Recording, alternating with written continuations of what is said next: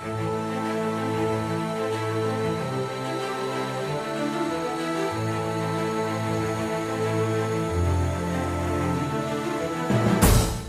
once again that time of year where you batten down the hatches and you get ready to go into battle. It's time for round one of the Gomez Sim Industries Endurance Series presented by IVRA. Hello everyone and welcome along to another winter of endurance season racing, and we get set to get started at America's National Park of Speed for 1,000 miles and what is bound to be a chaos-filled and electric race. My name is Arjuna Kankipati, joined alongside to kick the season off by the one and only Ewan O'Leary. And Ewan, it's a long time in the making. You have been working behind the scenes, writing some articles to preview all the action that we've got coming up today. How excited are you to finally get underway? Yeah, very excited indeed, and very encouraged as well, looking down the entry list and the schedule that we have for this season, because it is absolutely stacked in terms of the drivers and teams that we have on board. It's a great schedule as well. We've increased the length of these races ever so slightly. It was 1,000-kilometre races last time around for the 6 rounds. This time we've got a whole mixture of distances which we'll be getting into throughout the day, but this one, 1,000 miles, going to be a lot longer of a race, more of an endurance series feel really than what we had last season. So let's talk a little bit about that schedule. You mentioned the longer races, but the part of the season that sees us race in 2022 focuses on America. We start here in Elkhart Lake, then over to the Lone Star State for the Circuit of the Americas, a track that is as divisive as it is colorful with its runoff. Daytona, 12 hours to close out 2022, and then over to the Temple of Speed to begin the new year. That in February though, then over to the Land of the Rising Sun for 2 races, another 12 hour to round out the season at the Fuji International Speedway, one of the newest tracks of course available on the iRacing service. It's an interesting schedule, and I think the one thing that I'm noting here, Ewan, all of these tracks are quite big, accommodating of traffic, and I think indicates the fact that we got 3 classes of competition out on track. Well, apart from Rotega, yeah, I would agree that there are some very big circuits. Rotega is still wide. Well, I don't know. Not as wide as the other ones. Maybe because Fuji afterwards is so wide that it maybe looks a bit worse. But yeah, I mean, it's a good schedule. First of all, I do like the circuits that are on there. I wouldn't enjoy them as a driver, but as a spectator, I'm looking forward to watching them because they are good circuits to have picked out, but also difficult ones. You mentioned there about the traffic being not so much of a problem, especially at circuits like Fuji, as I was mentioning. It's going to be a bit easier, but then again, it is still going to be a challenge. There's 59 entries on the provisional first entry list, those who made it through pre-qualifying. We've got 55, we believe, out there on the circuit right now. It doesn't matter whether they're all in the same class or whether we've got 10 different classes. That's a lot of cars to try and go around here, especially a circuit like Road America. You say that, but Road America will be accommodating of traffic in its own way. Let's talk about the schedule before we get underway with the Gomez Sim Industries Endurance Series presented by IVRA and VCO. The GT3s will head out for qualifying first. They've already gotten underway with the first of the 3 sessions, GT3 Pro next, and then of course to finish up the P217s. The Dallara P217s roll out onto track, and from there we have about a 15-minute hold before we go racing for the 248 laps. The race start, the green flag, estimated around 1:15 UTC. Let's talk about the cars, because, well, with the big GT3 class and we say goodbye, of course, to the GTEs, it means we say hello to some new and old faces. The Dallara P217 is the staple of LMP2s. However, in the GT3 Pro and the GT3 class, we welcome back the likes of the fire-breathing McLaren. And the reality is here, when you have a class with 7 manufacturers, you always expect and hope for a little bit of spiciness. Yeah, absolutely. We've added 3 new GT3s to the Endurance Series for 2022-23 season, because we've taken out the 3 GTEs that we had last season.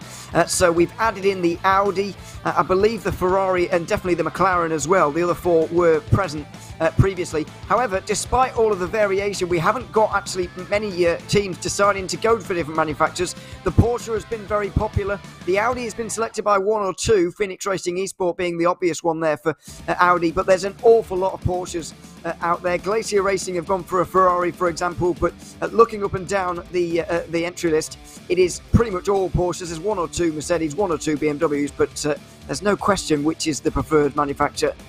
Yes, always tends to be the case when it comes to iRacing competitions. There is a car that is in vogue, and you will very much see cars stick to it come heaven and earth. So, like we said, the first of the qualifying sessions has gotten underway.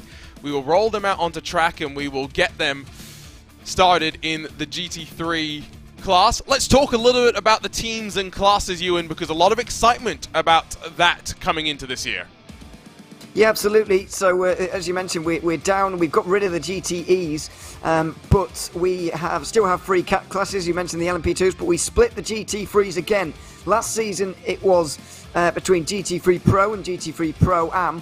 This season, it's called GT3 Pro and just GT3, so just something to get your head around at home there for the next season. The GT3 Pro team's obviously a little bit stronger than the GT3 teams that are currently out there right now. In terms of GT3, we'll talk about that briefly because they have begun their qualifying right now. The Archer brothers are the reigning champions, I suppose, if you like. They certainly were champions in the fall season of 2021, so they'll be very strong here once again. They were down in third at the winter season over the course of 2022 as well. Can't remember whether they won the Grand Championship or not, but we've done away with that format as well. You mentioned the kind of two halves of the season that we have here with an American first three races, and then we're going everywhere else for the second three. We're not splitting it into two championships this time. It's just one big 6-race championship. Yes, sorry, little bit of distraction there with some technical issues on our RaceSpot end. Don't worry, nothing that is affecting what you, the viewers, are seeing or hearing right now. GTE, of course, now a long-forgotten class. GT3 is going to see some new additions heading into 2023. We have a new generation of the Porsche 911 GT3R, the 992 generation, which is going to look really wide at the rear, but that light bar will be distinctive. Then, of course, a new Ferrari, which has just broken its covers recently as well. That should be quite exciting. And a Lamborghini Huracan, which is already confirmed to be racing at the Rolex 24 in the start of 2023. Very excited about what GT3 holds in the future, and it should be an exciting one. Qualifying, just to give you the provisional times right now in GT3 as we endeavor to get some live pictures up on your screen. It is Archer Brothers Esports, the defending class champions, Ewan, that have provisional pole. Yeah, they got off to the best possible start there in this, or have gotten off to the best possible start in this session. It does look like the teams have opted to go out on one out lap, then do a flying lap, then come back in again, which is something we sometimes see from these teams in qualifying sessions. But the Archer brothers, with that first lap time, were able to do the best. They were fairly closely challenged by Maniti. Their Valorous Motorsports Apollo are about half a second back again. So there's a bit of a gap there. But yeah, certainly Archer brothers and Maniti getting off to a very good start. But it's a staple of IVRA these days, these qualifying sessions that we now broadcast before the actual sessions. I believe it's the same in the Endurance Series, where everybody goes out on the circuit together, although so far I can only see one car on track at a time, but maybe they've just found a bit of free track space, because it is fairly long around here. Yes, no, it is a big track, and to go back to your point when we were discussing schedule about Motegi not being wide, you can fit 4 or 5 cars wide basically around the entirety of Motegi, depending on which cars you're talking about. I have no doubt that is going to be a crazy race. It has become one quite interesting to see how different drivers approach the traffic there. I'm curious how it will play out with sub-classes in your GT3 class. So a 10th at the top with Archer Brothers in front of the Maniti 278.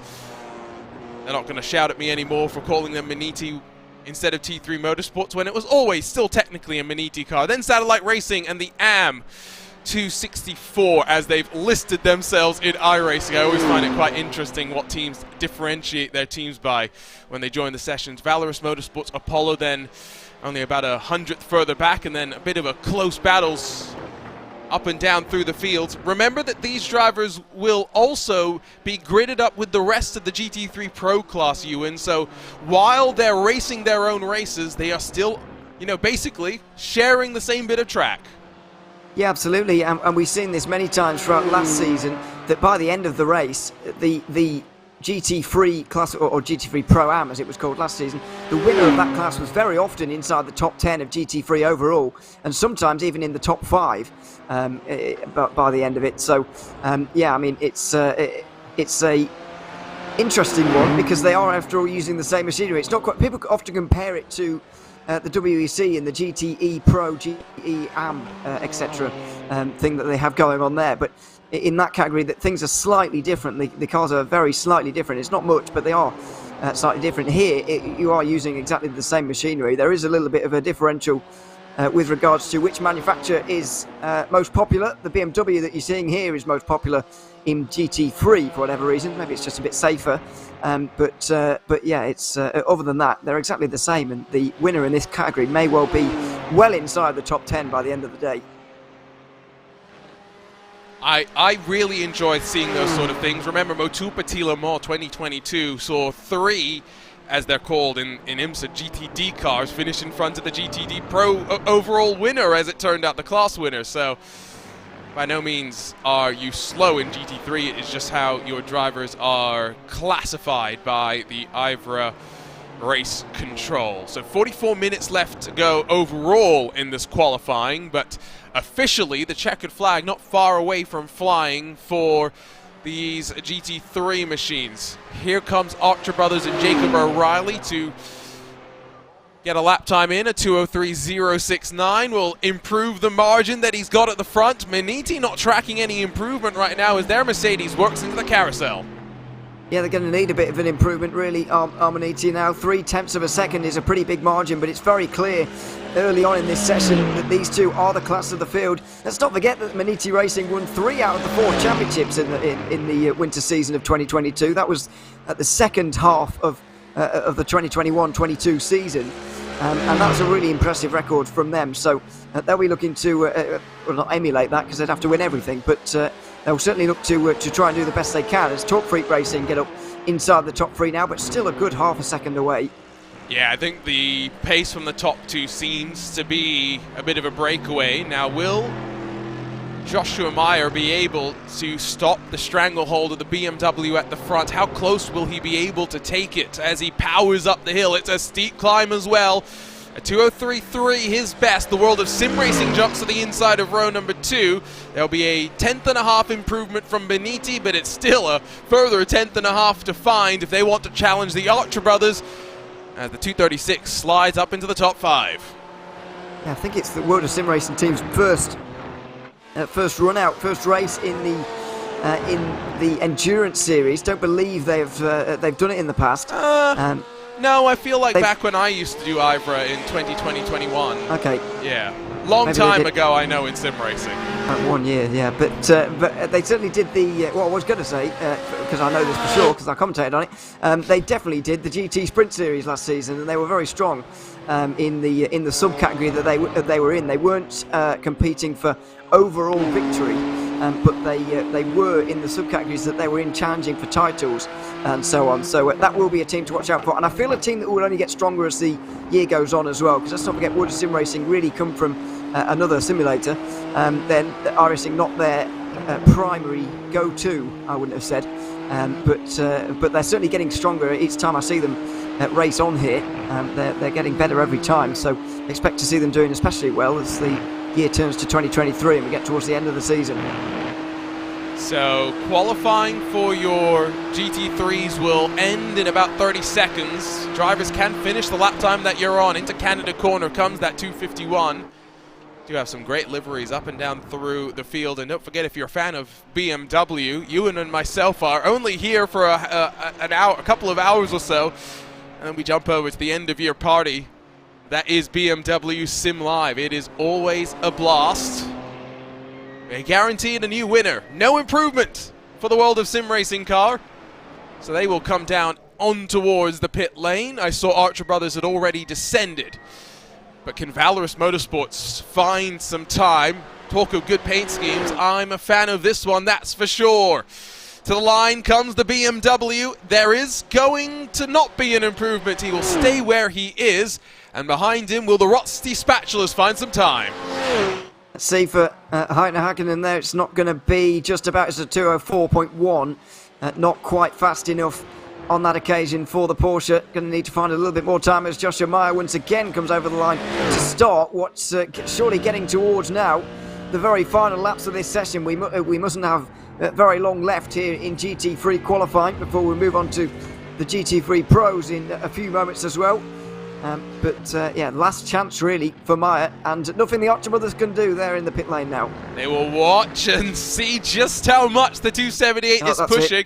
And I was going to say, I think that was a little bit too wide. It is going to be it at the battle, at least at the front. We'll see if there's any still changes further back, as the Quasar 225 still has the opportunity to find some time. Checkered flag is officially out. You finish lap that you're on, and that is it. Yeah, and it's not going to be a change inside the top three by the looks of things, with Maniti backing off, for the Octa brothers and World of Sim Racing all in the pit lane. But Satellite Racing may well be able to improve here in their BMW. 203.8 so far from them, and they don't need a big improvement to get inside the first two rows. However, I don't think they've done quite enough there. They have improved, but it's still going to remain 6th place. So now will Element Sim Racing and Marcus Fox find a little bit of time. Porsche comes to the line. It's 200 slower.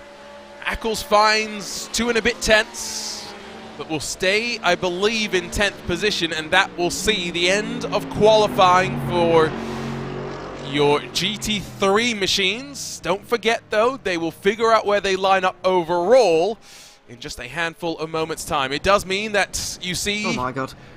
The storm of GT3 Pros get ready to get underway. It is bound to be full of excitement for these drivers, because this is a big old field.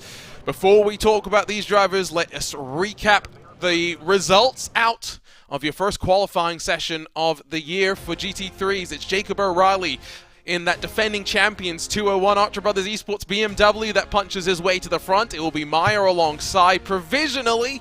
We'll wait and see just how splintered up these cars get, with more than a second splitting the top 10. But any surprises here, Ewan? The BMW's coming out swinging amongst a sea of Porsches. Yeah, absolutely. The stronger teams certainly seem to have been taking on the BMW here, and there are certainly a few of them inside the top 6 there. The Porsches a little bit further down. I feel like in the lesser of the two categories between GT3 Pro and GT3, the drivers are wanting a safer option in the form of the BMW there, rather than the Porsche, which can be quite temperamental at times. So here we go. GT3 Pros now out on track. I saw Ferrari, which looks quite interesting. We'll see plenty of Porsches.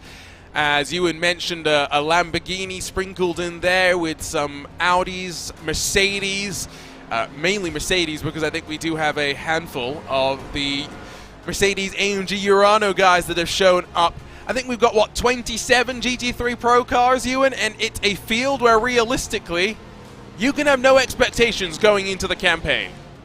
Yeah, I think this is going to be one of the most competitive categories, although we do certainly have a few standout and strong teams. You can see, well, 2 of them actually in the top 2 right now. Urano making their way out there first of all. Jonas Rollmeyer and Nicholas Laubich are going to be driving for them. Outrageous lineup for Urano. They're going to be strong. PGZ not far behind them. You can just see the yellow and black Porsche in the background. That will be a strong team, and they've got a number of drivers there as well. They've got 4 or 5 entered, which is going to help them. Oh, they've got 5 entered, so that's going to help them throughout the season to keep everybody fresh and keep everybody rotated through when the amount of hours we're going to be taking on this year is going to really start to take their toll. And also the likes of Pure Sims are going to be up there as well in another one of the Porsches, the likes of Daniel Ferguson, Spencer Kostowitz, and all of those guys will be very strong as well. So there's a number of teams to pick from, but now you can start to see the games being played. This is the most numerous of the 3 categories, and they're all fighting for that little bit of slipstream. It feels a little bit Monza-esque, maybe not as ridiculous in terms of the game just yet.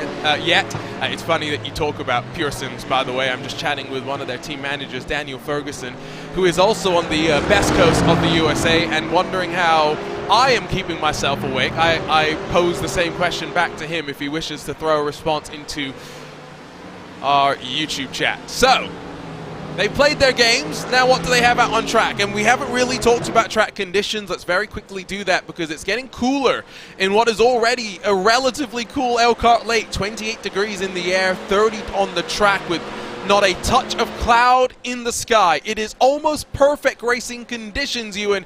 Low humidity, good grip for the tires, but then you look at that wind and you think, okay, maybe it's not so perfect after all.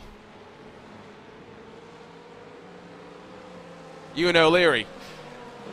classic commentator has forgotten to unmute his microphone as the Urano 190 Mercedes officially customer-entered car will slow itself down and pull itself straight away out of the way after, I think, making a bit of a mess at turn number 1. Ewan has now unmuted himself. Thanks. Yeah, I throw you straight under the bus there. Yeah, you did there. That was proper.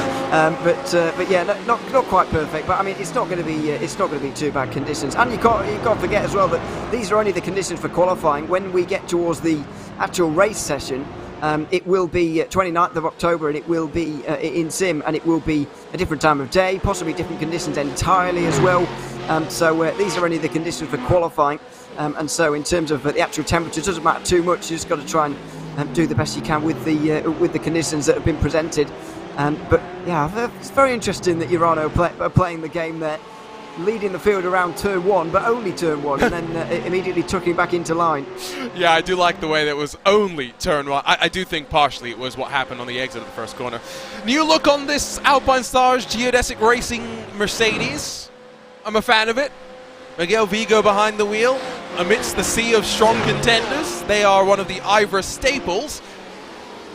And it's definitely a car that I expect to be in and amongst the fight. Now, we saw, of course, the one flying lap attempt basically through the entirety of the GT3 qualifying session. What do your GT3 Pros have in store for us? We're about to find out as they'll build out of the final corner, hustle their way up the hill. It'll be Team PGZ first across the line, hardpoint by Delta Sport, and then 5-star in their Porsches all across the line, and then we get the first of your Mercedes, and then a handful more Porsches. It's not a shock to see the GT3 Pros go straight to the top of the timing sheet, but it's ATRS Esports in their 113 that provisionally have found a little bit of momentum and rhythm. I do wonder how important the tow is going to be, although Team PGZ faster than everyone they were towing behind them. Yeah, pretty much. ATRS, though, getting off to, and now PGZ pull off, maybe looking for that little bit of slipstream. But yeah, ATRS with a very strong start to their IVRA season a couple of weekends ago. They had 2 of their Porsche Cup cars right up towards the front during the opening club sport race of the season at Fuji.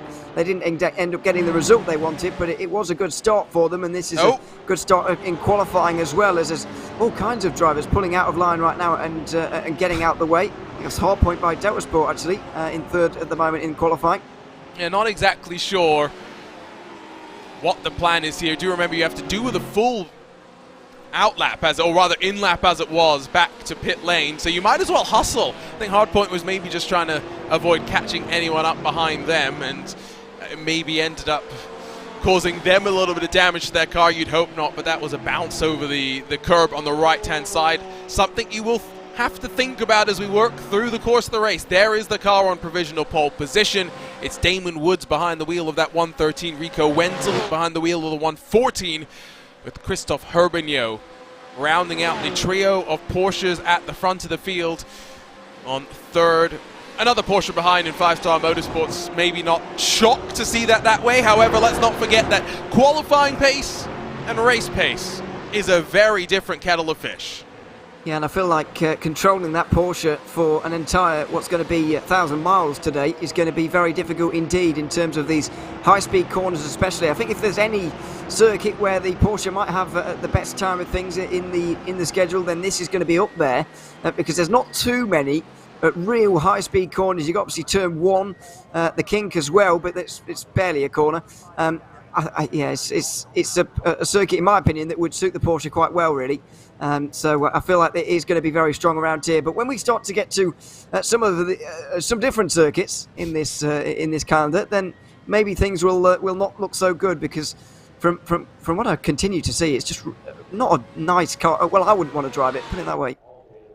I don't think many people want us to be driving anything, period. Well, yeah, yes. That's true as well. So 5 cars have not yet set lap times, includes the likes of this one, the Mercedes-AMG Team Urano, Nicholas Laubich still puttering around.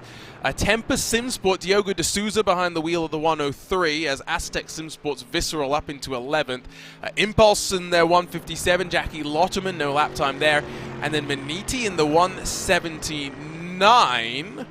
Matthias Schultz, no lap time there for him either. Feels weird not to see Maniti with a 7.8 at the end of their number. That taken this time around by Virtual Motorsports. Nicholas Laubish will start a lap. Let's ride around America's National Park of Speed with the Mercedes-AMG Team Urano car, braking just after the 3 cones and use the curbs on both the inside and then the outside, but be careful how much you're willing to run wide, because you will get the off track, you will invalidate the lap. Crucial run down turn 3, track falls away from you but then grips back up in as you power onto the back straightaway, duck underneath the cheese bridge and then see plenty of traffic in front of you. This is the primary passing opportunity, is where traffic will be trying to work its way past as well. Down the hill into turn number 5 with the gravity working against you, as late as you dare, as wide as you dare as well, and Laubish picks up the throttle in 2nd gear to minimize the wheel spin at the rear. Underneath the Corvette bridge, got to be tidy and early on the brakes to get it locked in and then really sweep the momentum through in towards the flat out kink in qualifying. Lock it in 3rd gear and bounce it off the rev limiter and then hurry down the hurry downs into yet another tricky downhill 90-degree braking zone. This is the one that leads you into the carousel though, and the one where your momentum is maintained all the way into Canada corner.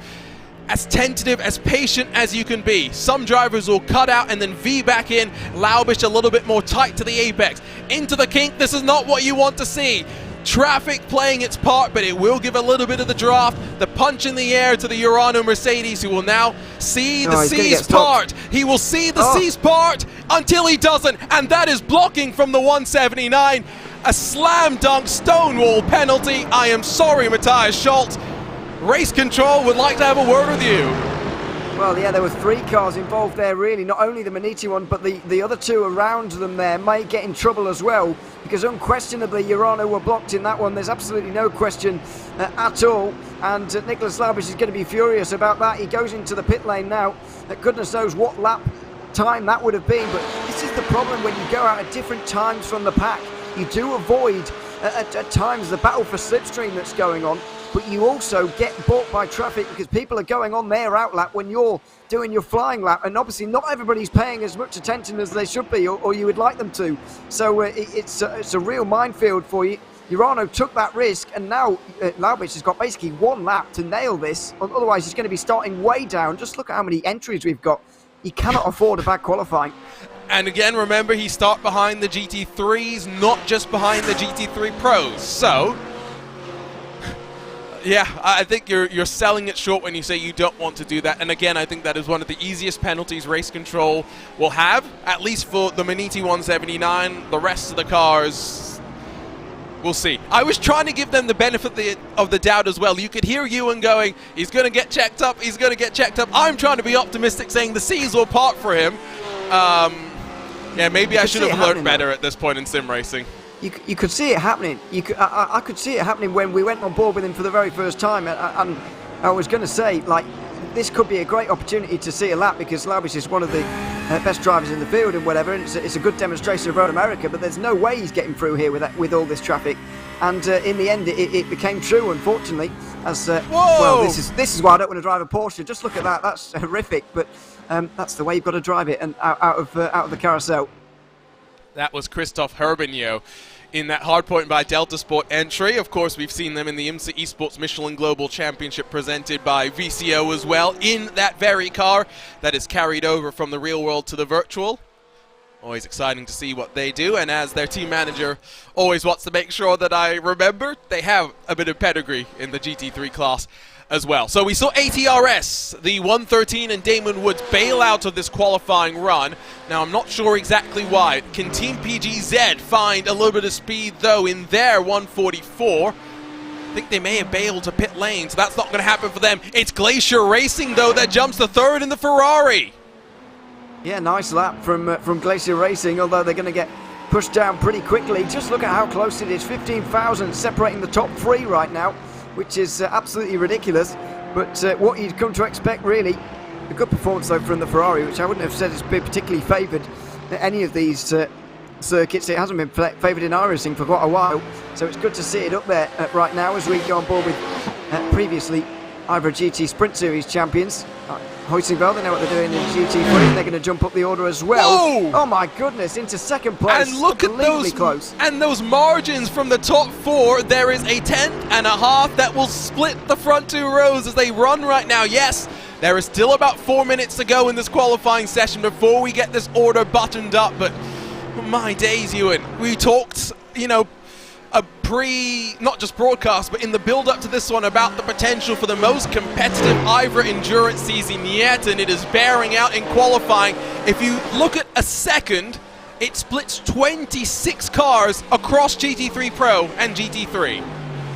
Yeah, it's absolutely unbelievable, really, to see the times we've got at the moment. I mean, we saw this with the. We said earlier that the GT3s, or I said earlier that the GT3s will get in the top 10. I'm beginning to wonder whether they will or not, because the amount of competitive GT3 Pros we have is absolutely unbelievable. And given the fact we've taken out the GTEs this time, it means that the best GT3 and GTE teams have all come together to make this one super category of really close racing. And just look at Jackie Lottman down there, for example. 5 temps away, but he's down in 16th. Yeah, exactly. And here comes the second of the Alpine Stars GSI Racing Mercedes. It's the 172, not trending for too much of an improvement, but finds about a 10th or so to improve to a 202.912, but does not better his starting position. He is currently still 13th as it runs right now. The Archer brothers Jacob O'Reilly, the GT3 pole position car, is 15th in the combined classes. Goes to show you the turn of pace that they have and what they will be contending with as they work through that first cycle of traffic, which is always the most terrifying when everyone is bunched up and the prototypes find their way through. The potential for chaos is not just a miss, but to be expected. Now here comes Nicholas Laubish. I don't know if this is already him. It is him on a flyer, and you've got to feel like there's some pressure because the 1 minute warning has already just been given down by race control. There's so much pressure on this lap for Laubish. We said about the closeness of the times, just how many entries we have this season for the GT3 Pro category. It's absolutely unbelievable, and you cannot afford to be starting way down the order, which Urano are facing right now. Coming through the final corner now for Laubish is basically one-shot qualifying for him now. He's coming up towards the line. Will he be able to get anywhere near the guys up front, or has he just taken things cautiously to try and get a good lap in on the board? Over the line he goes, and it is a few temps away. And checkered flag is out, so that is it. Like Ewan said, it is one shot, and for Urano, the best that they will see is 10th. The question is, how many drivers will still find some improvement? But the track actually relatively quiet as it runs right now. There's only a handful of cars actually pushing on a lap. Includes the likes of Visceral in the 145, Hell Racers in the 129, and the Deutsche Payments 187 with Ben Kelly McCauley really wringing the neck of their Porsche as well. But basically, I think we know how the GT3 combined field is stacking up. Yeah, I think we do, and I do love how the fact I pointed out 3 teams to watch, and none of them are in the top 4, so that's gone well. Commentator's curse. Yeah, probably. But that just shows how unpredictable IVRA is at the moment, and just how competitive this field is right now. ATRS Esports with a great opening session here. They were on top from the very first lap, and they were able to survive the challenge of Team Huysingveld and Phoenix Racing, etc.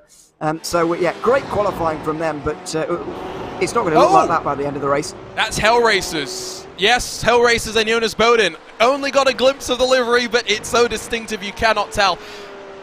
I want to give a round of applause to whoever did this car. You got Vector by RSR on one side and then RSR by Butt Kicker on the other. This is a glorious paint scheme, and I will not be convinced otherwise.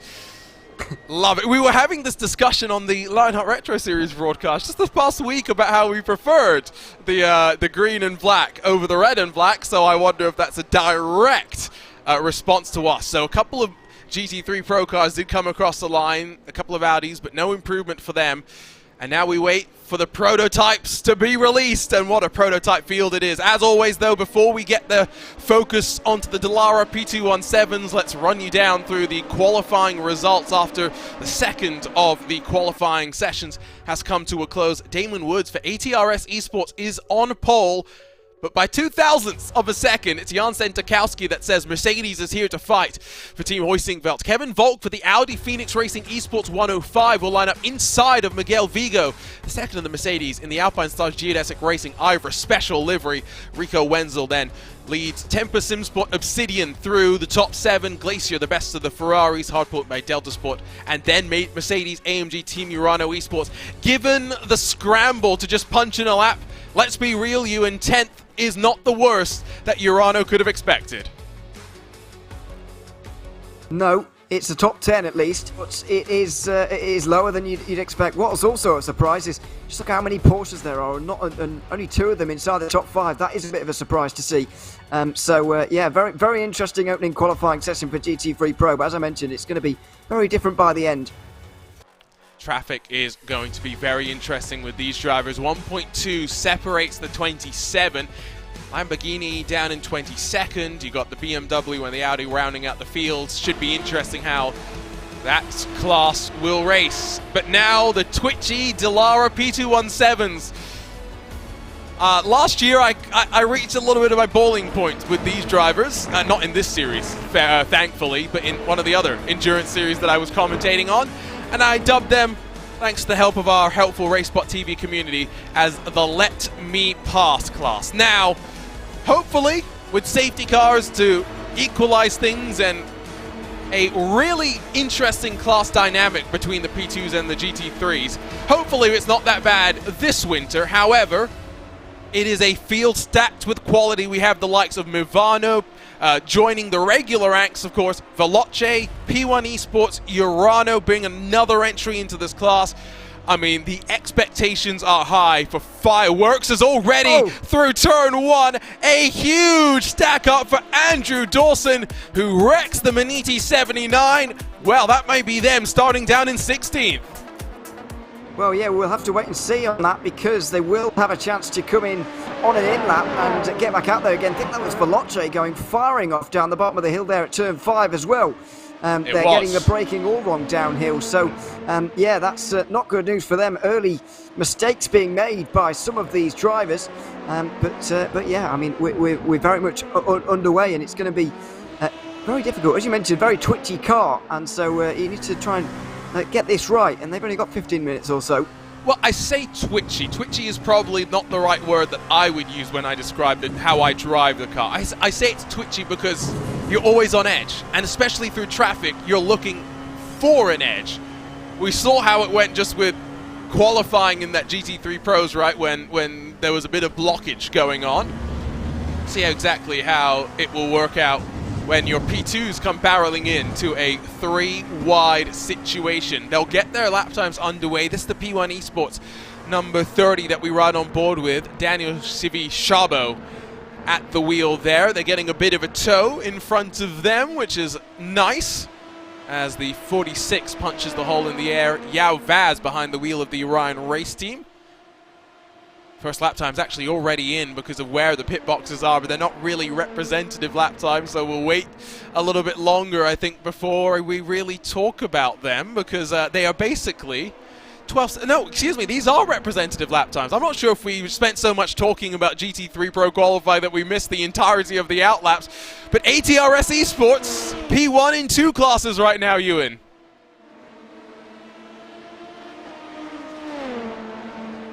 Has he done it again? I don't hear a Ewan O'Leary, so maybe some technical issues for him. I was having some. I think I'm back now. There we go. But yeah, hopefully I'm back now. ATRS are having a great time with things, though, aren't they? 17,000 a second. By the way, I do think we just spent a long time talking about GT3 Pro and just missed the outlet for these guys to us. These are definitely representative laps. But they a couple have just gotten things wrong on these first one. For example, I don't feel like that's going to be the way things will be at the end of the session. Yes, no. To be fair, it is, 5:45 in the morning for me, so I can be forgiven for maybe forgetting how quickly time will pass. Let's spool up the first of our replays and see exactly, well, we knew exactly how it happened. Left sides into the grass, and then vicious, hellacious lick around for Andrew Dawson behind the wheel of the 79, who then had to do the full in-lap as well to kind of add to the pain and the punishment. It was the satellite racing car that had to dodge. And let's ride on board with that one, because that's not how you want your qualifying to start, as P1 Esports dives down to pit lane as the Orion race team will come to the line.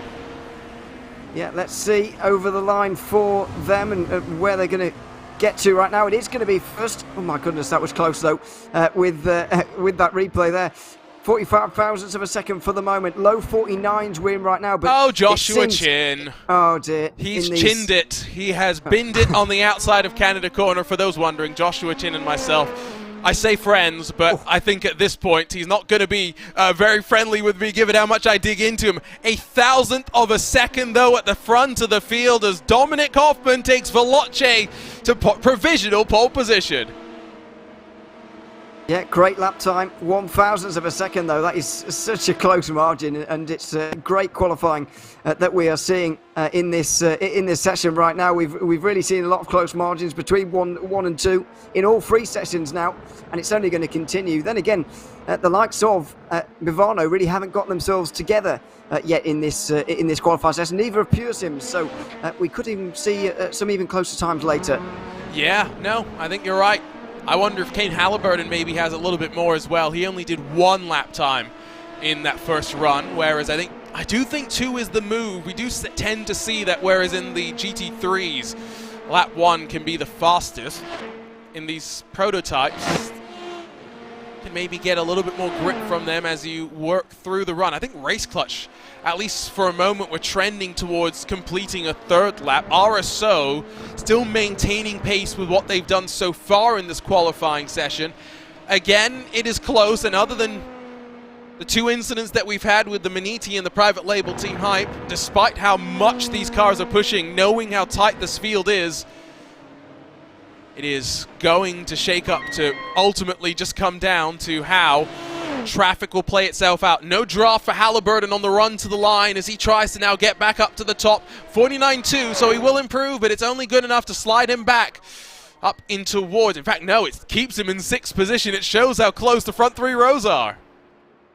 Yeah, really close between the front 3 rows. And it's not exactly like this is a short circuit either, for the times to not really stretch out any at all. It is a pretty long circuit, but even so, time staying very close. I think it's very interesting as well to see that these LMP2s going for 2 flying laps there for the most part, instead of just the 1 in both GT3 categories. You saw just an out-lap, flying lap, and then in-lap again. We're not quite seeing that in LMP2, so it's interesting to see that little bit of variation between the 2 sessions, but we are going to see that again throughout the race, because obviously the strategies in terms of how long the tyres are going to go for both LMP2s and GT3s is going to be a pretty big story in the course of the day.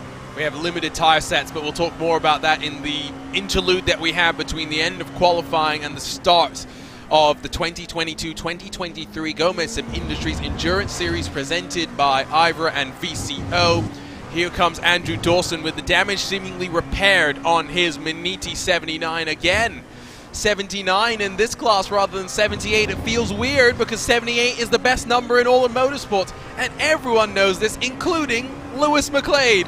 Here comes the big green machine though to the line, roaring up towards where Barney sits. 49.7, 6/10 off the pace, slides him up in towards 12th spot, but at the very least, there's a lap time on the board as now we wait for the rest of the field to begin what will be their final runs in qualifying, with about 5 minutes to go before the checkered waves. Yeah, I think we're yet to see more from Maniti there, because that was a first flying lap of a run there for Andrew Dawson. I think he's going to wind up another one right now and go a good deal quicker, but he does need to get about half a second almost to even get inside the top 10 there, so does need a big improvement. Once again though, cars running around very close to each other. Wonder how much the slipstream is going to play a role in this session now, because they're running close, but the LMP2s haven't really shown themselves to be benefiting from the slipstream quite as much as some of the others. I saw this in 24H Series Esports, for example, where the slower cars like the TCRs at Spa, for example, were really benefiting off slipstream. These are very fast cars with straights that are not quite as long, so not quite as much of a factor, but they are running around close together for some reason. There are 2 main long runs, out of the final corner, out of turn, what is technically turn 3, but let's not go on a rant around about corner numbers this early in the morning. Draft's more important than people think at this track. It's always been, at least historically, on the service here on iRacing for the Indy cars, a compromise between downforce and drag, and which side of the equation do you want to really be on. So another handful of laps started. Let's go and check out what happened to the King of Chins. Again, 2 left sides on the grass. And he's lucky he doesn't slide all the way rearwards in towards the tire barrier. Not the only thing that's happened, though, to the private label team Hype Machine. Tommy Milner, well, your boys are going a bit more rallycross than they wanted to here in Elkhart Lake. That was a very wayward moment there. Just shows how one little moment on the grass, though, can go on for such a long time out of turn 3. But it also goes to show just how important that corner is, really. It's a very long run there from turn 3 down to the bottom of the hill there at turn 5, and so you do need to get that corner right very badly as well. But that was an example of things just going ever so slightly wrong. One of the characteristics really of this circuit, the fact it's lined with grass and for the most part, rather than like tarmac that we're going to see next round. Like it should be, yeah. I just had to. Yeah, well, yeah. Modern motorsports is funny, isn't it? Coming to the line, Urano and Updelicht. I know I'm butchering his name, and he's told me how to say it, but I continue to butcher it. Yalvaz back to the top by 1,000th of a second once again, but can Urano get even closer? They can, and they'll take pole. They'll displace the Orion machine as well as Veloce from the front rows provisionally. It's 1,000th that splits the 46 from Dominic Hoffman, but what does Veloce have in the tank? Let's see into the final corner there. Now Vaz and Delict have been able to get in front of him, and he's getting a whiff of slipstream maybe as well. Up towards the line right now is Hoffman. Let's see if this is going to be an even lower 49. Oh, not quite. It's only a 49.2, but he will have one more chance. He is getting the toe from drivers that are not necessarily in the same sort of range as him. We're talking narrow margins, but these narrow margins could decide a lot. Andrew Dawson may be done in qualifying. He returns to pit lane with about 2 and a bit minutes left to go before the checkered flag waves. He has just about enough time to come down, get a fresh set of boots, and then hurry his way around to start yet another lap. You can see just how close Urano has got to the back of the P1 Esports machine. These two cars split by 2/10 in qualifying. Delict is getting as close as maybe he'd want to. Yeah, maybe even too close at this stage. So we'll see what the lap time is going to be. I believe this could be the final one now for Delict. This is going to be his final flying lap of this run, I would imagine. Yes. Unless he wants to come in and go out, he might even be tight doing that. No, they don't have time. They don't have time to come in and go again. No, I didn't think so. So this is going to be the last one now. And pole position could well be decided here, but you just wonder whether Delict is starting to get a little bit too close. Is he being held up ever so slightly by that driver in front with the dirty air and so on, or is just benefiting enough from the slipstream to make it worthwhile? Of note, Orion has done a slow lap to prepare for the next one, but Delict says, no thank you, I just want to push a 48.863. It's a quarter of a second now to second, but Yalvaz has the impetus for one more lap. Race Clutch trending well as well. They run in 5th. Veloce hustles to the line. Yeah, let's see if they can improve once again. It's going to have to be a big improvement now, really. Quarter of a second is quite a long way, but once again they're about at the same distance as we saw from Urano as Pure Sims finally get themselves going into second place. Can Veloce do anything? It will be a 148, but it won't be enough for pole. RSO across the line in there, number 17 to grab what will be 6th. The Satellite Racing gets in front of them. I think that's for the most part, with 1 minute in qualifying done. Now just the final laps beginning, as Yalvaz will be the first across the line to complete qualifying here at Road America. He has got a quarter of a second to find. He's trending all right so far. What does he have in store? Don't forget, there's a little bit of history between Yalvaz and Veloce, as Yalvaz, a former Yas Heat driver.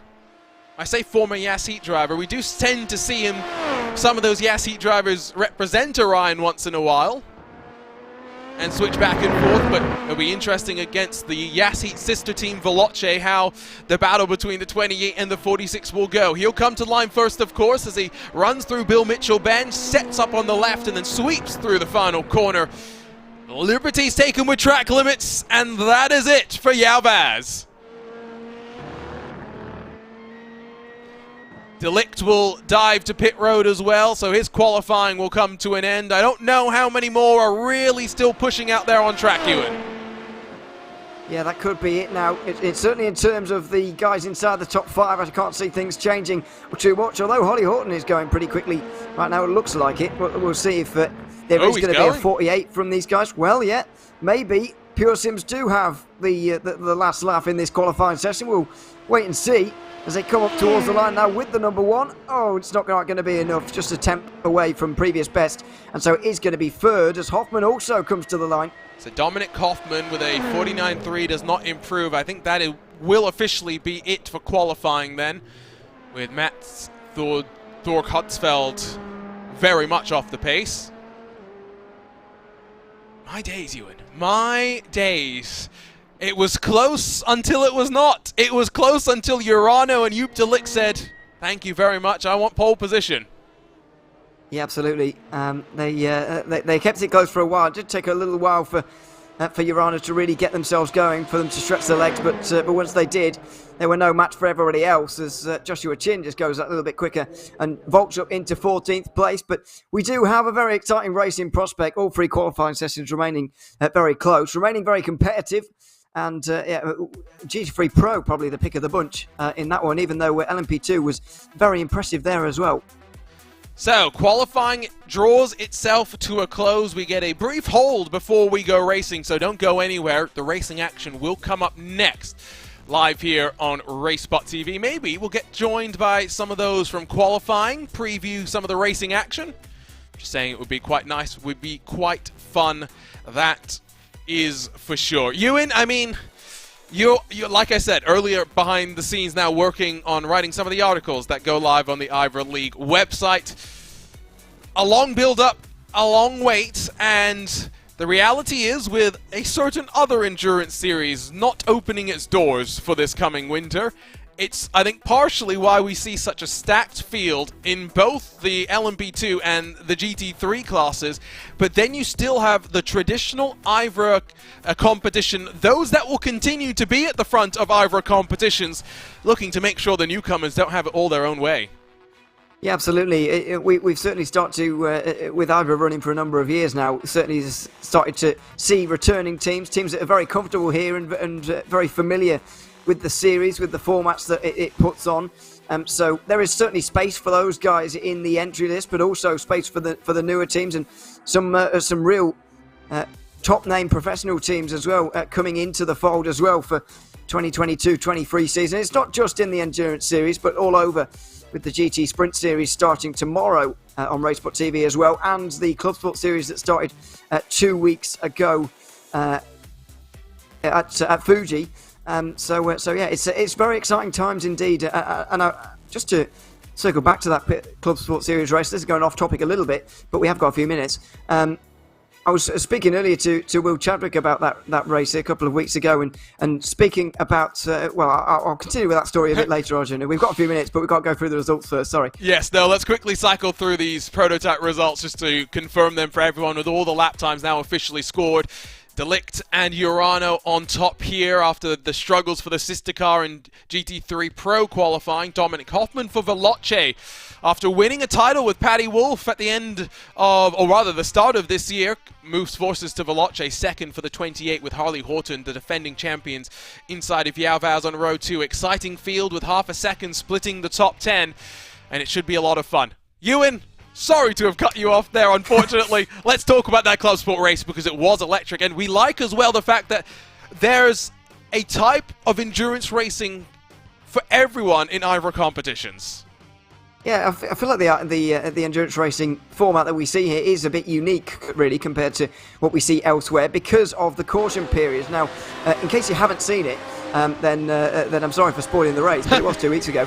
Impulse Racing took the win eventually in the Porsche Cup category. Now, Pascal Costa was very strong in the final hour and a half, 2 hours of that race, and he did the business obviously in the last 2 hours. In the last 2 stints of that race. However, I would have a hard time arguing that they were the absolute out-and-out fastest team in that race. They played the strategy very well. They played the only safety car of the race very well, and they managed to win the race. So this is what I was speaking about with Will earlier about the Endurance Series, is that it's almost never in IVRA, especially the Endurance Series and Club Sport Series races, it's almost never the fastest team that wins. Or maybe if you get a clean and green race that on the odd occasion with no safety cars or whatever, you might get away with it. But that's hard to see happening on the opening day of a season of any championship. So I feel like, despite the fact we've seen some great laps here from the likes of Jupp out front, it's not as easy as some people think, because you've got to play the safety cars right, and it's something we don't see often in iRacing. You don't often have safety cars in the endurance style of racing, so teams aren't very used to it, and so the fastest team may very well not win. It's funny that you talk about the first race never being the smoothest. I can tell you now from personal experience running the IMSA Esports Michelin Global Championship, I thought round one was the hardest. I thought it would be smooth sailing from there. Florian, the big boss at VCO, told me, no, my friend, you wait for round two. And boy, how right he was. You can see warm-up going on as the cars get their final opportunities to get some final laps under their belt. And Ewan had mentioned earlier that the weather conditions for qualifying in the race would be very, very different, and it shows here as we check in with those conditions, because we cycled over to the 28th of October and to the morning, 7:18 a.m. So expect to go racing around 8 a.m. when the green flag drops. Still cool in terms of air and track temperatures. The wind has picked up though once more, which I find quite fascinating. Again, reality is, and these are almost perfect conditions to go racing. It will get warmer though from here. It certainly will. It's quite depressing that it's still this dark at 7:20 in the morning, but that's the time of year we live in the minute, unfortunately. Yeah, sadly, but there we are. It's quite a nice sunrise though. I've got to be honest. But anyway, it's very difficult conditions to what we've seen in practice, and this is why warm-up is so important. I feel like some people just scoff at warm-up and think, well, what's the point of this? We need to get on with the race, but you need to get out there again, get back used to the conditions again, and get back used to full fuel again, because the situations and that these drivers are currently driving around within this warm-up session are unbelievably different to what they just experienced in qualifying. Absolutely. Said we talk about tyre strategies and whatnot. 1,000 miles is our race distance. We talked about that in terms of lap length being 248 laps. Teams do have a limited amount of tires to work their way through. It's a good thing so that their tire bills, at least in this virtual world, are reduced and minimized as much as possible. Your LMP2s will be given 5 tire sets, which includes, or rather, 5 tire sets, which does not include the one that they start on, just based on the wording given to drivers in their driver's briefing. Both of your GT3 classes, though, Ewan, only get the 4 sets to work with through the course of what is estimated to be anywhere from 7 to 8 hours of a race distance. Yeah, and I think that is going to be fine in that case, because if you think about it, that gives them 5 tyre sets to use over the course of the race. If they double stint all of those, then they're going to be fine, in my opinion, because if the maximum this race can run is 10 hours long. That's the limit that we have for these 1,000 miles and 1,500 kilometre races. 10 hours is the maximum limit, and if they're double stinting, which I'd expect them to in GT3, then it's absolutely going to be fine. There is a possibility that after 2 stints, even some of the GT3 teams could decide that they only need left sides and go for a triple on the right sides. We'll see how that plays out. I don't know if I'm convinced about that strategy myself. But certainly double stinting is going to be the way to go, and in that case it's going to be absolutely fine. In terms of LMP2, is 6 tyre sets going to be enough? I feel like that's a bit more of a squeeze, and they might have to think about that a little bit later, especially if this is a caution-filled race. Let's not try and bring down the commentator's curse this early. You've already struck once today. Don't forget, this race is sponsored by Gomez Sim Industries, makers of high-end esports equipment and controls. Check out their full lineup of sim steering wheels at GomezSimIndustries.com. Our champions in each class will walk away with Gomez Sim Industries hardware as well. So 3 minutes to go before this warm-up comes to a close. The drivers will grid up and I believe get a full formation lap, which at least gives them some time to get some temperature into their tires and to focus in on the task at hand. I mean, the reality is simple. I mean, we talk about safety cars not being that common in the iRacing world, but when you have them, it's simple. Just stay out of trouble in the opening hour or so of the race, keep your car clean, and just go from there and figure out what the race is going to give you. Yeah, absolutely. I feel like it's because we're as commentators, you kind of do get quite good at figuring out what strategy is best. I think because you just watch so many races from the outside where it's easy to learn. But these drivers might not watch that many races really, whether that be sim races or real world racing. So not really sure what to do under a safety car. Not only in terms of not breaking the rules, which can happen in whenever there's a safety car about, but also what strategy to employ, because sometimes even the best teams, in my opinion, miss out on really obvious strategy decisions under safety cars, and I'm not quite sure why. So that's another real thing to nail. And with such big fields, you don't want to end up on the wrong strategy and down towards the back, because there's just not even at this kind of distance, it's a big field to get through. Sorry, Ewan, but we do have a couple of race control decisions already that have come down. One, of course, for that moment of blocking that we had. Not a shock to see that.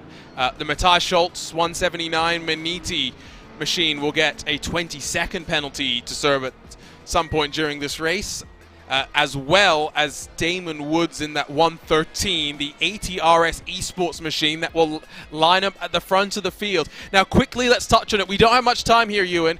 Penalty process has changed for this year. It is no longer served in your box. There is a dedicated penalty box to hit. It does mean that you can now take your penalty and come down and take service with no further penalties added.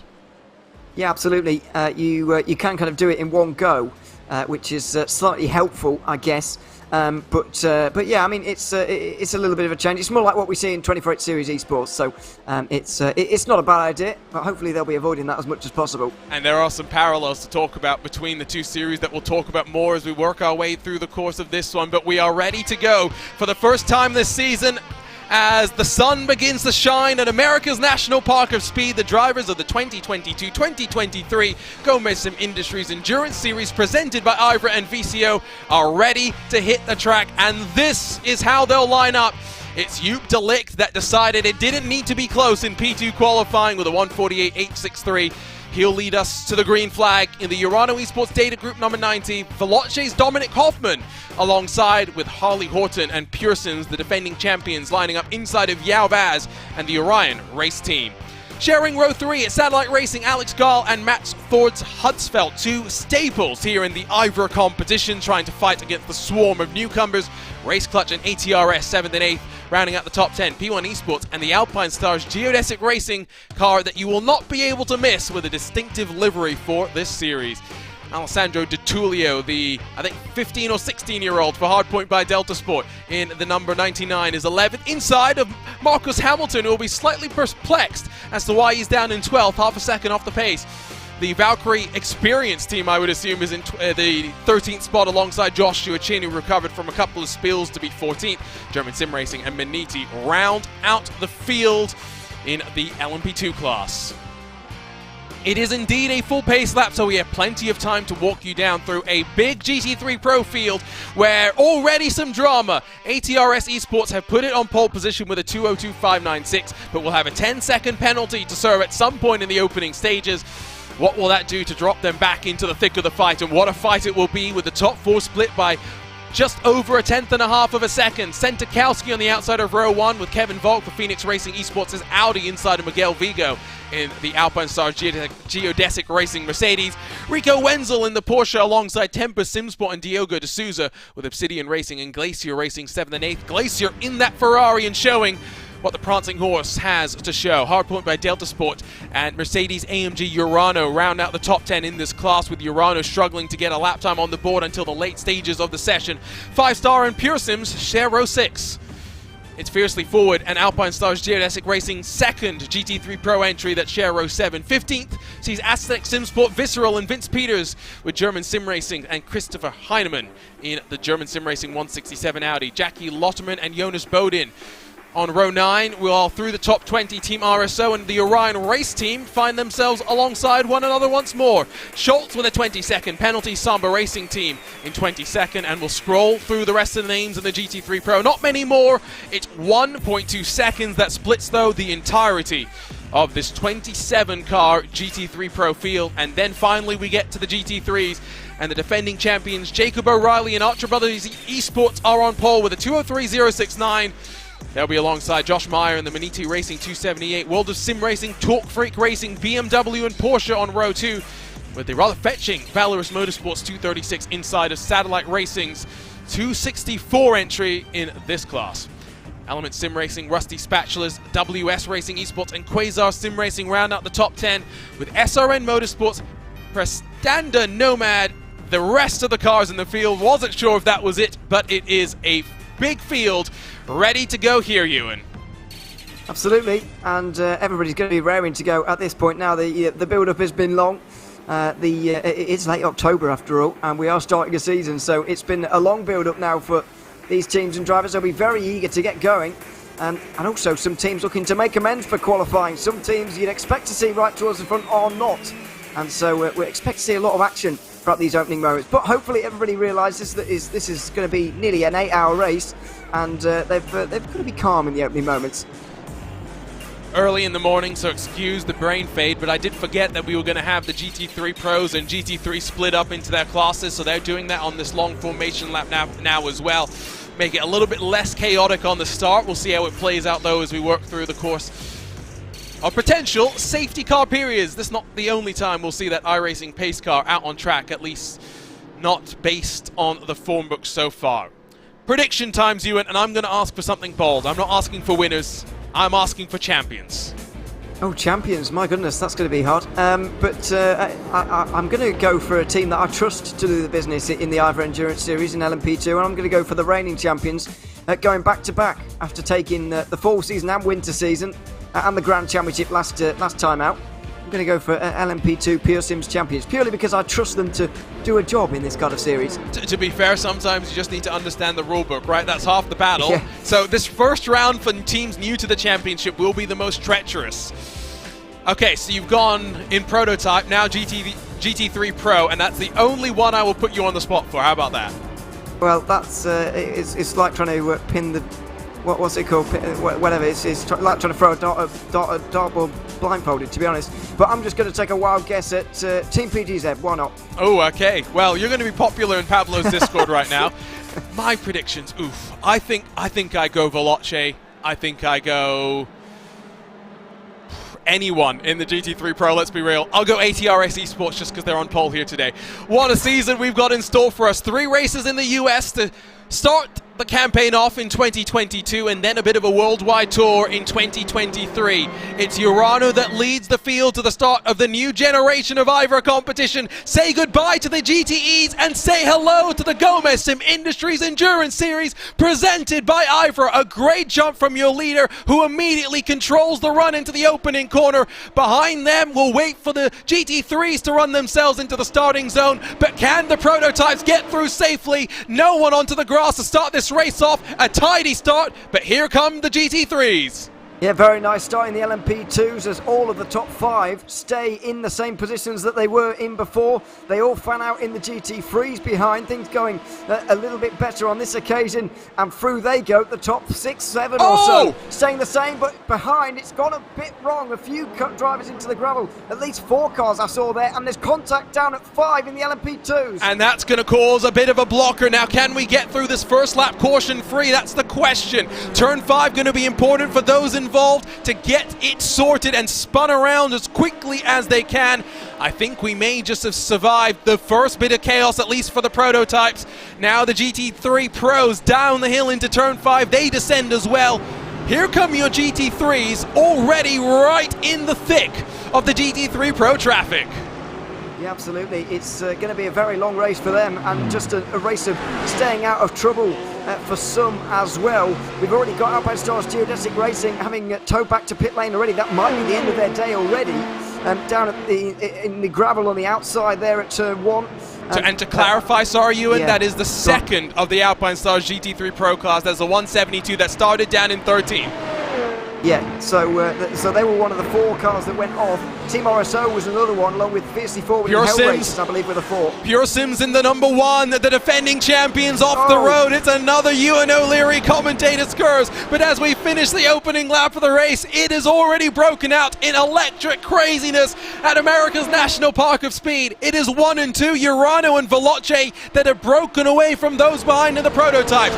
No such luck in the GT3 Pros. ATRS Esports still hunted down by the likes of Team Oising Velt, but some separation building to the 162. Alpine Star's Geodesic Racing entry that is seeing some technical issues, that has also jumped in front of Kevin Volk to grab the final spot on the podium in GT3 Pro. No such dramas in GT3. Archer Brothers still leading from Maniti.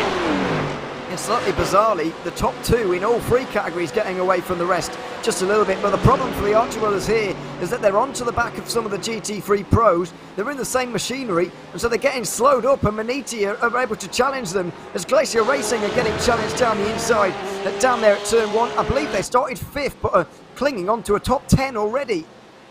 Down into turn 3, important not to be bullied wide, and Glacier Racing realize that, get back into line and stomp onto the power once more. You are right, the top 2 breaking away. In GT3 there are now 5 GT3 Pro cars between Archer Brothers, Maniti, and then the rest of their counterparts in class. Down the hill they'll descend once more. Pure Sims with a lunge to the inside of Glacier, who has to give room to 5-Star Motorsports as well. The Ferrari going backwards in the early stages.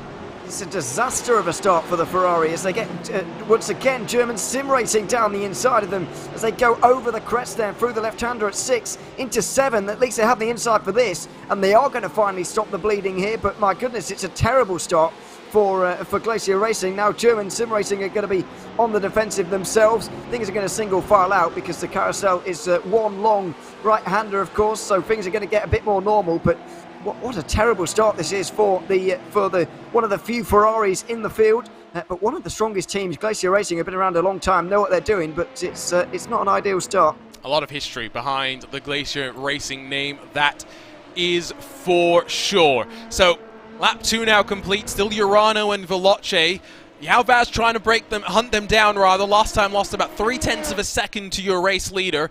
We'll see exactly how it will all cycle out for these cars. Remember, it's a big track. It will take a while for lap traffic to play a factor. As you see the track map on your screen, prototype leaders heading down into turn 5. The stragglers in the combined GT3 class funneling through the Canada corner section and into the final sector of the lap as well. Traffic here is going to be treacherous, and I'm very curious what the GT3 Pro drivers are thinking, especially the ones that are around the GT3 leaders, the Archer Brothers and the Maniti Racing entries. Nicholas Laubish, after the struggles in qualifying, is already +4 in the race and now works on the back of Team PGZ. Yeah, already up to some of his rivals that are going to be there throughout the season, indeed, like PGZ, one of the stronger teams. So it's a fantastic start for Urano. 6th place already. Another pass made there towards turn number 1. But just, well, does that say feel low? I hope that's not true. No, yes. It's probably not true. But what I did notice in qualifying, actually, was the amount of revs he was putting into that engine was absolutely extraordinary, really. Not paying any attention to the lights, but they really do rev these engines high. Barely goes into 6th gear around here, does Laubish. You got to know which gears to use and where the shift point is, and that varies from car to car. Glacier Racing still bleeding. Now it's Impulse in their Porsche that gets on through. Glacier down 6 positions on this start. They're in 14th, and it does not look as though it's going to switch around anytime soon for them, unfortunately. What a horrific start to the race, unfortunately, it has been overall for them. Now Visceral gets past. Here come the GT3 leaders as well to maybe make it worse for the GT3 Pro car. But side by side through the carousel, bravery shown on both sides. Oh, and off the road for Visceral very nearly. They just about got given just enough room through the carousel there on the exit. But now this is getting really awkward for the Archer Brothers esports car and also Maniti as well. As down the inside comes that Porsche again for Aztec Sim Sports. Visceral late on the brakes, and this time into Canada corner it is going to be a lot easier as Maniti gets shoved out wide by one of the GT3 Pro cars, and now their teammates are just behind them, I believe. Yes, so remember the Mercedes is the AM machine here. Well, I say AM, the regular GT3 class. I'm going to get myself tripped up on that one through the course of this morning without a shadow of the doubt. Archer brothers in their BMW, the red and black bonnet. That is the other of the GT3 machines. That is the one that the Maniti Mercedes is fighting with. Talk of another Mercedes still having to fight. Nicholas Laubisch, Kevin Volk squabble into turn 1. Volk may have lost a couple of spots there, potentially. But still, we wait for the prototypes to work their way onto the back of the field, and so I think this maybe is the primary opportunity we're going to get to look at a replay, and that's fiercely forward. I'm not sure exactly how you end up on the grass like that, but, well, we see how it ended, that's for sure. Goodness me. No, I'm not sure how they ended up there either. Maybe looking up towards the inside. Oh! They got hit. They got hit. And Geodesic were innocent in that, well, fiercely forward, actually. But yes, somebody hit fiercely forward in the back, and then it all started to go really wrong. And this was separate almost, involving RSO and Hell Racers. So there were 2 separate incidents there. Yeah, a bit of a chain reaction. And then there's something that happened here, down into turn 5 for P1 Esports. This was the turn 5 moment that we saw with the prototypes. And I think they were battling already side by side, contact with one of them. Pure Sims may have taken some damage, and maybe that explains why they had their subsequent issue. But let's get one more look at this one from up above, because this will give us a much better angle. And that is a send and a half, I believe, by Race Clutch, potentially. I think it was Delta Sport, actually, for 99. Delta Sport? Well, they're both running next to each other, so it could have been either of them. Yes, yes, you see the issues with having so many. It is Delta Sport, you are right. Race Clutch is in front of P1 Esports. Yeah, there you are. So, yeah, just coming from too far back, really. And I don't think P1 Esports were expecting it and didn't quite... Well, I'm not sure if they didn't give the room or they just got hit there. It's difficult to tell. And this is... I think you're right with the... Although, maybe they just lost it on the curb themselves. They certainly do have damage now, though. But I don't believe they've been in the pit lane yet. And Holly Hutton hasn't been in yet. If he didn't have damage before, he may very well now have it, as Urano's Mercedes continues its charge forward. Just look at the bounce. That's what it is. It's the bad bounce. Laubisch in front. Yes, it is not the friendliest of curves. Laubisch has gone from 10th to 4th at the start of this race. The unfortunate thing, though, is he's now got to find 2+ seconds to try and catch up. And we've got a slow car. It's the Element Sim Racing 207, who is stopped and stationary. Now, the question is, as they ask race control for permission to tow, is that in a tow zone, or are we expecting the arrival of our safety car? Yeah, let's see. SRM Motorsports have kind of preempted it, and they're in, unless they're involved in this incident and also have damage. But I believe that's at the chicane cutout that they have down at turn 10A, although it's hard to tell. Yellow flag. The first one of the season is out, and it didn't take long. 5 laps in the books, and Marcus Fox has too much damage in the Element Sim Racing Porsche. And so we slow it down, we take a breath, and we get ready to do this all over again. So, Element Sim Racing Water, not sure if they were one of the cars involved in some damage earlier on in this race, or if it was an incident that we have not yet picked up, but I get the sneaking suspicion that we don't have to wait too long to find out. Here's a look at the RaceSpotTV replay, and I can see why. I can see why we slow things down. Yeah, so SRN Motorsports got involved there. I think that's Quasar in the background as well there. Although I can't quite see. They're also in the pit lane right now. Came into a closed pit lane, I believe, but I don't think it matters because they're so damaged. Wow, that was lucky as well for one of the Porsches. The blue and yellow Porsche there actually got shunted clear by someone. Yes. But all sorts of cars have got damage here, and that would explain why so many came in under a closed pit lane there, because they're damaged anyway. So let's ride on board with SRN in their Ferrari. So it's RSO that runs into the back of WS Racing, who are trying to check up. Not placing any blame on either of those cars, to be crystal clear. And then unsighted, not much, let's be honest, that Daniel Grolty could do in that Ferrari. No, well, next to nothing, really. A real shame. And all of those cars now are down on pit lane and have been there for over a minute. Hell Racers have come in as well at some point in that one. That was a few laps ago, but they're back out there again. They were one of those involved in the turn 1 incident at lap 1 in the GT3 Pro field. But yeah, first caution of the season already. If it continues like this, it's going to be a very long race for some. But it wouldn't expect it to. I guess the interesting thing is the fact we haven't had lap traffic yet, and we're going to delay that by quite some time now. Yes, that is true. I just noticed, these are the oddities of being a motorsports virtual commentator. LED lights on the top of LMP2s. There are some that are blue and some that are red. I don't know what that's about, or when that became a thing. Yeah, I just assume this is team preference, but little details like that, things that you can appreciate here in our virtual world. So remember, we get stacked up behind the pace car. We have a round of wave rounds, although I'm not sure exactly how much that's going to factor in, given how... Maybe one. Yeah, like at most one. And then we start our cycle of pit stops, so we will talk you through the entirety of this cycle. But it's a nice change of pace from the sprints that iRacing special events can be when you slow things down and you add these extra elements of randomness. And who can respond best within the parameters defined for the teams. It's ultimately as simple as that, although we say simple. There was I was reading the regulations last night while I was watching a little bit of the baseball. 10 years in America, 10 plus years, and I'm finally starting to enjoy baseball instead of cricket. But I was reading the regulations. There was a note that said, it is your responsibility basically to understand these rules. There was once a team that did not understand these rules, and the caution was extended by 20 minutes. Do not be that team. And I was just like, yes, round of applause. Do not be that team. No, absolutely. It is not simple, though, if you've read the rules at home. They've got a flowchart and everything. Yeah, it's a very good flowchart, though, about what to do in the situation, and that's what they're going through right now. I think RSO will be one of those teams that have to go, but they've got no front end at the minute, so that's not particularly helpful for them either way right now, the RSO GT3. But anyway, I was thinking a couple of months ago while you were talking about that, about who's going to come in here.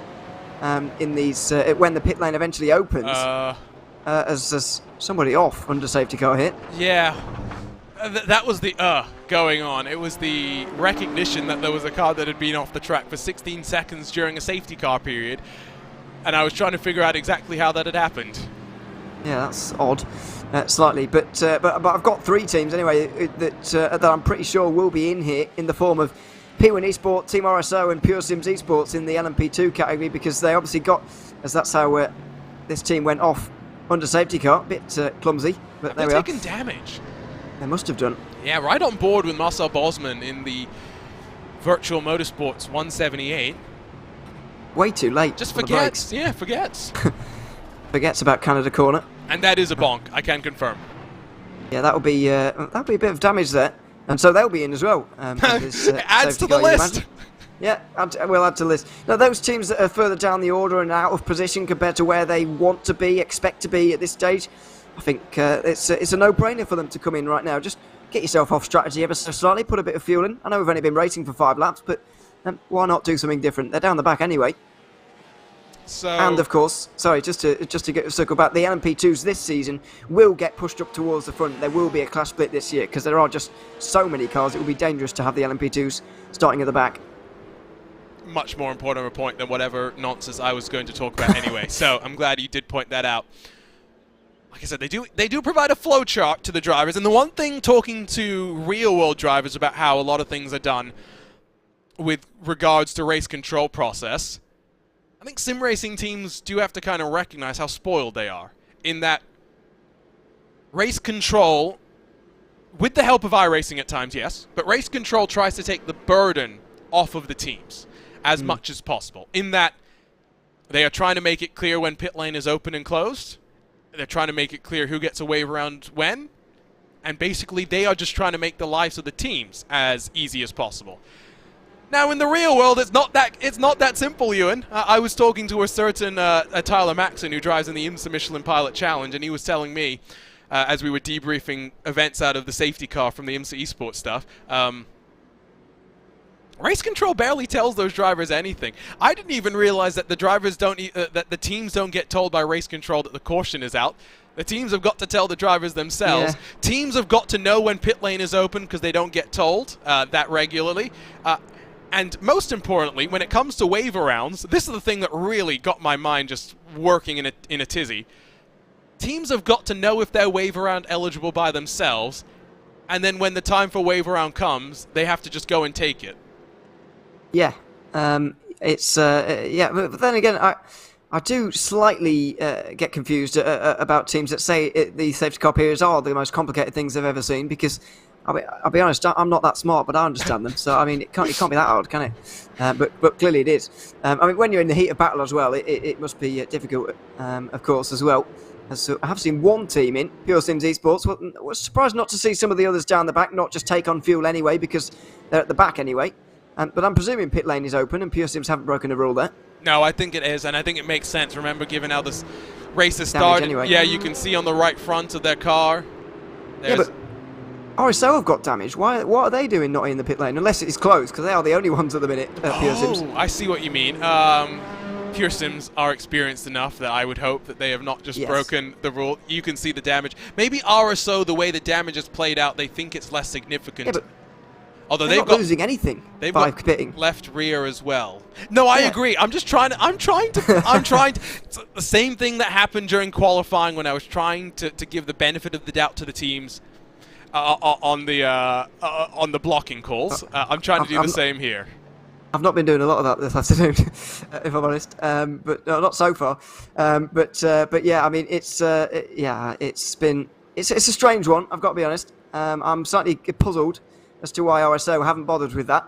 But hey, they've chosen a strategy, and they've they know what they're doing.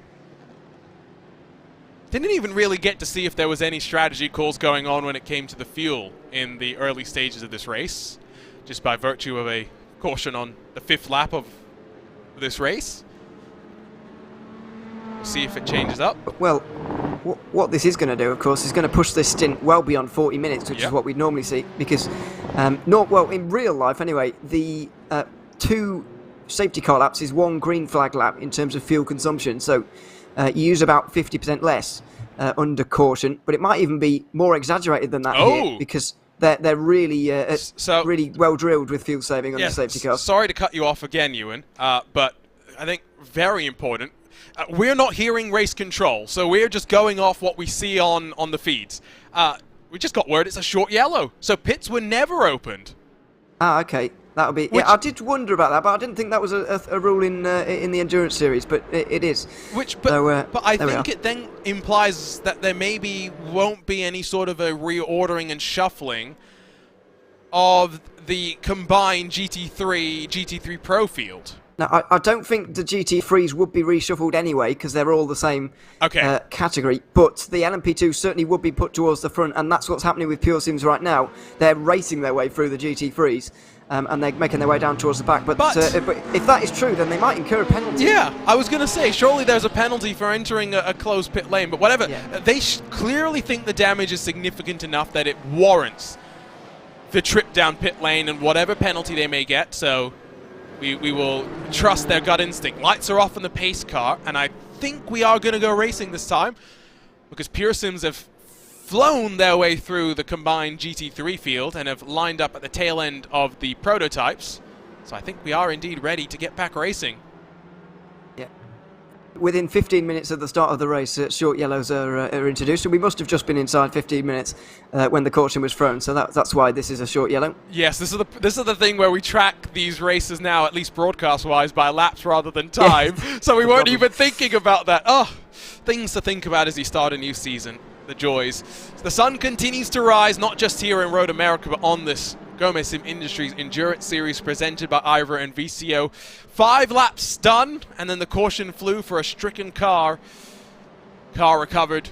Track cleared. We're ready to go once again. It's Urano once again that will pick up the throttle and punch us up over the crest and in towards turn 1. The field will fan out behind him looking for draft. We're back underway at America's National Park of Speed. Side by side for Race Clutch and Hardpoint by Delta Sport as they funnel into turn 1. Race Clutch will hold the advantage as they descend down into turn number 3. But once again, with no traffic and now single file, you expect this to be a little bit more chaotic. Yeah, well, quite possibly. Or is it going to be much of the same, where things are going to spread out quite quickly and everybody settles into a rhythm here, because everything's quite close together in terms of where the GT3s are, so it will be quite a while until we get towards lap traffic for the first time in this race. Side by side, though, for 6th place, that's Delta Sport getting out of things, although way too late on the brakes on the outside there, and car basically off down there at turn 5. At ATRS Esports, that's lost a whole bunch of ground. They're down in 11th spot right now. We watch side by side, not just your prototypes, but the GT3s as well, as ATRS continues to lead them. Damon Woods at the front of the field, but of course still owes us the 10-second penalty he incurred for the incident in qualifying. Would promote Jan Sentikowski in the Team Hoising Veld 148 Mercedes to the race lead as it runs right now through the carousel. The P2s come once more at the front of the field. It's not a two-car breakaway this time around, Ewan, and that's why I think it will be a little bit more crazy. Yeah, quite possibly. We're certainly going to see more. Well, it is here. Jesus, look at this. Side by side between everybody as Impulse find themselves right on the outside line in the carousel. They sneak their way in front of Visceral quite nicely, but the field very much splitting up, and there's so many GT3s in this field, about 40 of them in this race. They're all so well matched, they're all so close, and they're producing racing like this early on. There's more fighting than we really know what to do with. It's as simple as that. Phoenix Racing and Team PGZ. Door to door, side by side into Canada corner, and now maybe an opportunity for Diogo de Souza in the Tempest Sim Sport car to go around the outside of Bill Mitchell Bend. No, you cannot do that. He has to back out of it, and now maybe compromise as German Sim Racing and Christopher Heinemann will try and sling the move in the Audi. Great stuff in the GT3s on this restart, but of course, it's the prototypes that will wait to see when they come on through. Remember, difference in lap time is about 10 full seconds, so it will take about 10 laps, Ewan, before we get the first vestiges of traffic. Yeah, 10 laps, maybe a little bit less than that, but probably around there. It's going to be a little while until we see traffic, and that's why I think everybody's going to try and seek a rhythm in these opening moments. You don't often get this at the start of the race. You don't often get this deep into this one before you actually having to start overtaking lap traffic, so that's why there may be a bit more rhythm than maybe you'd normally see at this stage in the race, as it's side by side for 5th place again, I believe, there in the LMP2s. Hardpoint by Delta Sport and Race Clutch challenging one another again in LMP2, with Geodesic not far behind, but it is staying a bit closer than it was before because of the single foul start versus the double foul start that we had at the very beginning. It was too wide, too deep, but they all got it done and sorted out into turn 5 in this battle for 5th in GT3 Pro. So settling down into the rhythm once more as Jacob O'Reilly and the Archer Brothers BMW off at turn 6. The exit of the corner has proved to be treacherous, and the defending champion and the car that was on GT3 pole position has dropped down to 8th in class and 46th overall. There's damage there too. I think there's rear suspension damage there as well, unless he's just getting back up to speed again, and it looked a bit strange, but certainly GT3 leader off the road. And just look at this car's behaving a little bit weirdly to me, but maybe he's alright and just getting back up to speed again. If he's gotten away without damage, then he's gotten away with it, I suppose, but it's still not good. Dropping from the lead in GT3 and now giving himself a lot of work to do because the field was so close when he went around. Yeah, and this was the danger, right, of the restart for that car in particular, knowing where he was relative to those around. It was a hot button topic, at least for me, coming into this one and still having to fight Archer Brothers. This, though, with a class car, is WS Racing Esports that then gets bullied and loses out to the Maniti Racing GT3 Pro machine at the end of the day. But again, pros versus non-pros. It is not a battle that pays points. Here's a look at what happened to them. So they're side by side with Glacier, down out of 5. Now you get the momentum and the run off the corner if you run the outside line, but it pinches you and compromises you. Now maybe a bit of air between the two of them, but an unfortunate incident to say the very least. Yeah, did Glacier Racing miss the apex there slightly and slides wide into the BMW? This is going to be a good angle to see it from. Well, it's not made my life any easier, really. That's a very difficult one to call. And after all, there was only a very small amount of contact there with really big consequences, so it's just a bit unlucky, really. It is. Front of the field in your GT3 Pro, 4-car breakaway. ATRS Esports still owe us the 10-second penalty. In front of Hoising Veld, in front of Alpine Star Geodesic, and in front of the Mercedes AMG Team Murano Esports car that is maybe one of the main beneficiaries of the safety car that we've had, because after starting down in 10th, they had to fight their way forward, and now they have stacked back up with the trio that had broken away at the start of the race as we work lap 11 of the 248 for 1,000 miles at Road America. I tell you what, after disappointing qualifying, Nicholas Laubish right where he needs to be. Yeah, I don't think there was any doubt about the actual pace that he had. There certainly was doubt about whether he could get through the order just quickly enough to really get with the leaders, but he's absolutely been able to do that. He's gotten through and made a number of great overtakes to get to this point, and now he can kind of settle into a more normal race where he'd normally expect to be, as we've got German sim racing off through turn 1.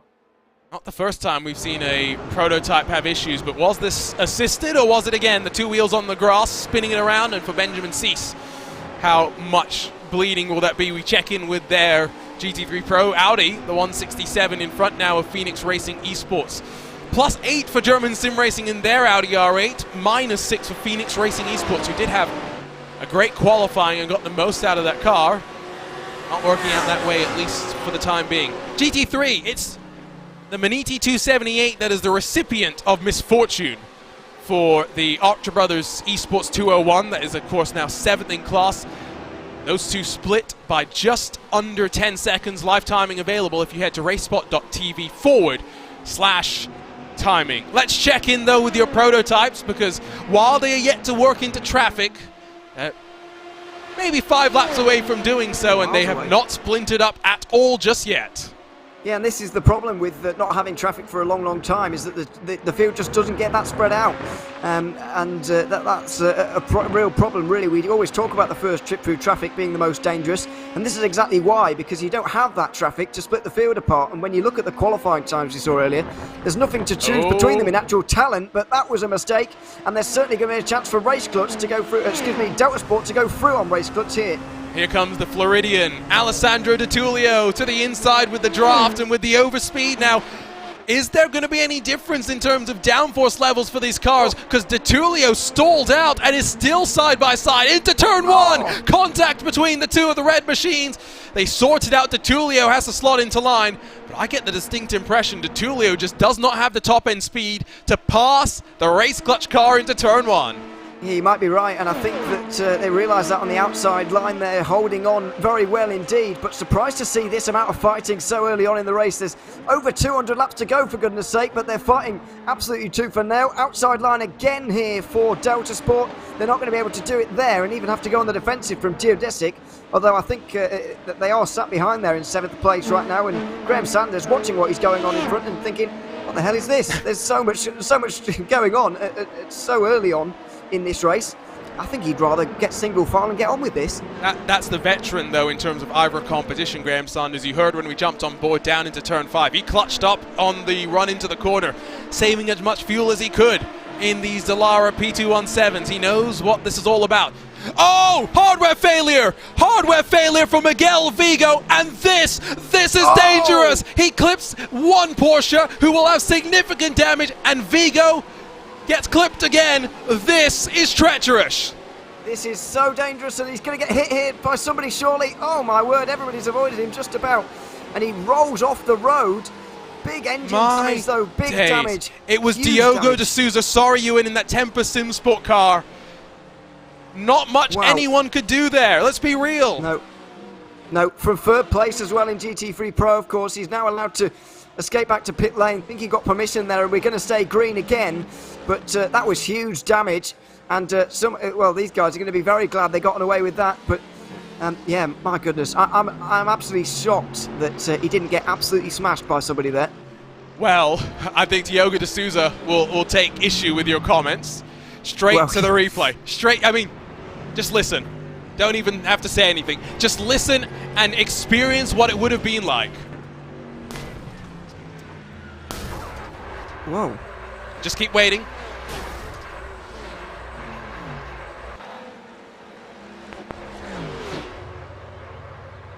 There is not maybe a more terrifying sight in motorsport, and now the caution will fly. Not sure if these two are related, but stricken down out of a blind descent, Miguel Vigo. We saw I'm not even sure what hardware failure happened for him there, because that's bizarre. Report in the YouTube chat was that it was a game crash. His PC must have failed, and therefore he could not tow. So therefore, I think the caution must be unrelated. Possibly. It didn't look like it was an actual wheel or pedals failure, even though it did look technical, because the wheel was still moving, and so were the pedals. He just didn't seem to have much idea quite what was going on. So I was thinking about monitor failure, actually, first of all, whether his monitor had just turned off while the rest of everything was still running, if that's even possible. But we've heard now about the real reason. So, yeah, it's a slightly strange one, but this will not be, my understanding of the rules anyway. I've had another read through I thought I understood the caution rules earlier, but now I've read them again, so I'll try and doubly understand them. You can't have a short yellow followed by another one. Yes. So this will be a proper yellow, where we might actually see quite a lot of the LMP2s, especially in now, because we have been racing for about half an hour. Now, one point of clarification is that rule on towing. Now, I believe there are exceptions made for instances like that, where there's a car in a very, very dangerous situation, such as out of a blind corner. They are allowed to tow, but again, to the point, if the game has crashed, they can't request permission to tow, and that is part of the reason why it is such a dangerous situation for Miguel Vigo. And yeah, heartbreaking. Heartbreaking stuff, to say the very least. Diogo de Souza, the one that really lost out as well, because confirmed he took significant damage as a result of that clip. I think maybe now that might be their day done and dusted as well, Ewan. Yeah, absolutely. Yeah, it's an awkward situation a bit, but then again, you'd be there in real life as well if it was real. So thankfully, it's not. But yeah, the very, very dangerous situation. I think that what made it worse, actually, it would have been quite bad on a flat road, but the fact it was dipping down over the crest there and downhill towards turn 3 made it awful. I mean, look at how much warning you get here on board. I mean, not a lot at all. Yeah, sorry, yeah. The contact didn't look that bad. I didn't quite realise the damage was quite so bad. No. As soon as he hit, I knew it was done. It was one of those where it's just like, it looks innocuous. You just see here that the reaction times are as good as you can get, from seeing the car to jinking drivers left. But you need to be Superman with X-ray vision to be able to have avoided that one.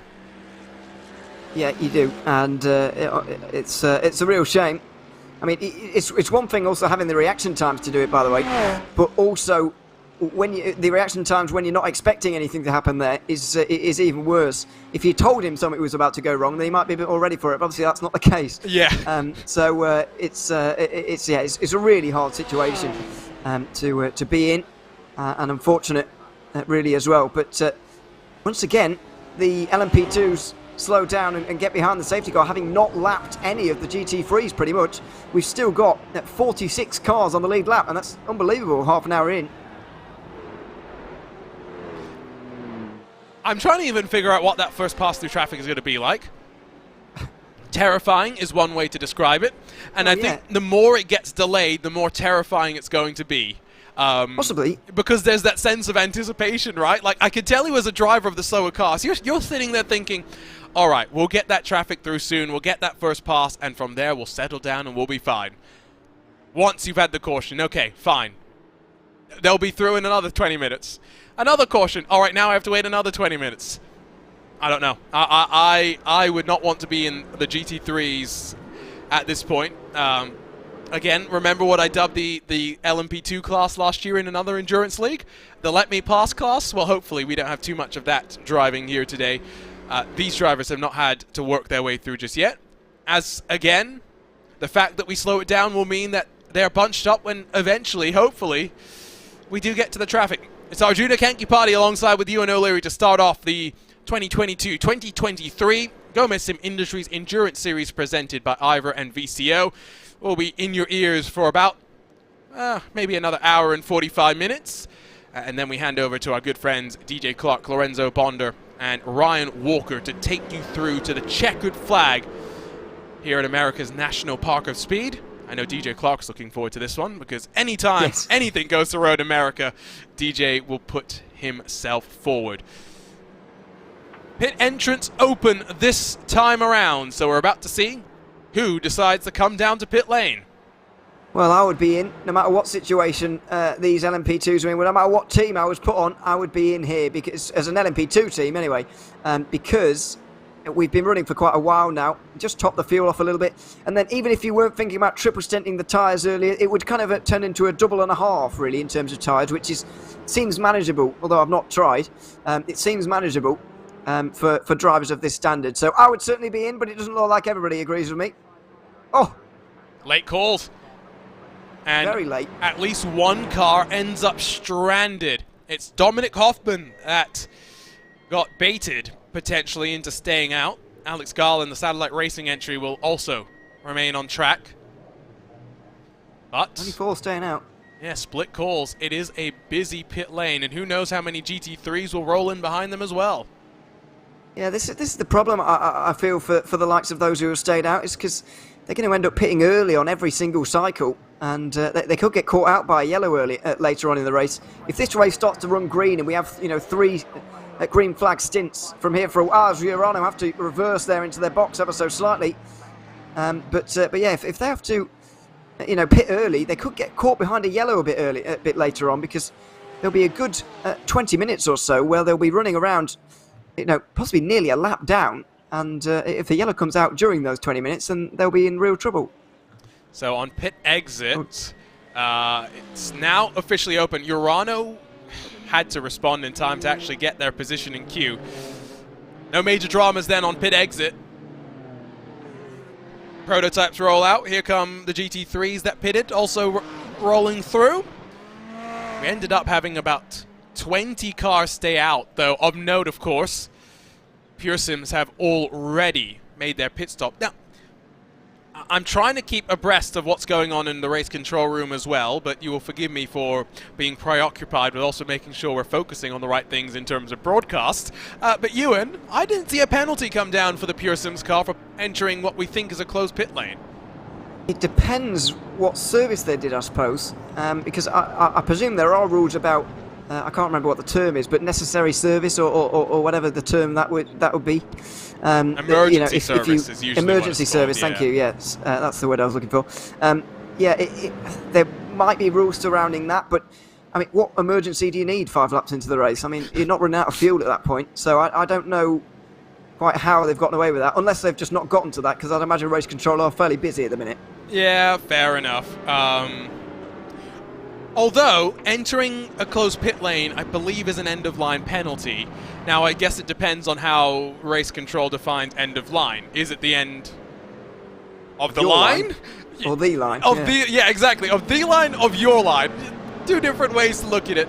Prototypes, I think, trying to figure out if they are meant to immediately stack up behind the rest of their field now, but they will all sort that one out and cycle their way back through. I think Pure Sims, if there was a penalty, likely have already served said penalty.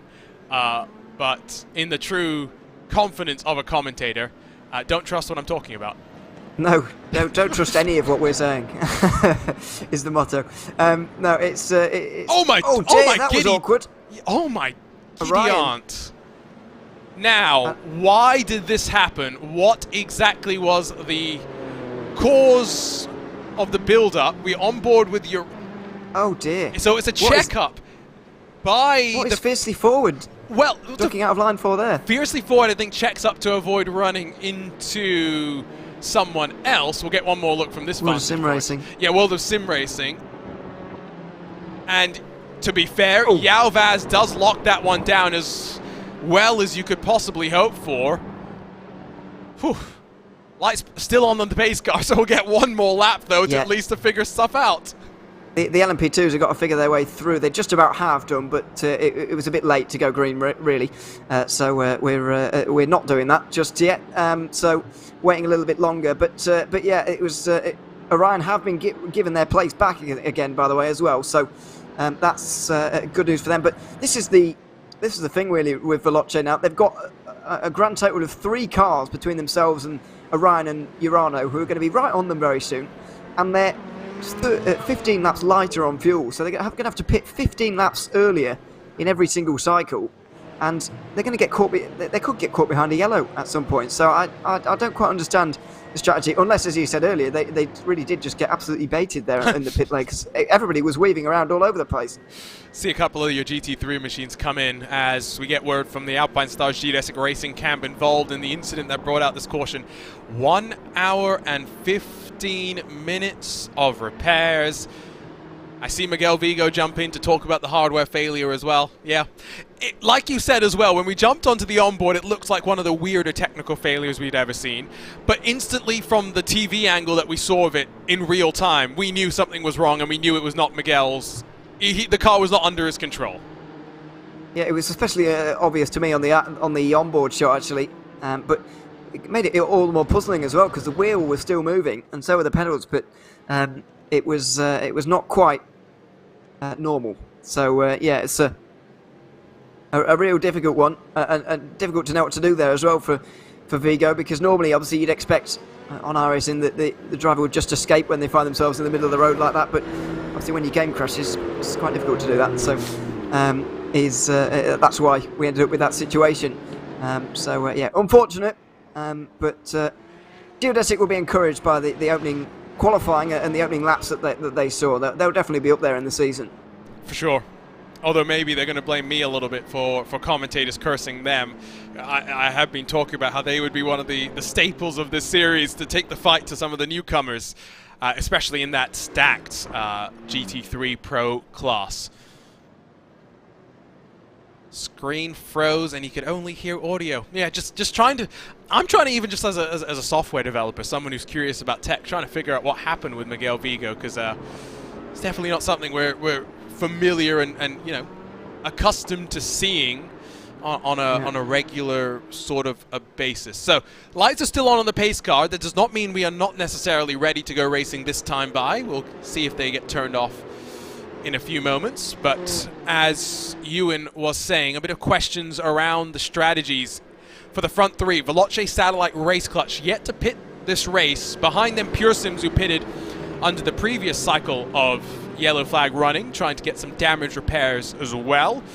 And then the rest of the field in this prototype class has already dived to pit lane. Lights are off, so we are going back this time by in your combined GT3 class, combining GT3 Pro and the GT3s together. We have about 13 or 14 cars who have yet to come down pit road, including the GT3 race leader, but behind them a whole stack of cars that have pitted. Although notably though, Ewan, other than Team PGZ, I don't think there's anyone who's pitted that was really fighting at the front of the GT3 Pro field.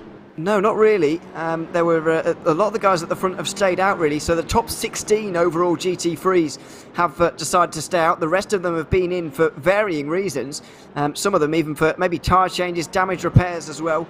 So yeah, very interesting, differing calls there. But GT3, it was less of an obvious call to come in there, because you do kind of want to stay on the hour when you're a GT3 sometimes. But although now that we're running to laps, maybe things are a little bit different.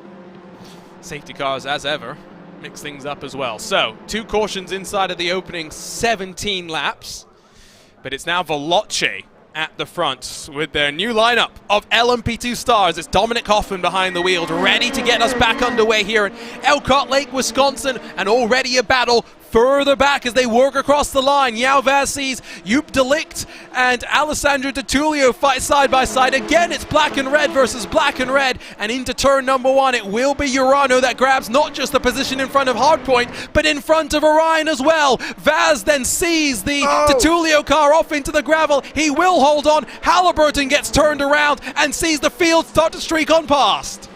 Oh, terrible start there from one of the LMP2s on the outside line there. It was ATRS Esports. Kane Halliburton is going to have to get back going, and he's going to have to overtake pretty much every GT3 for an overall position as well. It's a terrible restart from them, but luckily their teammates doing a lot better at the front of GT3 Pro right now, getting off to a fantastic start there ahead of Huysingveld. But it's all a dream as well for Urano by the looks of things. It's 4th place already.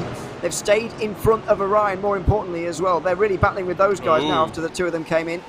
Made it 2 wide, 2 rows deep behind the Phoenix Racing Esports car that's used this gamble from some to come in to grab some track position that they had lost. Impulse will lose out to Obsidian as Sergio Ferrero around the outside of the kink. Confidence giving him 7th spot there in the battle of the Porsches.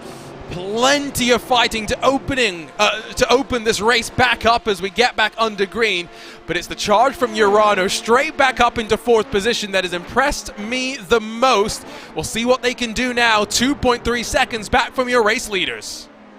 Yeah, absolutely. Once again, field staying very close through the opening lap here, although things are a little bit different this time in LMP2 because of the scrambling of the order. Same goes in GT3 as well. Maybe this time we'll see a bit more of a spread field in GT3. Maybe that will make the lap traffic for the first time a little bit easier. If we ever get there, of course. We've got quite a few laps to wait. Uh-oh, hard point by Delta Sport. Escorted off the track, I do believe. They're now down in 38th overall, 16th just in the GT3 Pro class. Swap around for 4th position as Delicta's lost out to Harley Horton, as that Pure Sims car shows that after getting damage and getting some repairs, maybe it's still got a turn of speed. But these drivers drop further and further back from your race leader as Dominic Hoffman tries to check out into turn 5. Yeah, I mean, you can't forget qualifying for Pure Sims Esports. They were up there, and so they can't be counted out in this race with the cautions bringing everything back together. Now that they've got a clean car again, Pure Sims can't be counted out just yet, but Veloce have got to make use of this restart now. They've got to get away from those guys who are fighting with as much as possible, because it won't be too long until they have to make their pit stop. After all, we're not that far off an hour of racing so far. I know we've been under caution for a fair amount of time, and we've probably got a little while to wait yet until the first fuel stop of the day for them, but even so, they have to build a lead while they have the clean air. Bit of a breakaway again for ATRS Esports. Still owe us that 10-second penalty. These cautions are not allowing them to build up any sort of an advantage that will allow them to carry that penalty forward through to still some solid track position. Here's a look at another of the replays, this time on the start. Of course, this behind the mess that saw hardpoint by Delta Sport go off, and it's just cold tires and self-spinning it basically there for Kane Halliburton in the ATRS prototype entry, and then it's the long old wait to spool it back around and to go once again. And takes ages to get that car turned around as well, as this never ends well. Oh, dearie me, into the kink, and somehow it's not turned out terribly there, through there, but for the likes of Maniti and all of the cars around. But yeah, never advised really, going side by side through there. No, definitely not, and that's why Hardpoint has lost out so much ground as we grabbed that look. Now almost 1 second the gap at the front of the field, by the way, not just in Prototype, but here in GT3 Pro as well. In your GT3 category, Valorous Motorsports are up into second, but now 1.3 away from the class leader, Ewan.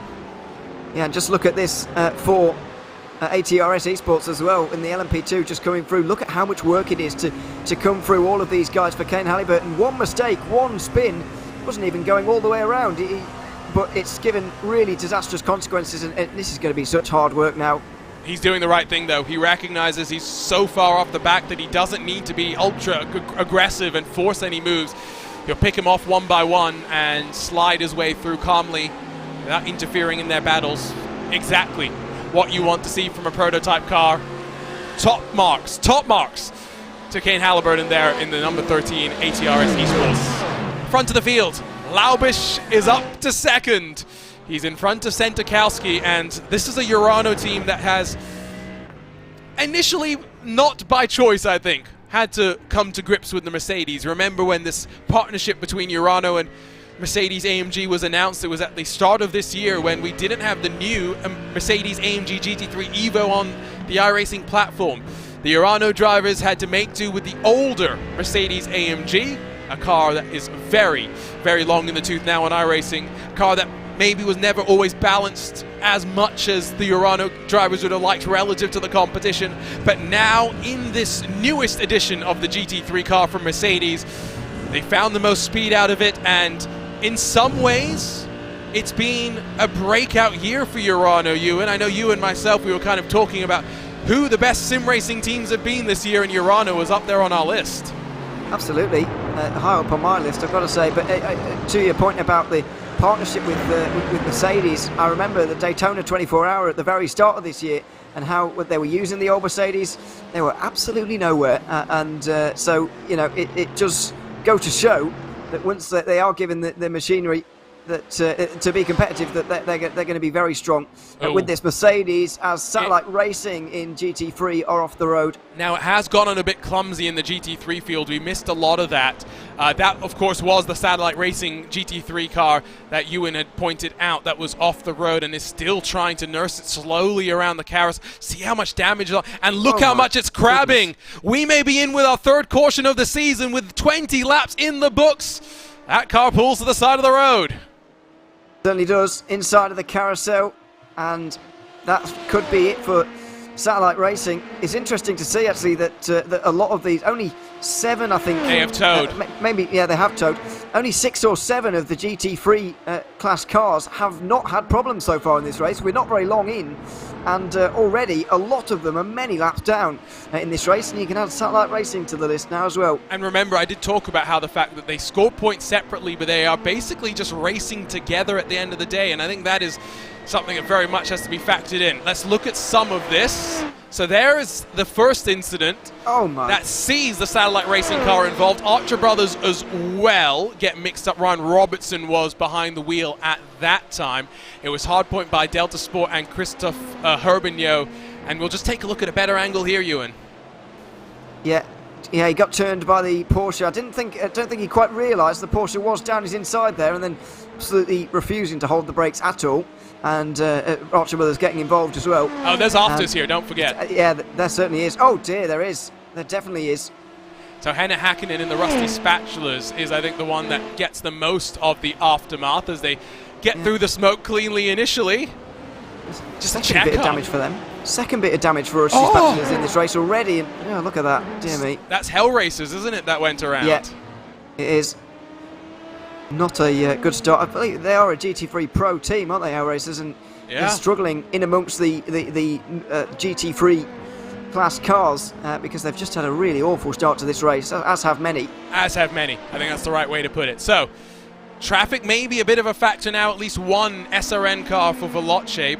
You can actually see Ewan. We're maybe 3 laps away from the flow of traffic being a constant inevitability, and Dominic Hoffman has taken advantage to build a 1.5 second gap, relieves himself from the pressure, exactly what he needed to do.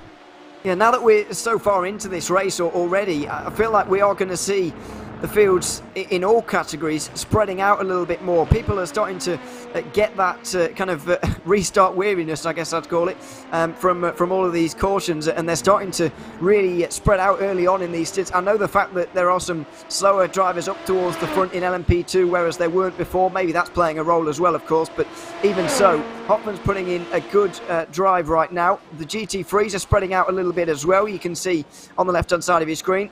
So this is going to be a slightly better run through traffic than we would have seen if we'd have had the first 23 laps green flag, because on the start everybody stays really close together, and that's when things get really bad sometimes. Yeah, I actually think this restart being a little bit more hectic overall up and down through the pack, you know, it helps. Yeah.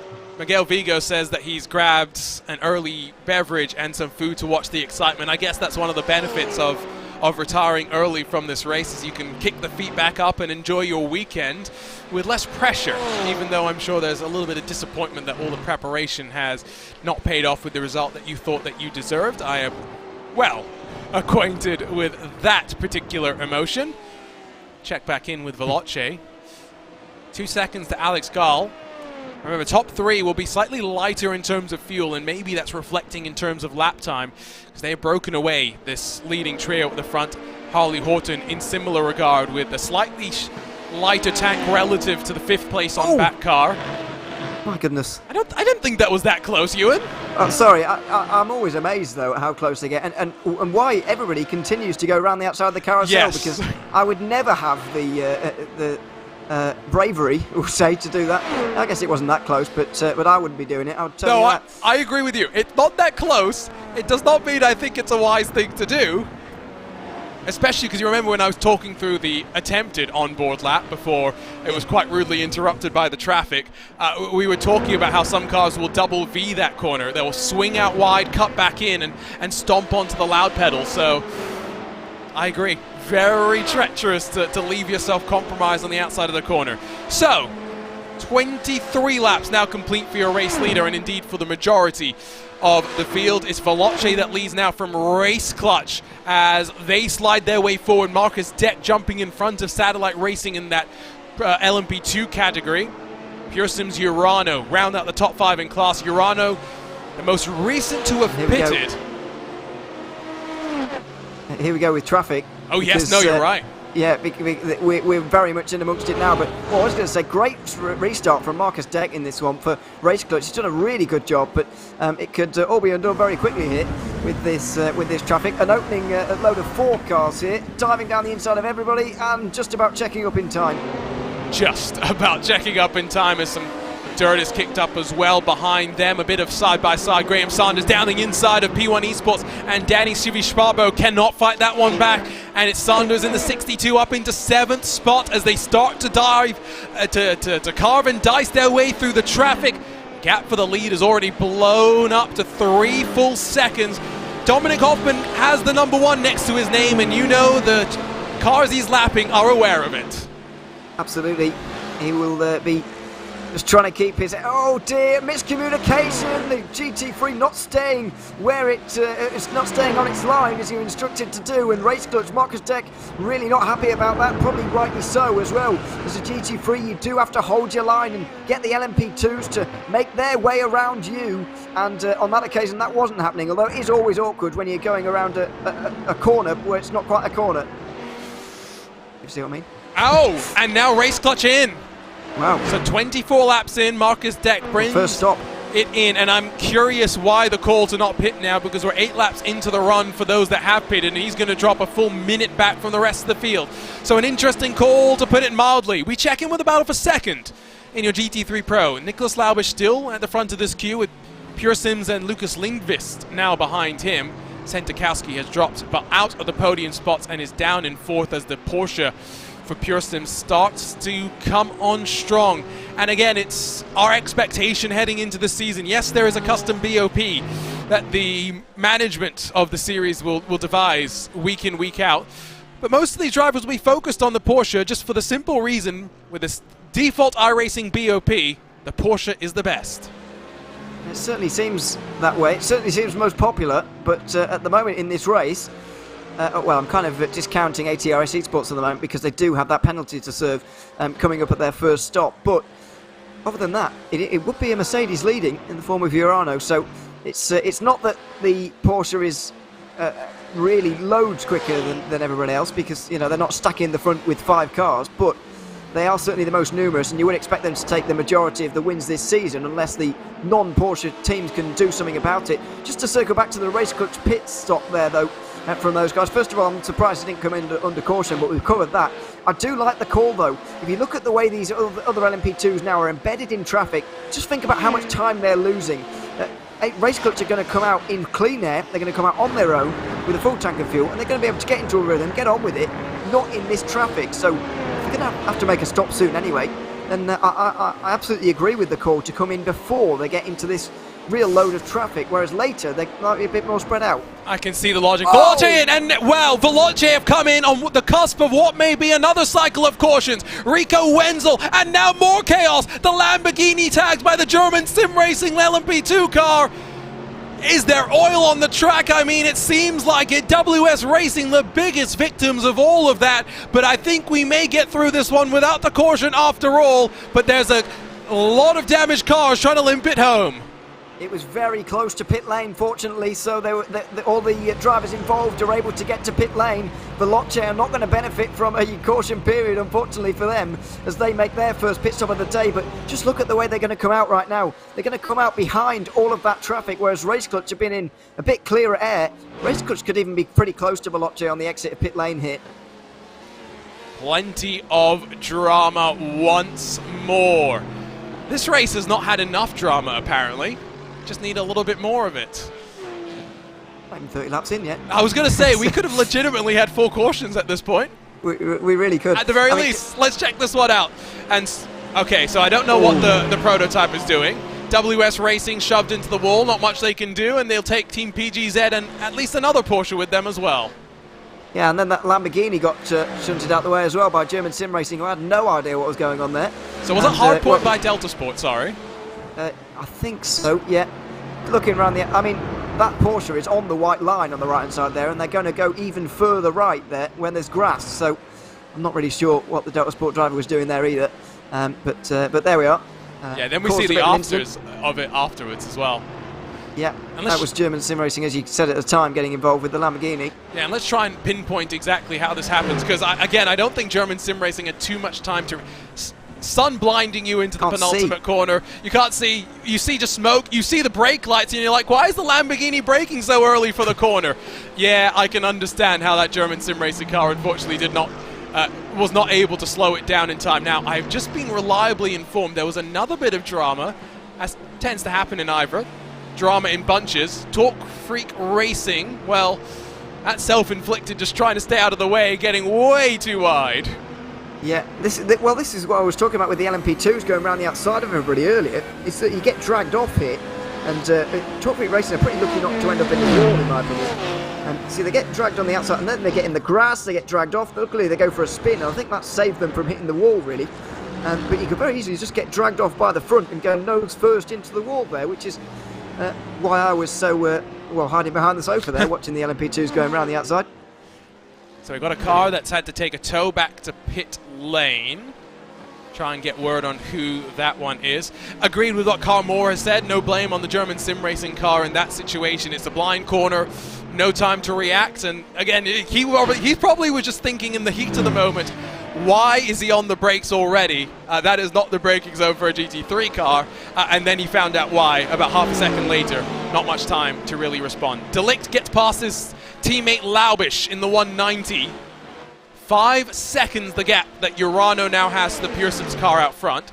To circle back all the way to your point, Ewan, about the call to pit now and to get out of traffic, while yes, I agree there is merit to that argument, at the same time, you're losing a lot more time that you're gaining by virtue of coming down pit lane. Because at the end of the day, they've gotten, 8 laps on fuel, which is maybe 5 seconds, 10 seconds in pit lane? I mean... First of all, I would have come in under the caution, so if I was in charge, I wouldn't have been out there at all. Exactly, I think we're agreed on that. I'm trying to make the best of a bad situation there, and in my opinion, what Race Clutch did by coming in before they'd overtaken or even got near the bulk of the GT3 field for the first time is a good idea, because you saw that chaos there. They will have overtaken a lot of them. A lot of those teams will have had to pit. I've seen, about 6 GT3s in the last few minutes that Race Clutch just haven't had to negotiate, whereas Veloce did. In the end, it looks like it didn't really matter because the gap's still 4.5 seconds where it was before. But in my opinion, Race Clutch made good of a pretty bad situation, even if it didn't turn out quite as well. But we'll just have to see how the rest of the race pans out. I think what they really need is a caution to get themselves back on cycle with everybody else. But that caution has to come at the right time, which is their problem. Windshield wiper going for Daniel Chavo in the P1 Esports entry. Don't need that just yet, Daniel. Maybe next year, though, when iRacing adds rain to its party. Excited as well to see what else rain brings. We'll have tire compounds required as a result. What else changes as a result of adding rain to this dynamic playground that is the iRacing universe? We'll find out. Hopefully at the start of 2023, but who knows? That is definitely a feature that I think everyone would agree that we'd rather wait for and have it done right when we get it, so we have a lot of fun with it. Remember, in about an hour's time or so, myself, Arjuna Kankipati, and Ewan O'Leary will slide out of the commentary booth, and sliding in to replace us will be DJ Clark, Lorenzo Bonder, and Ryan Walker, with Iku Merakala behind the scenes hitting the buttons for the remainder of this race. I don't know if any of us are in a position to slide, or athletic enough to do that, but I'll take your point. I've got wheels on my chair, man. I'm literally just going to slide. Okay. Yes, I see what you mean there. It does make me sad today as well as BMW Sim Live, which I think everyone was hoping would be an in-person event for 2022. Unfortunately, given that we're commentating on this race from our bedrooms, Ewan, I would assume that BMW Sim Live is not in person this year, but maybe next year. Having now been to 2 in-person events and at the same track as well with 2 different companies, so I can kind of say that I've got a baseline and I can compare the 2 of them. they're the best. There's just, you've experienced a live event as well. There's an atmosphere, there's a camaraderie between the drivers that you just don't get, even in this close-knit IVRA community, where it genuinely is great to see how the teams get along before, during, and after the race. I can't imagine what an IVRA live event would be like. It would be a lot of fun. It would. I don't know if that's in their plans anytime soon. But no, live events are always fun to see, and as they're coming back again, they're getting a little bit more. I was supposed to say getting a little bit more popular. They've always been popular, but they're happening again. Is what I'm trying to say, so that is only a good thing as we see this battle for 5th place on the screen right now. P1 Esport looking to recover from their opening lap spin, and they've done a pretty good job of it actually. To be fair, to be inside the top 5 again. I mean, in overall reflection for a lot of these teams, I think they'll be quite happy with how things are playing out. Harley Horton brings his Pure Sims entry into pit lane. I think we get a better number in terms of fuel now. He did 21 laps. Which did include a cycle of pit stops, yes, but I think now we can reasonably expect maybe around 17 to 18 laps on fuel for these prototypes, as Urano will retake the race lead, but now only 7/10 in front of, guess who? Alpine Stars Geodesic and Graham Saunders. He is +8 since the start of this race. Safety cars have worked a treat for, I must say, a livery that I think is going to be my favorite over the course of the season.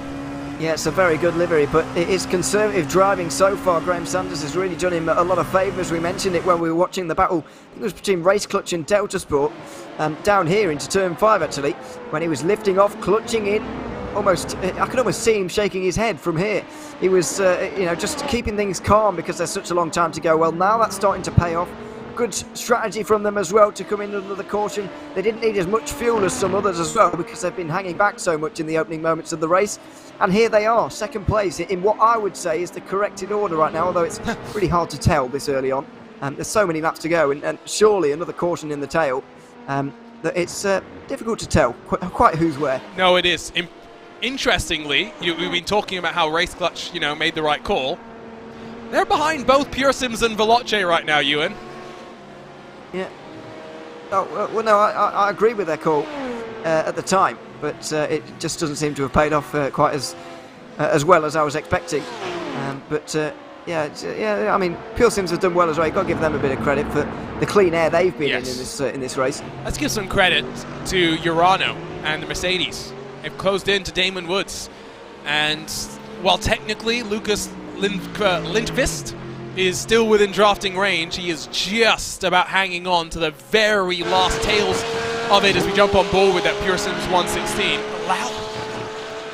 I can understand how after qualifying, Laubish and the team at Urano would have been justifiably quite frustrated. They have not let that get to them. They've driven almost the perfect race so far to this point. They have. They've gotten through the field, and I said this earlier on. It was a question of how quickly can Laubish get through the field and how efficiently can he do it as well. And there's been a very good showing from him so far in this one. We know he had the pace, but it was just a case of getting through the traffic, and he's done that now as we've got ATRS into the pit lane. So are Pure Sims. The Porsches are in. And oh dear! No, this is good. This is the penalty. It's the penalty box. Yes, I wanted to highlight this for a reason because it is a tight entry into the penalty box. If you've got to serve your penalty, ATRS Esports will stay stationary for 10 seconds, blend back in to the fast lane on pit lane, and now they will come down and serve their penalty. Keep that in mind. It is a big change for what these drivers have had last year. Those that have driven in the 24-hour series esports championship will be a little bit more familiar with this system for serving penalties, but as always, give it a few weeks for the drivers to get accustomed to it. A poor Lamborghini. Well, I say poor Lamborghini. I think you know what's about to happen here, Ewan. P1 Esports trying to... This is what I complained about all last winter with the prototypes, and I can already tell that I have to be very careful to not let my blood pressure rise up once again.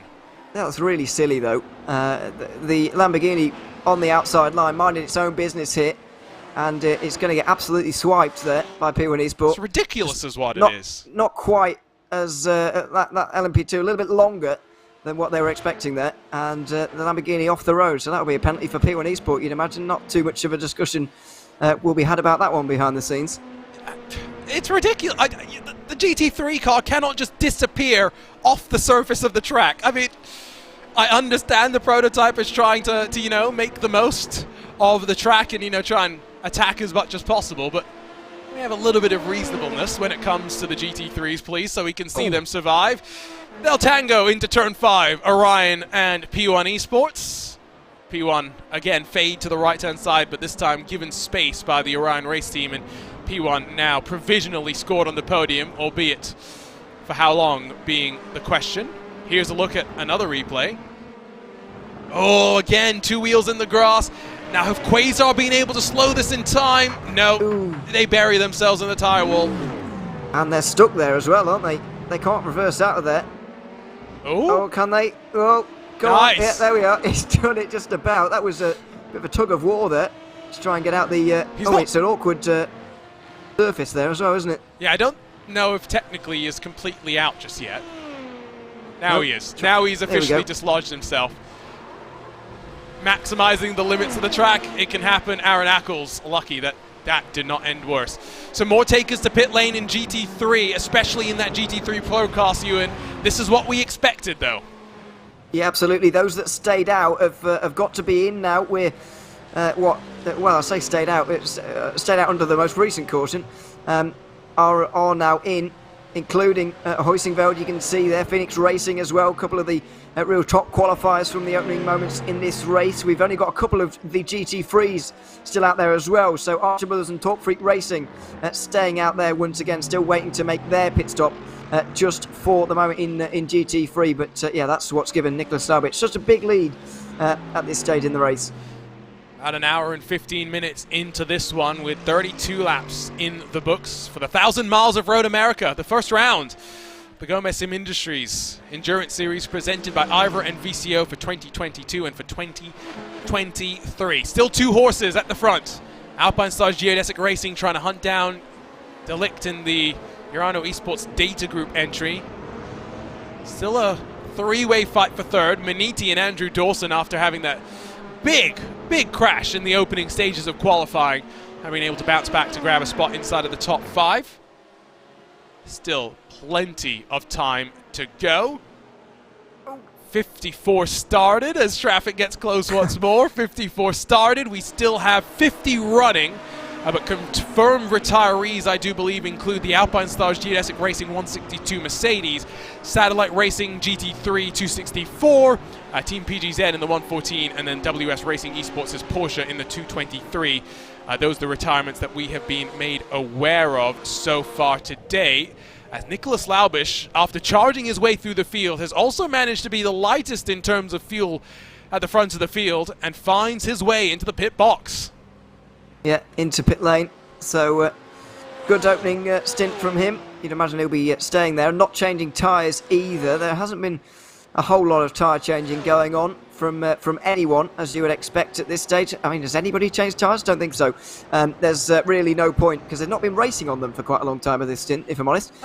They'll be able to save them quite well, but I mean, it will be a double stint anyway, so no tyre change expected. I think there are a handful of teams that have actually taken tyres so far in this race. Yeah, I'm just looking. There's a couple of pit stops where I see 60+ seconds, where I'd only assume that you come in for that long if you are taking tyres. Here is the race off of pit road, though. Remember, ATRS Esports have already served their 10-second penalty.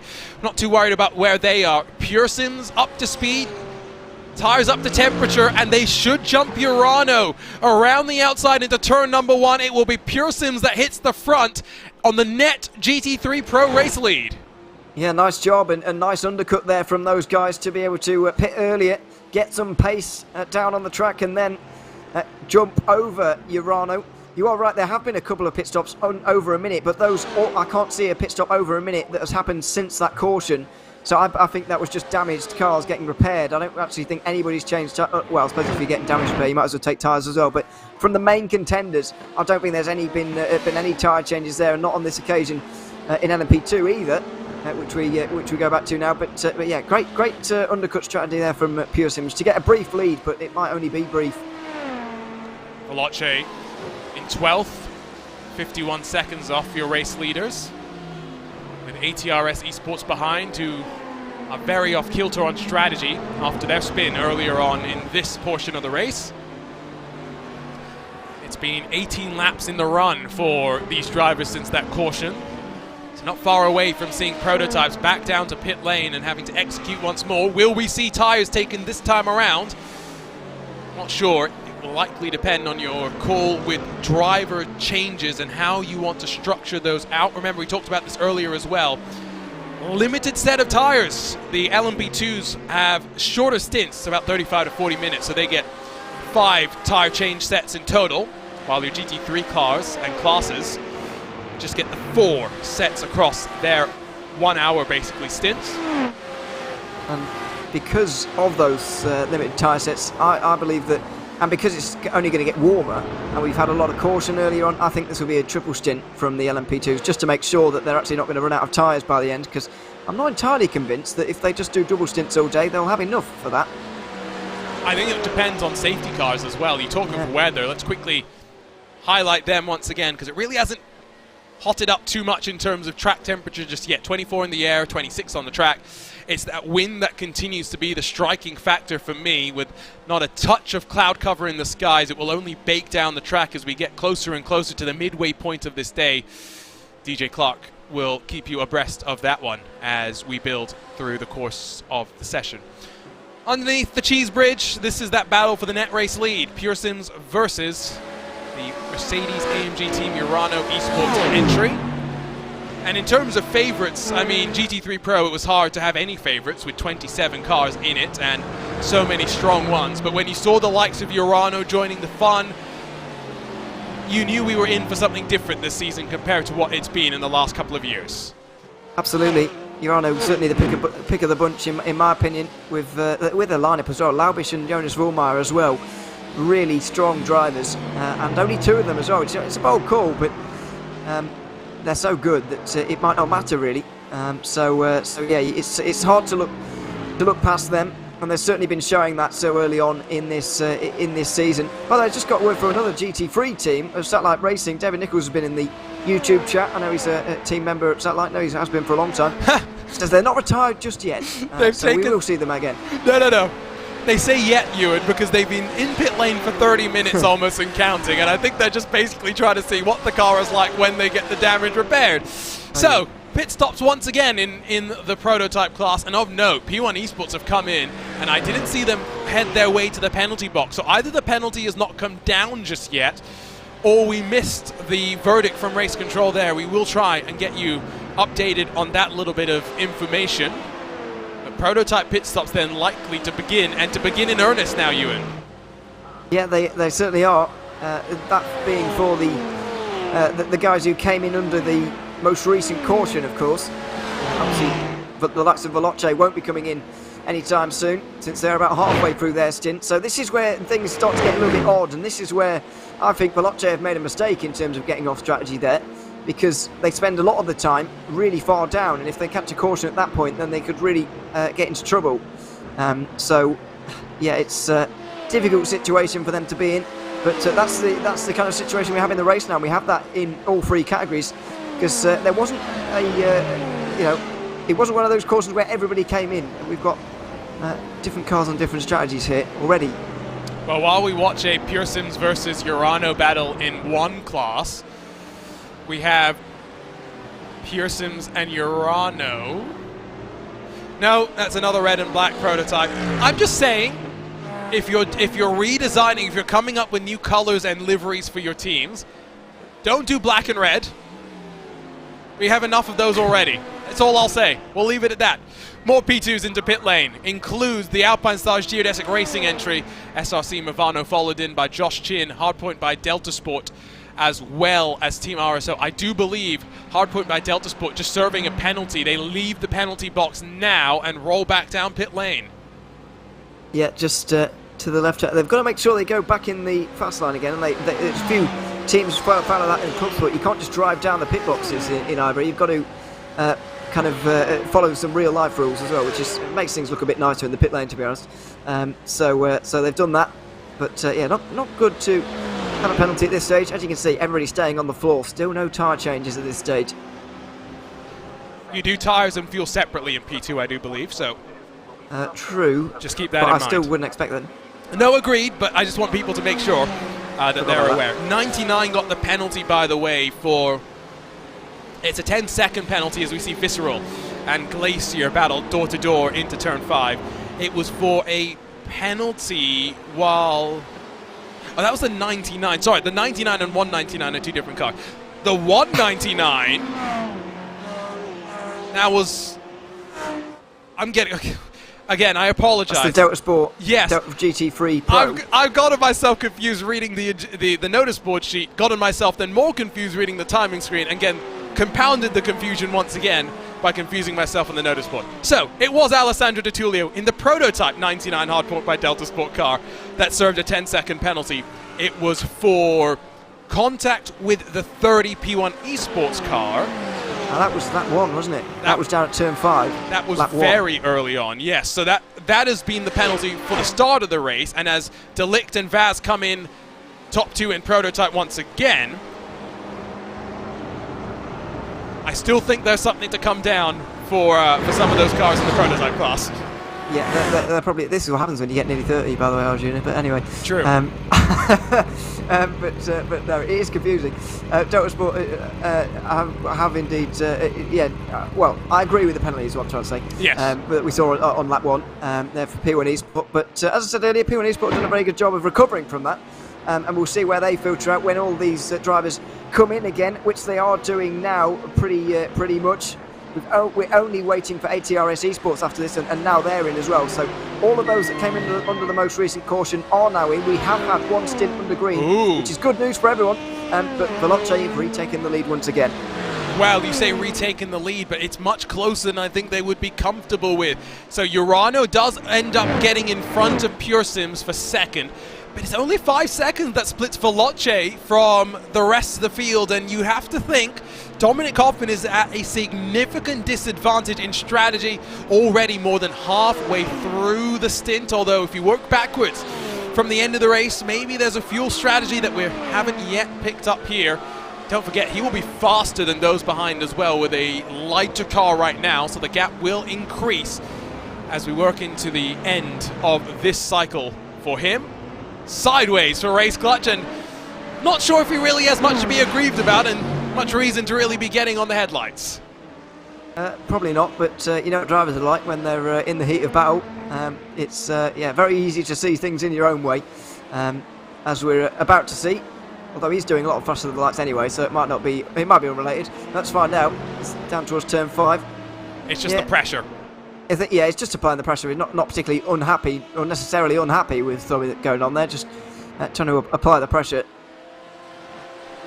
So we have now managed to get a good, decent run under our belts without a safety car rudely interrupting us, which is nice to see. Still, Race Clutch jukes past the 199 hardpoint by Delta Sport car. Ewan, don't think I will ever forget the shade that you have thrown my way for my age. This will influence your future job prospects at RaceSpotTV, I regret to inform you. Let's check in through the field, should we? Because I think in GT3, still a split cycle and strategy has changed things around. Check in with your GT3 leader. Not sure anyone would have expected this car to be the GT3 race leader, but they are. It is the Archer Brothers Esports and Jacob O'Reilly that's back at the front after a couple of tussles for them has seen them drop backwards. Do owe us a pit stop, of course. They are in front of Torque Freak Racing Redgate, the car that we saw go around on the outside of the carousel, but has not cost them too much time. A long way back then, and the first of those having pitted, it is the former class leader, Maniti, in the 278, Big Green Machine. No, it is not a T3 Motorsports car. It is a Maniti entry this year. Speaking of GT3, Ryan Robertson in Satellite Racing. They're back out on track, or they were at least for a lap. I think maybe now they will be retired. GT3 Pro sees Vince Peters in a Porsche leading. Not unusual in IVRA competition, but it's in the endurance season. It's in a GT3 car rather than a GT3 Cup car, and it's here at Road America. Behind him, Glacier Racing in their Ferrari. Struggled in the opening stint, have worked their way back forward. And Maniti then, the 179 up after some penalties in qualifying for them, German Sim Racing and then Deutsche Payment Raven through the top 5, but all of those cars off cycle in terms of strategy. Ewan, talk us through the prototypes.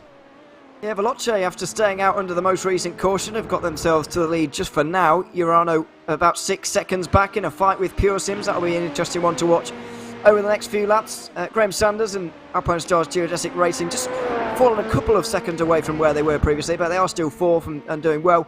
Race Clutch just round out the top 5 with the Ryan Race Team not having made the progress they would have liked on the restart, because they were the first car to leave the pit lane of those that came in under the caution, but still 6th place and coming under a whole load of pressure from Satellite Racing, Maniti Racing and P1 Esport. All of those drivers inside the top 10. And are a GT3's nightmare, I'd imagine, at the moment as well. And SLC Movano Corsa, after a quiet day, I've got to be honest, running out the top 10. We expected a bit more from them today, but long way to go. Still not even at the 40-lap marker of this race either. Shows you just how long this race is going to be. One of the longest tracks that you can race on in iRacing as well. Take a look at the track map. You can also see just how splintered up the 50-plus cars have become here at Elkhart Lake. Can find brief pockets of respite, but traffic is now relentless, constant, and inevitable. Dealing with it lap by lap, that is the task at hand. So Alex Gall still behind the wheel, hunting down Yao Vaz, who ran well in the opening stages, has slipped back to 6th provisionally with a long way to go in this one. In about half an hour's time, Ewan O'Leary and myself will step aside. Ewan, I mean, there's a reason why we're not sticking around for more of this season opener. I'm sure that we would have loved to do a little bit more, but you know, on reflection, a bit more of a crazy start to the race than I think we anticipated. The nerves have settled, we've gotten into a rhythm, and I think to the end of this race to the checkered flag, there's plenty of strategy still to work itself out. There certainly is, but I feel like that could all be turned on its head again with another caution that must be coming at some point throughout this race of Ryan. Do have to see the position there to Satellite Racing. But yeah, I mean, it has been chaotic opening, but then again, I know you're talking about how traffic works all right around this circuit, but I don't necessarily 100% agree with Road America and traffic, because it's lined by grass, of course, and when you think about other circuits on this calendar, like Circuit of the Americas, like even Fuji to an extent, there will be tarmac on the outside line. It's a bit wider. That things are a little bit easier. I think for an opening round, this circuit is a brave choice by IVRA, if I'm honest, because there are so many. But maybe it's just my dislike for Road America and driving it really that's coming through. Because it's not my favourite circuit to drive, but I like watching it. I don't think I could disagree more with you. Okay. When it comes to multi-class traffic, your point on the grass on the outside is a valid one, especially given how LMPs, for example, have tried to go to the outside through corners, like the carousel. You are right. That is the dangerous proposition of Road America. However, at its core, there aren't many corners at Road America which are really confusing in terms of traffic.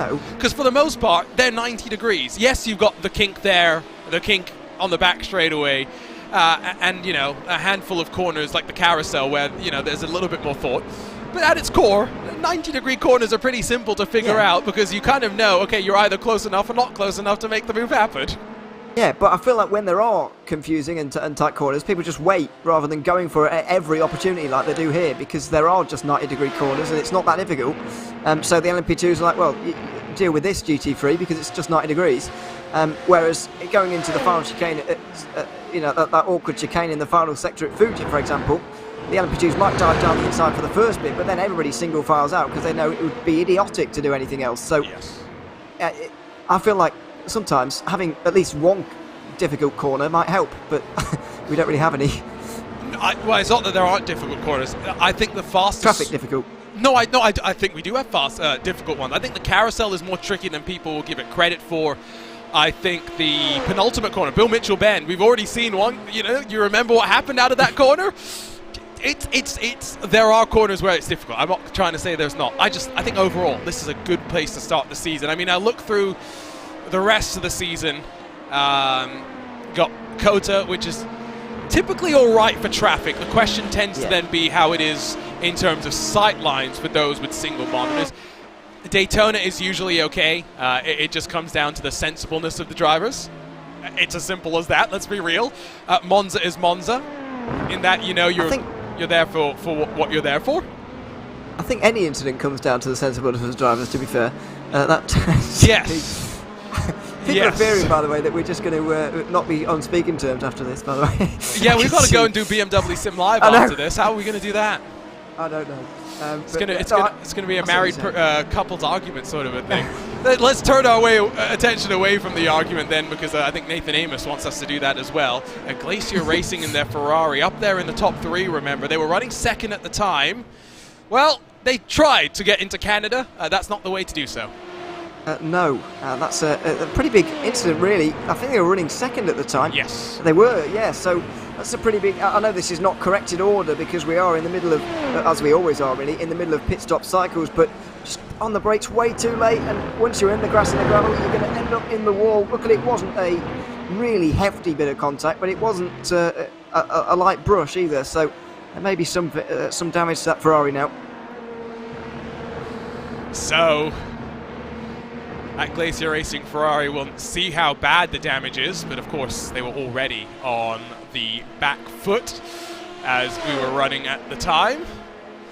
Let's check in with Miguel Vigo in the Alpine Stars Geodesic Racing camp, who joins us for a quick chat right now after being able to kick his feet up and at least enjoy a quick drink and a bite of food after the technical issue. And Miguel, I mean, I've seen a lot of technical issues. You've seen a lot of things in your sim racing career as well.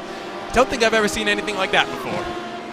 Yeah, it's really unfortunate, man. Like, it's the first time it's happened to me. It's just, you know, my screens just froze, and the only thing I could hear the audio going, and then, you know, I heard the bang on the wall, and I'm like, oh man. So I just kind of put on my brake, and then I couldn't tow out or anything. Like, you know, my keyboard was frozen too, so I had to basically just kind of shut down the piece the hard way.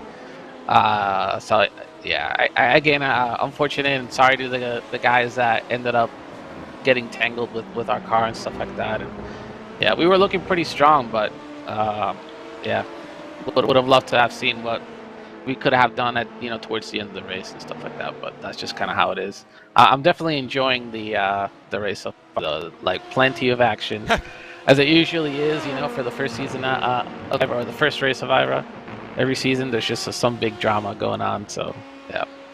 I don't think anyone is doubting that you had nothing that you could do in that situation, so don't worry about that one. But in terms of this season, I mean, especially in that GT3 Pro class, the influx of talent has been remarkable, to the point where pre-qualifying was pretty heated in some ways. Not in terms of, you know, people getting angry, just the closeness and the emotion of so many people wanting to get in.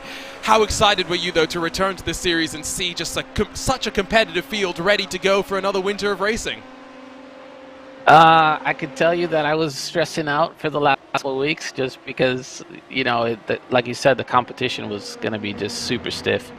And, you know, the key at this track was just basically going to be trying to get a really good tow of somebody, and as you guys saw, you know, everybody was kind of trying to play a little bit of mind games where, you know, the first person that was going to qualify wasn't really going to get a really good time. It really was going to be the next couple cars that were in the tow. So that was kind of fun. Just I was hoping we didn't impede anybody or anything like that, but it looks like it wasn't too bad. But yeah, this season's going to be pretty crazy.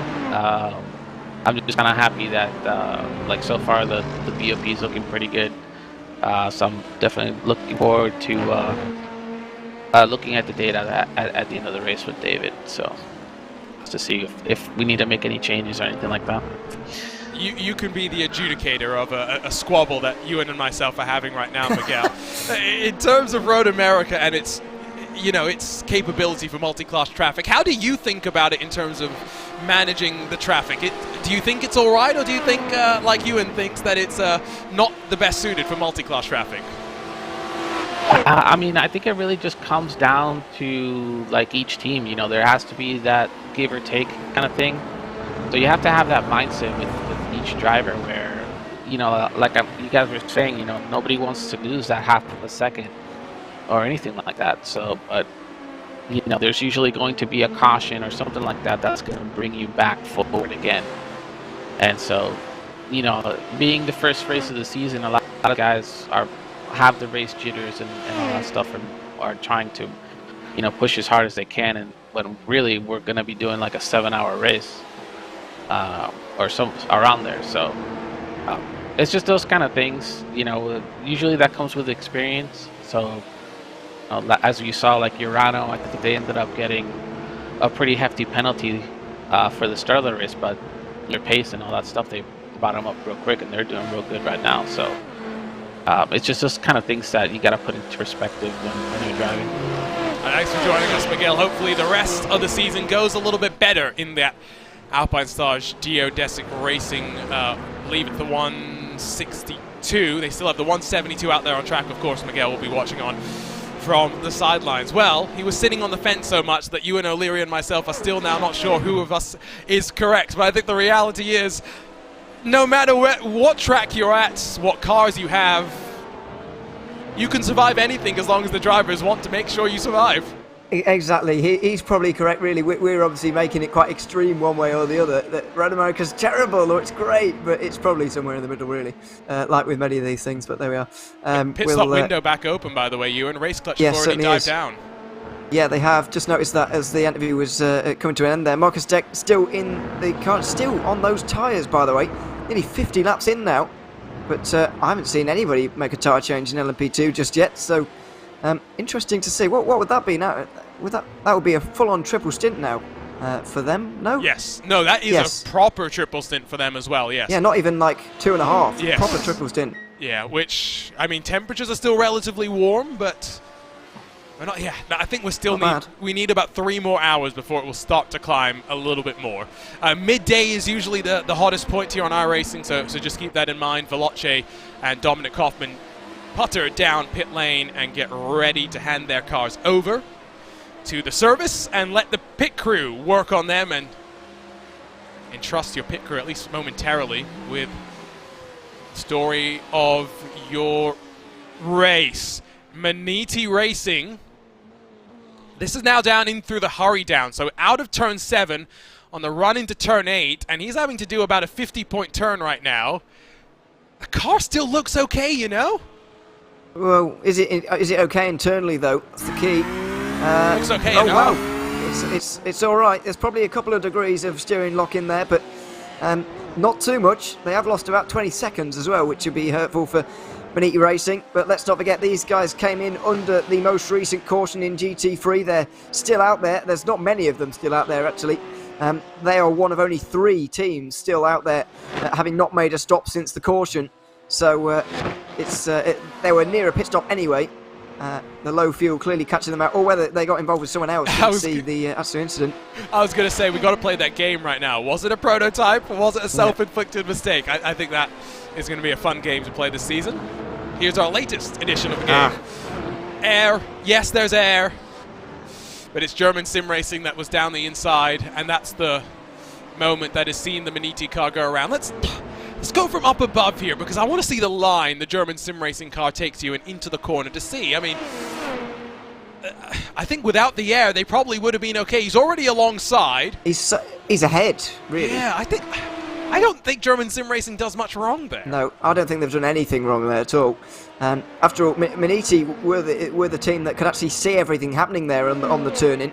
They could see the car alongside, because not only were they didn't have just a nose alongside the rear wheels there, they fully alongside. You can see them on the right-hand side, and still turned in just enough. I mean, not saying it was intentional or anything, it's just a misjudgment is probably the best way to describe that. And very unfortunate. No, I wouldn't put any blame on German sim racing there. Will we put any blame on German sim racing here? No. Oh! Tank slapper midway through the corner. Not sure if he's enjoying the balance of the car there for Lucas Lang at the wheel of the WS Racing GT3 Pro entry, I believe that one was. About to hit 50 laps done. Leaders split by half a second, of course, with Veloce having come down to pit lane. And Veloce having done a full service, Ewan. They have taken 56 seconds, which means tires and fuel thrown onto that car. They've left Dominic Hoffman behind the wheel, though. They have. And so he's going to do another double, you'd imagine. But they're already on their 2nd out of 6 tyre sets in this race, we believe. And I'm looking at the lap counter there. we're about a fifth of the way in now, just about. And the maths is pretty difficult, but they're going to need, I think, at least one triple in this. And given the temperatures are as low as they'll ever be now, I would have expected them to go a bit further, like what RaceSpot are doing. On board with Obsidian Racing in the 138 as he hunts down Jan Sentkowski in the Mercedes AMG Team Hoistingfeld entry. ATRS Esports, after that 10-second penalty, have at the very least put themselves back into the equation. They run fourth, where yes, they are still 10 seconds adrift from Pure Sims and Nicholas Laubish at the front of this GT3 Pro field. But with a safety car always lurking in the memory, by no means is it done and dusted. That Porsche is starting to really pick up the pace now as well. That 116 is flying, and to the line, the gap will grow above 1.3 seconds. Draft is almost gone. Pretty much has gone there, and Lundqvist is doing a very good job there of keeping away from Urano. We were speaking earlier about Laubish and almost as if he was unstoppable in this race and untouchable, but Pure Sims are certainly starting to challenge him in a way that he hasn't been by any other team, and that's kind of very obvious in the current standings, because there's 10 seconds behind from Laubish to the third place driver, as we see the leader in GT3. I thought coming under pressure there actually, but this is just an overall position rather than a class position. Yes, this is one of those oddities, right? It's where we have to try and keep you abreast. Those two towers on the left, GT3 Pro and GT3, split up, but on track they race together, so you get these little pockets where the leader in GT3 is actually running in 9th overall. It's a big drama has happened at the front of the field. Has Delict has gotten through into Canada corner. Looked pretty easy actually. I was going to say, I just saw Harley Horton lose lap time, just like that, and I wasn't sure if there was traffic or if it was just, what's gone on, but this will tell us. Traffic maybe played a bit of a factor, but by the time Delict's alongside, I think Horton realizes, why should I fight? Let's let him go. Yeah, lifted off into Canada corner certainly, but the damage was done in the kink there, because you saw the GT3 in the background, got held up by that, and so just had to let it go in the end. But I don't think Pure Sims and Horton particularly displeased by this. Just look at how they had to slow down into the kink there. Delict didn't have to do that quite as much, and so was able to roar through very easily. But as I said, don't think Pure Sims are too disappointed. I think they'll sit in here and just save that little bit of fuel. Yeah. We talk so much about fuel saving that it gets quite repetitive and boring, but there's a reason why we talk about it so much. Big send down the inside of, I think that's the Satellite Racing GT3 BMW, which is back out on track, albeit beaten and battered, and punching in some laps to at least salvage what it can from this race. So, it's Pure Sims and Urano at the front of one class. It's Pure Sims and Urano at the front of another class as well. Interesting little complexion we got shaking up here. Now, I did mention the breakout kind of year that we've seen from Urano in 2022, the likes of VCO Pro Sim, rather VCO Infinity earlier this year when they took the fight to the likes of Team Redline. And I still maintain, if not for Dylan Becky Shrivens causing an issue here at Road America with the Formula 3 car with some 3 races to go in VCO Infinity, Urano had basically got one hand on the win there. By no means are Pure Sims slow. The thing with Pure Sims, though, is that we tend to see their strength a little bit more in the touring cars. While they've got a strong prototype and a GT3 program, it's one as well where we're still kind of waiting for that breakout result and the luck to go their way. And by the way, it's pretty hard to pin that whole loss there on Dylan Scrivens. No, it is entirely on his fault. It was very close by the end, and I can think of numerous times where Redline lost a load of points as well, but we'll ignore that. Interestingly, in the F3s as well. But yeah, I mean, it happened. Just distracted, by the way, by Harley Horton in the pit lane further up the order. I thought we were going to see a fight for the lead for a little bit longer in LMP2, but clearly that's not going to happen because Pure Sims are in early as always, but they are in. Remember, they pitted under the second caution. Was it the first or the second caution that we had first? Very first. Yeah, because when they weren't allowed, but again, they seemed to have gotten away with it. The penalty that they would have got was an end of line. The question that I think I still have is that end of prototype line or is it end of overall line? Because those are two very different penalties at the end of the day. Now, Damon Woods in the ATRS Esports 113. Pulses. The car doesn't look like it's gotten much more damage, but by no means does it look healthy. No, and it looked like it was recovering from, I don't know if that was just me. No, it looked like it was recovering from something, for sure. I thought it might have just been me, but no, it did look like he was getting up to speed again. So it'll be interesting to see. As I mentioned, pole sitters from the session a little bit earlier held the lead for a long time as well until their 10-second penalty. Yep. Now they're very much in a fight for third place, with Huizinga currently holding that one. But look like they've been off into Canada corner there. Yeah, let's see if we can pick it up, and let's play our favourite game. Was it a P2 or not? Oh no. So, yeah, no. I say oh no because, you say oh no because you see two P2s coming. That's race clutch. Oh, and again, on the brakes. I don't know what the Porsche can do. Prototypes sometimes just seem to expect that the GT3s are going to disappear out of their way. It doesn't work like that, my friends. It does not. Here's the super slow-mo. I don't think that was over-ambition, actually, from Race Clutch. I don't think it was a misjudgment, once again, getting... Because, look, they've outbroken themselves there. I was going to say, you say misjudgment and then optimistic, but those two words go hand in hand. Well, yeah. I don't know if it was over-optimistic. If he brakes there at the correct point, then none of this happens. I think the root cause of this is the fact that Marcus Decker's just broken too late, and that's easy to do because he's on the opposite side of the road. He's trying to shortcut the track as well. You can kind of see the line he's taking. Yeah. He knows his mistake from early there, and so yeah, it wasn't over-ambition in my opinion, but just an out-braking. I see. Okay, now I understand what you're saying. Okay, fair enough. Either way, whether it's misjudging the braking zone or making you still get a penalty. Regardless, it's still the penalty. So we're arguing over something that didn't even matter. Exactly, we're arguing about how race control is basically going to view it, which is a moot point if we can be totally honest when it comes to them. Damon Woods has to close the 2 seconds back up to Obsidian, Impulse, and Huizinga now. 1.7 at the front. Pearson's continuing to try and build up that advantage to Nicholas Laubish. Poor BMW Sim Live viewers, man. They're gonna jump in thinking, right, we get to see some great BMW virtual motorsports, and then they get to listen to Ewan and myself bickering about race control. I know. It's not great. But hey, you should watch it anyway. Yes, you should watch it. Not just because there's plenty of prize money on the line. We'll just try and watch both, to be honest, because I reckon this race might still be running by the end of it as well, to be fair. Oh yes, no. For sure, without a shadow of a doubt. We will be done with BMW Sim Live before this race is into its final hours.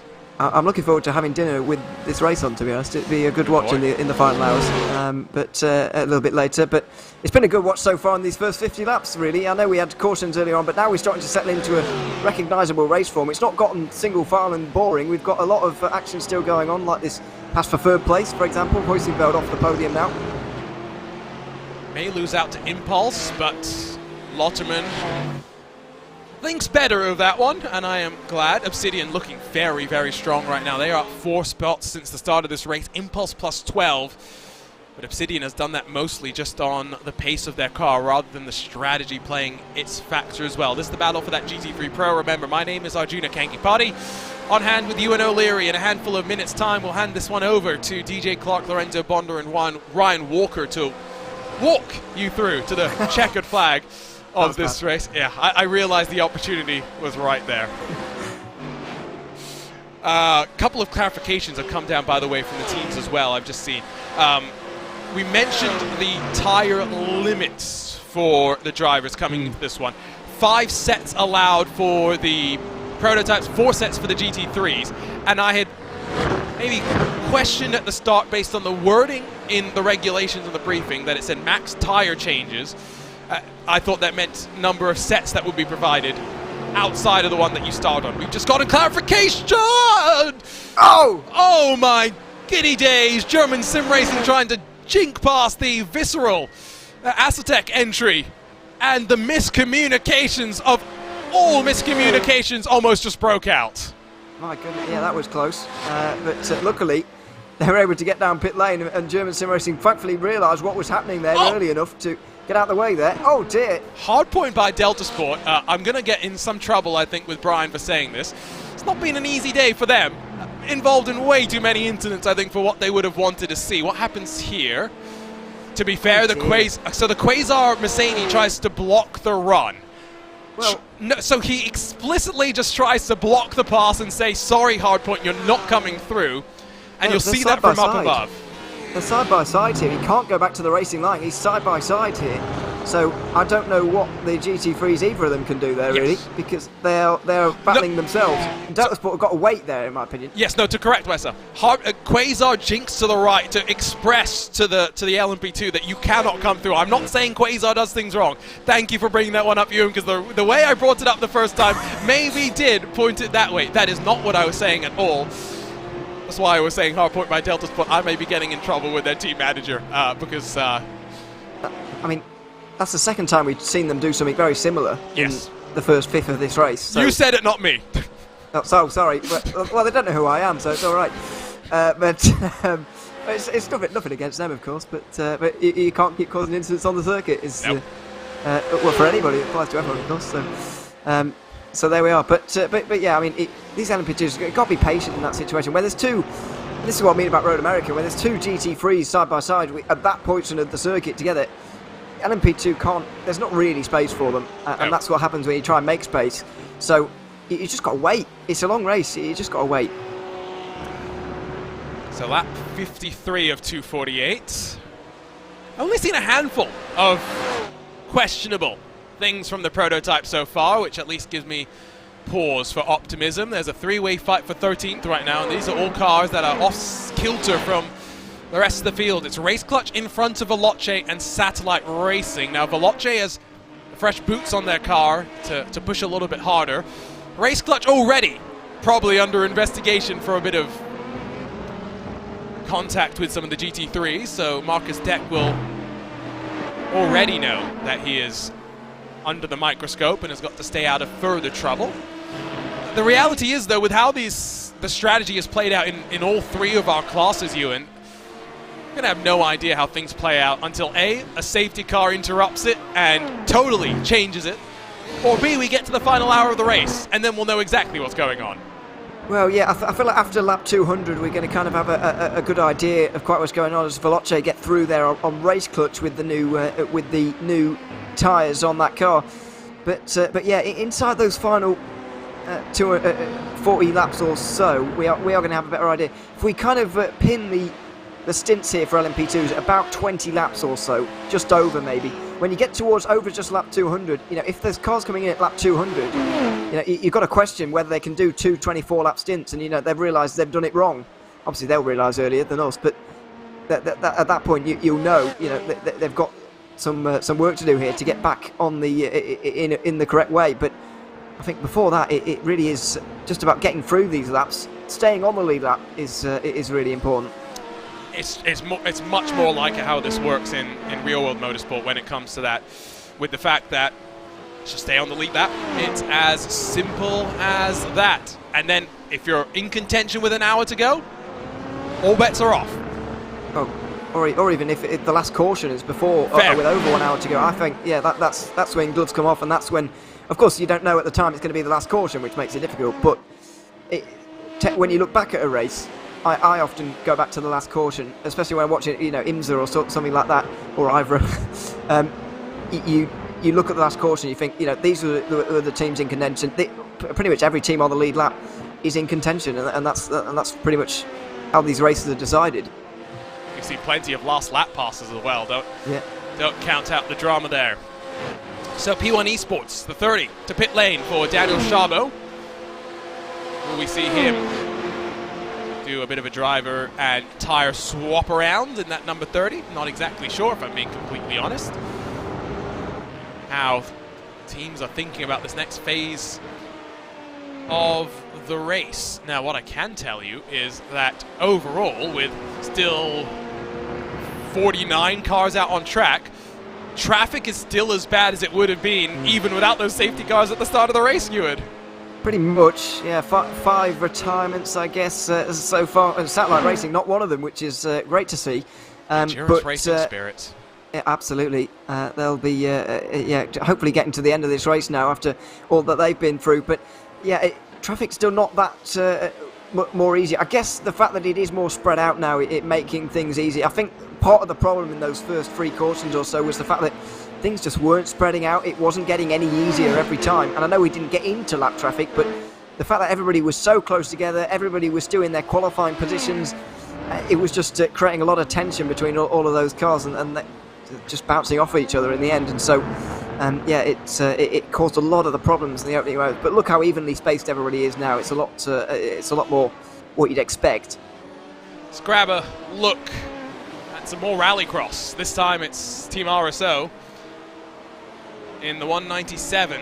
Well down the running order. Already had a bit of a tank slapper by the time they got to the very apex of the corner. Some rather handy car control. Remember, Porsches have a history of rallying.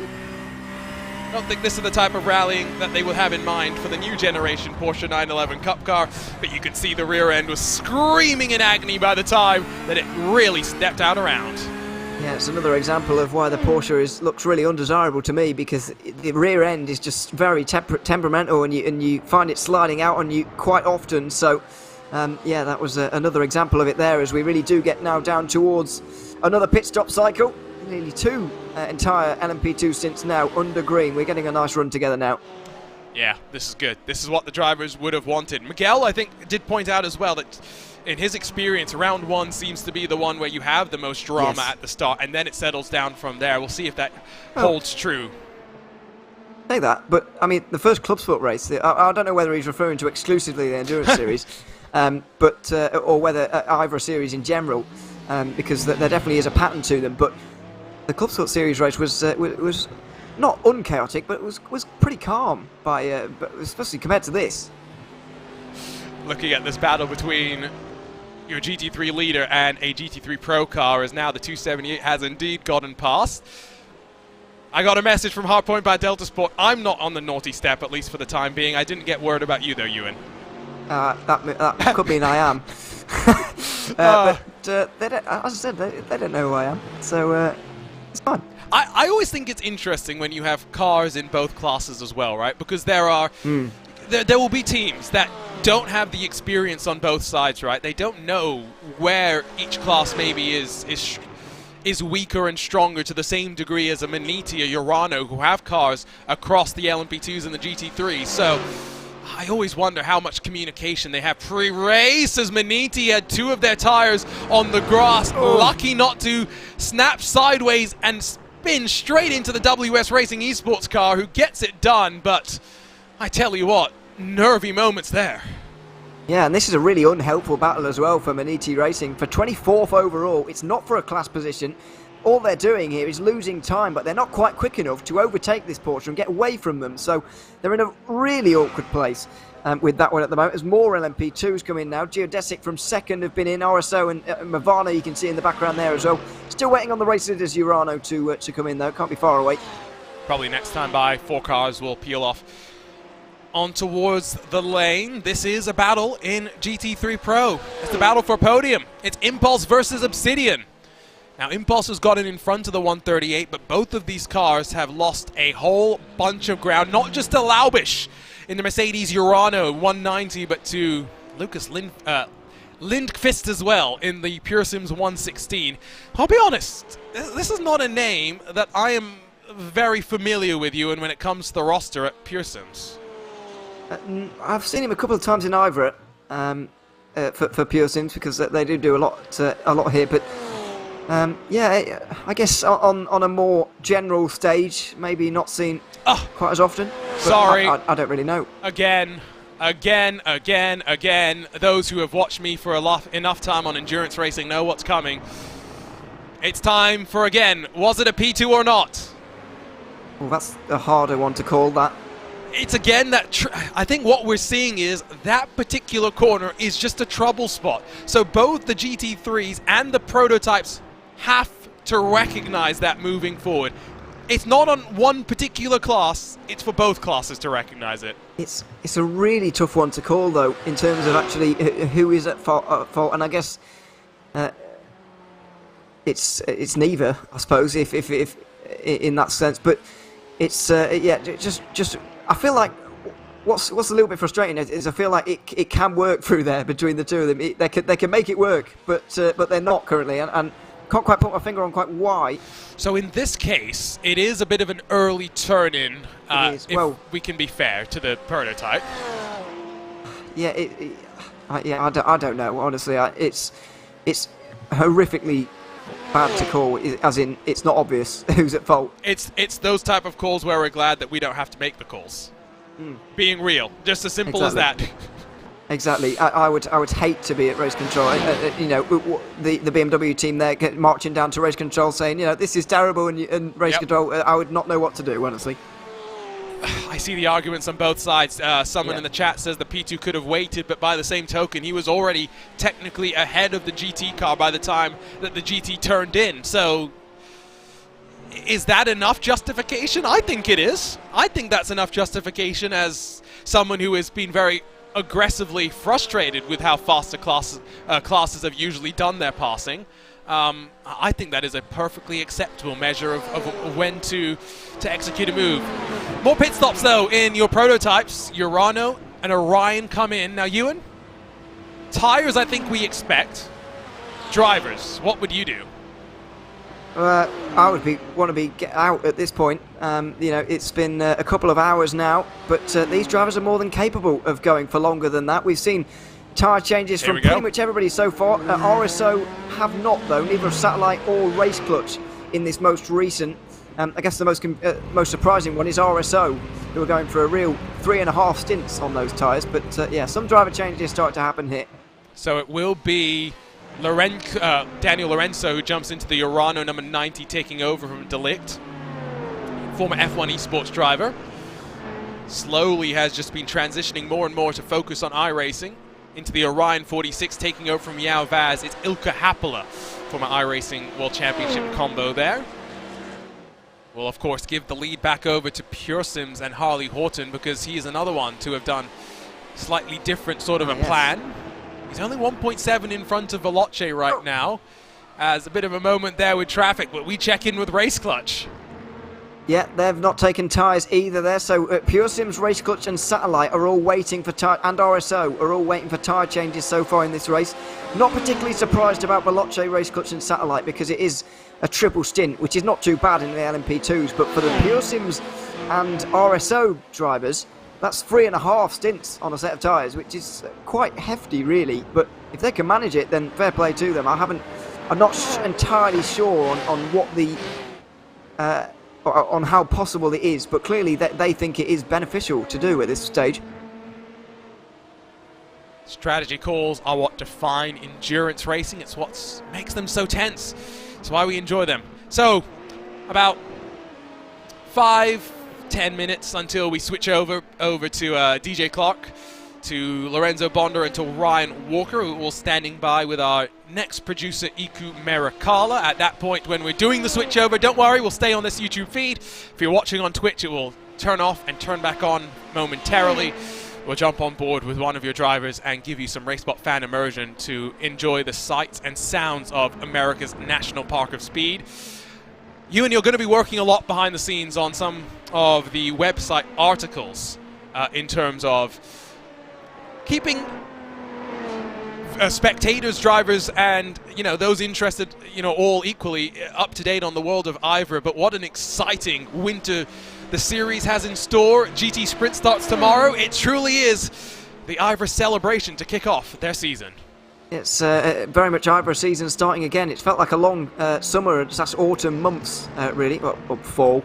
But it's been a long time in the making. But yeah, very glad to be back watching IVRA again. I'm working behind the scenes a little bit as well, as you mentioned there, writing a few articles. I'm not entirely sure how I'm going to condense this race into not 30 million words, if I'm honest, but I'll try and do that over the course of next week. Now I know I know partially why you're going to be sitting with your dinner and watching, because you're going to have to try and figure out what important things to pick out to write the article, and that would be after missing about 3 hours of the race in the middle as well, so it's going to be pretty exciting. Now let's revisit your prediction for champion at the start of this race. Because I don't... okay. Miscommunication once again. GT3's always told to hold your line, but that BMW did not want to hold his line. And now Prototypes battle side by side for the lead through the carousel. Veloce with fresher tires and some momentum and impetus, but Pure Sims with the track position. Impressive a run around the outside there from Pure Sims, in all honesty. Not an easy place at the carousel, but managed it. This is not going to last very long, though, surely. Veloce with the new tyres have got so much extra speed, and so into Canada corner, this is going to be slam dunk. And so through Veloce go. They didn't really need to push that hard on the brakes, to be honest, but they did. And yeah, through they go. New tyres, absolutely expected from Veloce there. Now they've got to pull away as well, but how much will they really be in a position to push at this stage of the game? Now Jonas Bodin, I think that's on the exit of the carousel. Might be out of turn 3 as well. Yeah, 3. Another team that's really not enjoyed today, has it? No, there's been a number of teams that have really been struggling. We've obviously referenced Satellite Racing quite a few times. 18 laps down on the overall leader, and what, 14 laps down on their class leader there, as there's the replay. It's just a bit of a trip across the grass, really. We're very glad that the wall is so far away there. But just looked like a simple single car mistake on the grass here. It is slightly odd the way the grass comes out at you there down towards turn 3 as you're trying to maximise your entry, but doesn't quite. It doesn't stay level. It doesn't stay straight, does it? It kind of curves in almost oddly with the inside of the corner. It doesn't match. So GT3 pit stops get underway.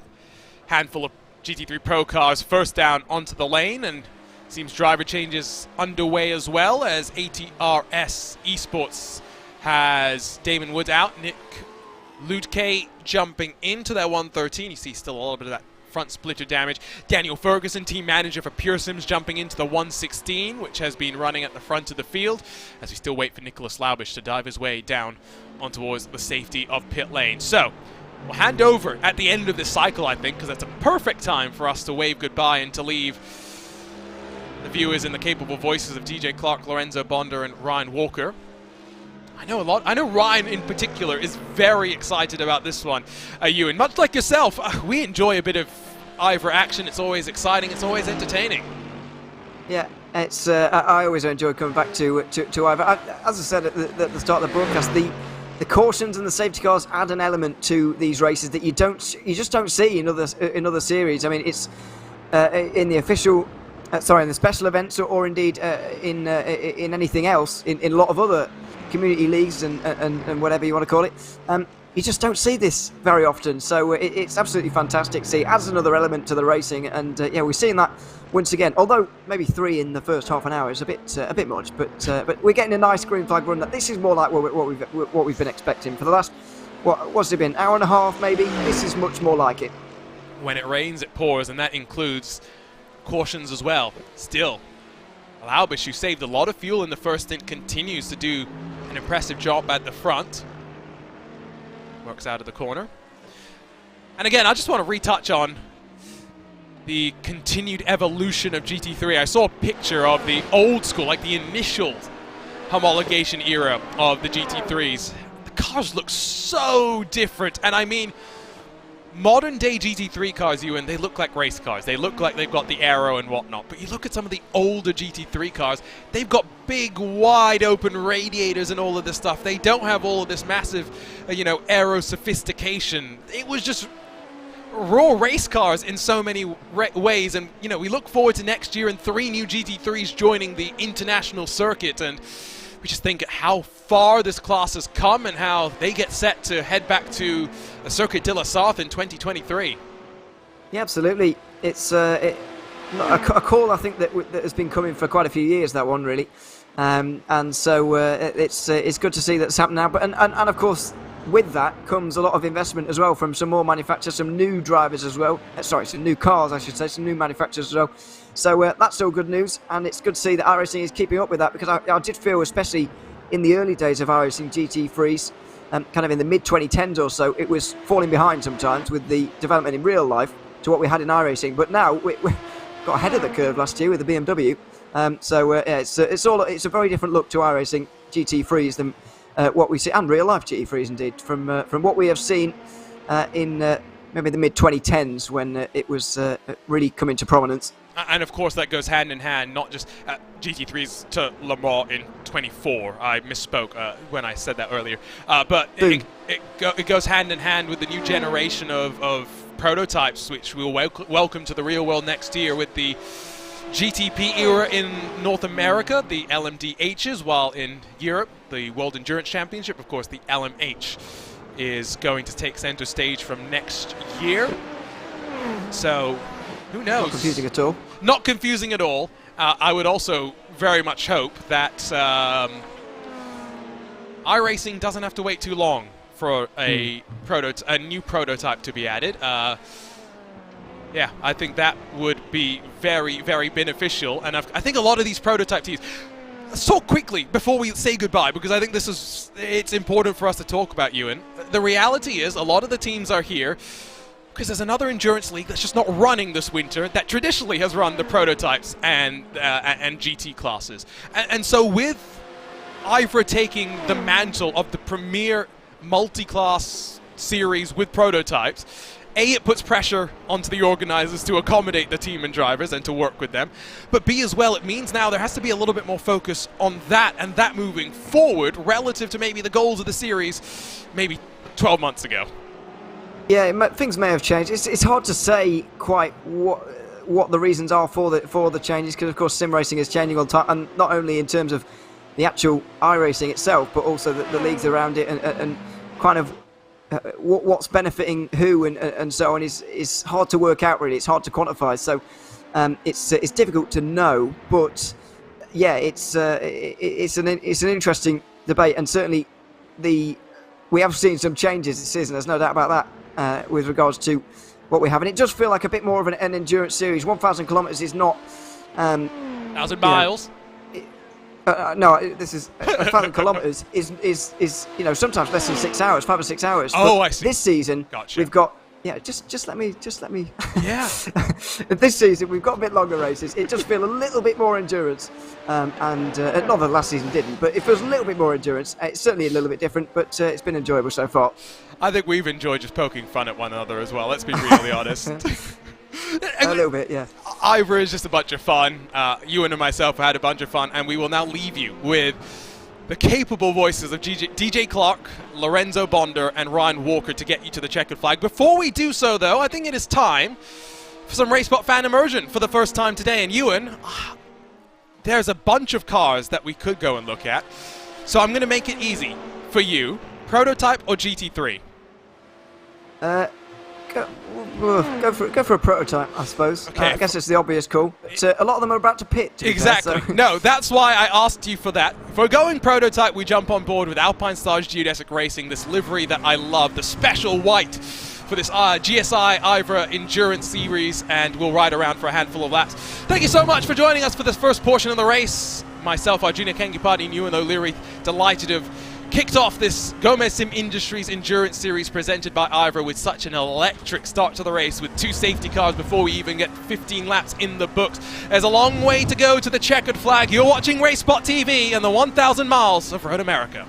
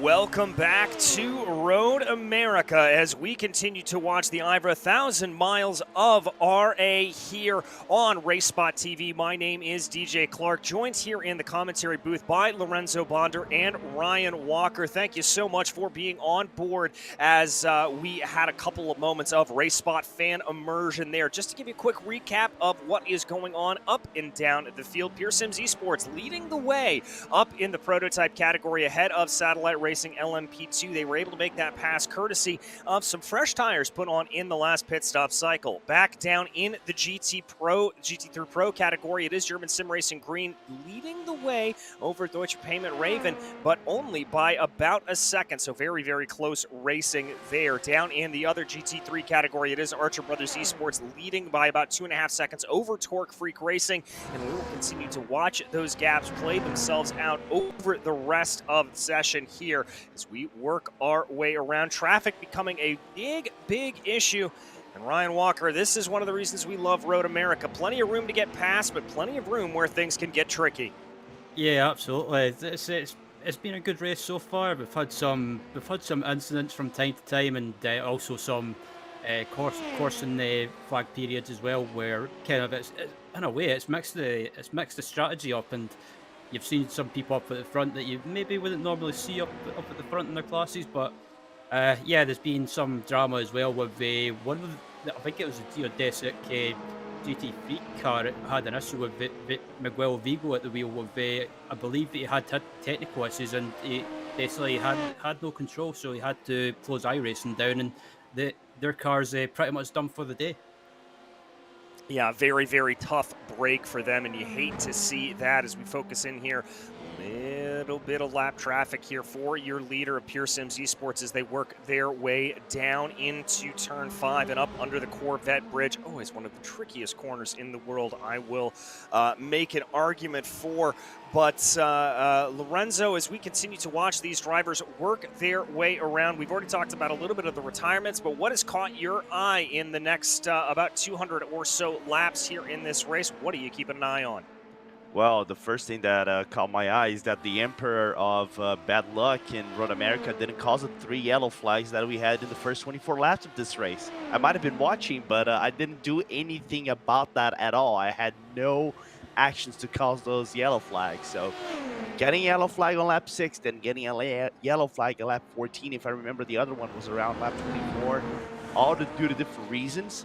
Like one of what Ryan just mentioned is a little bit you know, I don't think it set the strategies for the team specifically, because we're still very early on. You can still modify without going too much of sacrifices on your plan A, B, and C maybe, but it still makes the race a little bit more interesting in my aspect. Other than that, traffic has been, aside a few incidents here and there, pretty much okay, but the only thing I noticed, I think Archer Brothers and Torque Freak had a little bit of a swap, because the gap was much closer than they were right before we actually took over. Yeah, they are closing down a little bit as we watch right now a very, very close battle. This is up for that first place in the GT3 Pro category. This has come down a little bit. German Sim Racing, Deutsche Payment Esports closing down on one another. Audi versus Porsche right now working their way out of the final corner and on to the long rising front straightaway here at Road America. Looking to see what is going to happen, to see if that Deutsche Payment Esports is going to decide to poke their nose out. That Porsche, always some good rotation in the car, but not always the quickest in a straight line. Same is true for the Audi. I've got to be thinking here a little bit, Ryan, that if you're in this position, you may want to be saving a little bit of fuel as well. Maybe the impetus isn't necessarily to try to get by as quickly as possible, but if you're this close behind, you can maybe do a little bit of lift and coast and try to save yourself a little bit of room in that pit stop cycle. Yeah, absolutely. If you can't get by, with both these cars look to be evenly matched on pace, and Deutsche Payment don't well, they were close, but with the P2 traffic coming through, it's kind of split that battle up a little bit. But yeah, if you can't get by, you can always do a bit of lifting and coasting, or another technique that some people might not really know about is clutching. So pretty much, if you don't know what clutching is basically you lift off the throttle, let the car roll, basically press the clutch in and just let the car roll into the corner. Then that way you're not using fuel, and also on the other hand, you're saving fuel as well. So different techniques to save fuel, and also that slipstream as well if you're behind another car. Yeah, very much so. Plenty of ways to try to be able to make a little bit of extra fuel in the tank. Always helpful to do. So there we see a little bit of lap traffic starting to play itself out. I would have thought that that slowed down Marcel Ekber's there in that first place car, but we jump back here a little bit side by side, coming down for the 4th place entry in the GT3 category. Getting a little bit hairy coming down into Canada corner. Looks like everything's able to sort itself out, and they're going to be okay as they get themselves around, but not exactly the best entry into that corner that you could have had. Very, very close running, though, as we continue to watch. BMW leading the way over that Porsche coming out of the corner right now. The Lamborghini up in front, trying to scamper off into the distance, Lorenzo. Yeah, and you can see the BMW trying to do all kinds of work to try to block the path of the Porsche that is coming along. You can see the LMP splitting the C's into the middle, makes the overtake quite cleanly. Both of them looks like the Veloce. That was the Veloce LMP that is doing the Moses moment right there in Dominic Hoffman. That is our race. I was going to say that is our race leader, but had those moments early on in the race that pushed him back a few spots back. But it's still within the contention, nevertheless, and everybody got away one skate, which is the good thing, especially for a long straight that is like the turn 0 into turn number 1, and the braking to turn number 1 is also one of the most dangerous, I would say, more than turn number 5. Yeah, it certainly is. It's a very, very tricky braking zone coming downhill into that corner. You've got to use the weight of the car to try to slow yourself down a little bit, but the weight of the car pulling you down into the track. So you've got to brake a little bit earlier than you necessarily think you should. As we continue to watch that Veloce car working their way now through the carousel. This recovery drive for them, this is one of the cars that we thought was going to be a little bit of a contender here earlier on, but not exactly having the best luck of it. They'll continue to try to work their way through as they work their way now through Kettle Bottoms, through a couple of cars down into Canada corner. One of the most beautiful parts of the track, by the way, and just a new viewing area added in there not too long ago, so plenty of fans are able to take up that view and be able to see the excellent braking zone that comes down into Canada corner. But we work our way around, continuing to follow right now as they get their way back across the start-finish line here. Veloce trying to recover right now. They've still got a little bit of room to try to make themselves up. It looks like by my standings, they still have about 6 or 7 seconds to try to make up to, I believe that is Daniel Kraft and the Pure Sims Esports Supercar up ahead of them. So they've got some definite room to try to make up, but certainly one of these cars that can do it if possible, Ryan. And look, they're coming off of turn 3. They're certainly pushing at this stage in the race, taking up a little bit of dirt there on the exit. Yeah, just watching the body language of that car there on the exit of turn 2, I think it was. They're absolutely they're wringing the neck out of this car, trying to close that gap down in front of them. But yeah, I think I think this is one of the cars that's slightly off strategy, I believe, because they pitted slightly earlier in the early stages of the race, in the first stint or the first part of the race anyway. But yeah, they're still running inside the top 10, and yeah, the next car in front of them, I believe, is the P1 Esport car. So they've got a bit of a gap to close down, but at the moment, I wouldn't rule this team out of closing that gap down, because they're a very big team. I think we've got a replay of the Maniti LMP2 car. Yeah, looks like this is coming down into the carousel there out of turn 8. Oh, big coming together and a big miscommunication with one of the GT3s coming down under the bridge and into the carousel. That's frankly lucky that wasn't a bigger incident. At those high speeds, that could have been absolutely brutal there for them. Not what you want to see whatsoever. But they are finding their way back into pit lane here at this point. That is going to demote them all the way down to last in class here at this point. It looks like that was the Orion race team that came together with them. Not entirely sure if you could say that was their fault. I mean, they drove their racing line there, Lorenzo, and just kind of got clipped by Manti. I think if Arjuna was over here, he probably would have a seizure or something like that to see another LMP2 on a GT3 issue. Because, apologies, is that that is fully on the GT3, to be very honest. Sorry, fully on the LMP2, because you see the line is kind of like a little bit close. You go into the carousel kind of, you can make that overtake a little bit wide, to be very honest with you, and still get away cleanly and open up quite about a 5.5 to 0.6 second gap when we're actually doing the overtake. There's no reason for you to go down on the inside just because you want the apex or the first leg of the apex of the carousel. Maniti could have played this game a whole lot better. Got paid in the worst way possible in the process. Yeah, probably going to be a penalty incoming for Manatee on that one, so I would not be surprised if we see that coming around. Good news, though, here for them is they are going to be able to, for the GT3, as it looks like they are able to continue on with relatively minimal damage there, even though that was a little bit of a sketchy moment. As there we watch right now, that is one of your leaders, the number 1 machine, working their way through the Pure Sims Esports number 1. They have taken their pit stop here at this point. Daniel Kraft coming down into pit lane, opting to fill up on that fuel. We'll have to go back and check the replay to see if they took tires. I don't believe they did, but taking a little bit of as they go and working their way through to be able to get themselves around, Ryan.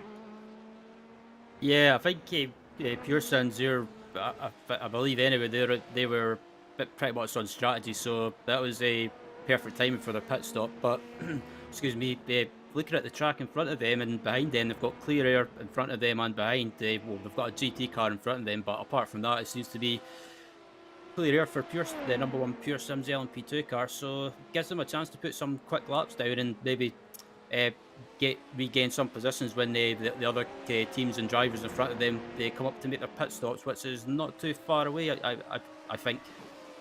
Yeah, I think we're going to be seeing a lot of those firing off as, a big gaggle of cars coming down here through the corners, down through the kink. That was an absolute craziness, as now this is going to find Orion 46 and Team RSO trying to be able to make a little bit of a pass here going down into Canada Corner. This is the full definition of trying to take advantage of a position, but it looks like Orion's going to give up the ghost there a little bit, falling in behind the line on that Ferrari. That's a little bit of a strange move. I would have thought that they would be able to stick to the outside there of Bill Mitchell-Benn and be able to keep that working themselves around. But now they're going to tuck right back in behind to the draft here. As we look a little bit farther back, a little bit movement in the GT3 field as they continue to go around right now. That's going to be Huff, Middleton, and Woods, it looks like, trying to sort themselves out of very close distances. There comes the poke out. This is for 23rd overall, coming down into turn 1. Not the easiest area to make that overtake to work, but Lewis Woods for Impulse Racing making it look easy. You wait to see there a little bit more to wait down into turn 5, but it does look like they were able to make that work. So Lewis Woods doing a fantastic job to be able to get his way up and forward. As that real gaggle, that hornet's nest of GT3 cars behind them, still looking like it is definitely still very strong here. Leading the way in all of this is Ryan Huff and the SRN Ferrari there. That is a lapped car that they're trying to put a little bit down.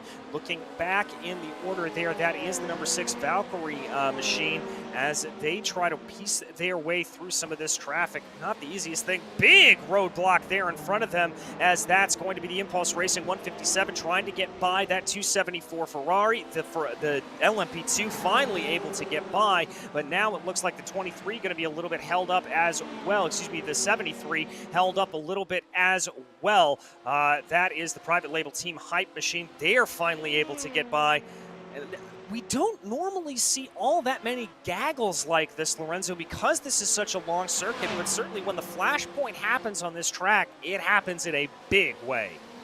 Yeah, which is a little bit surprising, given the fact this is actually the longest track of the season. And I think when I was actually observing the schedule, we probably have the largest average in terms of kilometers per track in the season. I think only Fuji and also the second to last track is Motegi, which are the only tracks which are actually below 5 kilometers. But even then, all the other tracks, they are above 5.5 in average in terms of kilometers. So we expect the separation to be much bigger than this, and not have this big gaggle of cars, because this is Road America, specifically Road America, where the draft is so powerful, and if you are within the draft, it's very hard for you to break away. It's not that surprising to see like gaggle of 2, 3, 4, maybe 5 cars containing for position. And here goes Apex Tech on the inside of the RSO, making a small fumble on the outside, just breaking themselves, and RSO loses one spot. RSO losing one spot, finding themselves down a little bit in the order here, but this big running continuing to duke itself out. There is a little bit of a pass there for the Impulse Racing 157 as they work their way down into the corner here. We continue to follow that machine as they go now down through turn 5. This run of GT3s really providing a little bit of, well, let's call it different... A different running here for a lot of these LMP2s as they try to be able to work their way through it. This is a great little battle. Let's not forget, though, that RSO is a lap down here at this point. So that car, that Ferrari, just trying to work their way through and trying not to get in the way of anybody necessarily as they go. There we get a good look at that RSO machine. Up at the front of that field, it is the Porsche, the 2 Porsches, actually, of Impulse Racing and Obsidian Racing, about 1.3 seconds separating them. ARTS 113 trying to close down on the back of Obsidian right now, getting their way by RSO. That's going to help them out a little bit. Is Obsidian there being able to make that move? So they're going to be relatively happy to be able to do that and try to keep themselves ahead. That RSO machine really kind of causing havoc in what is a very close battle for this GT3 Pro category. There is the SRN machine trying to just sort of stay out of the way, Ryan. And when you're caught like that, when you're a car that's caught a little bit lapped down, it is very awkward to try to keep up your lap time and also stay out of the way as much as possible. Yeah, I've had that experience doing these sort of multi-class races. You maybe, well, you're in the same class or you're not in the same class, but you don't want to let like quicker cars or basically cars lapping you by easy, because in a series such as IVRA, where they use the full course cautions and using waiver rounds, you don't want to in a way let them by, because if you let them by, you just lose another lap, and you're just kind of, you want to try and gain as many laps as possible, but on the other hand, you don't want to hold up your competitors, because they'll get frustrated. And it's just the nature of multi-class racing. It's just sometimes you have to give, sometimes you have to take. Yeah, you hit the nail on the head there. A couple of more pit stops firing off up in the LMP2 category. Looks like Team RSO 17 and Hardpoint by Delta Sport 99, both coming in and out of pit lane right now. This is the battle for 25th overall. Manatee Racing leading the way right now, trying to hold off a little bit of a rebuff here as they go. As we watch that Mercedes right now, the number 17 doing a good job of holding things off, as it looks like Manatee, your leader in the GT3 category, coming on down into pit lane right now. So that is going to be some more pit stops firing off. This one actually going to be back in the GT3 category. So all of that firing off here for them. The battle, though, that we were keeping an eye on is that running for the running here in the GT3 AM category right now, trying to see what they are able to do. Here's the Archer Brothers Esports team coming down into pit lane right now as they bring themselves in. Looks like we are getting a report here, Ryan. This is from you that that incident between the LMP2 and the GT3 is under review. Yeah, I was just having a look at the race control notice board, and yeah, it's under review at the moment. So yeah, I'm keeping an eye on it to see what the decision is. So it wouldn't surprise me if possibly Maniti gets a penalty, but I'll keep an eye on it for sure. Yeah, I think you're right about that. Manatee looking probably to be at fault for that, but we will have to wait until we get that figured out as we continue to look back on, as chat here enjoyed me saying it, the gaggle of cars that continues to run their way around. That is going to be Dennis Kraft in the Pure Sims Esports, LMP2 being able to get their way by. So that is going to help them as they try to close down a near 30-second gap on the front of the field to Veloce up ahead of them as they run. And they are getting to go. And Lorenzo, it looks like we are getting some very, very important news that we continue to work our way through here, getting back as they go, working their way around. And Lorenzo, it looks like Pure Sims trying to close down here on Veloce, but they've got 30 seconds to do and being able to try to get themselves up forward. Yeah, I think this is that moment where, because we had the many different strategies, because of the halfway point, because when we actually had the yellow flag, some teams came to the pit lane, some teams just decided to go for tires in the field and everything. So those different strategies kind of like are dictating how the race is being paid off right now. So these different strategies to see Pure Sims being broken by 30 seconds, and it might even extend the gap to Veloce, for example, in this instance, or to Valkyrie or everybody else. It's not the whole definitely surprising. We're only going to see maybe the convergence of strategies to see who actually had the upper hand and everything at the end of things, right at the end of the race, right by the final 2-3 pit stops. If we go green all the way, no yellow flag pending, of course. And whenever I say this, we get a yellow flag, of course. But if everything goes smoothly, we're only going to know if Pure Sim strategy actually is the one that works out appropriately into the end of the race. Yeah, we will have to see as everything begins to work its way forward, and we'll see that convergence of strategy play itself out as we follow the Team RSO.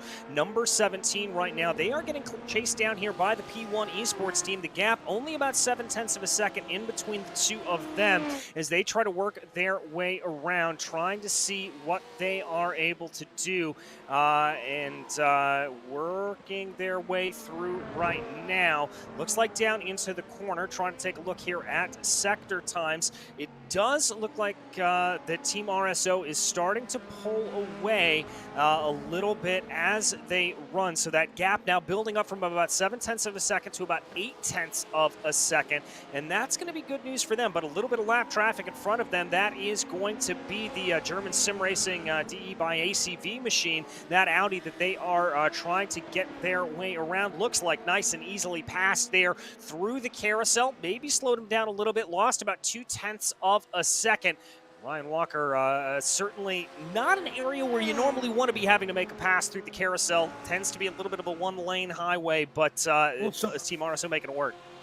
I was just looking at the kink there. I'm sure I saw a car on the wall there, but it might just be the shadows. But yeah, the carousel is not really a corner that you want to try and go on the outside of a GT car, but sometimes you've got no choice, because if you're in a battle with someone, you don't want to lose too much time. But it's it's one of those corners where when I've been in a faster class car and lap a GT car, I kind of hold my breath, because I don't want the GT car, or you keep thinking that the GT car on the inside that's trying to keep tight, it might just get loose in the middle of the corner and clip you. But it's just the way it goes. Sometimes you've got to take a risk. And speaking of taking a little bit of a risk, we've got a three-way battle here for sixth in the LMP2 category, and a little bit of side-by-side coming down into turn 5. That is going to be the number 15, the Race Clutch machine, getting one, maybe getting two over SRC Movana Corsa, as that is them. Oh, big slide there. My goodness, that was Satellite Racing LMP2 getting it all kinds of wrong coming up through the corner. I don't know how they held on to that through turn 6. My goodness gracious, Lorenzo.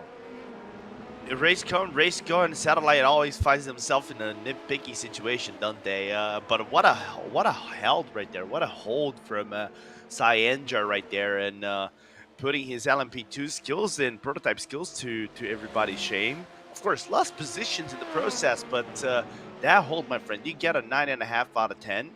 And that's safe, and you're still within seems like contention. You're still within the draft of the SRC Movano, so you can still actually fight for a little bit, given the traffic that you have ahead of you.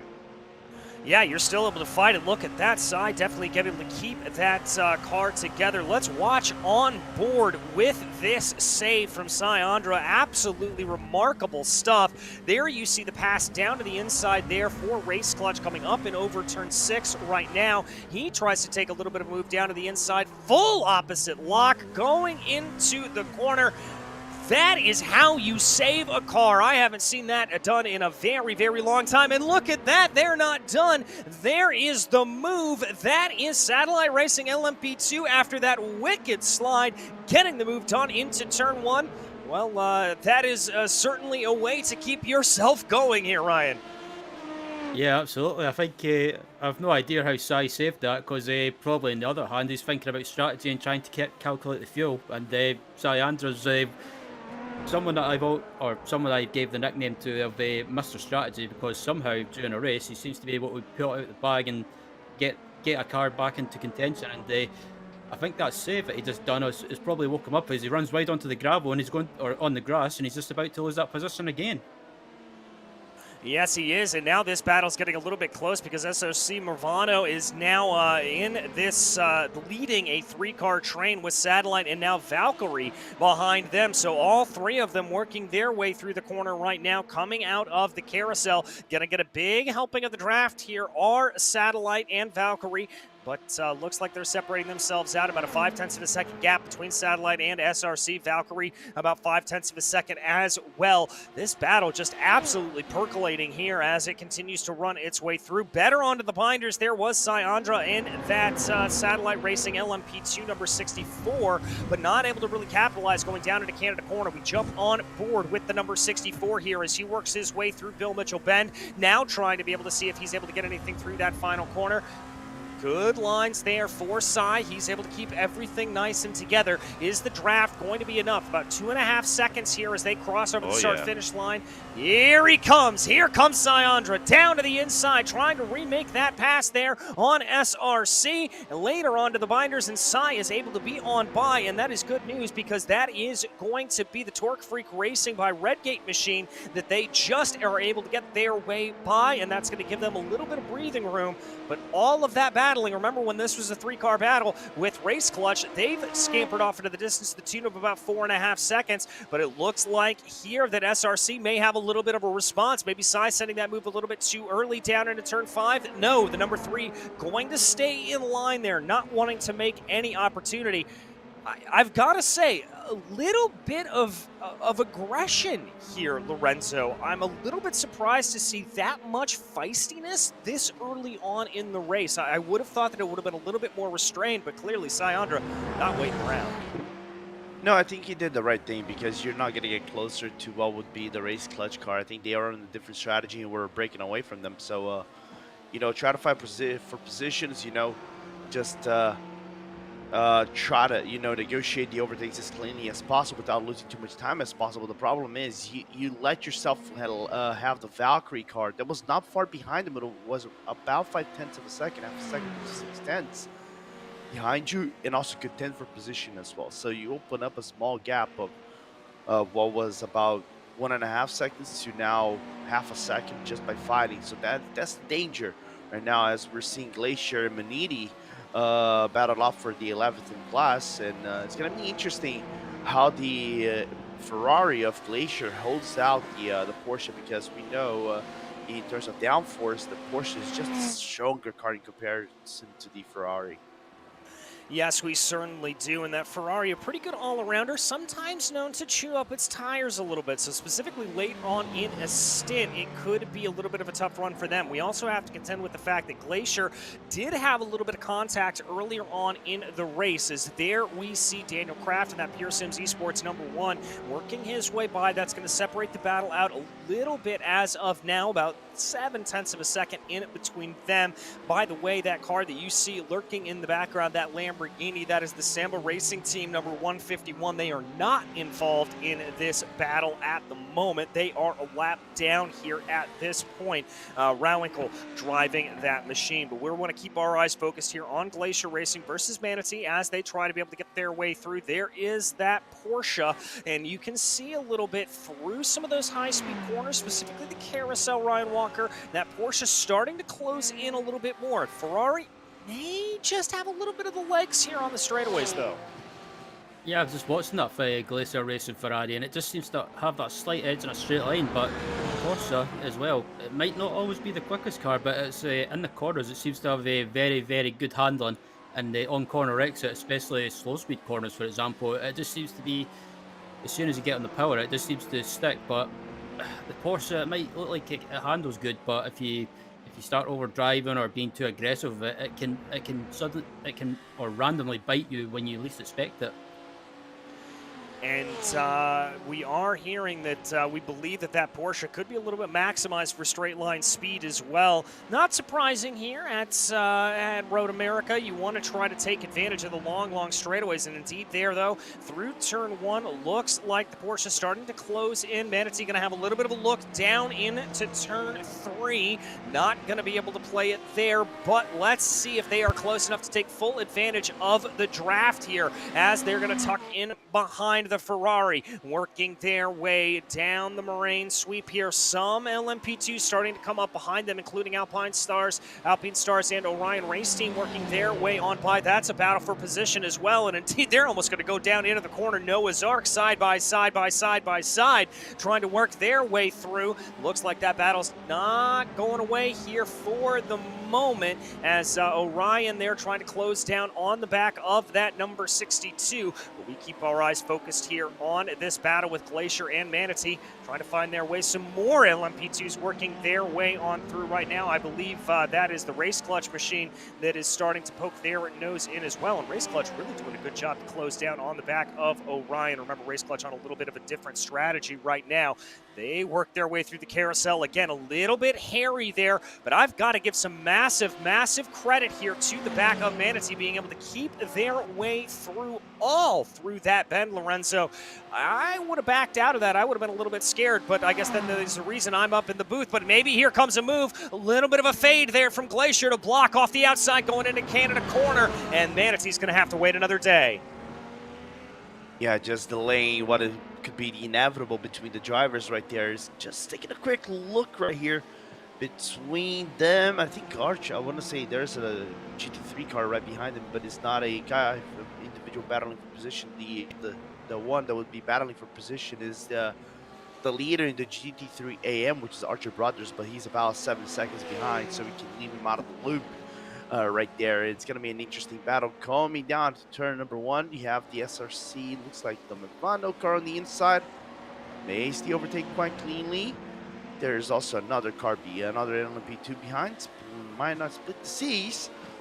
Still keeping everything clean, all among themselves for now.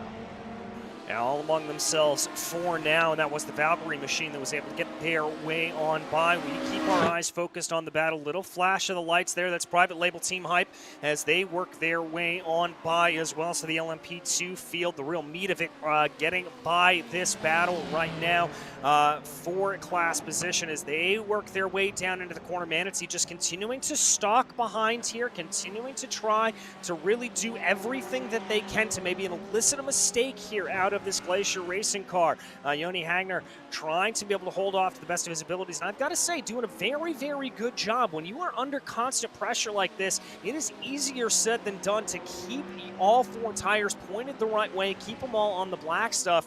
Manatee really trying to keep up the pressure there as much as possible, though, taking a little bit of a different line through the carousel, maybe trying to get a little bit of clean air on the front of that Porsche to just get a little bit less air wash effect. We take a ride on board now. Christoph Holsten in Manatee closing up behind. This could be the moment. Here he goes, trying to see what he's going to do. No, backs it off again, Ryan.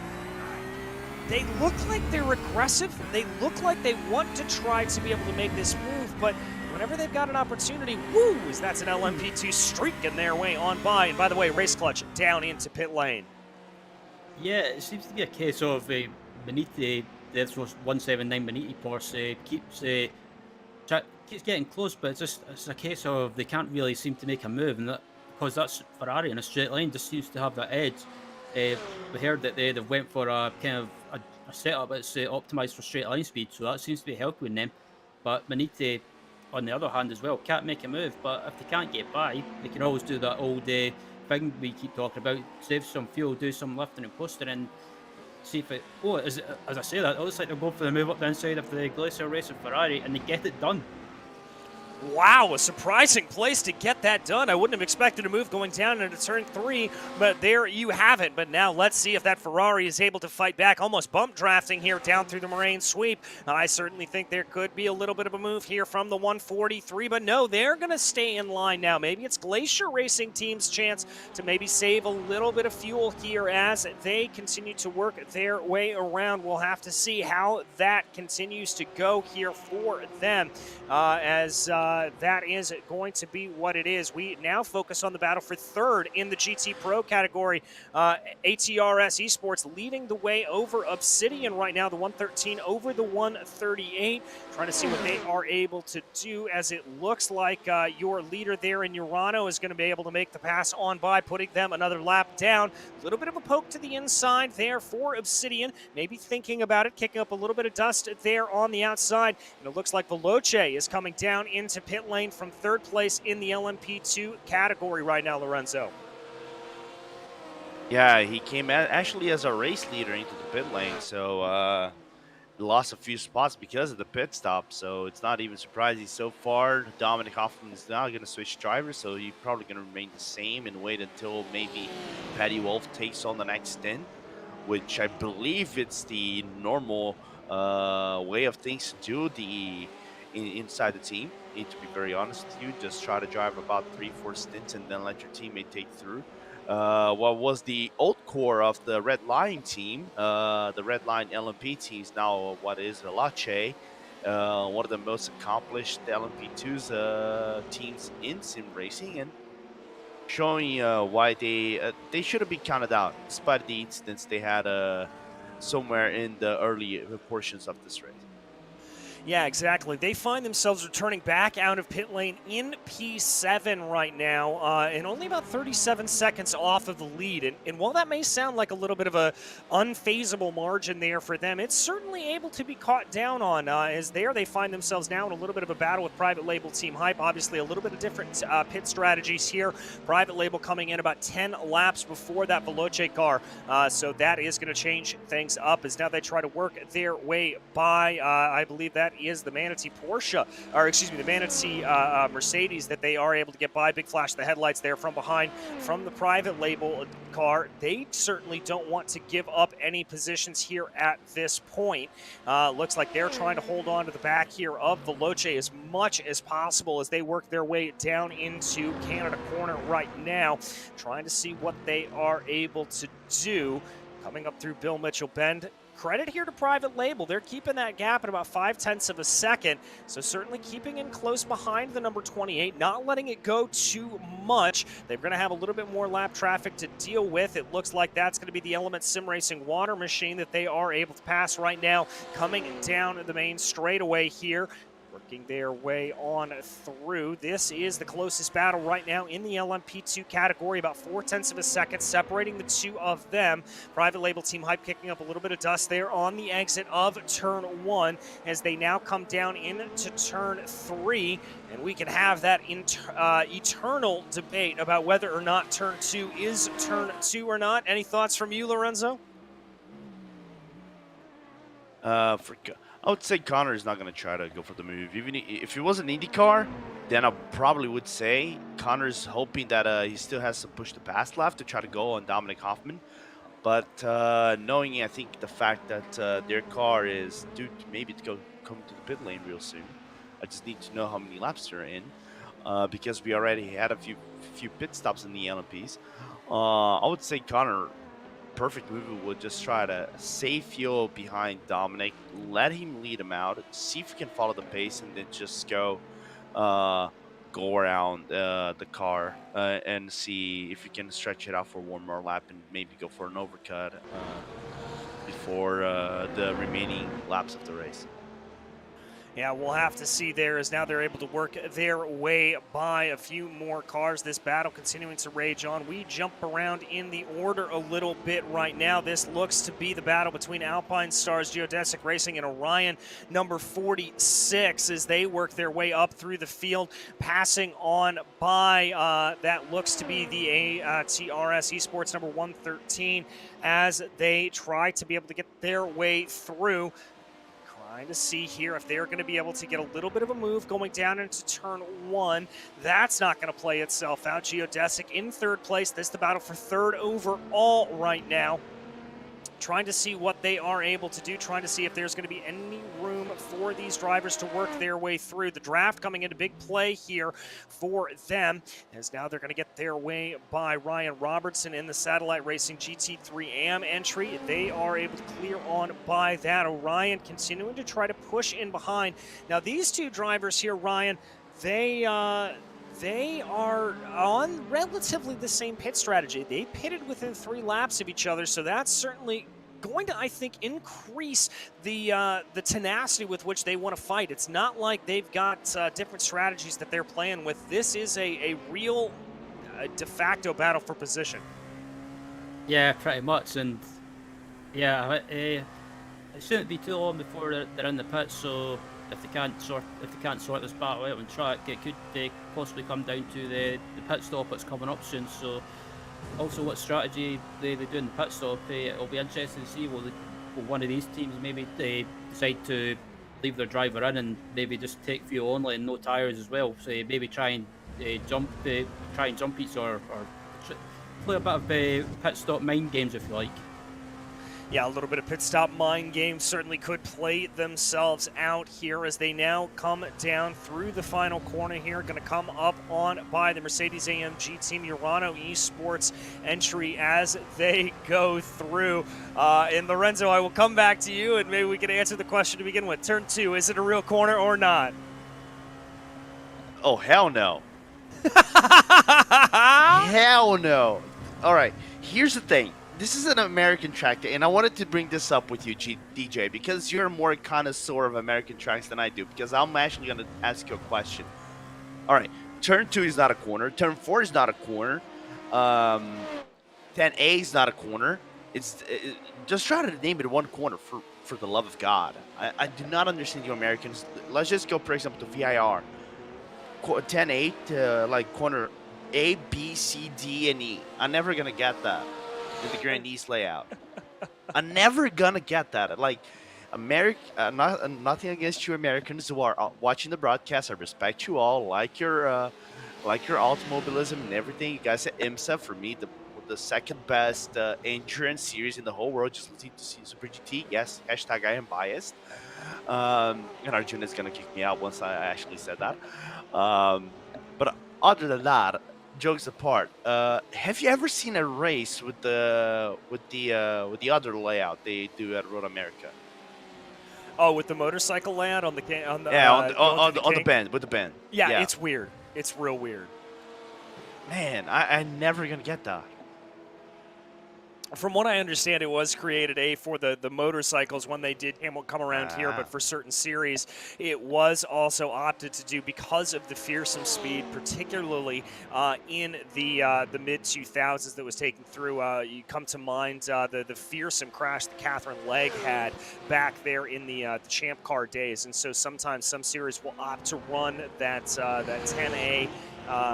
Little kink there to be able to do that, but I have to agree with you. The 10A, 10B, all of those kind of things are a little bit ridiculous as they run, as we've got a pit stop here for Pure Sims Esports coming down into the pit lane. Looks like they're going to be dropping back to about 7th in category as we now follow Veloce as they continue to try to hold off the rebuff here of Private Label Team Hype, doing a very, very good job for them to be able to get their way around. And I've got to give some massive credit to Private Label Team Hype, definitely being able to keep up the pace here on the back of Veloce. I didn't necessarily think that they were going to be able to. I thought Veloce was going to be scampering off into the distance, but Private Label doing exactly what they need to do here, Ryan Walker. Yeah, they are, and they're getting close, but it seems to be they don't see, just watching the body language of their car, they don't seem they don't seem too eager to try and make a move when they get a chance. Maybe they're staying behind, saving fuel, and they also just a bit of a random fact about this private label team as well. Maybe if no one's aware, but a certain real life Corvette factory driver is a part of this team, or owns this team, I believe. A certain Tommy Milner. Yes, indeed, he does, and he is here helping out today, as he is a valued member of Private Label Team Hype as they go, and so always happy to see that real-life crossover. Tommy Milner, obviously a very, very welcome addition to any event that you have him in, and Private Label closing down there, going through Canada Corner, trying to see what they are able to do up through Bill Mitchell Bend right now. They're going to find themselves coming up behind the number 43 Virtual Motorsport, excuse me, it's the 178 Virtual Motorsports entry. Who actually having a little bit of an excursion off into the grass there. A little bit of a scary moment there for that BMW. Roy Dearden having a all-together moment.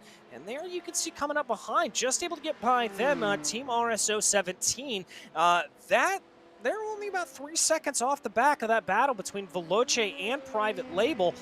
Maybe could be waiting to see exactly what can happen there. And we are getting a little bit of information here from Race Control at this point. It looks like there has been a glitch in the server, and we're having tire limit issues specifically for the LMP2. So here is what is going to happen, folks. At the halfway point, this session will be red flagged, and a new session will be created without the tire limit that is causing problems here for these LMP2 drivers. And so basically what will happen is a new session will be created, a safety car will be thrown at the beginning of the race, everyone will be ordered into the reinstated positions, and it should effectively look just like a safety car period at the halfway point. So Lorenzo, obviously not ideal here, but IVRA doing a great job to be able to stay on top of their game,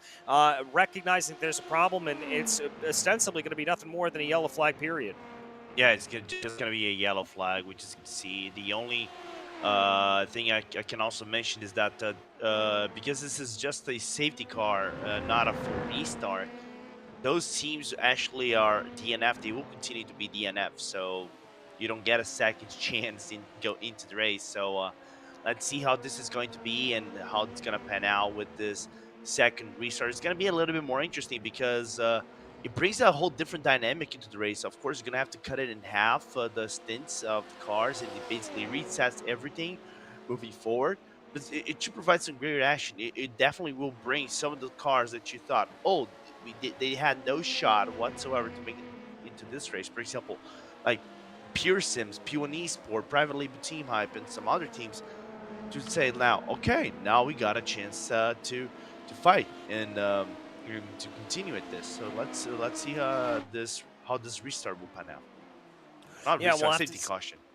Safety caution, whatever we want to say with it. And let's remember that that is not considering any other yellow flag periods that we may have between then and now. So we will have to see if anything like that plays itself out. And based off of my very rough math here, I believe that should be at about lap 164 for those wondering. So about 164 for those wondering. That should be when that comes through. But we continue to watch the battle right now. Excuse me, lap 124. There is a reason why I am a commentator and not a mathematician, because I cannot do math. You are right. That is lap 124. Never trust the commentator's mathematics. No, never trust it. Never trust it. I have 2 fine arts degrees, all right? I don't do math well. It's as simple as that.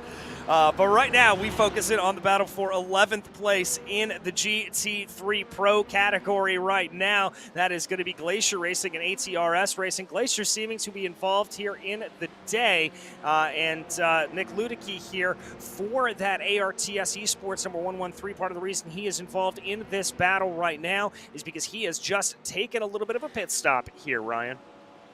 Yep, I was just about to bring that up, but they've made a pit stop, so they've came out behind this battle, or behind the Glacier racing car, who's currently in a battle with that 179 Maniti racing car as well. So, yep, I don't think it'll be too long before that 113 car gets back by these two cars in front, possibly. But at the moment, doesn't seem to be too eager to try and close back up. But obviously, with the P2 traffic coming through, you don't want to do anything silly like try and move back across or block the line. So I think they're just getting back up to speed, and at the moment Glacier and Maniti in front of them are still pretty much equal at it, and they have been for quite a while anyway.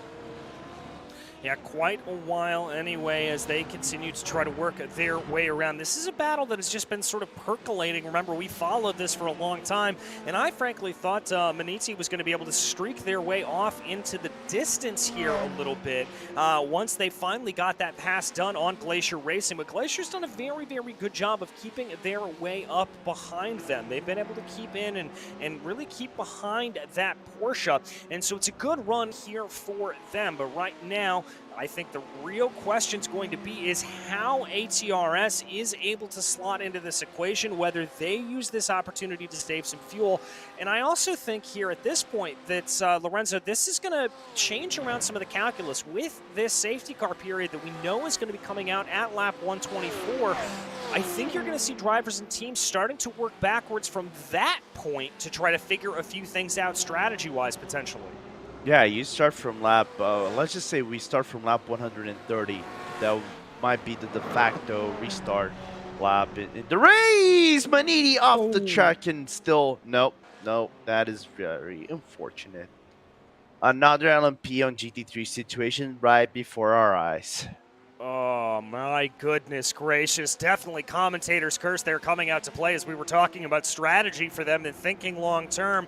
They were spun around there. Looks like Maniti not opting to come down into pit lane. They are going to stay out on track here at this point, although they will find themselves far down in the order right now. It does look like Team Huskenbeld there is coming down into pit lane in the number 148, so they are going to be down into the pits. The battle that you see with Maniti right now, that is not for position. That is a lapped car.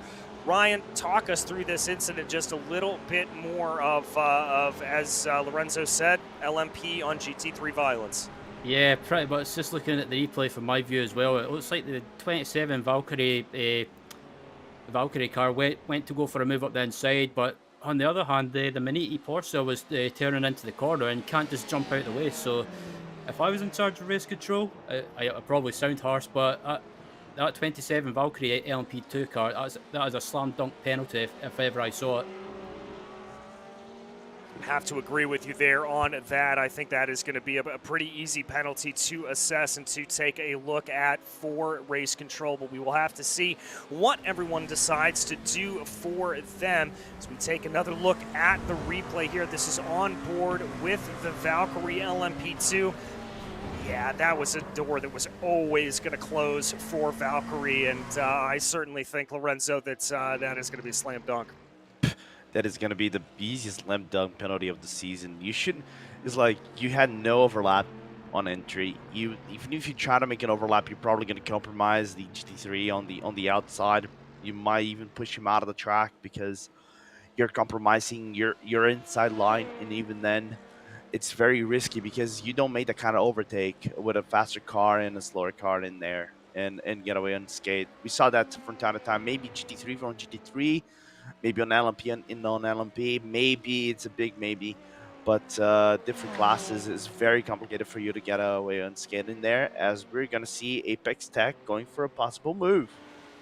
Yes, we are thinking about a little bit of a move. That is ATRS on Glacier Racing, that battle that we saw directly up ahead of that incident there with Maniti and the Valkyrie Racing entry.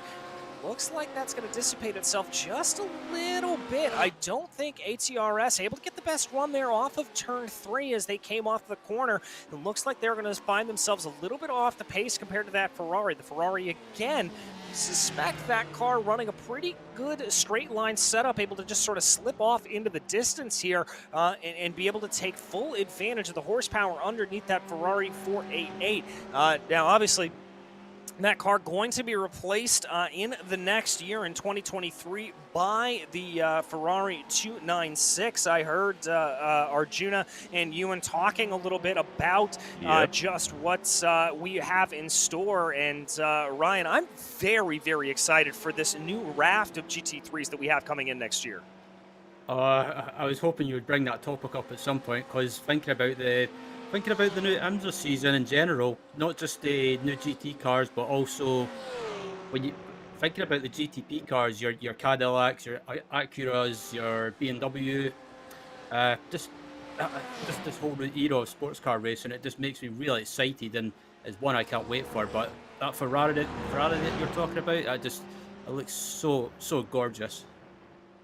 Yeah, it certainly does. Is also we have to remember the addition of the Ford Mustang GT3 also coming in as well. That car going to be trying to be able to get themselves up there and trying to be able to get themselves into it. Good to see the Blue Oval back into sports car racing, as some say, where it belongs. So very excited to see that. It's going to be a lot of fun to see. And yeah, I have to agree with you, Ryan. There is a sense of excitement about sports car racing, whether it is WEC, whether it is IMSA for the next year, that I certainly haven't felt in a very, very long time. And it is something that I am very much looking forward to. With the drop of the green flag at Daytona, I think it is going to kick off potentially what has the potential to be another golden age of sports car racing. As we watch, though, Alpine Stars, Geodesic Racing, and Orion Race Team working their way around. This is the battle for P2 out on track right now. Only about 0.3 of a second separating these two drivers, trying to be able to see if there is anything between them. They've got a little bit of breathing room before they find themselves coming up behind Satellite Racing. And of course, just as soon as we focus in on the battle, Alpine Stars Geodesic Racing coming on down into pit lane, Lorenzo. Yeah, coming into the pit lane, the Alpine, basically very, very safe sim from what I saw them. RSO in the meanwhile going in on the inside, Apex Tech now that is trying to chase them. I was actually looking this gap fall down a bit, a few laps, just trying to look how lengthy is that gap right now. It's about 4.3 seconds at Sueli Almeida, one of the Logitech G coaches that are now Logitech coming in more and more into the fray, right, with their products coming in with the new DD, Direct Drive, and soon coming up with their own team. Let's look on the replay to see what happened on the straight leading to turn number 5. Looks like missing the braking zone. Ooh. Yeah, just missed the braking zone there a little bit. Maybe letting the car run a little bit too wide over those rumble strips, potentially bottoming out the car as well. That's an easy mistake to make, Ryan. I know I've done it more than once. Yeah, I've done it a few times as well. The P2 cars, I've not really raced a lot, but from the offline laps I've done with it, especially when I was doing some offline laps for this broadcast, I did notice it's so easy if you brake too late or just brake too hard. And also, it could have been a case of maybe just too much brake bias, or a little bit too much brake bias on the rear, possibly. Yeah, it could have been a combination of quite a few things there for them, but one way or another, that is not going to be enough to send out the safety car, and we're going to continue to find ourselves running around right now. I want to focus you on a battle still up in the LMP2 category right now, as SRC Movano is being caught down by Veloce. Veloce doing a good job. Remember, they're on a little bit of an off-cycle pit stop. They came in on lap 85. Movano coming in on lap 77. So a little bit of alternate strategy here among the two, but it's got to be said, Movano, of course, they're running a little bit of that extended corners off of the front straightaway, just adding a few more onto the track, trying to break the draft here of Veloce.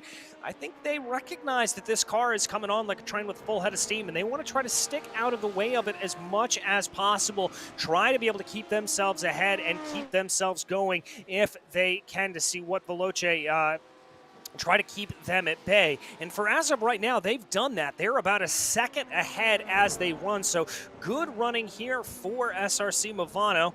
Coming out of the corner. Ooh, that was a car spun around there. That was a Ferrari. Not sure who that was exactly, but a GT3 off down into turn 5. Looks like they've been able to regather themselves and get themselves back running around. This may be the culprit there on your screen. I believe that is the Hell Racers machine that could have gotten into a little bit of trouble there, Lorenzo. Yeah, really wishing to see the replay to see what happened to the Ferrari going to turn number 5, and could have hampered what would have been a very feisty battle between Veloci and SSC Movano, because the gap is closing. It's kind of closing fast between Andrea Barilaro, and all right, I'm actually gonna butcher some Italian names tonight, all by on its own, and unfortunate. What can you do? But then again, that corner is so tricky, isn't it? I hate if there's a like, I know I said turn number 1 is a tricky corner because you kind of have to launch yourself into the corner. Turn 5 is obviously the trickiest because you're coming down here, like you said before. But even then, I hate that corner so much. Everybody's got that corner on every circuit that they just absolutely hate. They can't get right whatsoever. For me on this circuit, it is the last corner. I always struggle with that one. That is the one that I can't get right. Yeah, I can't get it right. I can't find that apex to really carry enough speed through there. All right. To be very honest, Ryan Walker can chime in on this because he's part of Satellite, so he can use his real-life intricacies of driving with the team. I gotta say, I can find the corner entry for that, to be very honest with you. I cannot find the corner entry, but I can find the apex. But can I hang into the apex? That is a different story. I drive for the team, but it's I have no idea what they're doing with regards to secrets for this race, so I can't help you there, my friend. All right, so Ryan Walker playing his cards close to his chest. All right, there it is. So there was a little bit of a moment there you saw between Tempest and Simba, just having a little bit of a coming together, but not a whole lot of problems there. We've got a very, very close run coming down into the corner right now. We've also got a little bit of close running here in the GT3 category as these two entries try to be able to get themselves up and on by. Looks like that is going to be for clear. That is not for position out on track right now. We do have a pretty close battle still raging ahead just a little bit on the track between Race Clutch and SRC Movano. Looks like Race Clutch was able to get that move done, so they're going to start to move their way forward here a little bit, but Race Clutch certainly has a little bit to worry about in the road up ahead of them. Multiple lap GT3 cars. They're going to try to go there around the outside. That's also going to be one of the LMP2s up the road from them. I believe that is going to be the Maniti car that they've got to try to be able to get their way by as well. So they are going to try to work their way through. Plenty of action to be had here. Race Clutch having a very busy day, Lorenzo. It seems like every time we look down, they are involved in the action in some way, shape, or form. Yeah, I'm just focused to see if Race Clutch actually got themselves within the race penalty sheet, because every race that I commentate on, the Race Clutch, bad or worse, they always get within the bad ends of the racing stewards. Of course, very fast team, still trying to find their own strides, I would say, in the LPs, but have a lot of pace, and I mean, really does have a lot of pace. And the team reformation that they had about, I would say, a year and a half ago, of course, just taking into very big formation, as we see one BMW coming into the track. Which BMW is that? And apparently that wasn't how should I put this? That wasn't a voluntary spin and join into the grass. He didn't want to go for a lawn mowing moment right there. I mean, unless you're having a good time out on the dirt, I can't think of a lot of voluntary spins that you're going to have, especially around Road America. But here we take a look at the replay here coming down into the corner. Let's see. Oh, just caught the inside curbing there a little bit too much, and that's enough to send them right around. And so that's going to try to bring them around and luckily be able to catch that car and getting it out of the way before this battle that we saw sort of play itself out a little bit start to go. Want to jump you a little bit farther back in the field. Here we go. This is private label Team Hype holding off Team RSO17. They were just able to try to hold things off there, and not too far up the road from them, only about 2 seconds, is Syandra in that Satellite Racing LMP2. So if Team RSO is maybe able to get the pass here, which it looks like they're going to try to do, looking down to the inside, going through the kettle bottoms and able to get that move done just about as picture perfect as you please, Ryan Walker. Put that on a chalkboard. That is how you get things done. Yeah, absolutely you do. But it looked like, on the other hand, it looked like Connor Harrington in that private label LMP2 car. I think he decided not to make a big deal of it because he probably recognised that the Team RSO car currently being driven by Maxime Nats at the moment. He probably recognised that he was quicker and just decided to tuck back in. And as I say that, closing back up in the slipstream and maybe doing a bit of a cheeky fuel saving. Yeah, maybe a little bit of a cheeky fuel save there from them. Got a little bit of side-by-side further up in the field. SRC Movano and Orion Race Team as they go down into the corner trying to see what they are able to sort themselves out on. This is going to be a side-by-side battle down into Turn 5. Orion barely able to keep that gap back behind them as SRC Movano is going to be able to hold that out for now. The third car in line there, that is not for position. That is Ronnie Nunez. They're driving in the number 79 machine, so that is not for position. They're just trying to unlap themselves here a little bit as that is the Menity car that currently runs about 2 laps down. A couple of more pit stops starting to fire off. It looks like Hardpoint by Delta Sport is down into pit lane right now. So they're going to be getting their service. Again, we are about 22 laps away from that anticipated yellow flag out on the track. So as we continue to watch this battle here between Orion and SRC Movano as they work their way through, coming up through Bill Mitchell Bend right now. It does look like SRC Movano starting to pull away there a little bit more from Orion Race Team 46 as they work their way by a little bit of lap traffic. I think this is going to be the moment where they can breathe a little bit. Now, they've got about 2 seconds up the road here to try to catch in on Race Clutch. And as we take a look there at the pace between those two cars, Race Clutch has seemed to be faster, so that's going to be a good run for them. Continuing to watch here as they go. Race Clutch, there you can see that red machine up off into the distance, moving by a little bit more traffic as it does look like we've had an off. We have had an off for Pure Sims Esports. The third place machine going down. It looked like that was through turn 6 or 7. They have had a big off here, Lorenzo. I think they were trying to push to be able to close in on Urano up ahead of them, and it looks like they just got things wrong. We'll see if we can spool up a replay here for you to find out exactly what went wrong.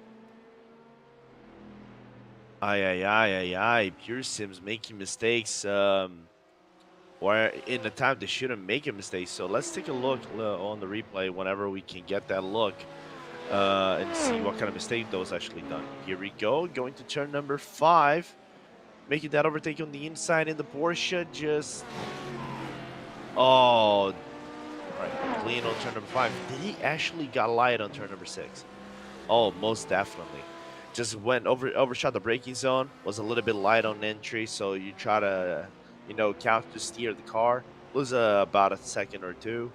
Of course, the biggest thing that you're going to be a little bit down is going to be in your pride. But Pure Sims making mistakes again on Road America. I started making a very decisive mistake when Alex Davidson actually threw his race away when we had the round in the WGTC that I commentated with Polsman here on RaceSpotTV.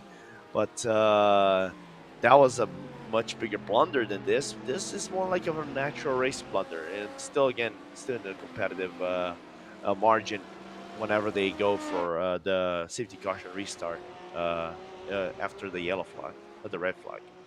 Yeah, they're going to be hoping a little bit more for that safety car restart, I think, to fire itself off, to be able to get everything a little bit more closed down. They're going to be very, very happy to have that happen when it does in just a few laps time here. Again, about 20 or so laps away from that firing itself off. As we check back here on the battle for third in the GT3 Pro category, Impulse Racing and Obsidian Racing closing in. Porsche versus Porsche. Does look like we have a couple of, at least one LMP2 working their way through. That's going to be the Urano machine, trying to make things a little bit easier there, a little bit more difficult for them to try to hold on to everything, as it looks like now that Urano car able to clear on by, able to get themselves back out into position, and we can focus in on this battle, Ryan. Yeah, absolutely. As we come across the line now, and it looks like we've had a, I think, was that a position change? It looked like, it says on the screen anyway, it looks like that 138 car's moved up into third place now, so, but that's a bit weird that the Impulse car's still in front of them, but yeah, these two cars have been close together for quite a while now, and that move from the Urano LMP2 car was a bit risky, especially after the incident we saw with the Valkyrie T2 and one of the Maniti GT cars. But still, this battle's been going on for a while now. I've been watching it myself for quite a while, and they've been close together. But it looks like the 1v8 car's going for the move up the inside. Can he get it done? And it looks like he might be able to get the move done. And signed, sealed, delivered. Signed, sealed, delivered. It's theirs for Obsidian Racing. They are going to be able to hold on to that here at the moment, and I think they're going to be pretty pleased to be able to keep that position locked in as they run. We continue to focus on that little bit of a battle. Doesn't look like Impulse is necessarily letting that go here for the moment. They're going to be keeping in pretty close behind, or at least as close behind as possible here at this stage in the race, as we continue to focus on there. A little bit of the battles that we've been following starting to die off over the course of this running, as we definitely get in here a little bit farther into the strategy. We focus on a little farther up in the field right now. One of the Mercedes running their way around, I believe. This is the battle for 6th place in the GT3 Pro category. This is Team Huskenveld there with the German Sim Racing.de by ACV, as they try to be able to get themselves around right now. This is a battle of the German marks right now. Mercedes versus Audi right now, Lorenzo. Yeah, and it's a battle that usually favors if it is a straight line battle, it favors the Mercedes a little bit if you are breaking away a little bit. But downforce-wise, if you try to follow the draft of one another, it gives the Porsche a little bit of an edge. The problem with the Audi is still lingers on the instability going into the curves. You need a proper setup that can navigate through the track itself. And because of that instability you have in the car, despite being a good all-rounder, you don't get that really good performance. So for you to get a really good result in that car, you need to be a specialist in that car and know how to counter-navigate the strengths of the other cars here in IVRA. So let's see what the GSR team, the Eagles, have in store to try to have a really good performance, as we see LMP on LMP overlaps, as I think that was a GSR over LMP that got overlapped by a faster car. It was be able to get their way through right now, keeping focused on this battle. By the way, that third car in line, that is Wilhelm Wilberg, back down in 36th overall. That's the Hell Racers machine. They are not in position right now to overtake necessarily. That is a car that is a lap down here at this point, so they are not in position once again. That is just holding on to the back. Looks like Virtual Motorsport had a little bit of a moment here. We're going to go and check out the replay in just a few moments' time. Coming down into Canada corner.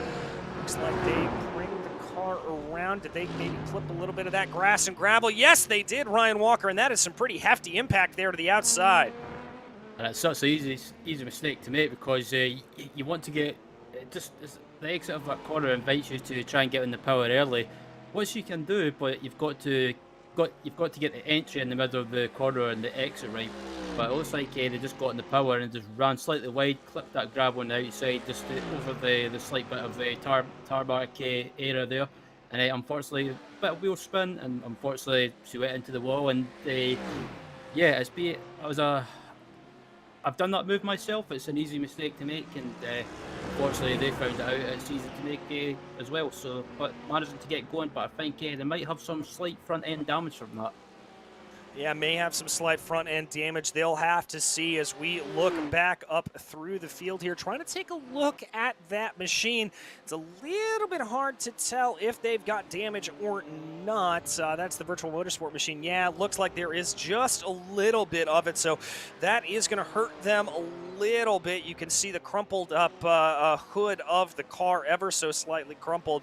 So that is not going to be the best result here for that virtual motorsports team. But we still have some good battles shaping themselves out on track right now, as it looks like we want to jump you up to second place in the GT3 Pro category. This battle, the Team Huskenveld battle that we continue to see, and the GSR drivers continuing to work their way around. This remains to be pretty close as they hold themselves out, Lorenzo. Yeah, just that a little bit of uncertainty, just seeing the 5-star car a little bit ahead. And thing is, how does he negotiate with the Archer brothers that a possible overtake? Because Archer is looking really good. The lines that Matthew Monar are actually doing, despite being second in category, look like really safe lines moving forward. So there's a possibility of an overtake right here, but no, the Porsche is just really strong downforce-wise, so it can drag itself away with basically unassisted. So let's see if Archer Brothers can do something about the situation in about a lap or two, and see if we can get ourselves a battle going. And we'll have to see if we can get a little bit of that battle here. Archer Brothers in that BMW, trying to close in that car, not nearly as overpowered as it was a couple of seasons ago, as it looks like we may have had an official retirement here. Hardpoint by Delta Sport now being categorized as officially out of the race. That is what I am seeing on the charts here. So an unfortunate run there for them. But there we see this is not for position, I believe. No, it is not. A little bit of side-by-side, though, nonetheless, as these drivers try to sort themselves out a little bit, Ryan. Yeah, absolutely. They're just trying to sort it out, and the Archer brothers, a team that I've watched a few times in various leagues and series, and always up there as well. But currently watching this Tempest Sim Sports car, a GT3 Pro, and starting to pull away from them as well. So yeah, it looks like this Porsche seems to just have that slight edge on pace at the moment, and they just looking slightly quicker. Yeah, just slightly quicker here at this point, and it looks like that Porsche are going to be able to pull away, even though they are farther down in the field here at this, as they try to be able to get their way through. That Porsche, though, looking pretty strong there. Antonio able to pull away from the BMW. The Porsche certainly looking like the car to beat around here today. We focus back in right now on the battle a little farther up in the field in that GT3 Pro category. The number 148 continuing to hold station over that GSR number 167. Again, Mercedes versus Audi here as they run around. That is going to be the 11th place Valkyrie machine, the number 27 that is able to get on by. By the way, we've got a few more LMP2 pit stops firing off. Looks like Satellite Racing Team is down into pit lane. Ryan, I think you've got some news here from Race Control. Yeah, just checking the race control sheet, and it looks like the incident between the 179 Maniti Racing GT3 car and the 27 Valkyrie P2 car. The incident was the 27 Valkyrie P2 car was deemed to be at fault. And that's a little bit of what we expected there. So Valkyrie going to have to be serving that penalty here sooner rather than later. As we said, we watch right now. Another one of the battles starting to play itself out. Porsche versus Porsche right now. This is Obsidian versus Impulse 157 right now as they come up through turn 6. Obsidian just holding ahead right now. Again, that BMW up the road, that is not for position. That is the World of Sim Racing team that they are going to have to deal with here. So looks like that's going to be maybe a little bit of a roadblock here for them. They're going to have to figure out how to navigate their way by that BMW, not have to get themselves on up and through. But right now, I think if you are Impulse Racing, you are looking to maybe make that BMW a bit of a pick here, potentially coming through the kettle bottoms, Lorenzo. That's at least what I would be thinking I would want to do if I was behind that wheel of the number 157. I have another train of thought. Both drivers are being faster than the Urano team on the past 2 laps, so the gap was around 4 seconds. It's nearly 3 seconds now, the gap between those 2 drivers. I'll give about 2-3 laps, maybe, work themselves together, see if they can reach about 2 seconds of Mercedes Urano, maybe going before into the pits, and then battle it out for first place. Because then you can make it a little bit more hectic. The one thing that Urano wants is basically these 2 guys fighting back and forth until the death, till it breaks them apart. So gap increased because of the LMP, but nevertheless, they are consistently faster than the Mercedes we're seeing on screen right now. So why not make your adversary your best friend? There's a saying, the enemy of my enemy is my friend.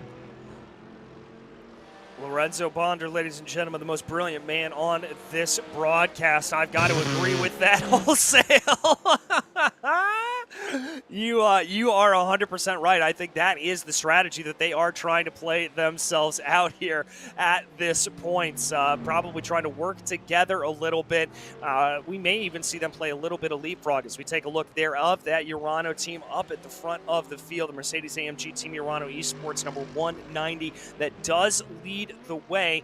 About 3.1 seconds here at the gap right now between them as they continue to run their way around the circuit. Waiting to see if we're going to see any more movement here. A lot of the battles up in the LMP2 category have fizzled out for now, although Pure Sims Esports has just come down into pit lane here at this moment, so that may present ourselves another little bit of a battle.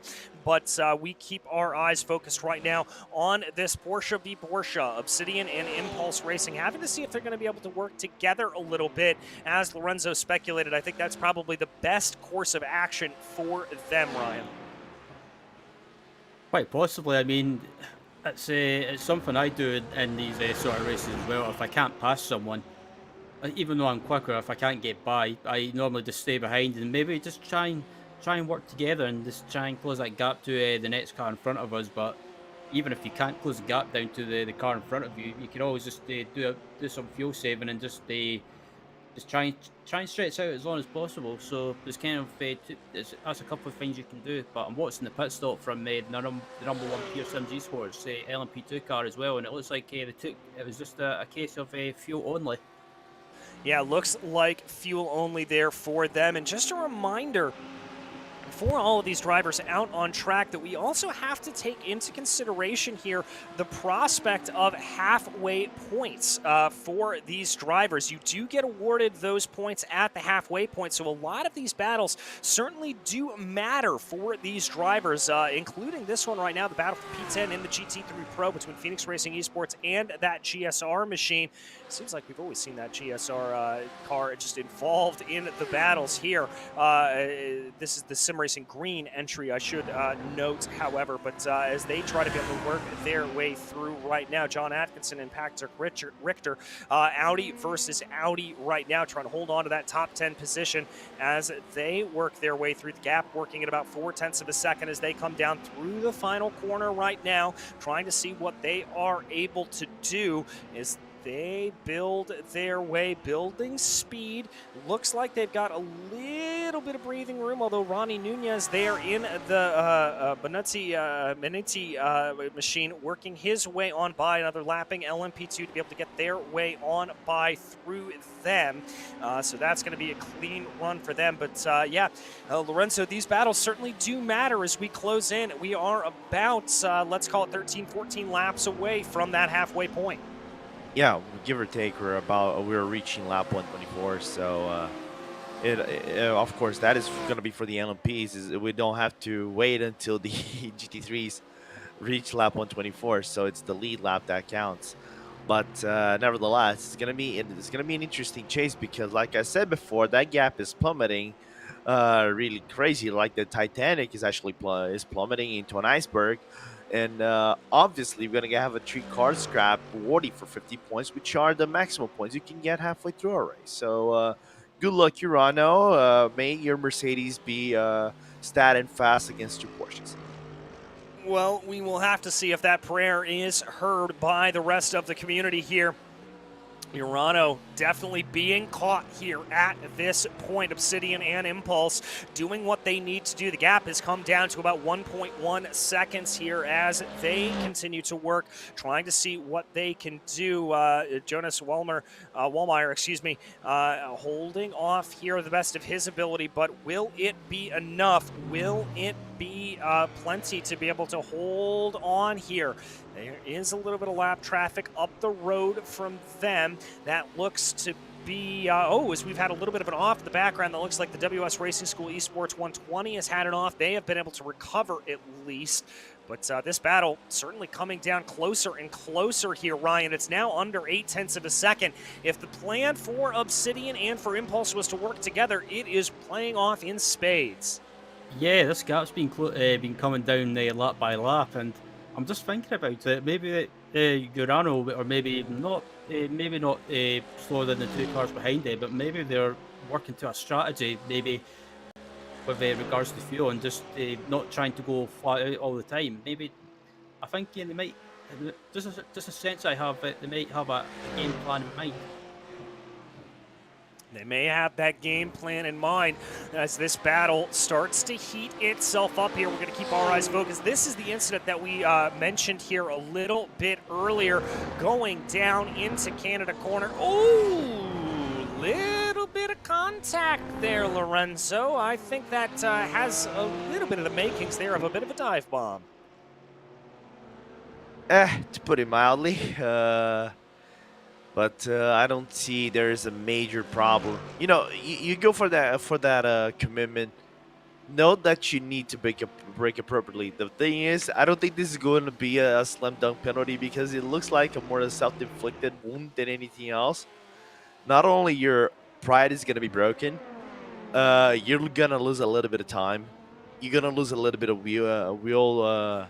tire wear. So it's a major loss for one individual only. So not worthy a penalty, just unfortunate things, you know. You go for commitment, sometimes it doesn't work. Exactly. Sometimes it doesn't work. Sometimes it does as we check back in on that battle for the top place in the GT3 Pro category. And another gaggle starting to form itself up here as they work their way through. A couple of LMP2s trying to come on through. That's private label Team Hype there right now trying to get their way in front. Looks like Urano and Team RSO 17 both in pit lane from the lead of the LMP2 categories. But we can't take our eyes off of this battle right now, as everything really getting close here. Obsidian Racing starting to put the screws to the back of Urano in that GT3 category. Here comes Obsidian down to the inside there. Looking down to the inside of the kink, you've got to be pretty gutsy to be able to get that pass done. A little bit of a squirrel there for the car. Oh my goodness, that's going to be Impulse off into the grass trying to make the move, and they've got it done, Ryan Walker! Wow, that was I'm not going to deny it, but I had to hold my breath when I saw that there, because that sideways moment there, going through the kink, that could have ended up in a big wreck. That could have ended up in a wreck to end all wrecks as the battle continues on here at Obsidian, actually able to get the move back on by Impulse there coming out of Canada corner, and they're going to be 1, 2, 3 in a row here as they climb the hill and towards the start-finish line at Road America to work on their latest lap right now. Is there going to be a little bit of a move here from Obsidian coming down into turn 1? Urano certainly thinks so. They go defensive. Here comes Obsidian thinking about the outside. Urano's still going to hold that defensive line down to the inside, looking for the crossover. There is Obsidian Racing. Jonas Wallmeyer and Edu Morales trying to duke this out with Lewis Woods sitting back in the popcorn position to this battle as they go. A little bit of a better run off of the line there for Obsidian Racing as they climb down now towards turn 5. Is this going to be the moment? Again, Urano going defensive, covering off that inside line to the best of their abilities, trying to see if they're going to be able to hold pat. But here comes Obsidian way out to the outside lane, trying to make that pass work there as they go down through the corner right now, looking to see. Impulse says, thank you very much, I'll take that position, and they move themselves up into second in this pack, Lorenzo. Yeah, but not done just yet, because you can definitely see that Obsidian is going to come back and try to challenge for an overtake going into kind of the corner. He's just trying to find that pace, again, trying to regroup himself a little bit. Thing is, very stout defending from Jonas Wallmeyer, former Red Line driver, now driving for the Urano team, and making a very stout defense right there, not allowing either of the Porsches to actually get through into turn number 5. I honestly thought it would be a 3-wide. Here we go once again after the kink. Moves are going to be made. Moves indeed are going to be made, and the question is who is going to be the gutsiest here? It looks like it's going to be Obsidian going down to the inside there of Impulse Racing. That's a good move there for Morales. He's able to get that move done on Woods and move himself back up into that position. And this time, thankfully, for Lewis Woods, he didn't have to go on the grass to defend or to attack. Now it looks like it's going to be back in the hands of Morales, trying to close in on Wallmeyer up ahead of him. As they come over the start-finish line here, or at least head towards the start-finish line once again. Here they go. Are we going to see another defensive move from Urano? That's certainly what's been playing itself out here in the last couple of rounds. Urano doesn't feel the need to go defensive this time through, as it looks like they're going to keep themselves going right now in a straight file, single file order for the moment here, Ryan, but I doubt it's going to stay that way for long. I don't think so either. I think this is the chance where Obsidian could make the move, and it looks like they've got a run in the slipstream, but they don't seem to be eager to try and make a move. Actually, as I say that, they're closing up in the slipstream yet again. Urano go defensive to the inside, and Obsidian trying to make the move, and Lewis Woods just sitting there watching these guys, thinking, "Come on, guys, if you get caught, so I can gain a couple of places." But again, Urano's offline there, and they're about to lose the lead. Yes, they are. That was Obsidian taking advantage of the misfortune there of Urano. Urano able to slot themselves back into line, thankfully, but still having to fight their way through, not wanting to lose 2 positions here, as Impulse certainly looking to try to be able to get themselves back up forward as well. Morales now leads Wallmeyer, leads Woods as they work their way through the carousel. The Porsche of Obsidian Racing, the number 138, starting to pull away a little bit here as they come out of the corner. A little bit of a look for Impulse Racing, number 157, coming there down through the kink. They're going to be trying to take as much advantage as they can. These cars starting to look a little bit sketchy here in the later stages of this run, but here comes the move. Urano trying to run a little bit defensive there through Kettle Bottoms. That's not going to play itself out. Urano may be struggling with tires here a little bit, Lorenzo. At least that may be our speculation. Yeah, because I think when they made a pit stop, it wasn't a very lengthy pit stop, and nevertheless, what happens is that it's kind of known that even if you double stint with the Porsche in a track that, let's just say, this is actually a high. This is a track that has a high consumption on the tire rate. The second stint of the Porsche is just as good as the first, so I wouldn't be surprised if the teams didn't do anything whatsoever to go for tires here, but the Porsche would have an edge on the second stint in comparison to the Urano Mercedes. But again, props for Jonas right there to keep himself in a very reasonable distance, of course, still within the draft, but it's going to be a hard draft for you to work with and get closer and make that overtake work. Let's see how they're going to be defending from impulse moving forward. Yeah, I think that's going to be the real question here, is to see what exactly happens. Not a defensive line coming down into turn 5. They're going to be able to keep that out. As I will say, up ahead of them, it does look like Obsidian trying to scamper off into the distance. They've got a gap of about 8-9 of a second here as they go. Valkyrie now into pit lane up in the LMP2 category as they bring themselves around through. And we watch here Impulse Racing number 157 trying to take a little bit of a look there going into turn 8, taking a big look into turn 8. They're going to send it in deep, get the move done.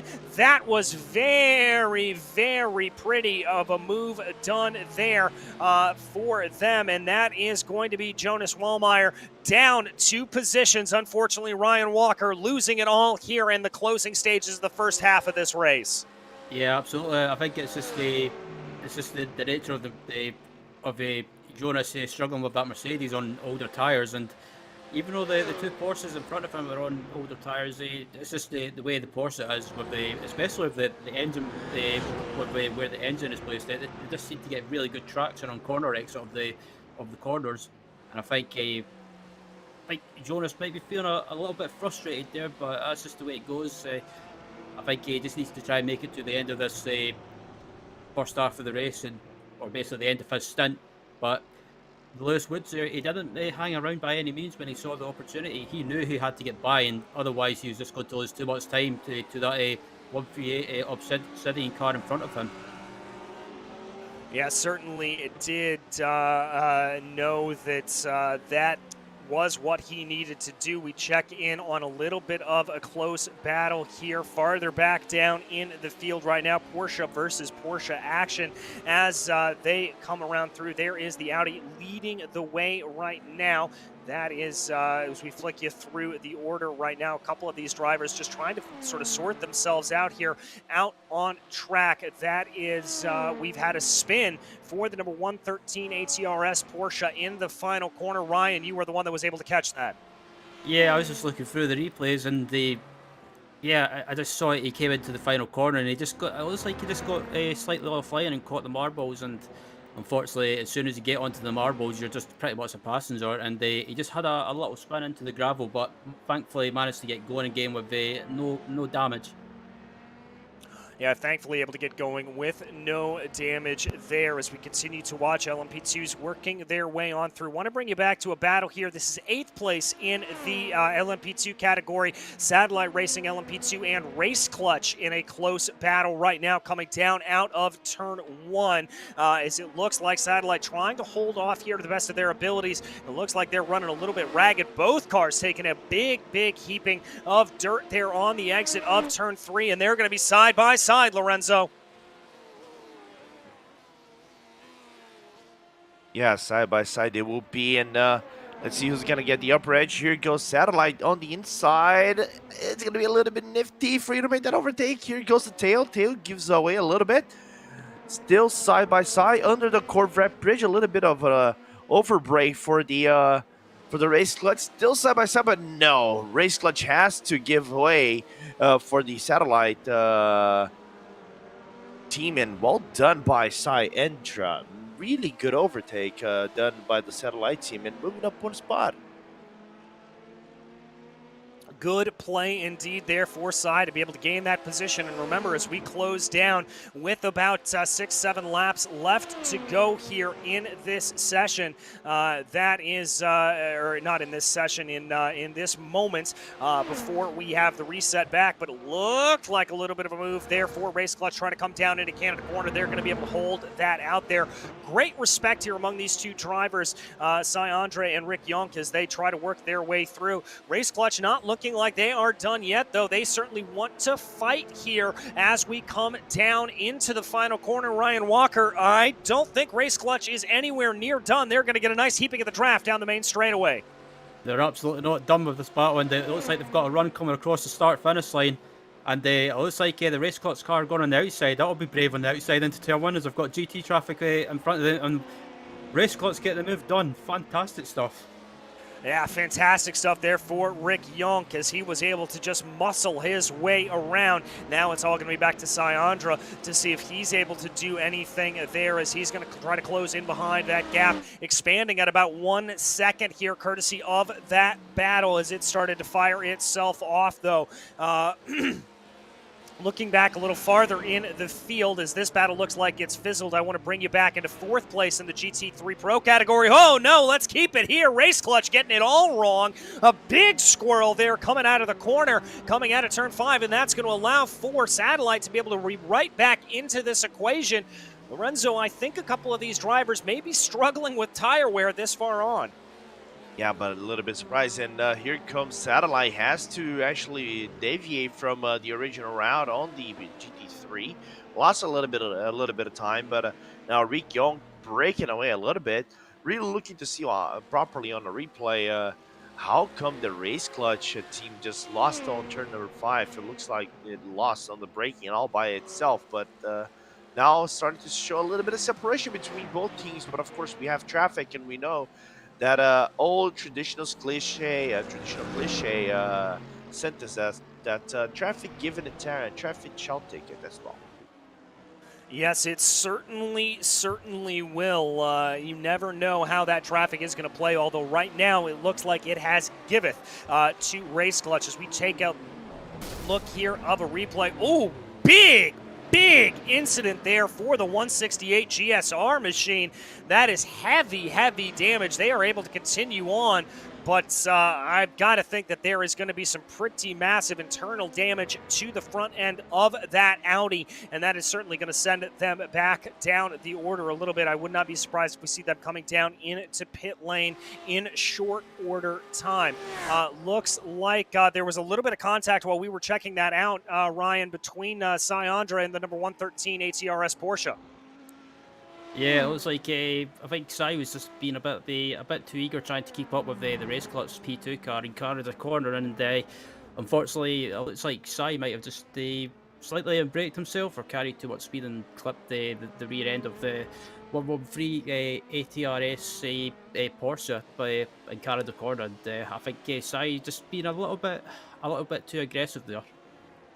Yeah, just a little bit too aggressive, and that certainly can come back to bite you here, even as we close down in on the halfway point in this race. And just a reminder to you, what will be happening here due to a glitch in the iRacing service, we will have that, we'll run you through what will happen here, as this is the replay of Sai coming down into the corner. Just a little bit of that touch, not nearly as bad as it could have been. I've got to agree with you there, Ryan. Sai just looking a little bit over-eager as he came down into the corner, trying to be able to pull that out. But just to remember what's going to happen here on lap 124. The session will be ostensibly red flag. There'll be no qualifying for a second session that will be put up, and it will ostensibly be as if a safety car has been issued in that new session out on track. So that is going to be for this series what will be happening in about let's call it 4 laps time here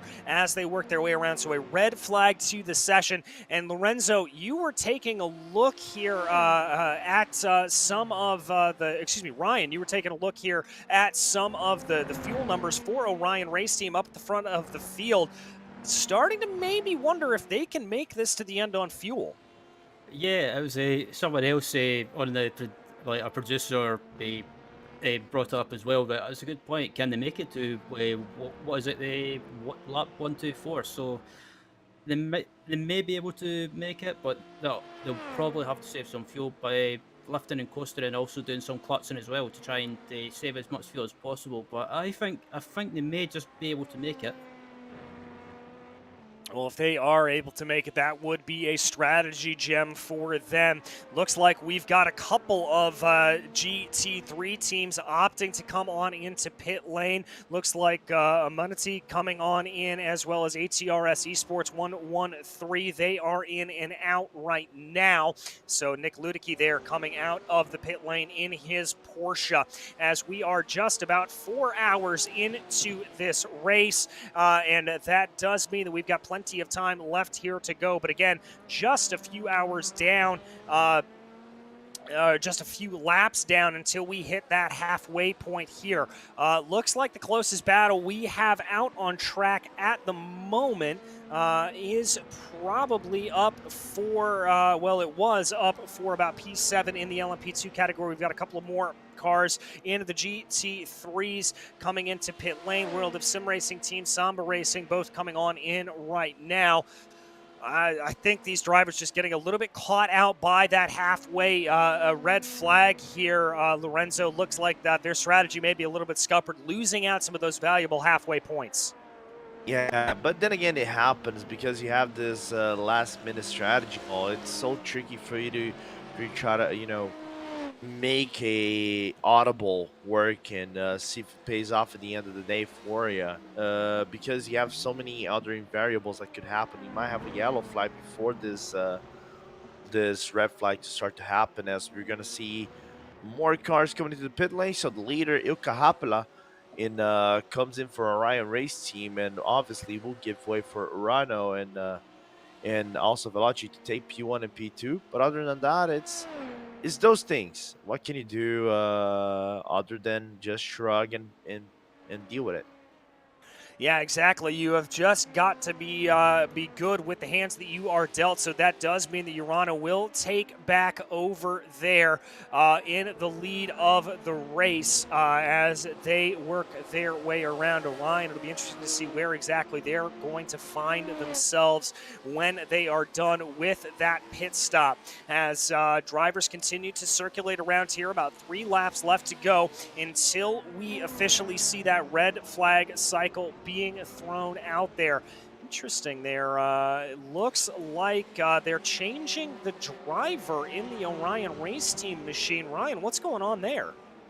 Yeah, I'm a bit confused by that. Maybe they were. No, I'm sure that they couldn't have used all the maximum driver time up already. I'm a bit confused by that. I thought surely they would have left Ilkka in the car before they have to like do the restart. But yeah, that's a bit confusing. Unless yeah, I'm not sure what to make of that. Yeah, I'm not sure either as well. So maybe just putting a driver in there to get a little bit of a feel for what's going on and then send them back out. We'll have to figure that out there a little bit. It is going to demote them all the way down into 11th position here at this point. Little bit of a battle here between Alpine Stars, Geodesic Racing, and Race Clutch out on track, because we've got a couple of more drivers. This is, Obsidian and Urano both coming out of pit lane. They have made their pit stops, and Lewis Woods looks like he has been able to jump over them a little bit, taking a little bit of a later pit stop here as he was able to make that work. Impressive stuff there from the Impulse Racing driver, Lorenzo. He's going to be sitting pretty at the end of this race. Oh, yeah, to say the very least, as you know, those who are able to save fuel or are able to actually do anything about the cars and things like that are be put up in very good positions to eventually get that advantage going into the restart.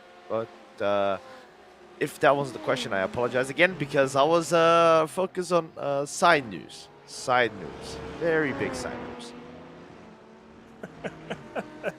You were indeed, as we do focus in here on your leaders of the race right now. Urano Esports Data Group working their way through, and we will let you know if we can maybe share that side news here in a minute.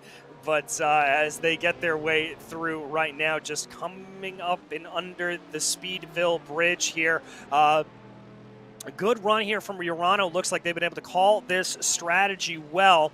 And as the leaders here cross over through Canada Corner, we will be coming to the line here on lap 124. So that will be the essential white flag before we have this red flag period being thrown out on track. And so that will be the end of the first session of the race. Remember, we will be back for the final as they go. Working their way through as they get themselves around right now. Looks like they are going to be coming over the line right here. Nice little battle starting to develop itself. This is P1 and Private Label. As there, the yellow flag does wave for these drivers. That will be the red flag being thrown here for all drivers, and so that is going to revert our session back to the mean here at this point, and that does mean that we will be resetting here in a moment as they go. And Ryan Walker, this is obviously a little bit of change from what we expected, but still definitely going to be an interesting way to get this race back and restarted.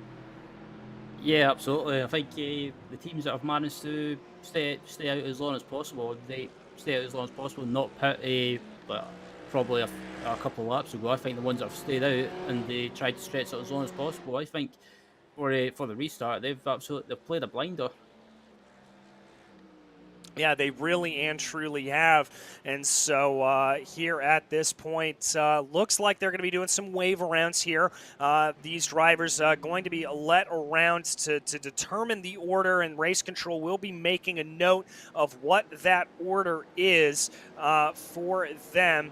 As they go, we're going to give you some of the class tickers here to run down through the official order to really help sort everything out here for these drivers. As there you can see, it is Urano leading the way for the LMP2 category, followed by Veloce and Pure Sims, SRC Movano, and then Team RSO rounding out your top five. Then it is Race Clutch, followed by Alpine Stars Geodesic Racing, Satellite Racing LMP2, Private Label Team High, P1 Esport, and Orion Race Team in the top 11. Then Valkyrie, ATRS, GSR Blue, and then Manati there in P15. And that will really round out your drivers that are still running today, with Hardpoint by Delta Sport a retirement. And then Lorenzo, I think you are going to walk us down through the GT3 Pro category. Oh yeah, of course. Let's try to walk down on GT3s as Impulse Racing managed to nab the lead from Obsidian while they were battling for position in P2. The Team Urano got P3 despite the lengthy battle they done with Obsidian and Impulse. Team Hoisingfeld is in 4th. German Sim Racing is in 5th place. Deutsche Payment Esport is in 6th. The Maniti, the 179 is in 7th place. Phoenix Racing Esport 8th place. Apex Sac Racing Esports is in 9th. Glacier Racing, the old Polar Bears, are in 10th place. 5-Star is in 11th. German Sim Racing in 12th. WS Racing Esports 13th. Orion Race Team in 14th. Vector by RSR. Hair Racers. Just taking a quick look on the other teams because it is a very lengthy list for me, specifically. Are in P16 and 17, but also was looking as well. WS Racing Esport in 18th, Orion Vector RSR, Hellraces Thurshine, Visceral Esports, Samba Racing, Tempest, Team RSO, and Virtual Motorsport in Fiercely 4 are the teams who are still on track. Mr. DJ Clark. Yes, and now we're going to run you through the GT3 field here as they bring themselves around right now. You can see everybody getting those wave arounds here. It is excuse me, I can't even get that word out today. You'll get it. Maniti Racing, there we go. Leading the way, then Archer Brothers Esports, Torque Freak Racing. Then it is going to be behind them. That is Valorous Motorsports World of Sim Racing Team, the SRN Motorsports Rusty Spatulas, which wins my award for my personal favorite team name here today. Element Sim Racing, then KSR Sim Racing Satellite, and WS Racing Esports being categorized categorized as out of the race.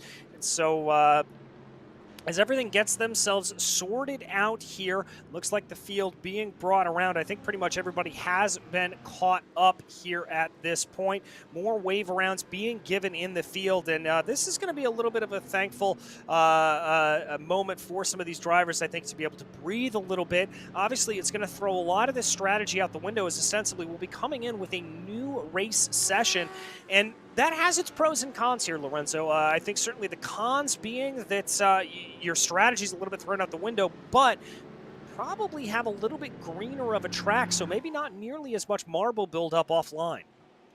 It's not only that; it's the pros for teams that were out of contention, especially in the AM class, more specifically. Right now, you are back within contention. If you are in track, basically, you're not gonna get if you're a lap down because of this status. You're probably not gonna get that lap down unless race control adds it manually. So it's gonna be interesting that those teams that probably didn't have a chance might have a chance in here.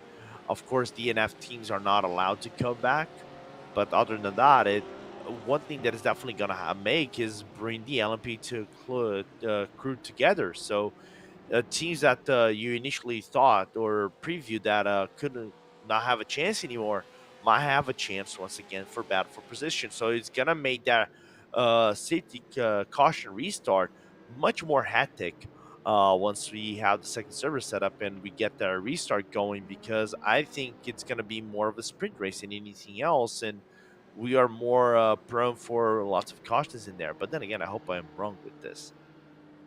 Yeah, I hope you aren't wrong as well, that we don't see any more cautions here getting thrown. We will be coming back here in a little bit time, as we said, waiting for these wave rounds to take effect for these drivers out on track right now.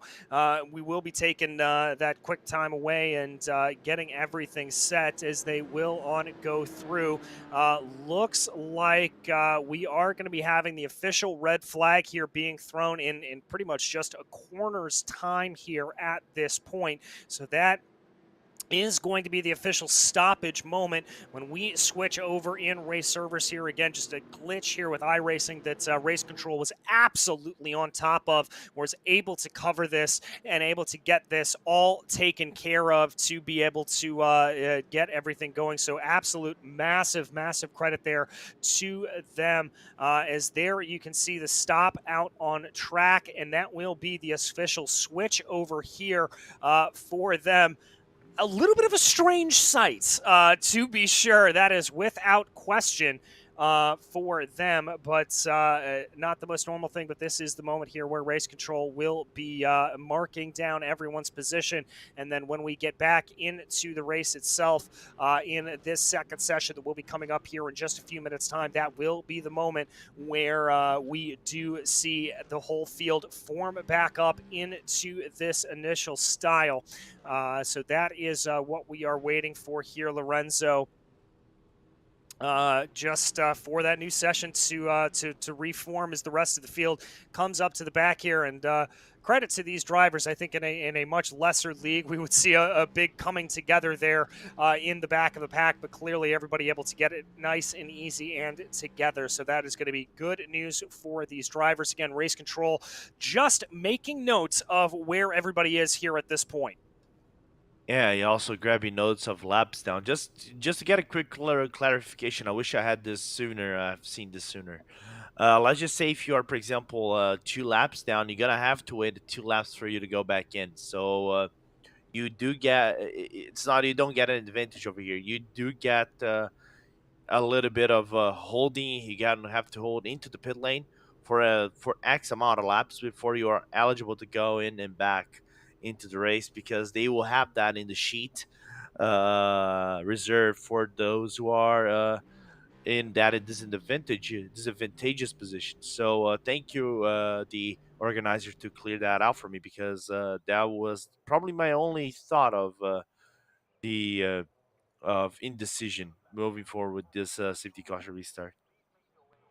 Yes, as now we are going to be having that switch over here in sessions, it looks like, as everybody has been gridded and everyone has been taken care of there for them. So we are now going to be switching over sessions here. And how does this really change your mentality when you are racing this? How do you really think about this as they go, Lorenzo? I mean, what does this change? You said this is going to be a little bit more of a sprint race, but what is that going to mean for these drivers? Are we going to see more aggression, do you think, or how is it going to play?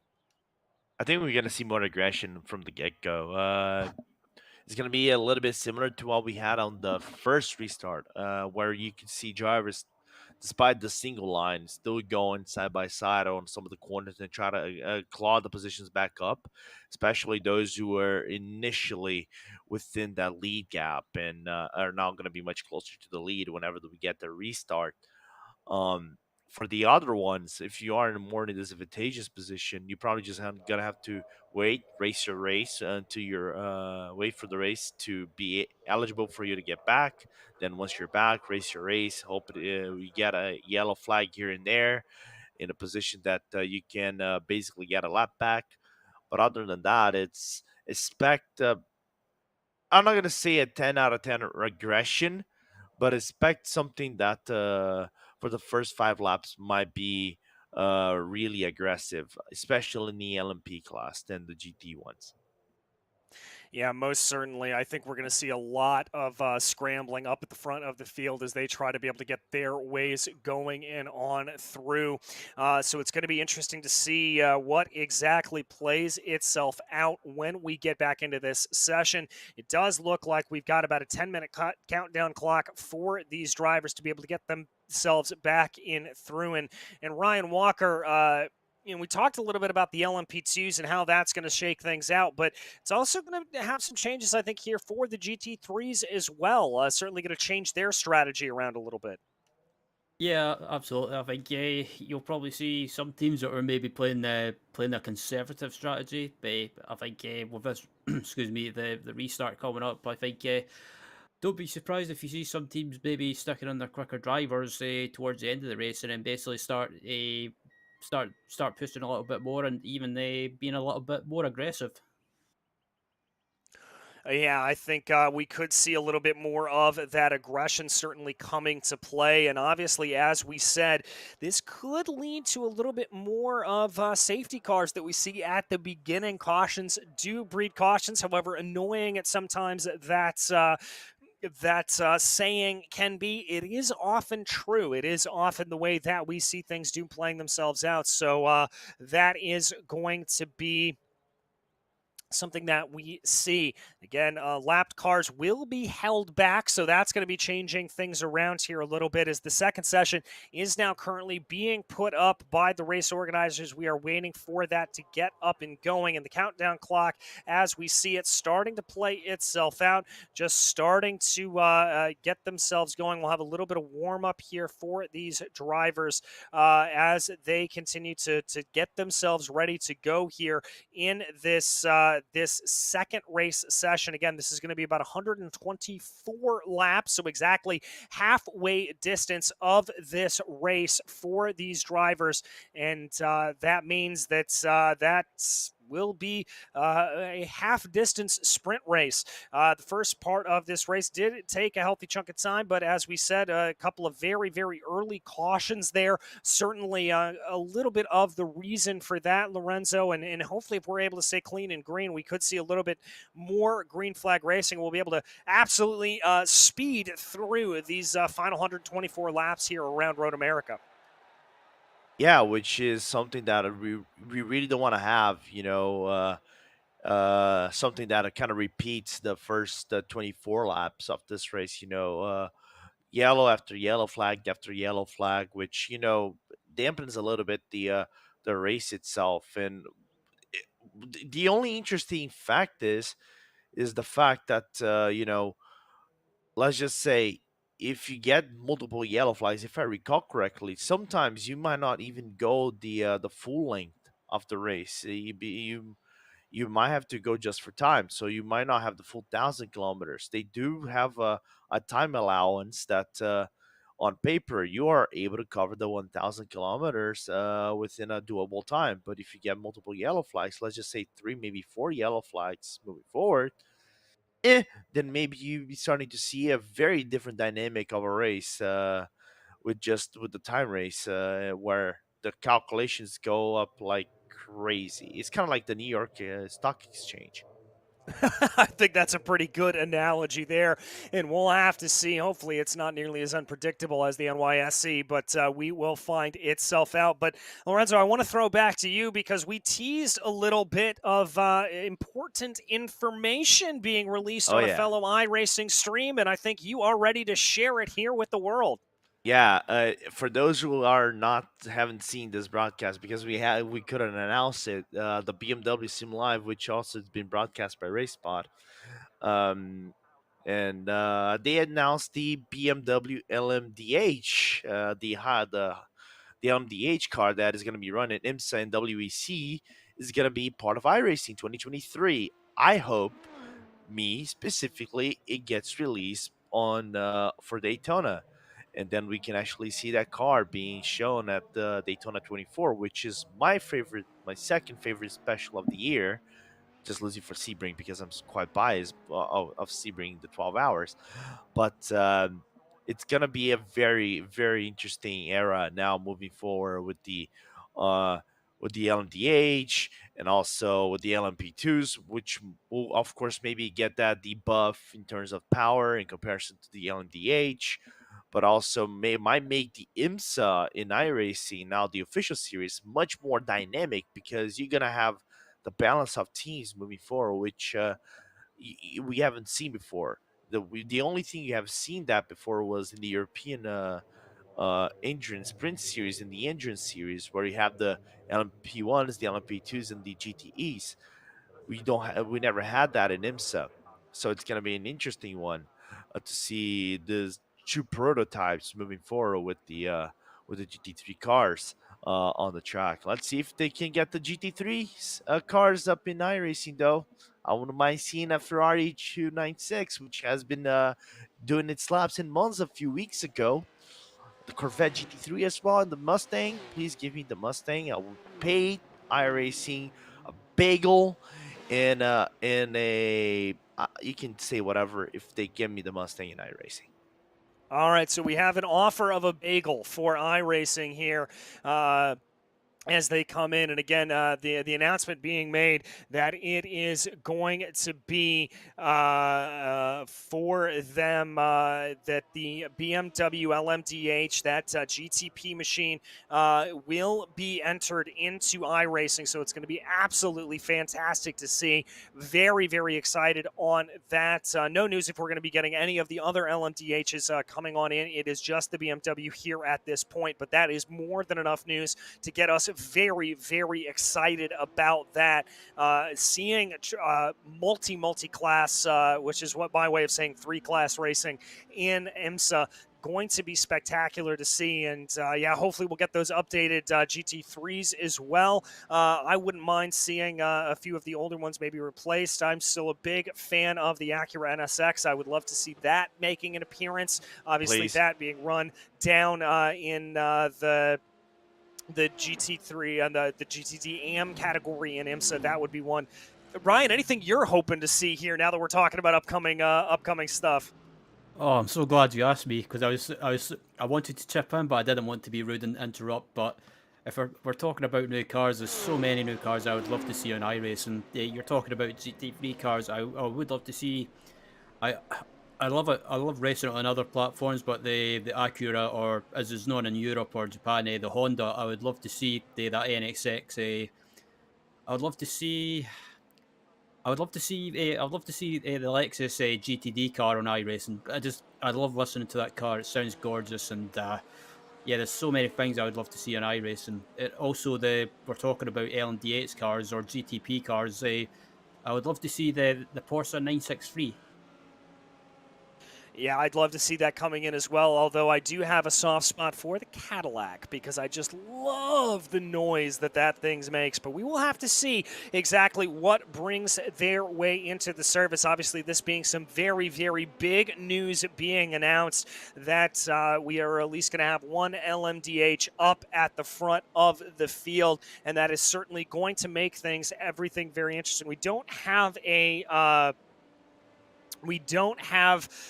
idea of exactly when that car is going to be released, mind you, but as we said, we do hope that it will be in time for Daytona next year. But checkered flag is officially done here in the warm-up session, which means that the 10-minute clock has been on the way. There it is, 2023 Season 1, so December is when it is being promised, folks. That is when we can expect to see that LMDH making its way into the service. Mark your calendars. It will be there in time for Daytona. So that is some fantastic news from iRacing. And as always, this is just wonderful, wonderful news to see anytime that the iRacing service is able to add a few things in. But as I said a little bit earlier, the checkered flag is in the air for this little warm-up practice session. It's going to take us a few minutes to get everything gridded up here, Lorenzo. We're going to have to sort of get everybody in order as they run. But once they do, we are ready to resume this fast and frenetic race. Yeah, it's gonna be an interesting restart moving forward. I'm gonna make it some bold predictions because I'm the king of bad luck in here, so I have to do the reverse thing. I'm gonna make some good predictions, some bad predictions actually, that might turn into very good stuff. We're gonna see lots of crashes going into the restart, especially in the LMPs because of due to chaos and drivers, trying to mod themselves like they're on a rodeo or something like it. Um, but jokes aside, expect Pure Sims SOC Mivano and Race Clutch to be very aggressive, I think, early out in the gates whenever we get the green flag going. So whenever we get that going, it's gonna be, well, get it running and see where they're gonna end up next. I think the GT field is gonna be more of a fuel race than anything else. I don't think they're gonna try to make a lot of overtakes. Only if you are in a situation that you want to move up the field. And in the GT3M, expect Manini to try to hold off Archers. Their pace have been pretty much similar throughout the race, and that BMW, that Matthew Monar, and the boys that Archer have been racing as the defending champions should be respected. Yeah, I have to agree with you there about that. That pace has to be a little bit respected there for them. So we will have to see if they are going to be able to get their way up in front and just how everything is going to go for these drivers. Again, this session coming to an end as we get everything ready to grid up here. I've got to agree with you there, Lorenzo. I think this is going to be some very, very frenetic action as now everything starts to sort its way back on through. And it looks like here that everything is relatively in order as we are able to bring our way out and around. Looks like here that we're going to have to obviously do a little bit of resorting here for these drivers. This is going to be a little bit chaotic, I think, for race control, Ryan, but they'll certainly be able to get everything together once they get themselves back going, and we'll be able to resume here for this 124 laps. Yeah, absolutely. Yeah, race control will have this in hand. They'll have an idea of what to do, and obviously they'll have excuse me, they'll have a spreadsheet as such, for example, with all the positions of each class and where they were before the restart. So hopefully it doesn't take too long, but without being a restart, it's a bit really real life in a way. It does take a bit of time to get everything sorted. Yeah, it certainly does. I mean, it is just one of the sort of things that you have to deal with a little bit here as you continue to go. And we are obviously very, very understanding here of just what IVRA is doing. And it is a very, very complex task here. And we want to give them massive, massive credit for staying on top of everything here for the GSI Endurance Series presented by IVRA. So a massive, massive credit there to them. Again, you know, we wouldn't be able to do any of this without them. So a massive, massive thank you there to them as they continue to get things sorted out, continue to get everything worked out here in the sim. As we wait a little bit longer for everything to play itself out, just waiting to see if anything is going to officially fire off here, waiting for it. Looks like they've set the countdown timer here to a little bit later, so we're just waiting at the moment for everybody to get on the grid. Plenty of drivers that we are still waiting for. In fact, the majority of the GT3 field here at this point that we wait. And, you know, Ryan, you are one of the more experienced drivers that we work with. And I've got to imagine here for these drivers, this has got to be a little bit disconcerting. It's got to throw you off a little bit as you have to sort of come back in and refocus yourself to get into the race. Absolutely, it's especially when you say you've been in the car for say maybe two stints, and you well basically if you're in for a triple stint, for example, and you're just in the zone, you feel on the groove, and you feel like you're driving good, you're doing well, and when you've got a restart like this, that can just kind of it can unsettle your rhythm slightly because you've kind of got to you've been having a I think we had a 10-minute break, so the drivers have had probably a little bit of time to just like get up or walk around, get a drink or whatever. But when they go and sit down and start to prepare again, you've kind of got to get yourself for that mindset of going racing again. But sometimes it can probably take a few laps, and you know, it can be frustrating. But again, it's like real life. Sometimes races get stopped to get restarted for various reasons, debris on track, maybe barrier repairs, something like that. And but it's just the way it goes. Yeah, indeed. Just the way it goes here for these drivers. And it really does mimic a lot of what we see in real life. And again, thanks to IVRA for getting this set in the way that it does. I know that I do love the fact the way that they handle the safety cars around here. I think it makes it one of the more fascinating series that we cover here on RaceSpotTV because of that, really mimicking exactly what you see in real life. We take a couple of looks here at the National Park of Speed as we continue to wait here for the rest of the grid to form themselves up here at the moment. Looks like we've got plenty of time here for these drivers to be able to work their way in, and just kind of still continuing to wait here. It's about a 10-minute countdown clock here for these drivers, so plenty of time for them to really get themselves into position, get themselves psyched in and ready to go. We will start headed out here in just a few moments time for this first gridding procedure. And again, we do anticipate that race control will be headed out to get everything in order. They have been taking notes, and that they will be able to issue everything out to officially present all of that for these races. And Lorenzo, you have already said that it looks like it could be a little bit chaotic at the start. Have to agree with you there. Anybody, though, that you think is going to be really able to take full advantage of this reset? Boy, now you're making me hard questions, bro. Not, whoa, let me Just think. trying to throw you off. Yeah, you threw me off for right now. Whew. Okay. In general, you mean? Yeah, I mean, what teams are you going to be looking at here that you think are going to be able to take advantage of this restart and maybe that found themselves a little bit farther down in the order? I mean, if there's a team that I would say put up Orion maybe as a team that we should be looking for because it is basically the core of the Oz Heat, and there are very good drivers in that car, and they should be a team to look for. They have a really very aggressive start, so I would probably would see the Portuguese of João Vaz making a very strong restart, maybe moving up a one, two, maybe three spots, moving on P1.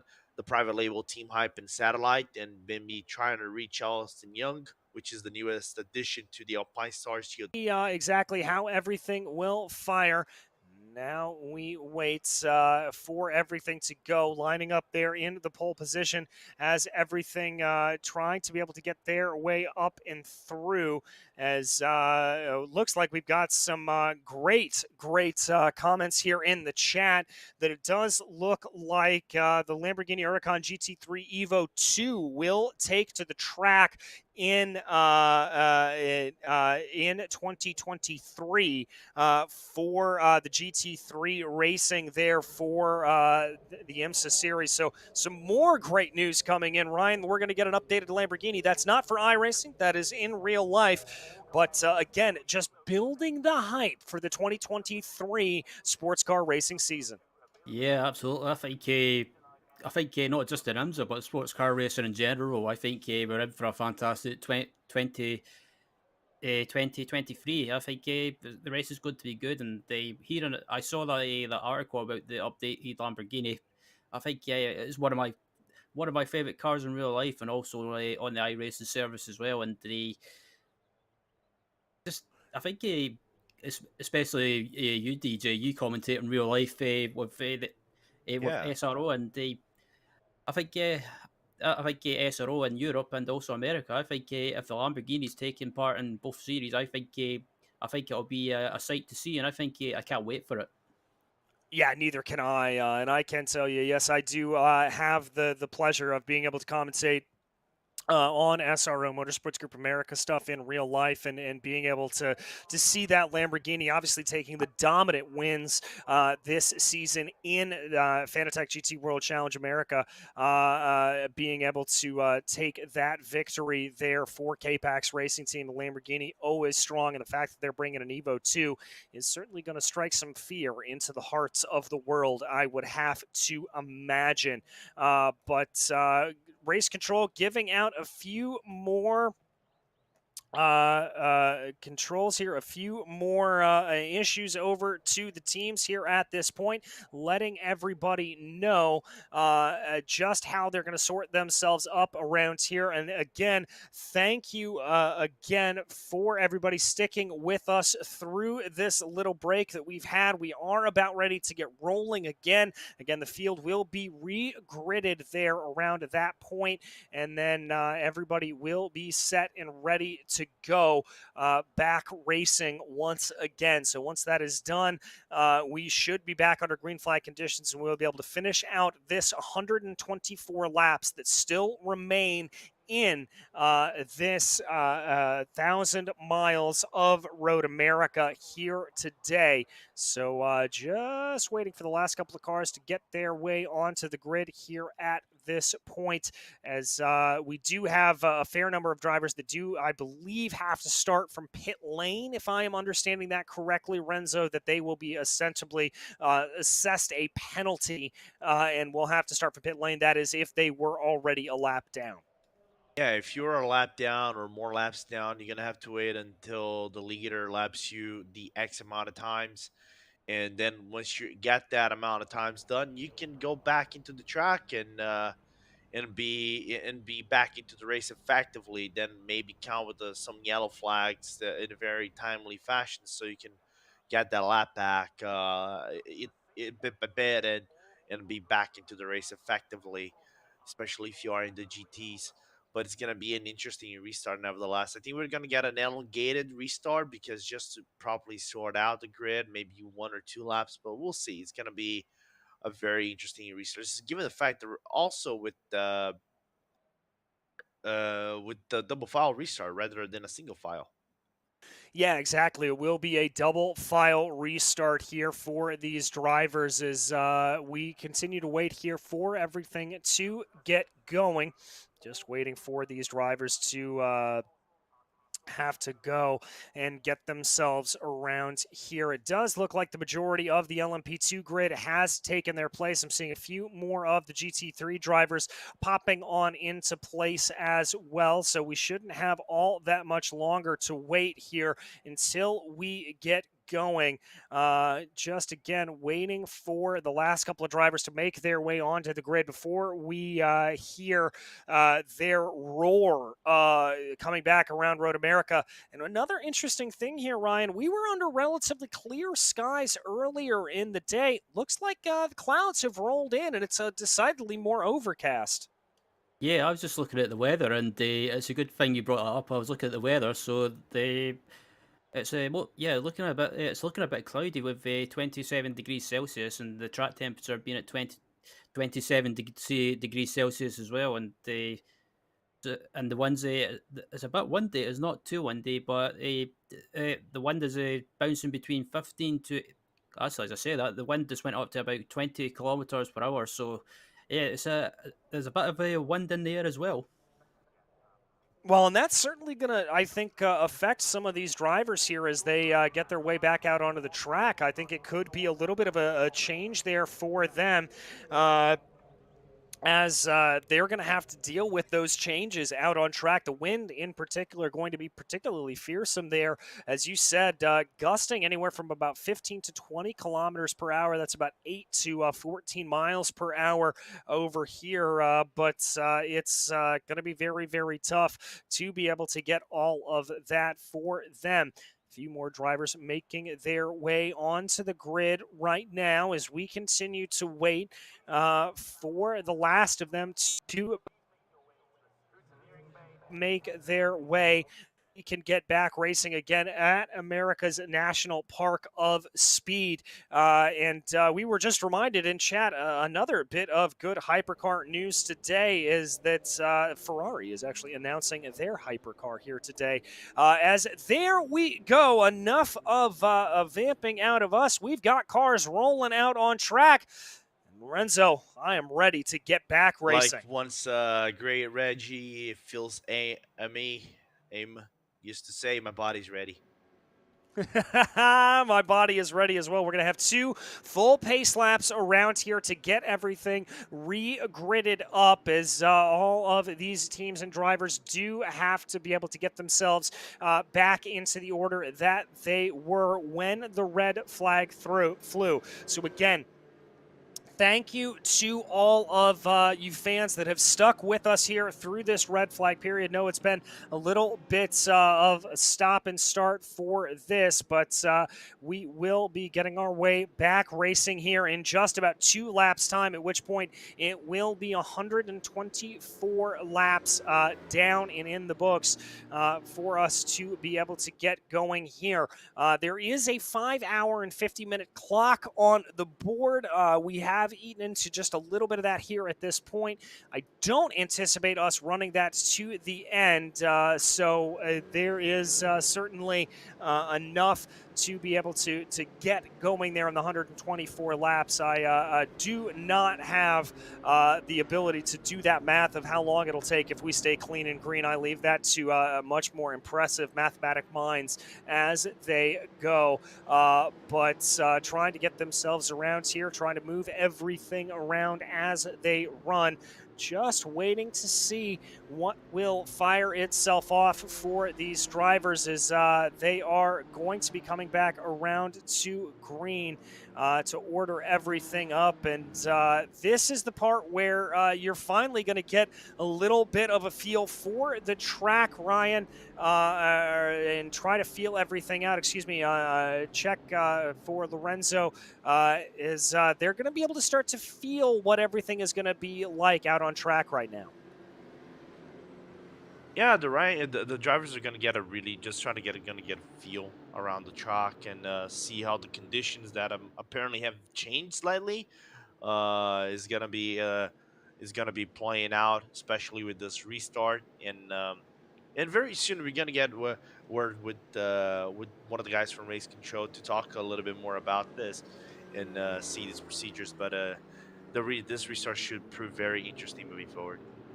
Yeah, it should prove very interesting indeed as drivers work their way around right now. And we're seeing a little bit of that shuffling around here for the drivers as it looks like we may actually get a single file start as they go.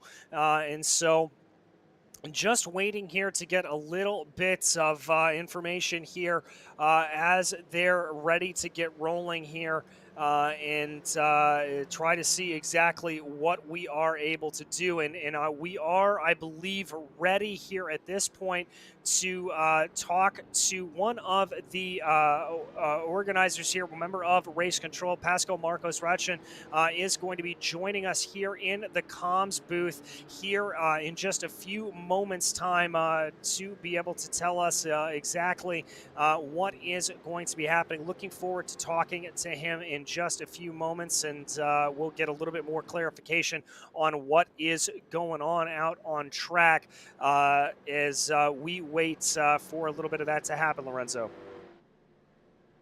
Yeah, just seeing the pace car with the lights off would indicate that he's coming this lap. But I think, like I said, like we would have this extended uh, restart maybe for 2-3 laps just to get everything organized, and it's gonna be interesting one to see how everything's gonna be done. And just on time, Mr. DJ Clark, we got the man. We got Pascal Ratch and from the IVRA Race Control organization here to talk with us. Yes, we did. Pascal, thank you so much for joining us up here in the booth, and thank you to the whole organization for staying on top of the problem and being able to have a proactive way of being able to deal with all of this. Yeah, hey guys. Firstly, I don't think we have spoken yet. Yeah, this is a bit hectic and everything, and I think even the race control team is a bit nervous because this is a new situation for us. We never had a tire limit bug or something similar like this. So Casper, Richard, and the whole team, they're currently trying to figure out what has happened and how we can fix this now.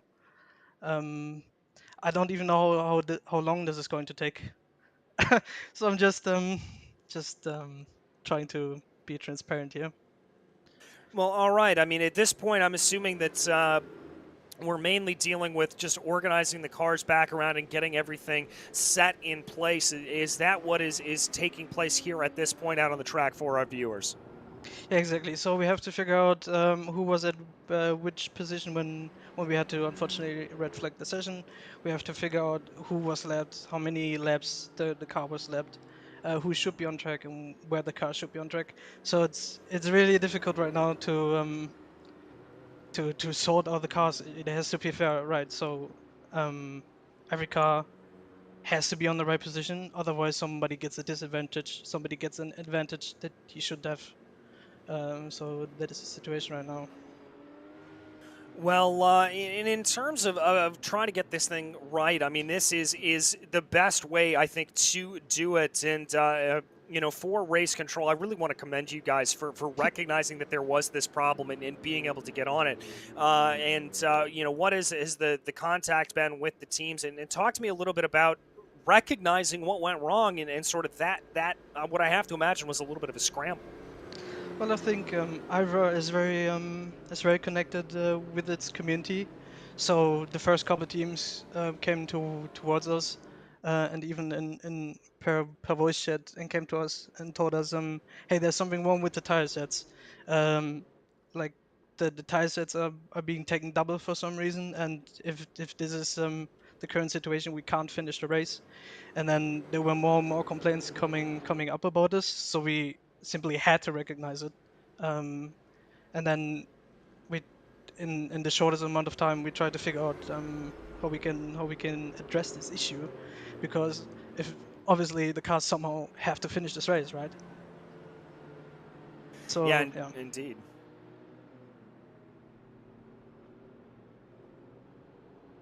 Well, now as they work their way around right now, I mean, talk to me a little bit about what is happening in race control. From what you know, it looks like we're getting the majority of the field all sorted out right now. Is race control feeling confident that this is going to be resolved going forward? Well, of course, we're confident that at some point we will get this right, and it's just a matter of time, right? We don't like to waste time of anybody, so there's a kind of pressure to get this underway in a correct manner, because otherwise we wasted time. and nobody likes to, especially as an organizer, to have the teams driving around, but they don't actually do the racing. They don't actually have the fun that they're here for. So yeah, it's just mega important for us to get this running. There we had some other talks to just stop this race after 50%, but this also just cuts short and takes the fun away. Yeah, it certainly does, and we absolutely massively commend you for being able to bring yourself out. Lorenzo, I think you've got yourself a little bit of a question here for Mr. Pascal. Yeah, I do, Pascal. And it's more like, what's your point of view on the first laps of the race? Because I think we never had in IVRA during our time of commentary 3 yellow flags on a very short period, especially in a track that of course we would see our incidents here and there. It's obvious, it's things of racing, but we wouldn't expect to see this amount of yellow flags this early on. What has been your guys' thought in race control? Well, I think especially for endurance racing, the people just have to get used to how we do things and how the traffic is, the speed differences. Then we also have some ghost context here and there that shouldn't be there. So I think overall it's better than last season's race opener in terms of racecraft, but there are certainly still points that have to be improved by the grid. There are some things not quite there just yet. Um, one second, I'm hearing Casper on my other ear. Yeah, so sometimes we are quite scared to throw a safety car that early, because an early safety car can lead to another early safety car. But especially also we had a major crash with a hardware failure. I think that came from Miguel Vigo, which was very Yeah. unfortunate. Sometimes these things just happen, and we have to all pull on the same string to make this series what it was last season. Well, you guys are certainly putting on one of the better displays here on iRacing, I can tell you that. And again, we anticipate the incredible racing action coming back in. Ryan, I believe you had a question here as well. Yeah, Pascal. Over the past probably the past couple of seasons at least, from my time commentating on IVRA, we noticed that not just this series, but we've also noticed the Club Sports series and the GT3 Sprint series, and also just the league IVRA in general. It started to get bigger and bigger and much more popular, and you've got big teams starting to join the IVRA organisation, or league, I should say.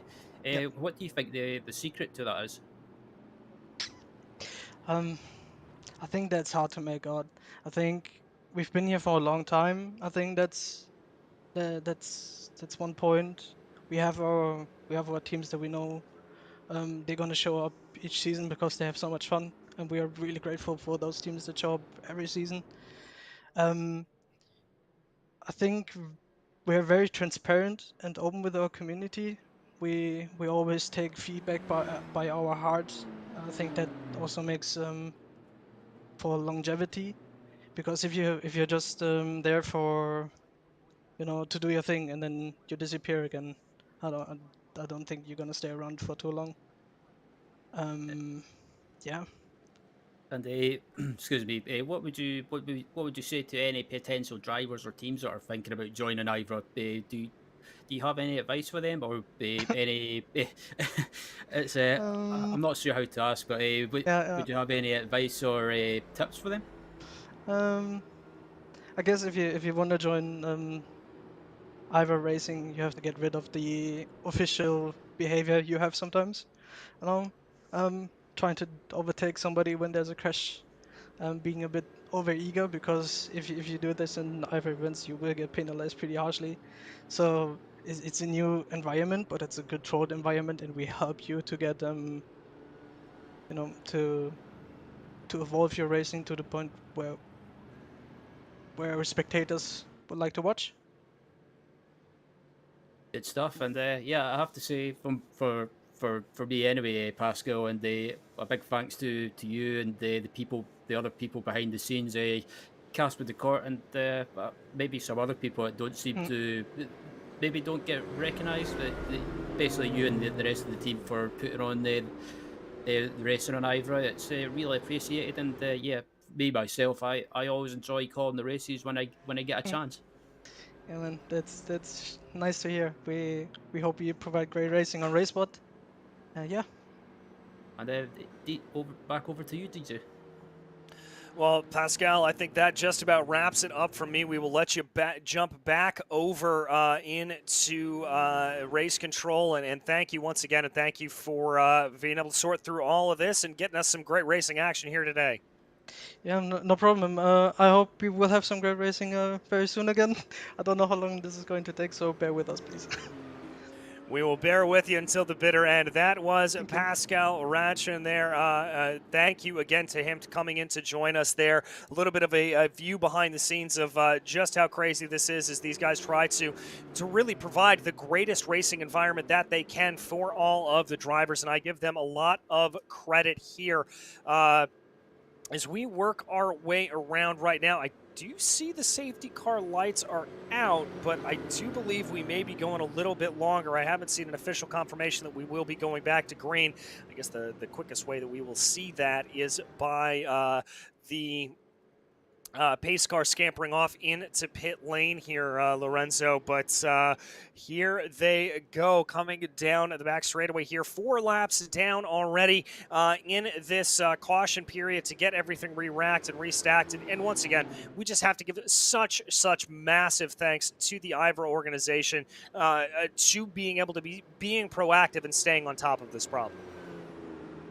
Well, yeah, absolutely. You know, this kind of thing happens, and props to them to try to resolve it as in the quickest time possible. You know, it still takes a little bit of a while to try to reorganize everything and see who's gonna be behind who at the end of things, which is still being done, by the way. But we gotta commend their work, man. They deserve some bottles of beer and some really good food after this is all done. And I shouldn't be talking about food. I really got into a conversation I shouldn't be talking about right now. You're going to make us all hungry up here in the booth as we are going to have at least one more lap here under pace car conditions. It does look like Urano Esports, though, has taken their place up at the top of the field. It's a little bit strange. Barney has the green flag in the air as they come across the line, so not entirely sure what is going on there. Just a little bit of a glitch on the iRacing system, but we do bring their way around, and everybody just trying to be able to get themselves forward. And very much a good conversation there with Pascal, and you could really see just how much all of these IVRA organizers care about this racing. Ryan, we certainly love being able to talk with them. Yeah, I have to say I do appreciate Pascal popping in to have a chat with us, and just listening to him be talking about basically how the organisation that goes on behind the scenes to run a seat or run an organisation such as IVRA, and the amount of work they put in, it's just unbelievable. And yeah, some people might give the league some stick at times for some of the stuff that happens, but especially today when you're having, we could say, technical issues or issues that are out of your control, that you can't really do anything. But I take my hat off to everyone that puts in the work, and yeah, it's if anyone's thinking about joining the league, don't hesitate. There's always people, especially the admin team, always willing to help you out. Yes, it does. And we have got some great news for you, racing fans. We are going to be going back to green flag racing here on the next lap. That is right. Everything has been sorted and gotten together, and we will be going back to green flag racing here on this next lap. So that is going to be good news. It will be Urana Esports Data Group leading the way over Veloce, Pure Sims, SRC Movano, and Team RSO. that will be coming, and you can tell that we are getting back to green flag racing as everybody is weaving their way this way and that, coming down into turn 8, trying to get those tires up to temperature. As we did say, the temperature here has fluctuated a little bit now with much more overcast skies, but well, let's hope, Lorenzo, that we're able to keep this relatively clean and green. Everything going to be good here for the final, what will be about 119 laps of the 1,000 miles of Road America. By the rare decree of the Sim Racing Baby Jesus, I'll try to make this official. Well, there you have the decree, folks, coming down from Lorenzo Bonder. Absolutely love it. We will make this official. We will get things going. And here they go. The weaving continuing on down through Kettle Bottoms as everybody starts to get their way ready to go back down in the GT3 Pro category. Impulse Racing does lead over Obsidian, over Mercedes-AMG Team Urano right now. Again, 124 laps, 5 of which will be done at the line, and we will be working on lap 6 of 124 here for these drivers as they work their way through the grid right now. Everybody getting ready to go back racing here. We are ready to get this going. Let's see if they are able to keep this clean and green, and we are able to get a good race start here for all of them as Urano letting the way by Yop Delete will be the one leading in. The pace car pulls off down pit lane. We keep our eyes on the flag stand here to get back racing at Road America as there goes the green, and we are racing again. It is a clean and green getaway there, a little bit too wide, farther back in the pack as they work their way down into turn 1. The LMP2 is already starting to streak away a little bit as we work our way down into the corner. It looks like the first couple of rows of cars are clean. A couple of drivers running off a little bit into the grass as everyone tries to sort themselves out there. Private Label, Orion, and Satellite trying to be able to get a few things done. It does look like there, though, that Urano is going to continue to lead. Veloce trying to close down on them, and it looks like the GT3 cars are clean as well. We are back racing, Ryan. Yeah, it looks like it's a clean start so far, and it looks like everyone's being rather sensible, and as Urano still leading up at the front overall, and under pressure from Veloce, and right behind us, behind the two leaders, we've got this battle going on as well. So it looks like the team RSO car and LMP2 just ran wide onto the ground. Oh, that was so close to contact. Yes, it was. That was the Pure Sims number 1 that got a little bit sideways. Now it's going to be the number 15 of Race Clutch trying to take advantage of that misfortune. Doesn't look like that's going to happen as now Alpine Stars Geodesic trying to go too wide through the carousel as they get pushed wide off into the gravel and contact with the barrier there. The number 62 getting it all wrong on the restart. They're going to be able to regather everything, but that is going to be some pretty hefty damage to the left-hand side of that car. We're going to have to see how they are able to get themselves back up into position, and that has thankfully calmed down the LMP2 field a little bit. As soon as I say that, though, Race Clutch going for a move around the outside of Canada corner. Oh, Ryan, that got a little bit spicy. Yeah, that was a bit spicy. Not even spicy, it was aggressive. But yeah, fantastic stuff if we get on the first lap of this restart. Back on the first lap of this restart here, and we come back around once more, working our way around on lap 2. It looks like those caution laps did not count, by the way, so we are officially here on lap 2. Veloce setting the fastest lap of the race last time out, so that means they are going to be in position here as we now dive our way down into the corner following the number 73. That's the Private Label Team Hype car. Getting things a little bit wrong. Satellite Racing LMP2 able to pick up a position from them. It looks like Private Label not having the best start to the race here as they go. But certainly plenty of action here up in the LMP2 field. We haven't given any love back to the GT3 field. It is Impulse that is able to lead courtesy of that pit stop that they made just before the red flag was thrown. We are getting word here that those drivers that were lapped down are now being able to head back out on the track, Lorenzo. Yeah, everybody looks like those who are lapped down are coming back into the track, so we're going to wait until one more lap. There are still some other cars that are still eligible after the second lap is done after the restart to come back into the track. I think the one that still is the last place, just to try to get you guys a proper view over here. I think it was going to be the one that was going to be around 15 laps down, give or take. Just gonna confirm over here. Yeah, it's gonna be the 264, which is 15 laps down, but still within this race, it's gonna be a little bit interesting. Nevertheless, how these guys run around the track.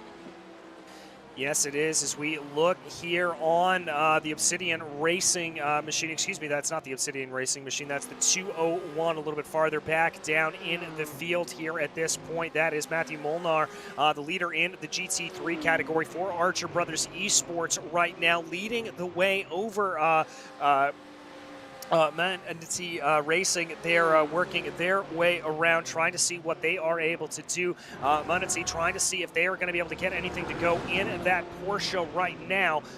Looking and hoping as they run and trying to see what they are able to do here. That Porsche directly there behind them, that WS Racing Esports 120, that is not for position. That is a GT3 Pro versus a GT3. So hoping to be able to get their way on by here and rejoin the rest of the pack up front of the field. We continue to follow them. WS Racing Esports thinking about a little bit of a move, but holding themselves back into line. Here comes the move from the number 120 down to the inside right now, looking there around Archer Brothers. That got a little bit sketchy, and now here comes the number 67 working their way back up through the field. That is the GSR blue machine, one of those cars that has been released from the pit lane, Ryan.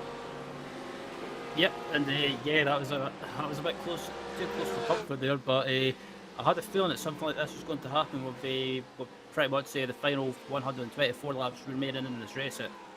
Most drivers and teams are just going to be, it's going to be a bit more feisty now, and it pretty much everyone's trying to make moves in this pretty much the last half of the race. But yeah, fantastic racing nevertheless, and that's the brothers and it pretty much in the battles from the get-go. Yeah, as we kind of expected, some of the battles would be a little bit farther back in the field here for these drivers, as now they work their way down in. Looks like that BMW is going to be able to hold out just a little bit, trying to see what they are able to do. Manatee trying to close in on the back of them, but they've got a little bit of things to worry about in the form of a few other cars closing in behind them. We flick our way back through the field. There you can see the Valorous Motorsports Apollo, number 236, BMW starting to close down on the back of that Porsche. So a good little battle here starting to shape itself up in that GT3 category. The top three running under a blanket here at this point. And I think at this point that Archer Brothers is going to be a little bit happier that they are able to get the draft off of that WS Racing Esports Porsche up ahead of them, probably saving them a little bit of agita from around them, as there comes the 79 machine. That's the Manatee Racing LMP2 entry coming on through the field. As that is one of those cars that was a couple of laps down. They have now been released, and they have to work their way through these GT3s, Lorenzo. Yeah, but it kind of falls into the prediction that I had early on in the race, right? And Manini would actually try to defend from Archer Brothers. Archer was going to try to make the move for the leader position, just snap the leader position, try to break away a little bit, but the Mercedes is a little bit of a thug comparison to straight line speed, in comparison to the BMW. It's kind of like a little bit even battle. Like you said, what's saving that Archer Brother is the fact that you have the WS car not far in front. So what's keeping everybody honest while we turn our heads into the GT3 Pro battle, where everybody's kind of like falling into line of one another and making this as a fuel race as we go lap by lap. Yeah, trying to make this a little bit of a fuel race here. Impulse Racing with Jackie Lauderman were leading the way over Sergio Fierro.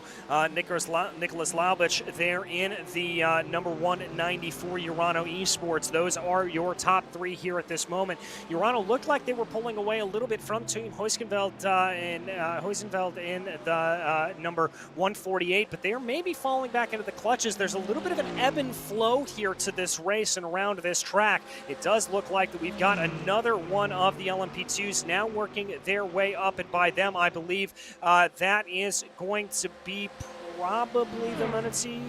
Yes, that is indeed the number 79, working their way on through, trying to gain a couple of positions back as they run, forcing a couple of those drivers off wide. That's going to give a little bit of an advantage here over to Impulse Racing number 159, as they will be able to now work their way around, working around the outside. That's a little bit of a sketchy moment there for the 67, for the 79.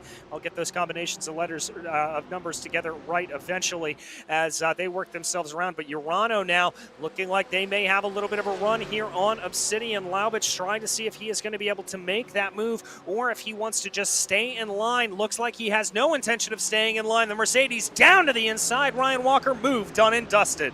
Yep, that all happened on the exit of the final corner there.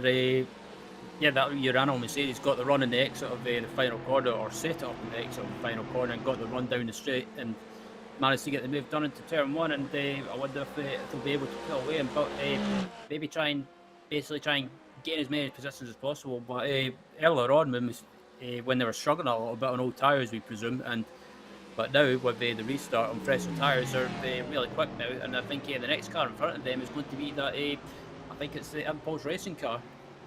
Yeah, that's going to be first place in the GT3 Pro category, directly up ahead of them, with Jackie Loiterman leading the way, kicking up a little bit of dirt there on the exit of the carousel. Got to give credit here to Obsidian, not letting Urano run too far off into the distance. Up in the LMP2 category, by the way, I just saw Orion Race Team setting the fastest lap of the race here in this second session with a 1:49. The first drivers to tickle down into that 1:49 territory as they now try to see what they are able to do here. Urano trying to build that gap. It's about 0.7 of a second right now. Going to be hoping for a nice little heaping of the draft here in the straightaways. But as you said earlier, Lorenzo, that Mercedes not necessarily known as the fastest car in a straight line. They may struggle a little bit to try to keep that gap up. Yeah, because in the comparison to the other Porsches, it will struggle in terms of straight line speed. But it does make up some ground a little bit. But if you try to put it up in a mano-a-mano situation between the cars, obviously the Mercedes is going to have the disadvantage comparison to the other German brand. But you can see that there's not too much breakaway from Impulse. So you're going to see Urano maybe close down that gap to, well, say, about 0.3 of a second, maybe coming into turn number 1. Not as I don't see an overtake being made into turn number 1 or 2 or 3. But if Laubich really wants to contend for something, he's probably going to try that. Not going to even at turn 4, but maybe kind of the corner if he just follows suit. Yeah, that could be the area where we see or maybe a little bit of a sneaky attack here at another point. We will have to see how that plays itself out as they continue to run here, keeping focused on the battle for the GT3 category. I want to jump you up here, though, to the LMP2s for the moment. Up in P2, Veloce and SRC Movano slicing and dicing their way through some of the cars that have been left out. We're going to be side by side. Defensive goes Veloce down into the corner. SRC Movano having to run out onto the grass there on the exit of turn 1. Things getting very spicy indeed. Oh, it's scaring me here as these cars are having to pick their way through the cars that are being let out after they're serving their pit stops, or being let out to inherit their laps down position. This is very, very sketchy stuff. A little bit of flash of the headlights there. I don't think SRC exactly too happy about that. They're going to be able to move their way by their one of the Lamborghinis. So that's going to be putting them into position. But my goodness gracious, Ryan, this is just about as sketchy of a half a lap as I could have ever seen. Absolutely. I'm sorry to divert away from it. Actually, as I say that, it comes on screen now as the battle going on between the 46 Orion team and not Satellite Racing, Race Clutch LMP2 cars, and at times when I was watching that, they were getting a bit too close for comfort there. But as I say that, the 64 Satellite Racing car has pretty much joined the party now. Yes, they have. Satellite closing back in on the back there. Let's see what they are able to do. That is going to be Alex Gal behind the wheel of the car. Now it's going to be favor here for Race Clutch as they're going to try to make that move on Orion. Little bit of a pinch coming down into Canada corner. They'll be side by side as they bring their way out of it right now, trying to see what they're able to do through the left-hander. Almost contact there between the two as they move their way through the left-hander of Bill Mitchell-Ben. These two are getting their elbows out here early, and it looks like the 46 of Race Clutch is going to be fed out a little bit. Orion, the 46, able to hold them there, and they're still in a drag race, Lorenzo. Absolutely. Now getting that push from P4. I was gonna say P5, but it's gonna be really interesting as Race Clutch gets the upper edge by just a thread of a hair. And even though João Vaz tried his best, Alex Scout, I think with that a little bit of a bump draft, he's even helped them out a little bit to retain the lead. But the problem is, even if you live to get that, you can still fight another day. So we're still gonna see that battle going through lap by lap by lap. Yes, indeed, you are. This battle has no signs of stopping whatsoever. So that is going to be a lot of battling here for these drivers. Plenty of good action still remaining here as they run. We continue to watch here. This is Race Clutch leading Orion, leading Satellite Racing 1, 2, 3 as they go. Up front of the field, Urano continues to lead over Veloce, over SRC. There is the number 90. Veloce looked like they were starting to close in a little bit earlier on, and SRC Movano closing down a little bit earlier, but now I think some of this lap traffic has caused them to have to flip themselves around here a little bit and just focus on trying to reclose that gap, Ryan. Yeah, pretty much. And yeah, that SRC Movano, of course, P2 car is just pulled away ever so slightly, but closing the gap down to them is the 17 team RSO LMP2 car, currently being driven by Maxime Nats at the moment. It's come up across the start-finish line now, and what's in that battle between Race Clutch and Orion, I think it was. For a few moments there, when they were getting so close, I thought there was going to be a big accident. It was from my replay, they were kind of leaning on each other. Yeah, leaning on each other there a little bit. That's a little bit of a theme that we've seen here as now that battle continues on. Race Clutch coming in behind Orion. Going to have a look down into turn 3, trying to see if that's going to play itself out. I don't think it is here at this moment. They're going to find themselves staying in line here as they run, trying to see if they are going to be able to do anything as they continue themselves on here. A little bit of lap traffic up ahead of them. That would appear to be the Valorous Motorsports Apollo Mercedes, I believe, or excuse me, that is the Menati number 20. Number 278 there, that they are working their way around a lot of these lap cars as we are right now into the meat of the field, and that's going to separate the battle out there a little bit more as they just got by the Archer Brothers Racing BMW, and that's separated out the battle. Now WS Racing Esports 120, the one that's going to be separated out. Everything being to play for here. Traffic management, very, very high priority here at this point in time. We continue to watch, moving our way up and down the order here a little bit more, diving down into Canada Corner. These are some of your leaders there up in the front. I believe that is ATRS trying to hold off a little bit, trying to attack here on Dorcha Payment Raven as they go. My goodness, this is just an absolute coming together. Veloce now trying to hold out over SRC Movano. Lorenzo, this is more hectic than we saw at the drop of the red flag. Like I said before, it would be hectic coming from start to finish, so this restart would look like a little bit of a sprint race when we had the green flag going on.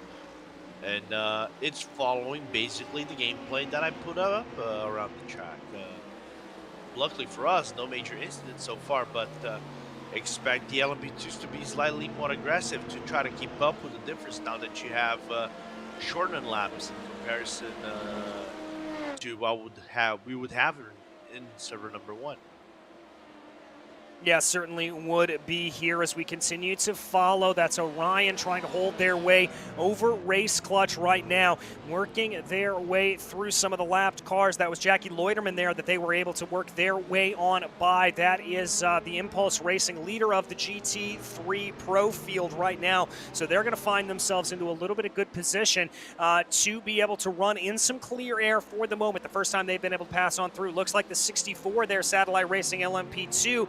they are going to get bogged up a little bit behind Impulse, but they're not in too much of a battle here at this moment. They've fallen off the back of that Orion Race Clutch battle. They've got it all now to do for trying to be able to try to get themselves up and ahead as they go, working their way on through. Here is the number 73, the private label team Hype Machine, a little bit farther back. They find themselves about 3 seconds, or about a second off of Satellite Racing LMP2, trying to close in there. These battles in the LMP2s, Ryan, starting to form into a little bit more of couplets here.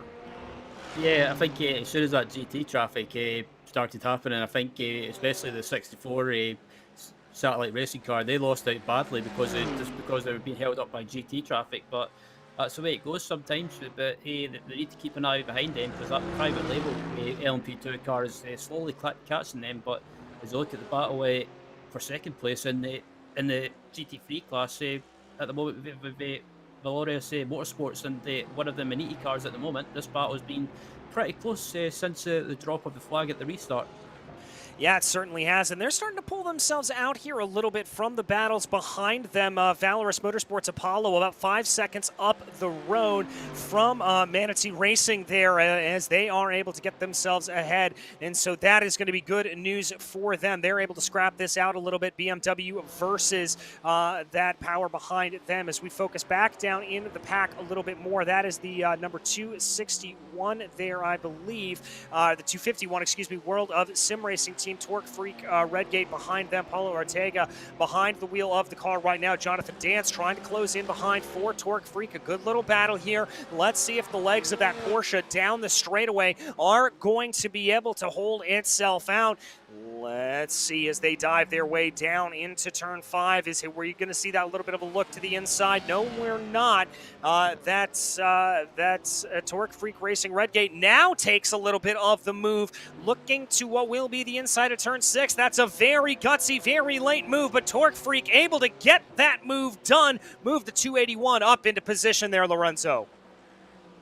Clean overtake, not too many dramas for the for Torque Freak right there, and World of Sim Racing also just playing it safe. You know, saw the move come in, just gave him a lot of room, and on the inside just playing it safe for that team, just trying to get and nurse the car into the end of the race, where they probably will have a good result, given everybody else in the track are basically they're 2 laps down, and they're the only guys within the lead lap.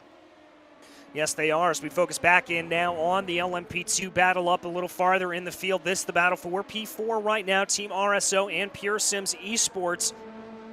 Maxim Knantz and Harley Howden there behind the wheel of those cars respectively. As you can see, once again, we talked about it, those couplets really starting to form up here, as it looks like we have Veloce and SRC Movano, Team RSO and Pure Sims and Orion and Race Clutch all sort of battling themselves out here on track, as that traffic that we saw a little bit before has really separated itself out here now at this point, and we work our way through the corners trying to see what they are able to have as they now dive their way through the right-hander that constitutes turn 7, working their way through to turn 8 right now, trying to see what is going to be able to happen here for these drivers. Doesn't look like we're seeing a lot of move. I am thinking here that we could be seeing a little bit of fuel strategy potentially coming into play for these trailing cars, Ryan. That's what I was thinking, especially I was watching on board the Pure Sims LMP2 car of Harley Houghton at the moment. He doesn't seem too eager to make any moves. He's just sitting there watching that RSO car and just doing a bit of fuel saving, and not always a bad thing, especially after the restart. But I think, like I said before, that this last part of the race is pretty much where everyone's starting to just get a little bit feisty, a little bit eager to make moves. But the Pure Sims car, just the body language, they don't seem to be in a hurry to make any moves. So I think they're playing to. I think they've got a strategy in mind for this last part of the race. Yeah, I think they do as well. As we take a look a little farther back in the field, that is the number 120 WS Racing Esports machine, leading ahead of the GSR green entry. That Audi closing in behind. That is a battle in class right now. Now working their way through is the GSR blue LMP2 that they're going to be able to cut their way through. This is really effectively the back of the battle there, as we jump a little farther up in the field to follow here. Glacier Racing, as as that was a little bit of a cutoff there for GSR Blue in front of 5-Star Motorsports 115 in that Porsche. They didn't seem to lose too much time, though. That's going to be a little bit thankful there to them, I have to imagine. But again, those LMP2s looking very, very aggressive here, trying to go, and it looks like the 55 here, the 155 already tried a little bit of a replay going down into the corner. Big braking move going down into turn 5. Called that one a little bit long, Lorenzo, and they're going to have to re-rack and stack and try again. Yeah, and that's the worst thing you can be right now. Trying to reset and try to stack yourself again. Try to get a move done or something like that. Especially in a very hectic race in the gaps, and everything's kind of like opening itself back open now. It's just complicated, you know. And also we have the mental aspect of, you know, trying to reset yourself mentally as well. So and knowing that our car is not far behind you, that are probably looking to move up in a little bit as well.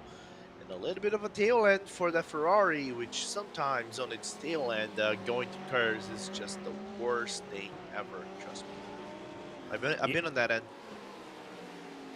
Yeah, you certainly do not want that to be slipping and sliding out on you there for that. You want to try to hold everything together as much as possible.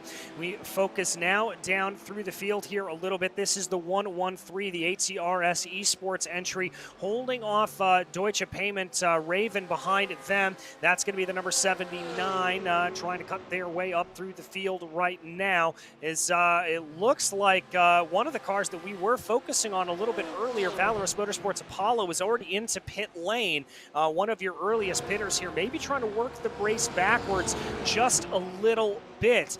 But the 187 here, that Deutsche Payment Raven machine, trying to close in a little bit. Oh, another look there, and here comes the WS Racing Esports 120 trying to make that move work, Ryan. Yeah, I think that all pretty much started off with a 5-Star trying to make a move on the inside, the corner before the carousel, and it almost worked. But yeah, this battle's starting to get bigger and bigger now. But that 5-Star car looking very feisty and wanting to get by as quickly as possible. But with being a bit eager and wanting to get by, they've lost the position to one of their competitors in class now. They pretty much allowed the WS Racing Esports car driven by Lucas Lang to get by them, or pick up his position anyway. Yeah, trying to get it there. We see, again, a little bit of side-by-side between those two racing. That Porsche looking very, very aggressive here early on in the running. That car trying to go around the outside there of the carousel, trying to carry as much speed as possible there for them. It looked like that move still didn't play itself out, and they still find themselves in a world of trouble trying to be able to catch back in and be able to go, as that was really what precipitated that move there for WS Racing Esports 120 to be able to get ahead there of the 5-Star Motorsports 155.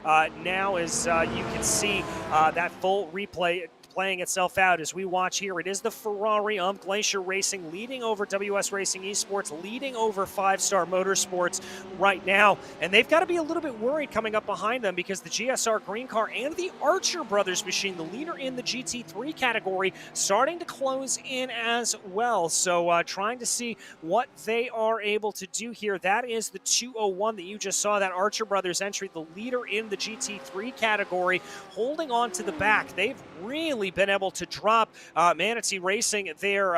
Manatee Racing in that 278 Mercedes. They certainly are well off the pace here, and they're about 7.5 seconds back from this battle, even though we saw them very, very close in behind Lorenzo. Like I said, it's showing you why they are the last season champions. You know, doing really good pace, demonstrating. Even, and this sounds a little bit surprised that you expect, oh, just because they're in the amateur class, they're not going to demonstrate the same pace as guys like, for example, we see Johnny Hagner, and his teammates, as we're going to see the WS covering the inside already on 5-Star. 5-Star going to the outside. There's a pit car. There's a car coming out of the pit lane, side by side, going to turn number 1. Is that a little bit of a side by side, door to door touch? Looks like there is a little bit, but favors the 5-Star going to turn number 3, and they made that overtake, done and dusted, and nearly literally dusted DJ, but 5-Star managing to nab the position back. Yeah, managing to nab that position back as they work their way by the Samba Racing Team Lamborghini there. That is that black and purple Lamborghini that they are able to get their way on by right now. So now Glacier tries to lead ahead. We're going to jump you up a little bit further in the field here. This is Marcus Deck in the race clutch entry, being able to lead ahead of Orion Race Team right now, the number 46, trying to close in here a little bit more as they go. Again, these couplets still formed in the LMP2 category, Ryan. And here comes Orion down to the inside, flashing the lights, trying to make the move. Race clutch going to try to hold momentum, and contact between the two. Race clutch coming out the worst for wear. Yeah, I had a feeling that something like that was going to happen. It was just a matter of time, and Orion, I can understand they wanted to get by, but yeah, I don't know. I think I was just if that was me, I think I would just judge that as a racing incident, just good hard racing. But I think race clutch, when thinking about it, they might be slightly aggrieved by that incident. Yeah, I think they might as well, but we will have to see what they end up doing there about that. There'll be a little bit of grief, but they've got a lot of time to be able to make up, about 1.2 seconds as they run to try to close back in. They will have a little bit more lap traffic to deal with, and they'll have to hope that that's going to slow down Orion a little bit as they go. But I want to bring your attention back to another close battle that we have. This back for P2 in the GT3 Pro category. With Urano holding in close behind Impulse Racing. They are all on top of each other, and Obsidian Racing has actually fallen off of P3. We missed that pass. Team Huisgenveld able to get their way up into P3 right now, so it's two Mercedes up into the podium positions here as they continue to go. Waiting to see if Urano is going to be close enough to make a move. I don't think they are able to do. That is Valorous Motorsports. Remember, we talked about them a little bit earlier being down into pit lane. I believe we've got a replay incoming on this, Lorenzo, of exactly what happened. This is going to be coming down into the kink with a faster approaching LMP2. I don't like the looks of this. Did they just get it all wrong? Yes, they did, and hard impact into the wall. Yeah, just head first into the wall. Unfortunate for Valorous right there. But they gave the spacing for the LMP. They probably could have seen, I don't know. Emil, I'm sorry. Okay, I know you're in the chat. I know you're probably going to pick on me on some discourse later. I don't know if you guys could have lifted it a little bit more so you guys avoid that grass on the outside, because that was probably going to be the natural line by giving the space to the needy LMP. I know it's a very tricky move for the LMP to make as a corner entry, and the GT has to compromise the line. But then again, I wouldn't put this on the LMP fully, and it's that tricky moment of, I think he was already with the overlap going into the entry of the corner, so nothing you can do right there. And Glacier Racing have a little bit of a problem with Marco Nurmela coming into the track. Just remind to join. There you go, sir. He's able to get back onto the track there, but as you said, a big incident going down into Canada corner there for the number 143. They're going to find themselves off. It looks like they were tagged a little bit by the 5-star Motorsport Porsche. Ryan, you were the one that was able to see that. Yeah, this looks like what's in the replay from my end. It looks like the 5-star Motorsport Porsche may have just stuck their nose slightly into Canada corner, but there wasn't really any gap. It was just the 5-star Motorsport car just stuck its nose in pretty much where it wasn't needed, and unfortunately the Glacier Motorsport Ferrari, the team, have just pretty much came off the worst out of that incident. And here we're going to be able to check out that replay. This is going to be with, I believe that's the race clutch entry working their way on through. And there is the dive, there is the tag, and there is the contact, spinning Glacier Motorsports right around there. And it is going to be a little bit of a problem there for them. They're going to have to find themselves back down in the order here, well down in the order as they go. They find themselves 25th overall here, so not the best run there for them. They've got the speed, though. They're 13th in class right now, so they've got the speed. They may be able to try to fight their way back up through the field. We will have to see if they are able to do just that a little bit later. Here we've got, that's the 201 leading ahead of the 168. And it looks like that's the Archer Brothers BMW and then the German Sim Racing Green Machine. I think something may have happened here to the GSR Green car to fall them down a little bit farther in the order. Not entirely sure as they get put another lap down here by some of that faster LMP2 traffic. Got a little bit of movement there. Looks like Orion was able to get by Team RSO for P5 up in the LMP2 category right now. As here is exactly what happened to GSR. This is coming down into the braking zone for turn 5. 5-star right ahead of them. Just got the braking zone wrong there, Lorenzo. Yeah, a little bit of an unfortunate incident over there, but you go into a sequence of corners that is a little bit tricky for you to navigate. Kind of like what I predicted, the LMP's prototype, the LMP prototypes, whatever you want to designate. The pit stops are coming in right now, and that's where the big scramble for maybe who saved the lap extra field, it might be very important at the end of things. And this is something I really wanted to discuss, in terms of strategies, because now you come into a race where this kind of becomes of a 6 pit stop race in total, right? So those who extend like 20 laps, maybe 21 laps, even might become in a really good fashion. Even if you go for 21, you just kind of like cut yourself the hard work of making a very small pit stop or cutting it in half, and getting that upper edge on the other teams if you're still competitive within your stints. So it's going to be an interesting one now, as everybody should be approaching the next lap or two for the remaining of the pit stops in the LMPs. GT3s will take a little bit more of a while, though.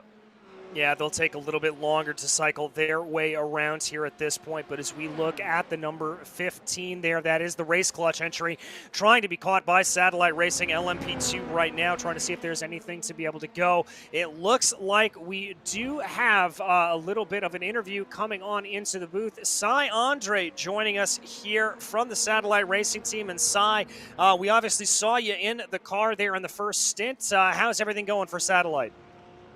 Well, pretty good, seeing as how all the other LMP2s have ducked onto pit lane and we're staying out, so that can't be a bad thing. Can't be a bad thing at all, and obviously you are the strategy guru here. Obviously a little bit of that strategy thrown out the window courtesy of that red flag, but are you feeling confident here being able to stay out that extra lap longer? Yeah, it really frees us up later in the race. I think a lot of guys have locked themselves into their current strategy. And going an extra lap, even though it costs us a little bit of time while saving fuel, gives us that little bit of extra flexibility for either a late race caution, or even if we just go green to the end, it will give us some benefit both in fuel saved and better tires. Well, that'll certainly play into it. And one of the things that we did want to talk to you is one of the team members about here a little bit is the fact that we did have a big change here in the weather a little bit coming into this second session, the second half of the race. Is that affecting your setup at all? Is that affecting any of the tire wear out on track, or is everything pretty much as it was running before?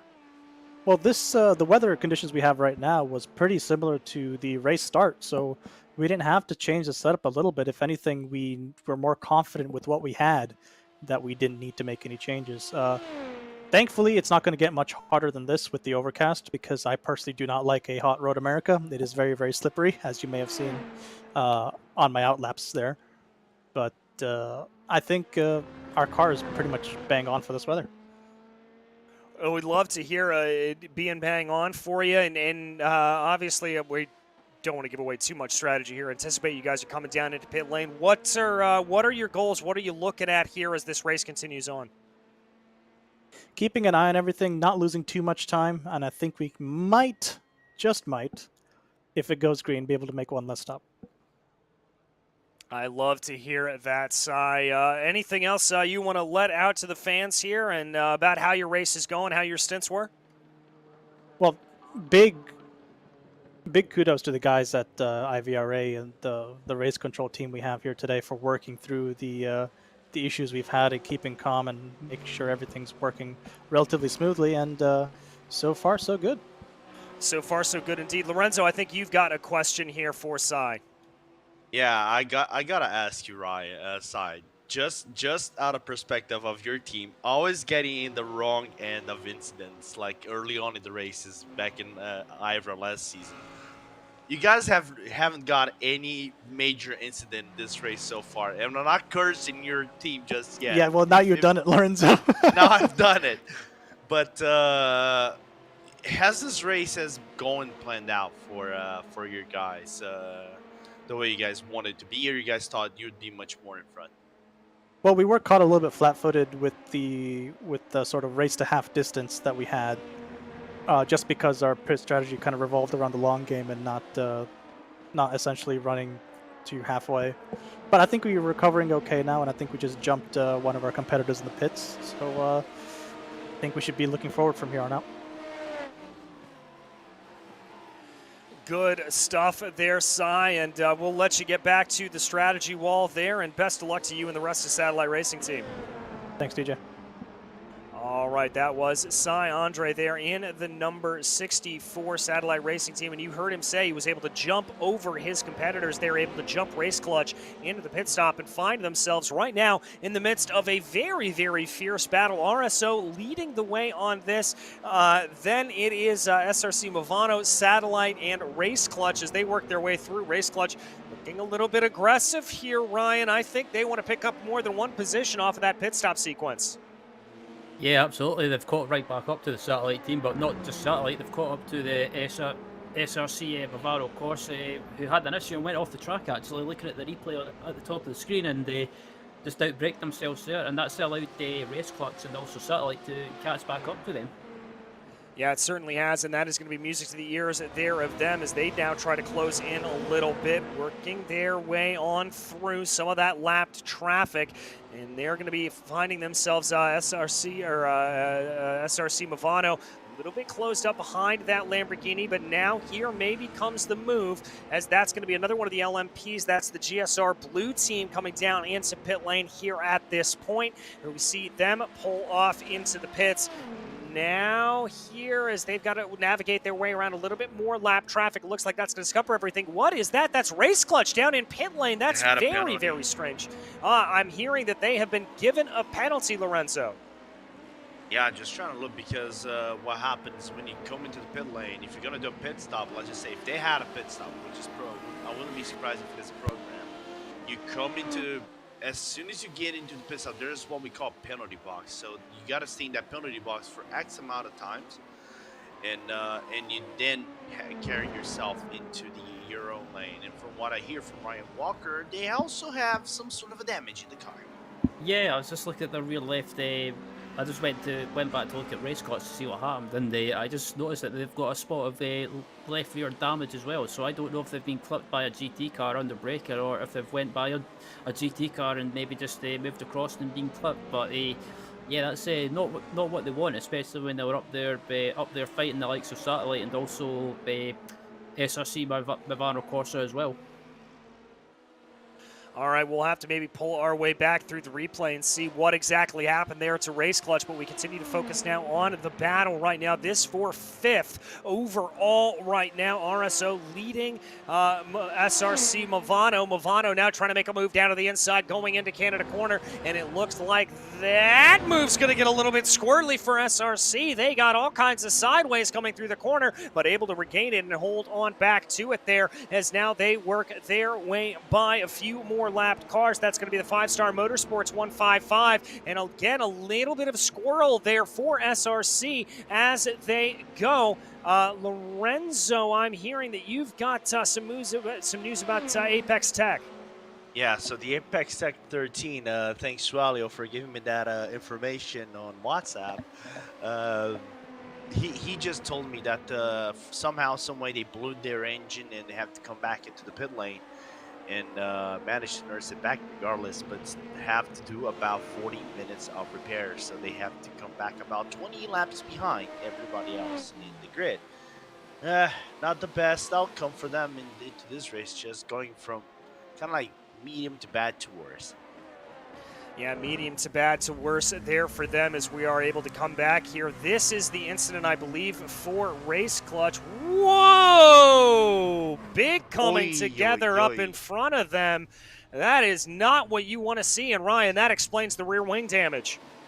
Yeah, I had a feeling that something happened there, but I never knew the incident was as big as that. That was just that was unfortunate because race clots, it looked like they were just going by, minding their own business, trying to avoid that incident. And unfortunately, a car, it looked like just came out from the side of the track and just clipped them ever so slightly. And it's yeah, I think yeah, so unfortunate for race clots. They were having a great race, but heading through the kink, heading up to Canada corner, it looks like a GT car just about went sideways and just about came off the track and clipped the SRC Movano Corsa car and satellite racing cars. But oh, that was a close one. That was a very, very close one indeed as we take a look at that overhead shot there of exactly what went wrong. And speaking of close ones, SRC Movano still right in the thick of it right now, trying to hold off that Satellite Racing LMP2 here as they work their way by the 113 ATRS Esports machine as they continue to go. Coming down the front straightaway here. Is that a little bit of a bump draft I see? I think that might be a little bit of a bump draft, Lorenzo. Well, they never said that bump drafting is illegal in here. So if you can do it, well, you might just go ahead and do it. It's not like you're doing with let's just say Formula V's. If you try to do that in a Formula V, I can tell you what's gonna happen. But jokes aside, if they're still trying to work together and try to move up and cut back some deficit to other drivers around the track, which are ahead of them, that would be the best idea. But I wouldn't spend too much time doing that, even though your gap to RSO is not that far. It's about a second and a half total. Yes, it is, as we are officially here with 100 laps to go around Road America. We have been able to stay clean and green for the past 24. Knock on your patented race spot block of wood for the opening lap, since the red flag period did fly over the course of the running as they continue to work their way around right now. Trying to see what they have. We continue to focus here on SRC Movano, working their way through. Satellite is giving them a good run for their money here. I like the pressure that's being applied to the back. They're not letting them slip off into the distance here, Ryan Walker. They're certainly trying to just see if they can maybe elicit a little bit of a mistake here out of the number 17. Yeah, I think that's the thing they're doing as well. Maybe not trying to make any moves, but maybe just trying to keep that pressure up. Even with that bit of bump draft in the previous lap on the home straight, maybe just playing a little bit of mind games as well, trying to rattle their cage, as Dale Earnhardt would say back in the old NASCAR days. But SRC Movano, they keeping their cool and keeping their composure and they not letting the pressure get to them. But just up ahead of this battle as well, they are closing down that number 17 Team RSO LMP2 car. Yeah, they are. And a little bit of wide running there for everybody coming off of turn 3 as they keep things together here. That 17 looking like it could be under a little bit of pressure from in front of them.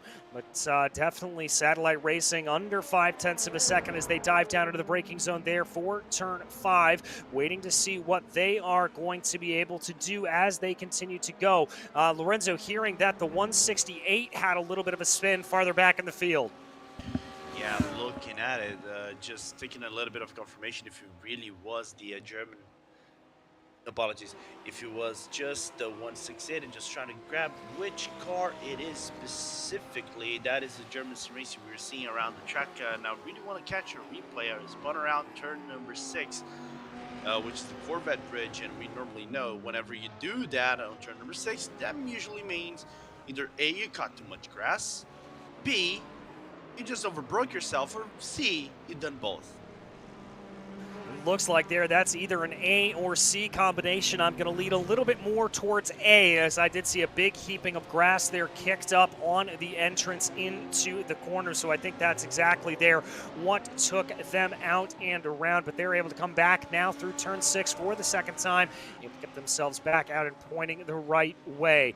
As they now work themselves around here, coming up behind a couple of lapped cars in front of them, they find themselves well down the order here, down into about 26th position overall, and that's going to be about 15th in class or so. So they're going to find themselves very much hurting here. I want to bring your attention up to another battle that we have going on. This is going to be for about 5th in the GT3 Pro Category A TRS Esports, leading GSR.de by ACV over Manatee Racing as they work their way through a couple of lapped cars there, a couple of the faster cars working their way on by. That is in particular going to be the number 13, the ATRS Esports 13, working their way by multiple laps down for that car. But a very close battle here between these three, Ryan Walker.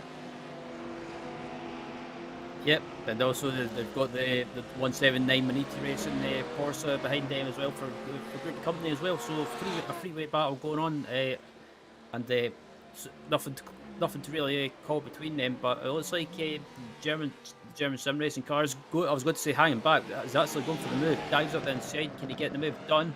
The ATRS Esports car tries to do a bit of a switchback, but can't really do anything. So German sim racing take the position. Yeah, German Sim Racing able to take that position away. Good move there for them, and they're going to find themselves pretty happy about that. That Audi being able to get themselves a little bit ahead and a little bit into positive position here as they continue to try to go the 113, maybe trying to close in a little bit behind the 179 as well, trying to see what they are able to do as they work their way through right now, trying to see here if Manatee's going to be able to have a little bit of a run. They've also got to watch out a little bit behind because Deutsche Payment Raven is not too far behind them in the 187. There you can see the back of that Porsche as they work their way through the kettle bottoms. But right now, Manatee closing in on the back of ATRS, trying not to lose position. A little bit of Porsche on Porsche battle. A big cloud of dust getting kicked up there in the back, and they try to work their way around right now. Lorenzo trying to see what they are able to do as another good run here for Manatee Racing. Looks like they're closing in here a little bit, Lorenzo. Yeah, I think the gap is as close as it's ever been. Let's see if Manetee's going to try to pull something off on the inside, trying to look for that move here, DJ. I don't think he's going to be on turn number 1 that is going to be done. I think he's going to try to find that opening, maybe on turn number 2 or 3, because now you have the German Sim Racing joining the fray. Now instead of a 3 car scrap, it becomes 4. You always know that more numbers makes it more exciting, more chaotic for everybody, and better for us commentators that we can provide hashtag content. Let's see if anything's going to be done on turn number 5, though, because if I'm Manatee, I'm pulling the trigger right now. Yeah, I think they want to try to get that move done as quickly as possible and not lose touch with German Sim Racing up ahead of them, if at all possible. They want to try to get by ATRS here, but it looks like they just didn't quite get the run there out of turn 3, going down the back straightaway there through the Moraine sweep. Now as they come through turn 6, everything looks relatively easy and put together. A little bit of a wide run there for the 179, but we will have to see. Manatee trying to see what they are able to do here, and I've got to agree with you. I'd be very worried about that Deutsche Payment Raven car, the 187, starting to close in behind. There's a lot of them starting to come in, but again, Ryan Walker, we're waiting here. It shouldn't be too much longer, I think, until we see the pit stops here for these GT3s. Yeah, I think the pit stops are not too far away, and that Deutsche Payment car has been slowly closing this battle down, and is firmly right in this battle now as well. But I think if I was them, I would just stay behind these 3 cars in front, try and save as much fuel as possible, try and maybe stretch out the stint, maybe a lap or 2 extra if you can, and maybe try and take advantage towards the end of the race. Maybe try and, if you have to make a pit stop in the final pit stop, you don't have to take as much fuel, for example, and maybe try and jump these cars. But obviously, it's still got a long way to go with this car up to the end. Actually, as I say that, all 3 cars dive into the pits. Yes, they do, and they are also headed off there by Impulse and Obsidian, both looking like they are coming into pit lane as well. So plenty of drivers having a little bit of running here, and we look like we have a little bit of an interview waiting for us. Manuel Sadao is the strategist for Team RSO. And Manuel, what can you tell us here about how your team's running and how the race is looking thus far? Well, hello, first of all. The team's running in P5 and the race is looking very intense and entertaining from the outside. Well, it certainly looked like you guys were locked in battle pretty much the entire way. Has anything really here caused your strategy to change around? I mean, obviously we've had the big coming together a little bit earlier on, and the not coming together, but the big change at the halfway point in the race. How much has that thrown off your guys' strategy?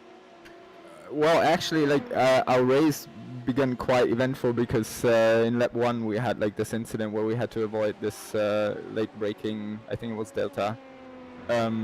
So we got some damage. We dropped back to the end of the field, and other than Pusims, we were kind of sleeping under the first safety car period because we didn't pit to repair our damage because we thought like, okay, I mean pit lane's closed, so we don't pit.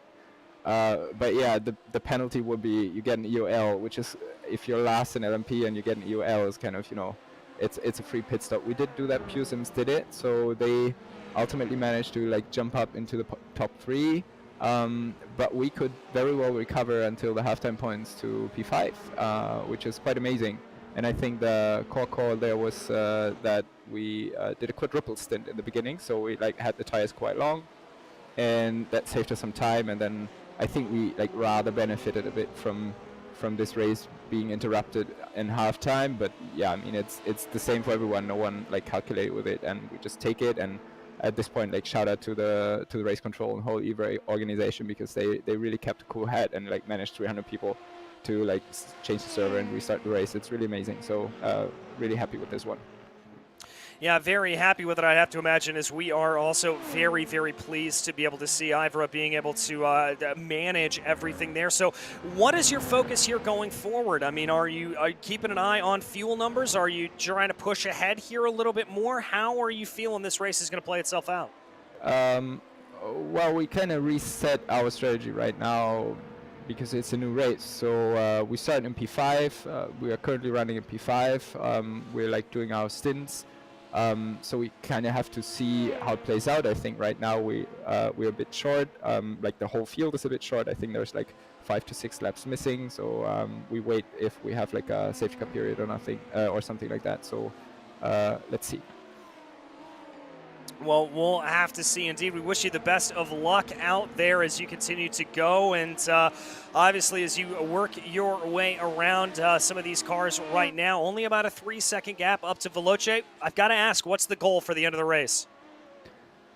Well, I mean, to be very honest, we have like several options like that we can like choose from at some point, but we really have to like let the race a bit develop itself, because you know there's so much traffic. There can be safety cars, so this is the very special thing about IVRA. I think you have to be very flexible and dynamic with like your strategy calls. And right now we like kind of, you know, get laps in, get the time pass, and then see like where we are. I mean, right now obviously IVRA really like benefited a lot from like this shackles that went through sim racing this summer. We have a very, very strong LMP2 field, so other than the previous seasons, I think we're like not like the top A teams in this series. So like I think P5 will be something that is very cool, so that will be very well appreciated. But yeah, at the same time we see that our pace is not that far off, so I don't know. I mean, we're there. I mean, our benefit here compared to the other teams that just joined this year is definitely the experience. So I think we are kind of used to like what it means to do safety car and like keep out of trouble. So yeah, like I don't know. We try to keep the head cool. Still some hours of racing, and so far we just enjoy it. And yeah, it's a very busy track with all these GT cars to lap. So yeah, there's lots of action, and we just enjoy it. Well, just enjoy it, I think, is the best way to be able to handle any sort of racing. I know we're certainly enjoying it up here in the booth. And, man, well, thank you so much for joining us up here, and we'll let you get back to calling strategy. Thank you so much, and you guys enjoy the evening too. Thanks a lot for your work. As always, it's a pleasure to like watch the stream aside and yeah, just like listen to all your like, I don't know, thoughts. It's very entertaining, and you're doing a great job. So that's also a big part of this whole sport. Thanks a lot. Shout out to everyone involved. Well, thank you once again. That was Manuel Sado there, your strategist for the RSO team. Lorenzo, a little bit interesting there, where we were speculating a lot before the restart here that we were going to see a lot of sort of unbridled aggression from these drivers. It seems like we're seeing a lot of unbridled restraint from the LMP2 field. Nah, it goes basically what I actually had in what I actually said, kind of like on the restart, that they would be as aggressive more than usual, and especially under the traffic, and it goes kind of like in par with what Manuel said. And this is why I like to have Manuel coming from time to time in these interviews, because he's always very knowledgeable. Kind of like of a student of the car whenever he's doing strategies for Team RSO or managing Team RSO. So it's always a good conversation with him to grab not only his perspective, not just for the team wise, but also kind of like race wise as well, because he's right there in the middle, either driving or doing management. So this unbridled aggressiveness goes basically in hand to what I was thinking about earlier. Well, there you go. Lorenzo Bonder being able to call out the strategy earlier. He is certainly knowing what he is talking about. As we keep our eyes focused on the number 46 Orion race team, leading the way over Team RSO right now. RSO finding themselves getting caught a little bit by SRC Movano at the moment, though. They're going to have to try to keep that available as much as possible. Looks like we do have some bad news for fans of Private Label Team Hype. That team is being categorized as out of the race. Not sure entirely what happened to the number 73. We'll try to get an answer on that, but I've got to think some sort of incident or accident was involved there on that to bring them around. We focus here on the number 3, the SRC Movano car. Here it is, Ryan Walker. Let's see. A little bit of a sketchy exit there coming out of Canada Corner. Bill Mitchell bend and the bump. Yeah, they just hit a excuse me, they just hit a bump on the entry of that fast left-hander there. I wonder if they took the care, but maybe took too much care when it's on set of the car. But yeah, as you saw there, they just hit the car, bounced, and they just lost the car. They had no control, and unfortunately they're out of the race now. But on board now, and it looks like it was fine in the corner and clipped the bump on the outside. So. Yeah, it's an easy mistake to make in that corner, because you just want to try and you want to carry that momentum and try and go as wide as possible. But if you go too wide, you'll hit that bump, and unfortunately, as the Private Label team found out, you'll hit the wall, and that's your day done. If I may, just real quick, the problem is it's kind of like that bump is kind of like a blind bump, so you don't even know where the bump is specifically unless you have to take it lap by lap by lap and kind of do that mistake once over and over again. So. I don't blame him for that incident. It's a human mistake. It was just very, very unfortunate. Of course, it wasn't pit stop related. Thank you, Arjuna Kikipati, for reminding me of the Private Label Team Hype fumbles into the pit stop. Joshua's going to kill me later. But with that being said, it's just normal stuff, regarding the track. It's just unfortunate. It happens. Yeah, unfortunate it happens, and I can tell you that I have seen that bump take out a couple of cars in real life as well. A very scary incident in TC America earlier this year, seeing a Hyundai flying up into the air there at that point. But we focus back a little bit farther in the field here at this point. This is Ferrero in the Obsidian Racing Porsche right now, being caught by Mercedes-AMG Urano, and that is going to be Nicholas Laubach behind the wheel of that car. We saw the sun poke its nose out there for just a few seconds, and it's now ducked back down behind the clouds, but still some changing conditions here as we watch this battle play itself out, Ryan. Yeah, and it looks like this Mercedes team Urano is possibly looking to try and retake that position, but that Porsche, like we were talking about earlier on, it seems to be a really quick car around here. It just seems to suit the characteristics of the track and also some of the corners. But as a Urano, again, they close up on the braking, but it looks like they're lifted off slightly. So maybe a good indication or a good clue that they're maybe trying to save some fuel.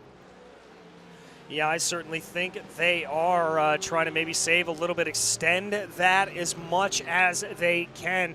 Urano trying to play a little bit of a long game here. We obviously just had pit stops about 10 laps ago for the majority of the GT3 field, about 5 laps or so away from pit stops for the LMP2 field, for at least what we expect them to be able to do.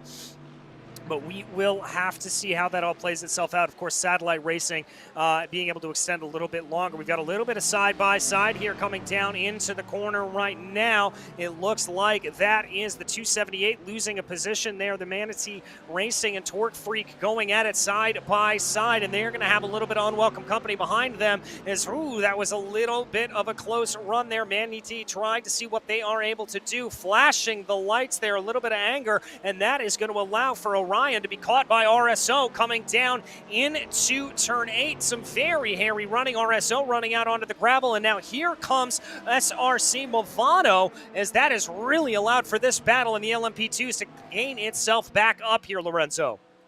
Yeah, it kind of gained a little bit of a second life due to traffic, and it goes into the cliche-esque phrase of traffic given, traffic takes. So just in a small sequence of corners into a very hefty braking zone, you basically pile up all 4 cars and try to scramble themselves together out of the corner and see who's going to be on top of who. Going to the next sequence of corners, and the next main overtaking opportunity would be kind of the corner. And you can see everybody trying to scramble themselves as fast as possible to still remain within the draft, and the next car in tow for the GT3s to be overlapped is the Glacier Racing right now. Yes, they are trying to go for a little bit of that overlap there. Big move down to the inside for Movano. They're trying to be able to take advantage of that move, but it looks like RSO able to hold that out there for the moment. RSO leading in 5th in this little battle over SRC Movano. Then Satellite Racing coming in behind. They've got a little bit more lap traffic that they're going to have to deal with up ahead of them in the form of Matthew Molnar there. That is going to be the Archer Brothers racing machine as they come down now into the corner. This still all running very, very tightly here, and not too far up from them is Vaz in that Orion race team. So this battle can still certainly continue to fire itself off here as we continue around right now. 35 laps into 124 laps in the second half of this GSI Endurance Series presented by IVRA. Continue to work our way around, and that's an off. That's an off for Orion Racing Team. They have gone off into the gravel. I'm not sure if that was contact, Ryan, or if that was just a self-inflicted mistake. I'm just having a look now, and I think it might be a case of being colliding with a GT car, possibly. As I look at the replay now, and it looks like actually it wasn't a GT car. It was just Orion outbraking themselves and running wide into the gravel. Oh my goodness gracious. We'll have to jump back and take a look at the replay here in a little bit of time. And there it is, just coming down, kicking up a little bit of grass there on the exit into turn 7. There is that Archer Brothers machine. They just got it a little bit wrong, missed the braking zone, and found themselves running out wide into the gravel on the exit of turn 8. Maybe some light damage to the right-hand side of that car. I think they'll be able to keep everything nice and together, but we will have to see as they continue to go. And that's really going to separate everything out there in that battle that we were following not too long ago for those LMP2s, Lorenzo. Yeah, basically, it's a little bit of a small reset for the LMPs, and Team RSO still retaining a small lead, but then again, everything can change just due to traffic. But I would say, look at the blinks from Movano. Movano's trying to move as quickly as possible. They want to make a move on RSO as like for yesterday. So that's why I believe there's a little bit of desperation. You can see RSO is kind of like driving out of their lives to try to break away. They're kind of managing to do a little bit of that, a little bit of misconfusion between the GT3 right there and the Team RSO. But again, the gap is widening a little bit, and that window is closing, like you probably said, to Movano. And the one thing that Movano really doesn't want is that window closing, and Satellite just, like we saw with Cyandra, playing their cards like they really want to. Yeah, and remember, Satellite was able to go one lap longer on that last pit stop sequence, and so that does mean that they are going to be a little bit better off in terms of fuel. As we continue to watch here, they work their way down through the corner. That number 64, Satellite Racing, coming out of Canada corner right now, trying to close in the gap at about 9/10 of a second. Let's go ahead and call it a full second there in between the two as they work their way through the corners right now. Trying to see what there is able to do. A little bit of a move in front there from RSO, trying to see if they can maybe work their way by through some GT3 traffic. Flash of the headlights there for SRC Movano, as that is two of those cars that they're going to have to split the difference in between. That got a little bit sketchy there, and I think Satellite going to be held up a little bit, so traffic taketh there for Satellite Racing Team, as they're now going to have to pick their way by going down into turn 3. That's just a little bit of what you're going to have to deal with, but now maybe a little bit of a big check up there in front, it looked like, potentially from SRC Movano, as they had to deal with a little bit of those lap cars working their way down through the Moraine sweep right now, just trying to find as much clean air as possible as they now get onto the binders down into turn 5, Ryan. Yep, and it's come up to lap some of the GT3 traffic now.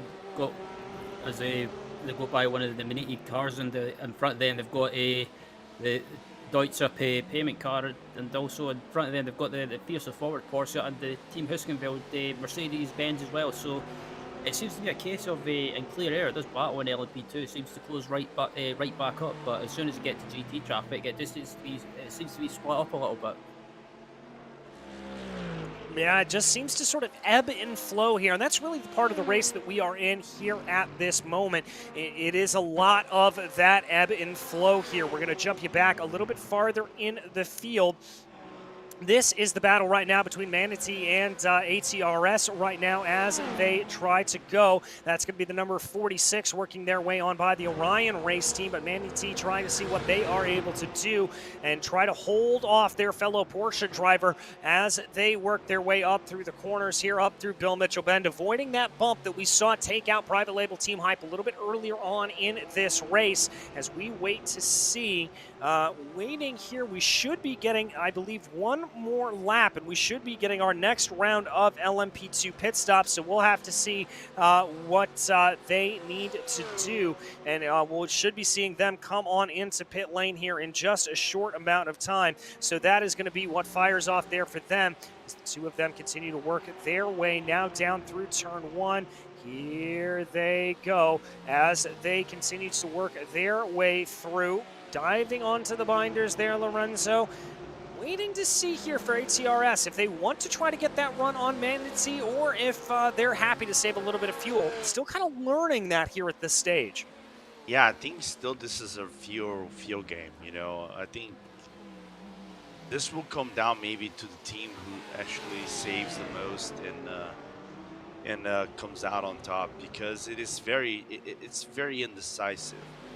Even though if we're judging by the gaps and everything, of course that Impulse would have the upper edge, and Alpine Stars Geodesic having a little bit of an issue with communication right there.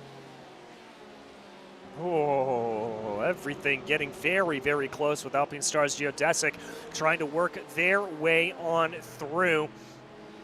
Here they go now, trying to get a move here on the 187, the Deutsche Payment Raven machine. They are going to be able to get their way on ahead. And then just up in front of them, that is going to be, I believe, the Team Heusenfeld and Mercedes Urano just a little bit farther up there. They're able to get on by right now, so no problems there for Alpine Stars. But they still have plenty of room to try to get their way up and forward. They currently run in 8th place. As we do have our first stopper, it is going to be Team RSO in the number 17 coming down into pit lane. This should kick off what we anticipate being the fuel window here for the LMP2s.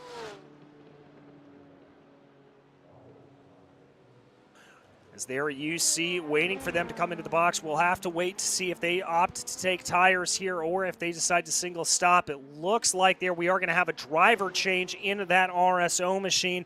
Nils Bendikett going to come into the car now, so that's what's going to be happening there for them. It also looks like Valkyrie is coming down into the pit lane as well. So two of those drivers coming into the pits, the number 27, bringing that car down the lane as well. So that is going to be what separates them out. Valkyrie, I do love that livery for the record, but they're going to be coming on in. Looks like that is going to be a tire change there for RSO, so they will jump up onto the jacks, get a fresh set of boots on that Dallara LMP2, and they will find their way back out on track here very shortly. Lorenzo, as we've got a little bit more action there, that is, I believe, the leader there, Urano, who has been able to pull out a pretty large gap of about 6 seconds here since the drop of the green flag. They are just running the race they need to be running. Yeah, my question is he playing the same game as Patty Wolf is actually playing? Because we know they're both very experienced drivers. They know each other. They racing the officials, and their driving style is pretty much the similar for him and Daniel Lorenzo and also Dominic Hoffman. They have very similar driving styles. So it's kind of like a mirror match. The only question is who's playing the field game the better, who actually yields and comes in first for their pit stop, and then does it level it out as the stints go by. As we see Harley Halton coming to the pit lane, we expect also a driver swap for Pure Sims. Yeah, it looks like Pure Sim's going to be making that swap as well. We check out the leader here again and then move our way a little bit further back in the pack. This is that Team Huizenveld and the Deutsche Payment Raven machine as they continue to work their way around. Mercedes versus Mercedes, running 3rd and 4th in the GT3 Pro category as they work themselves through. Looks like that's going to be one of, that's Sulio Almeida in the number 13, able to work his way on by there. Sulio obviously running far down in the order in the ATRS Esports number 13, having a lot of work to do. But this Mercedes battle right here, Mercedes versus Porsche between Team Huizenveld and Deutsche Payment, this has been simmering. And Ryan, as we were talking about a little bit earlier, I think this is another battle of fuel management here. I think that's a lot of what we're seeing here today. Yeah, absolutely. Just watching, excuse me, watching this battle, it looks like they're not really trying to fight each other. Huizenveld's not trying to hold them up, and the Deutsche Payment's not really trying to make a move. So I think it's a game of basically playing the fuel game and trying to save as much fuel as possible. As a Lamborghini off the track there, but thankfully keeps off the track. But yeah, these two teams are pretty much just they seem to be just kind of just not taking it easy, I would say, but just not trying to do anything too silly. Yeah, I think that is definitely the strategy here. A little bit strange. 5-Star Motorsports, the 155 into pit lane. We'll have to figure out what happened to them. But it does look like Urano, Veloce, SRC Movano, and Orion all coming down into pit lane. So this is definitely the end of the window. Interesting here for the majority of these teams, though. They were able to stretch to 20 to 21 laps here as they went. Now, that's not completely unexpected considering we did run about 4 to 5 laps, if I remember correctly, under safety car conditions, so that will have used up a little bit of fuel. So that is going to be looking at what we are thinking here for this point in terms of the LMP2 strategy battle. But now we continue to focus on that 4th place battle right now for the GT3 category. Team Huizenveld and Deutsche Payment Raven. That is Sentkowski and Ramenfangler running around in those cars respectively. Now the car directly up ahead of them that you see, that is Adam Etke. That is a lapped car. That is the Fiercely Forward GT entry. So they are not involved in this battle. And the same is true. Excuse me, it's actually not true. The ATRS entry and Manity there in behind as well as they go. So this battle, unless they keep their eyes on this, this could be a little bit of a bigger fight than they are taking into consideration, as indeed it is getting a little bit big. Here is what we saw from the 155. Did they get things wrong coming through Canada Corner? No, looks like Canada Corner was just fine for the 155. Was it the bump here? Was it a little bit of the curbing? No, it looks like it's going to be coming down through the final corner. Whoa. Oh, very strange incident there, Ryan. Yeah, I don't know if that was maybe excuse me. I don't know if that was maybe a technical issue or a hardware issue, maybe a wheel failure, or maybe maybe a screen freeze, a blank screen. That's just that because that just looked so weird. Because all of a sudden it looked like the corner exit was fine on the final corner, and then all of a sudden it just jinked right. Yeah, it just looked, as you say, sort of jink right there at the last possible minute. Not entirely sure as Satellite Racing now does come into pit lane here. They were able to extend upwards of 22 laps on that last stop. So Lorenzo, as we heard from Cy Andre a little bit earlier, they had that happen. Looks like we are going to have a replay here coming up with Deutsche being able to make this pass on Team Heuskensveld as they came out of the final corner. Maybe a little bit of an assist there from the number 1 Pure Sims Esports machine as they came up going down out of turn 3, down the Moraine sweep through turn 4. Are they going to split the difference? Yes, they are. Lorenzo, that was excellent. That was excellent, but that had like Ryan you guys can chime in. What is the margin of error that you can actually make in there? Oh, yellow flag. Yellow, yeah, yellow. Oh Lord, this changes a lot in this race, boys and girls. Yes, is that Urano? Yeah, that's Urano. What the heck? What on earth happened to them? Oh my goodness gracious, Urano spun the wrong way midway down through the kettle bottoms. I am not entirely sure what happened. We're going to have to pull up that replay. It doesn't look like from this angle, well, no, there's some damage there to the right-hand side of the car. You can see the rear end of it there a little bit out. Let's take a look here as they come down into Canada corner.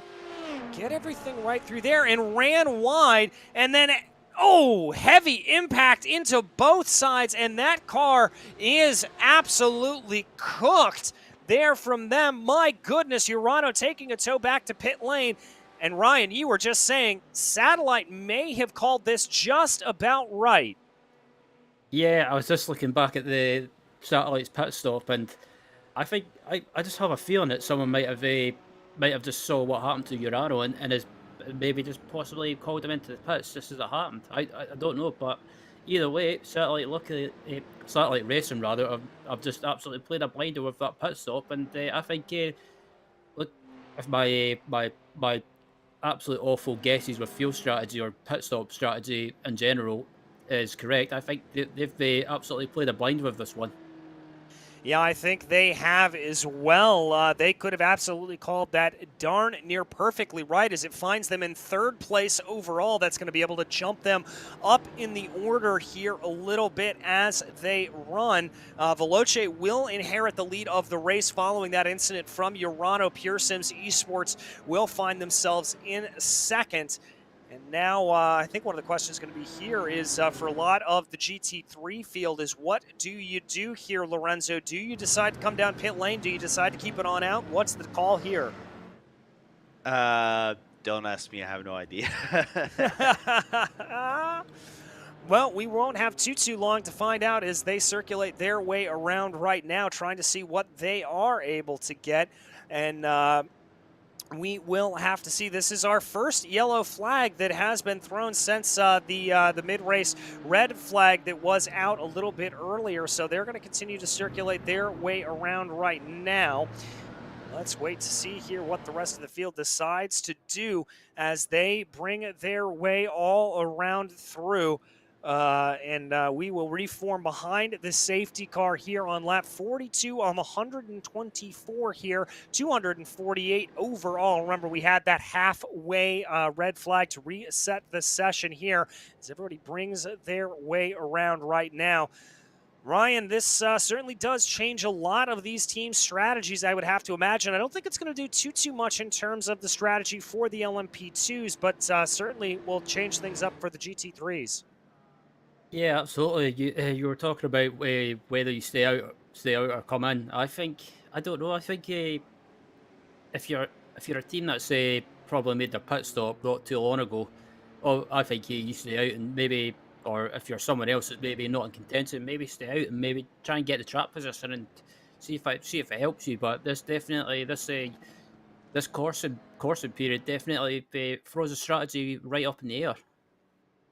Yeah, it certainly does, as this is the time we are going to throw to a little bit of race spot immersion. We're going to let you ride on board with one of these cars as they circulate around under the safety car here. We're going to take a quick break to just sort of refresh our voices as they go, and that will allow you to just hear the sights and sounds of this circuit here as we continue to watch the GSI Endurance Series presented by IVRA. As I said, we're going to take a quick step away here and let you just hear the sights and sounds of the U.S. National Park of Speed.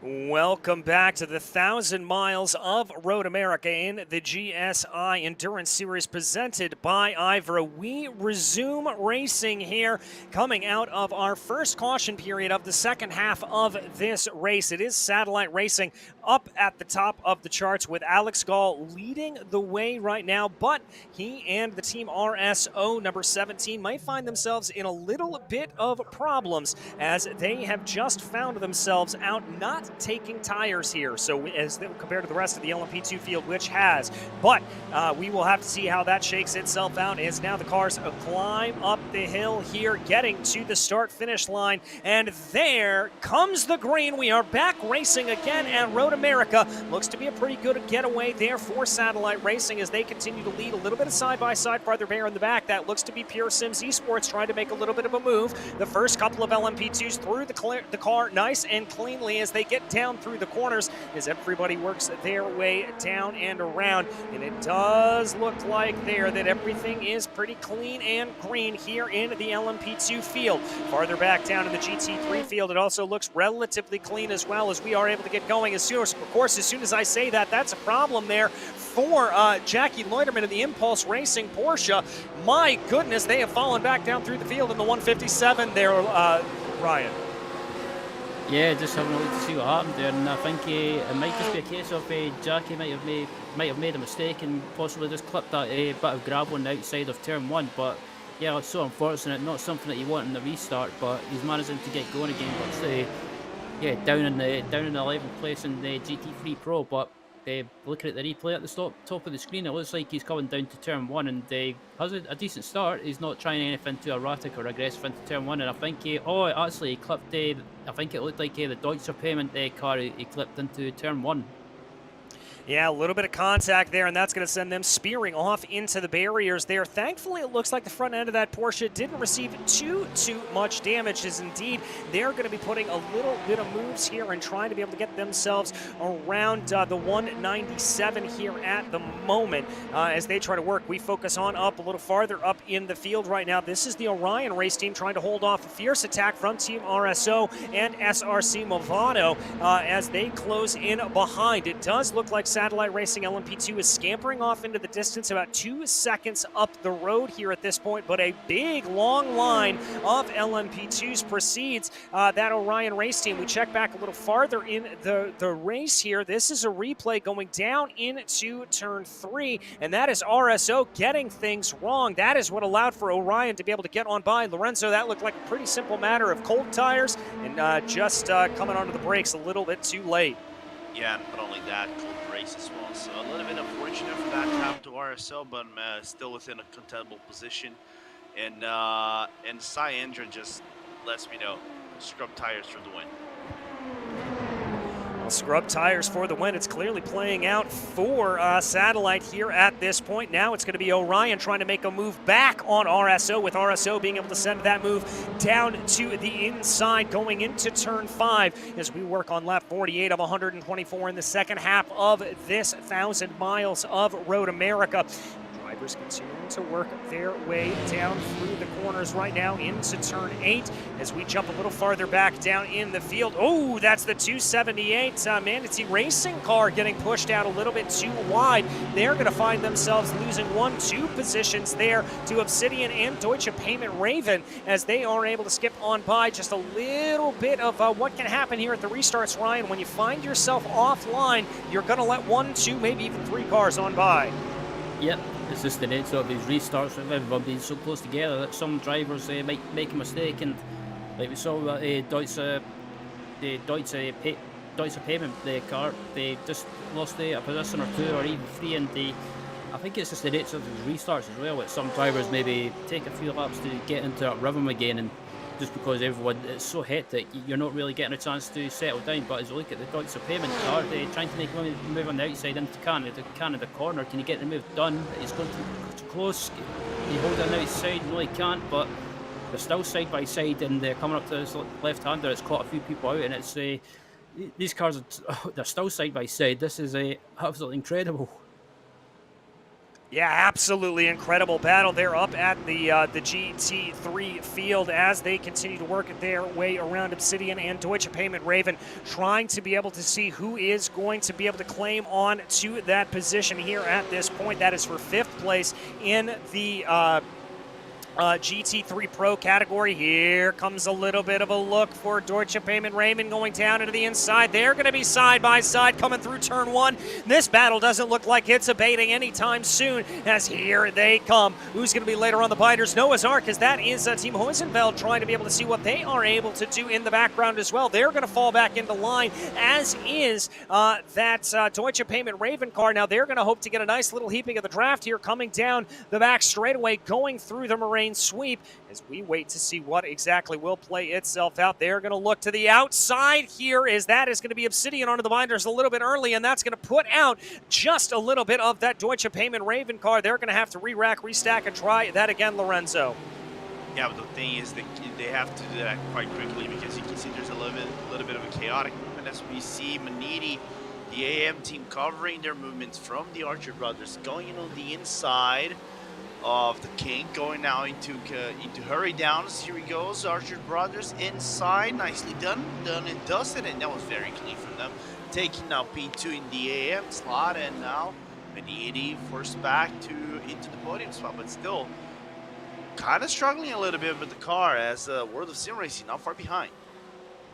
Yeah, not too far behind is this pack here in the GT3 category, really bunching itself up as they continue to run and work their way around, trying to see what is going to be able to happen here. That side-by-side again, and that is going to be Deutsche Payment Raven finally able to get that move done as they make their way around. But does Obsidian have anything to say about it here as we start on lap 50?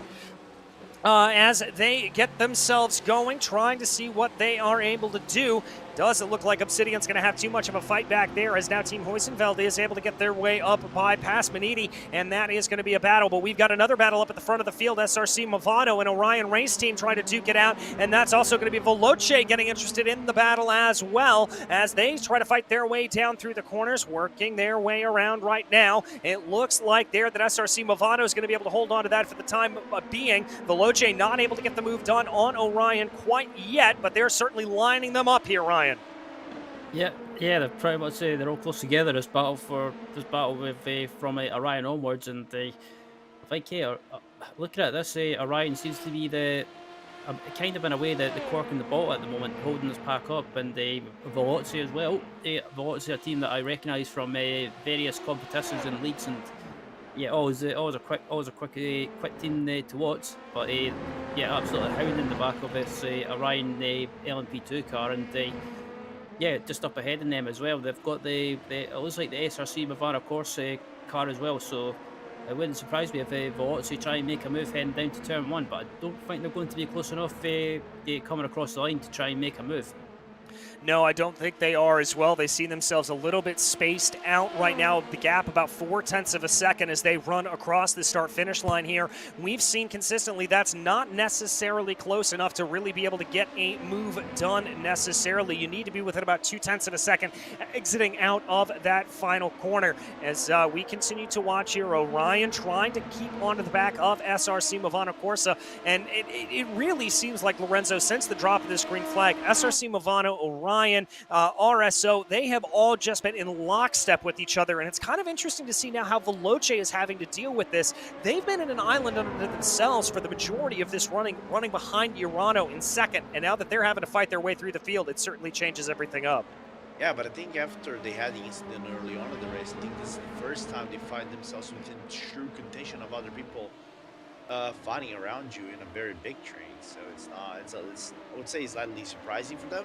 The situation that the team is usually putting themselves in a race-by-race occasion, but nevertheless, I think they have the expertise, they have the guys to try to come out on top, and surely they are working with their brains and try to strategize potential moves down the line, because I think everybody knows they can make it out on the tires and on the field once they start doing the pit stops all the way down to lap 124. Yeah, we'll have to see. They're going to have to start doing that math backwards. The last pit stop cycle obviously throwing a little bit of that out of whack as they continue to work their way around right now. We watch Veloce trying to take a little bit of a narrower line there through the final corner as they try to get themselves out and work their way around. Also have to keep in mind there, Alpine Stars Geodesic Racing keeping nice and close behind them as they're only about 0.3 of a second back.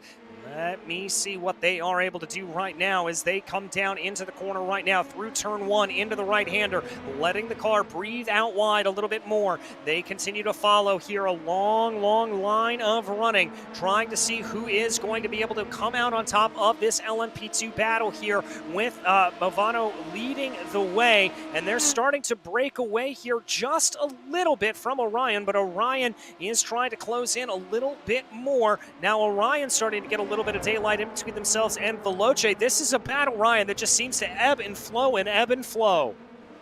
Yeah, it was like earlier on as well with this with the LMP2 battle was real close together, and then as soon as it came up to GT traffic, it all seemed to like split apart for some time. But as we're talking about GT3 as well, looking at this battle between it looks like Impulse Racing and one of the World Sim Sport. Well, yeah, world of sim racing cars as well. So it looks like the Impulse car actually was putting a lap on that car by the looks of it. Yeah, trying to put a lap on the car there. You can actually see the damages here. We've got the Ferrari of Glacier Racing. Remember, they had a little bit of an issue earlier on in the race. Found themselves spun around the wrong way, but courtesy of the pit stop cycle, they now find themselves back up at the pointy end of the field here and in a battle with ATRS Esports, the number 113, trying to be able to get themselves out here to try to go and get a little bit of a battle. There they come around and trying to be able to get themselves up into a position where they can potentially lead this race, which would be a little bit surprising, I would have to say, as the majority of the cars here we've seen today have been Porsches, and the Ferrari certainly pulling its own weight around here for that Glacier Racing team. As right now it does look like it is Normella behind the wheel of the car. Nick Ludke there leading the way in the ATRS Esports 113. Lorenzo, just trying to see what's going to happen. It looks like ATRS has a little bit of an advantage here on the second half of the circuit, but that Ferrari may be able to close in. Yeah, but then again, this style comes down to downforce. Whenever you try to resort yourself to clean air or really good corners, a little bit of a shakiness coming to the Apex Tech GT3 right there, but still got away unscathed at the end of the day. But I think all that Glacier Racing needs to do right now, all that Marco Normella needs to do is just be within the draft. You know, work the draft out of the Porsche, see how the Ferrari is strong in comparison to the other car, and if you find a gap for you to make that overtake, and then go for it. But unfortunately, it's just on the scope of things, the Porsche is going to be slightly superior to the Mercedes, to the Ferrari. But if you have a team that knows how to work the Ferrari properly, like the Glacier team usually does, and some other teams like Genex, for example, then you can find yourself in a real world of hurt.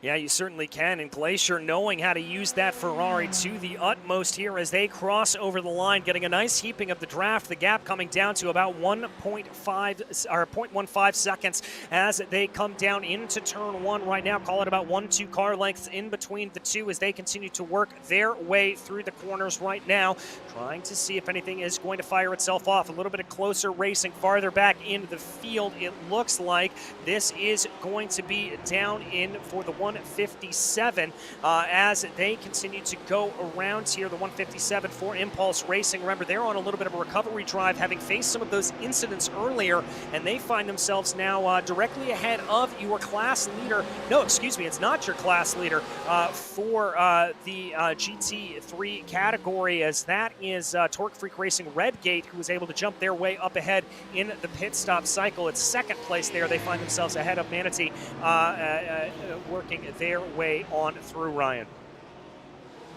Yep, trying to work their way through, and in front of them as well, they've got some GT traffic, one of them being the 264 Satellite Racing BMW, and this car is pretty much multiple laps down after being caught up in an incident earlier on, but I believe it was the hard point GT3 three-ports, and they're pretty much back out on track. Just a case of trying to get to the finish and trying to salvage any result they can. But look at this battle of Maniti and the Impulse Racing car. It's, these two teams have been close together since the start of since the restart of the race. And Impulse, it looks like they've got a run heading down to Canada corner, but can they try and get a move done? I don't think they can. So it's a case of tucking in behind and possibly waiting until the home. So, as I say that, the Maniti car runs wide. Yeah, Maniti there getting a little bit wide, and that's going to allow for Impulse to be able to get themselves back on through now, and that's going to be a little bit of a problem there for them as Maniti tries to fight back here a little bit, tries to see what they are able to get done. Oh, and off and into the grass there goes Maniti, and that is just a terrible couple of corners there for the team, as now that's going to be as they go. Here they work their way around, trying to be able to get and get themselves through. That was a very, very sketchy couple of corners as now the LMP2 traffic tries to work their way back around and through the GT3 field for the first time. And part of what has allowed that to happen is that we do have a little bit of a close run here up for the lead of the race now. Satellite Racing coming down into these corners, coming out of turn 3. Satellite Racing under attack here from the number 17 Team RSO as they work their way down the back straightaway, trying to weave in between the traffic. They're going to go side by side as they now work their way down in through the Moraine sweep, down into turn 5. It looks like Satellite's going to be later on the brakes and be able to withstand that assault for now, but very, very close running between the two. Oh, Team RSO thought about a little bit of a move there, but fell back into line. Yep, and look who's closed up to this battle as well. Is that number 3, I should say, SRC Movano Corsa LMP2 car. So it's a freeway battle for the lead, and all this GT traffic in front of them is costing Satellite big time. And Satellite at one point they did have about a 2-second lead, but that's just pretty much evaporated. Yeah, it really has. I think that was just a little bit of that GT3 traffic that certainly slowed them down enough to be able to get that there and bring them on through. But it looks like RSO not letting up in the fight, even though they are having to work their way through this field. That got a little bit hairy there behind with SRC Movano trying to take high advantage of the situation. My goodness gracious. This is crazy, Lorenzo. How did they not make contact? Wait, oh my God, RSO off.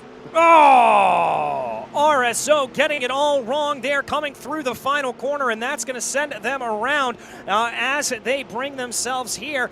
Oh, man, RSO on the aggressive attack there and calling it wrong. That's going to drop them all the way down into 8th place in the LMP2 category. And that's going to promote SRC Movano up into P2 right now with Orion hot on their heels and Veloce certainly not letting up whatsoever as they try to bring themselves through. As, my goodness, that was just a lap and a half of action there, Lorenzo. Well, remember when I said that we probably would get some drama, would get some overtakes, aggression, all the kinds of what's inside the package? Well, we're getting that in bunches, and look at the guys trying to make the faster movements into the traffic. Both Orion, SRC Movano, and Veloce cleared themselves out quite easily, get themselves away from Ludicky and Urmela lead battle. So it's going to be a little bit interesting. Let's look on the replay. What happened to the RSO GT3? Well, it looks like, from my estimation, no. ow. That's going to leave a little bit of a mark there on the car, and that's the 2. Oh, no. Ooh, that was the 211, almost having a very, very unsafe rejoin there. Yeah, Connery Maddock probably would have jumped out of his home in the UK to have a little bit of a moment of conversation here. Luckily, that didn't happen. Yeah, luckily that didn't happen here, and they continue to work their way around as we focus in on P2 now in that, P1. Glacier Racing able to get by ATRS up into the lead of that GT3 Pro category as they're the 17 able to clear on by them. Team RSO trying to get on by as they go. working their way up on through.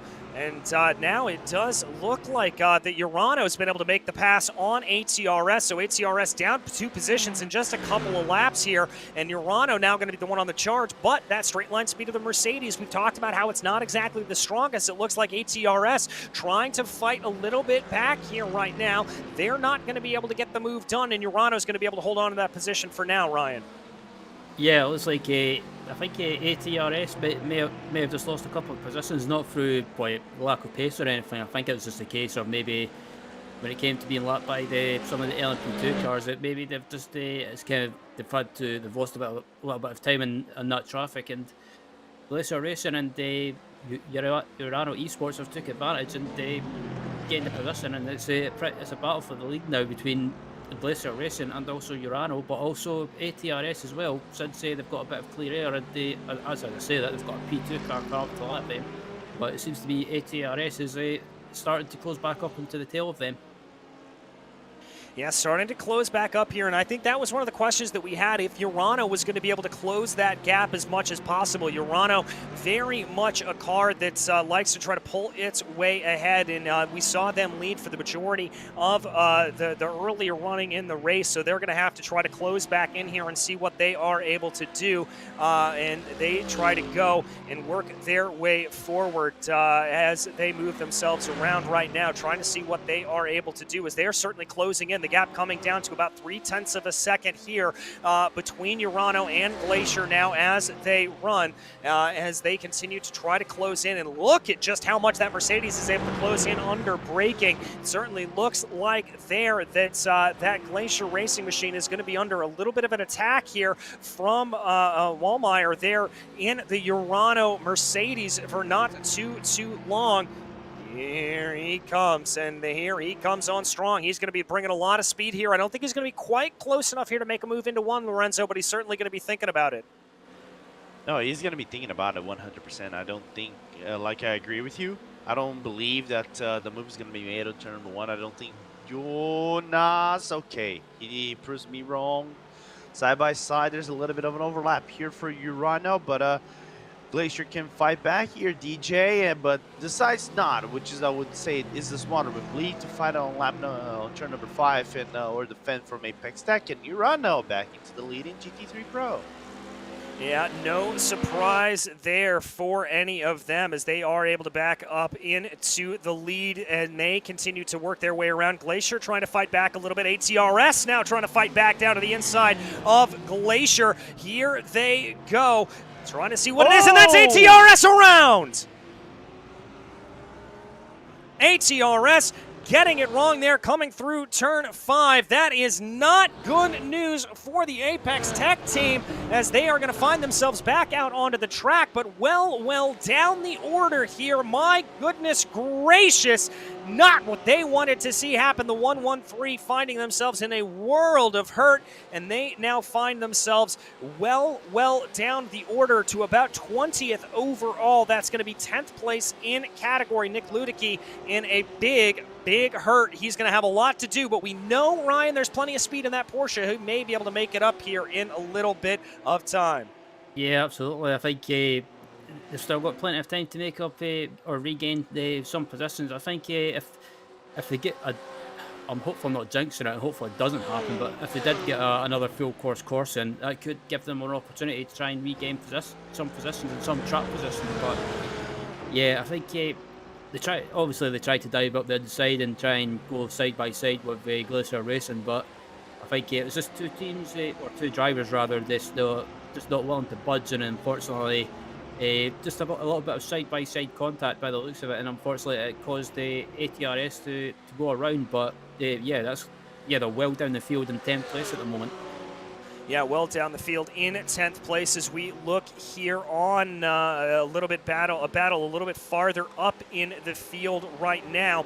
This is for third in the overall in the GT3 Pro category. Deutsche Payment, Raven leading Obsidian, leading GSR, .de by ACV, as they all sort of thunder their way out of the corners right now, bringing their way around down through the Moraine sweep. They are close enough. I think think we could see a little bit of an attack from Obsidian if they want to see it. And looks like they're going to back off. But I'll tell you what, German Sim Racing going to dive down to the inside there. They're going to take the look into the Audi, trying to see what they are able to do as they come up and over the crest right now, working their way through the left-hander. Are they going to be able to get anything to run? It looks like it's still going to remain side by side. GSR has to back off by the end of the day there, Lorenzo. They're going to have to fight and try it on another time. Yeah, but he's not going to get too many clean chances without losing too much time. Right behind him, you can even see T. Hoisingveld is coming with Torque Freak as well, with Maniti, and also I would say Impulse a little bit far behind, but at least you try bringing 3 more cars into the fray. So it's slightly becoming a little bit more complicated the situation for GSR. So let's see what that Audi and the Eagles and the German Eagles have in store to try to make that overtake on the Spaniards of Obsidian Racing. Yeah, we'll have to see. They're going to have to try again here, and they're going to lose a little bit of, I think, what was helping them on the last time, which was the fact that Deutsche Payment Raven was holding up Obsidian ever so slightly. But we will have to see just what happens on that for them as they now work their way through the final corner right now, bringing it around here. And there we're going to focus back in on the battle for the lead of the race right now, as this is Satellite Racing LMP2 leading SRC Movano, leading Orion, leading Veloce. All 4 of them, Ryan, starting to pull themselves into one another. Yep, absolutely. I was just about to bring it up as well, that it looks like this pack in LMP2 up at the front, that the battle for the lead is starting to get bigger and bigger now with SRC Movano, and it looks like Orion there in the background, the Veloce. It's a 4-way battle for the lead, and I think Satellite, being on those older tyres, it looks like they're maybe just starting to cause a bit of a trend behind them, and I think that strategy call was the correct, during the full course coursing was correct, but I think being on older tyres, it just leaves you a bit of a disadvantage.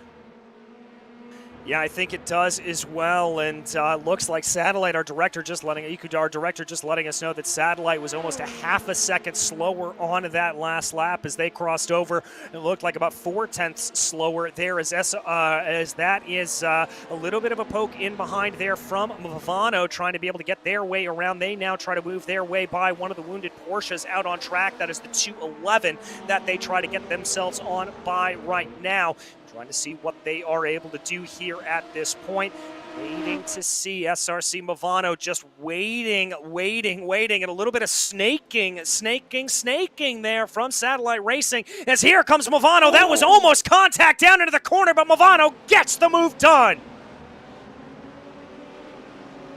My goodness, SRC Movano, very, very aggressive there, Ryan. I didn't think that was going to play itself out. Yeah, I'm just looking at the replay, and it looked like Alex Gal in the 64 car. I don't know when it looked like he done a bit of a cheeky move there under braking, trying to keep SRC Movano behind them. So yeah, I know Alex is a teammate, but if that was a bit of a move under braking, that's a little bit cheeky. A little bit cheeky there from them, indeed. We'll have to see if anybody has a look at that, but I'm not sure exactly how that's going to play itself out. As now it does look like Satellite starting to settle in back into that second place position here at this point. Orion Race Team in the number 3 position right now, maybe thinking about closing in. They've got to know that those tires are wearing off a little bit for Satellite Racing Team LMP2, so they are going to have to see what they are able to do to try to be able to get that as they go. But now they climb up the hill here over the start-finish line to start working on lap 61. That's right, we are almost at the halfway mark. Well, it's really the quarter-way mark here in this race as Orion pokes their nose this way and that, trying to see what they are able to do, trying to see if they can do anything, and working their way through. Looks like this could be a little bit of a good run for Orion here, Lorenzo. Lab, most definitely. Let's see if Orion's going to do something. Pulls down on the inside, but gets covered real quick, and now goes to the outside, side by side into turn number 5. And Satellite once again coming out on strong, but gets the cut back into the Corvette bridge, and now Orion is going to move one spot, and 2 for 1. Veloce's going to take it up. Oh! Big contact there between Satellite and Veloce. That's going to send them around. My goodness gracious. I can't believe it. Veloce finding themselves now down in the order into 7th. And we're going to have to take another look at that. That was an insane moment there. And Veloce having damage, Lorenzo. Yeah, most definitely having some damage on the back end of the car and barely trying to put the car into the track. I don't think they're going full speed. You can even see inside the car of Veloce. Dion is counter steering every single time, and look at the inside. Wheels slightly bent to the right hand side. You can notice there might be some damage on the back left of the car, and I think somewhere inside the Satellite crew, someone is gonna message me on Discord and say it's your fault, Lorenzo. You did say they had been able to avoid incident for the majority of the day, but certainly they're a thing that we couldn't really avoid there for them, as I do get that, but we will have to see if you get any flack for that one, Lorenzo. But meanwhile, up at the front of the field, the battle is still not over. Orion Race Team now finding themselves under attack as we take a look back at the replay here between Veloce, a little bit of close contact racing there between Orion. Ryan, what's your take on that situation? That's a tough one to call, and it's not a position I would like to be in, obviously, with it being a teammate. But if it was me in charge of race control, I don't know. It looked like I don't know if Veloce moved over slightly, or if Gal maybe turned to the left slightly, not on purpose, but maybe just didn't mean to move to the left slightly. It's such a tough one to call, but I think it's got to be, if it was me, I would say it's 50-50. Oh, as a little bit more contact there, that was Pure Sims and Geodesic getting together. It looks like Turn 8 is becoming the flashpoint here for this series at the moment, as there is Veloce into pit lane right now. That is RSO coming down and out. Not sure why they took their pit stop here. We'll have to see exactly excuse me, what plays itself out there with that. But here is the battle between Orion and Pure Sims. Pure Sims trying to take a look down to the outside there of Canada Corner, waiting to see what they are able to do. Going to happen as they come around here, and it's going to have to wait another lap. They've got to be a little bit careful though, Lorenzo. Race Clutch starting to come in close behind them.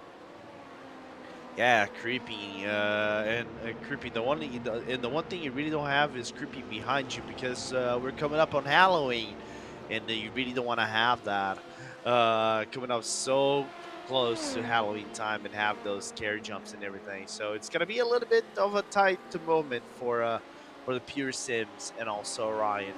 Who's going to be coming out on top? It's going to be a really good question. But let's look at the replay, because we saw Orion, I think, apparently killing a Maniti.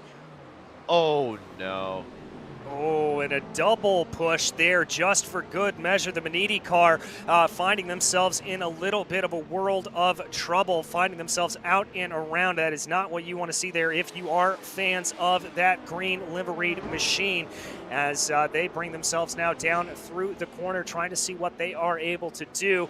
We will have to keep you up to date if any penalties are issued there to Orion. But right now we watch Pure Sims as they try to keep up the battle right now on the back of Orion Race Team, trying to see what they are able to get going here as they run.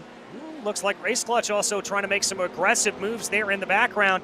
This becoming a real three-way battle now for P2 up in that LMP2 category, Ryan.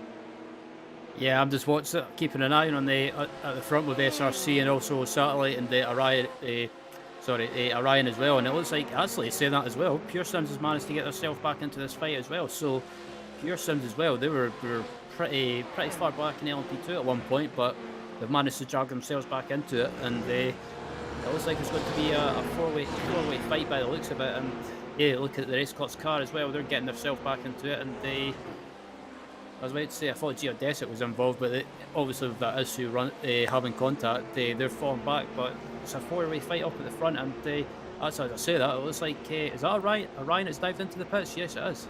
Yeah, and Race Clutch following them on in Well, and looking at the timers, it is at about the right point here. 21 laps there for those drivers to come on into pit lane, so I'm not entirely surprised, although it's a little bit early considering some of that running was done behind the safety car. I would have thought they would have been able to extend maybe just a hair or two longer, but we will have to see right now. As they continue to get themselves going around right now. Also looks like Alpine Stars Geodesic Veloce still in pit lane here at this point, and German Sim Racing Blue all diving into the pits here at this point. Looks like, though, this is the number one, the Pure Sims esports machine, making their way by the battle between Obsidian and Glacier Racing right now. Obsidian able to get the high mark here at this point. They are in good position to be able to try to claim in. Not really able to challenge the back here of Mercedes Urano, but they are certainly trying to do everything that they can to try to hold on to the back of them. But Urano scampering off into the distance to the tune of about 5 seconds here at this point, Lorenzo. Yeah, not definitely surprised that Jonas is trying to do his best to try to break away from Obsidian. But then again, it was a clean overtake without losing too much time for Obsidian. So the Spaniards could got themselves away from the Finno Marco Romella quite quickly, you know, and remain pretty much within contention. And we know that on pure pace, we know the Porsche is slightly better, and they can close the gap as the laps go on and on and on. And so we could definitely see something maybe brewing down the line, maybe, who knows, 10, 12 laps if there still hasn't gone to the pits. Yeah, it's we'll have to see exactly how that plays. I'm also want to keeping my eye here as my answer has been given. SRC Movano and Satellite Racing LMP2 both coming down into pit lane here on this lap as we watch the battle out of pit lane now between Orion Race Team and Race Clutch as they work their way around and try to be able to find themselves through a little bit of action here. It looks like Orion has a little bit of breathing room here at this point. Also interesting to note here that Pure Sims has been able to make it a little bit farther as they go and trying to be able to get themselves up forward to the best of their abilities right now, trying to see what they are able to do. But SRC Movano, Satellite, and Valkyrie all coming out of pit lane right at about now, but we continue to watch Orion Race Team and Race Clutch trying to close back onto the back of them. Team RSO also not too far behind them as well, Ryan. Yep, absolutely. Just watching this is coming to the home straight now, and yep, right there in the background, you see the Team RSO LMP2 car closing right down on this battle. So, as I say that actually, and behind the RSO as well, just as I see that, is it looks like so I thought it was a Veloci, but it's just a back marker. But yeah, that RSO closing this battle down, and yeah, there's been plenty of close battles and plenty of drama going on as well, and. Yeah, wherever you look, there's plenty of battles and drama going on, and I thought I had a prediction in mind for winning this race in LMP2, but it's just pretty much been torn up and thrown up in the air. Yeah, it certainly has. That safety car and those incidents that we saw coming out to play certainly throwing things around here as they go. But right now, Daniel Kraft going to bring his Pure Sims esports machine down into pit lane. We anticipate that should give the lead of the race over to SRC Movano as we focus back on Glacier Racing here. The 143 looks like they're losing a little bit of time up to Obsidian in P2 of this GT3 Pro category, and indeed they are getting caught here by the GSR German Eagles team as they are closing in behind in that Audi, certainly starting to look like they are closing in and going to make this a little bit of a battle, Lorenzo. Oh yeah, absolutely. GSR is having a really good race so far, you know, just keeping themselves within the top 5, no major drama or incidents for them, which is a team that kind of a specialist in the Audis, and it's good to see that they're putting the 4 rings to not be ashamed by the Porsches and the other brands around the track. And but other than that, let's see how much of a run they're going to get over here on turn number 3. Looks like a really good run here, DJ. I would say putting that car on the inside if I have that run. Yeah, I would be as well as they try to see what they are able to do right now. Looking down to the inside, the Audi going for the crossover. Looks like they may have it just a little bit coming up into turn 6, and that's going to be moved done and dusted there for GSR. Good moves there. Glacier rather, losing a little bit of time here, losing a little bit of positions as they find themselves falling back down through the field. Whoa! As there we take a look at that replay of that move going down there. Excuse me, that's farther back down in the field. That is the identical German Sim Racing green entry, duking it out there with the 251 around them. That is getting very, very hairy as now here comes your leader, SRC Movado, trying to work their way through this as well. Trying to see what they are going to be able to find out a little bit as they try to go. SRC looking like they are absolutely boxed in there. That's the number 120 machine. The WS Racing Esports 120 trying to find their way around World of Team Sim Racing. It looks like everything is able to find their way through and somehow filter through that field easily, but that did not look like it was the most leisurely of drives, Ryan, let's say. Yeah, absolutely chaotic here, and that World of Sim Racing car, sorry, not making it making life easy for that German Sim Racing car to get by and lap them, and but I guess on the other hand as well, I can understand because they don't want to lose too much time, but still, plenty of action going on, not just in LMP2 but also in the GT3 and the GT3 Pro as well. So it looks like, was that an incident in the background, or was that a car going into the pits? I just caught the end of that in my corner of my eye. It looks like we've had a couple of drivers coming down into pit lane. I see Tempest Sim Sports as well as Five Star Motorsports coming down into the pits here at this point. The 251 working their way around. Oh, that's the RSO machine off into the background. That's Neil Benedict, and that is one of the slower Porsches. That's one of the GT3 Porsches, the 211 off. That is Rusty Spatula's IVRA Endurance. My goodness, Lorenzo, that looks like it's coming out of turn 1, I believe. Yeah, it looks like it is definitely coming out of turn number 1. It looks like a little bit of miscommunication between RSO and Rusty Spatulas. And as you can notice, the front end of the Team RSO splitter looks a little bit worse for wear, and the one thing you really don't want to have in the front is actually those splitters kind of like bend halfway through, because you lose about 10 to 15 kilometers, and it's just worse for you to try to nudge the car back into the pit lane. So doesn't look like it has more damage, but I really want to look on the replay to see what has happened while we see Impulse into the pit lane. And more than that, we have the 225 stopped out on track. Yellow flag being displayed. Yellow flag being displayed. That is the KSR Sim Racing Hydra machine with massive, massive damage to the front end of that Mercedes. I couldn't even tell what car that was from looking at the front of it. And that is going to bring out a yellow flag here. But we are going to jump back here to check out the replay of the SRC and the Rusty Spatula incident here. So this is coming down into turn 1. We follow the RSO machine coming down into the corner. Oh, that was contact beforehand that took out the RSO machine. That looks to be contact there with them.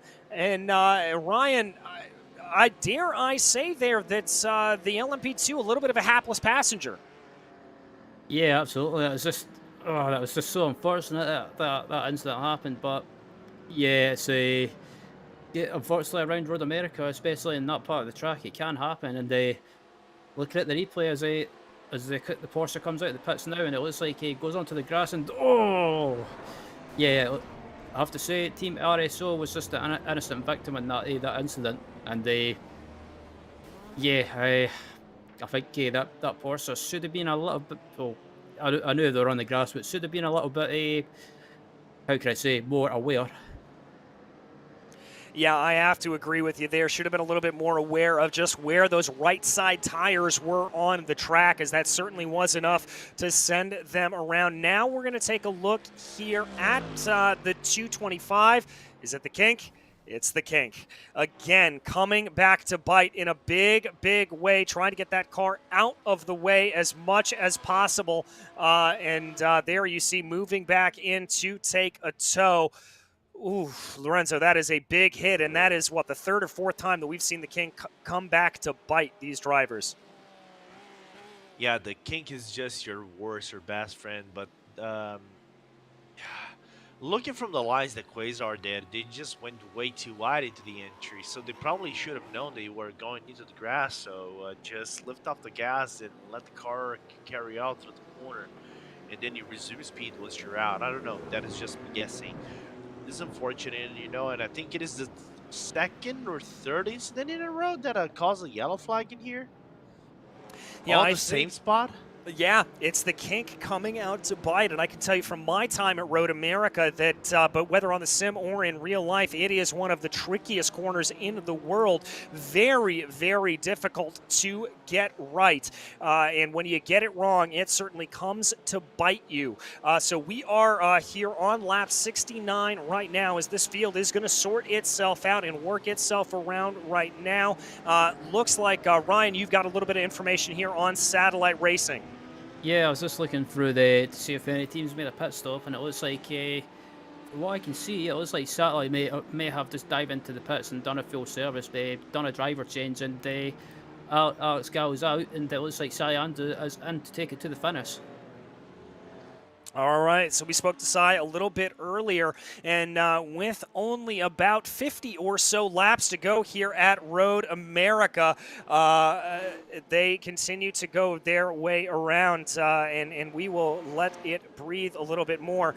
We're going to take you on a little bit more of race spot immersion here as everybody continues to work their way around. We'll take a quick little break and let you listen to the sights and sounds of Road America, and we will be back when this yellow flag period is coming to an end. But do not go anywhere, because we have got the final 50-odd laps of this race still to complete.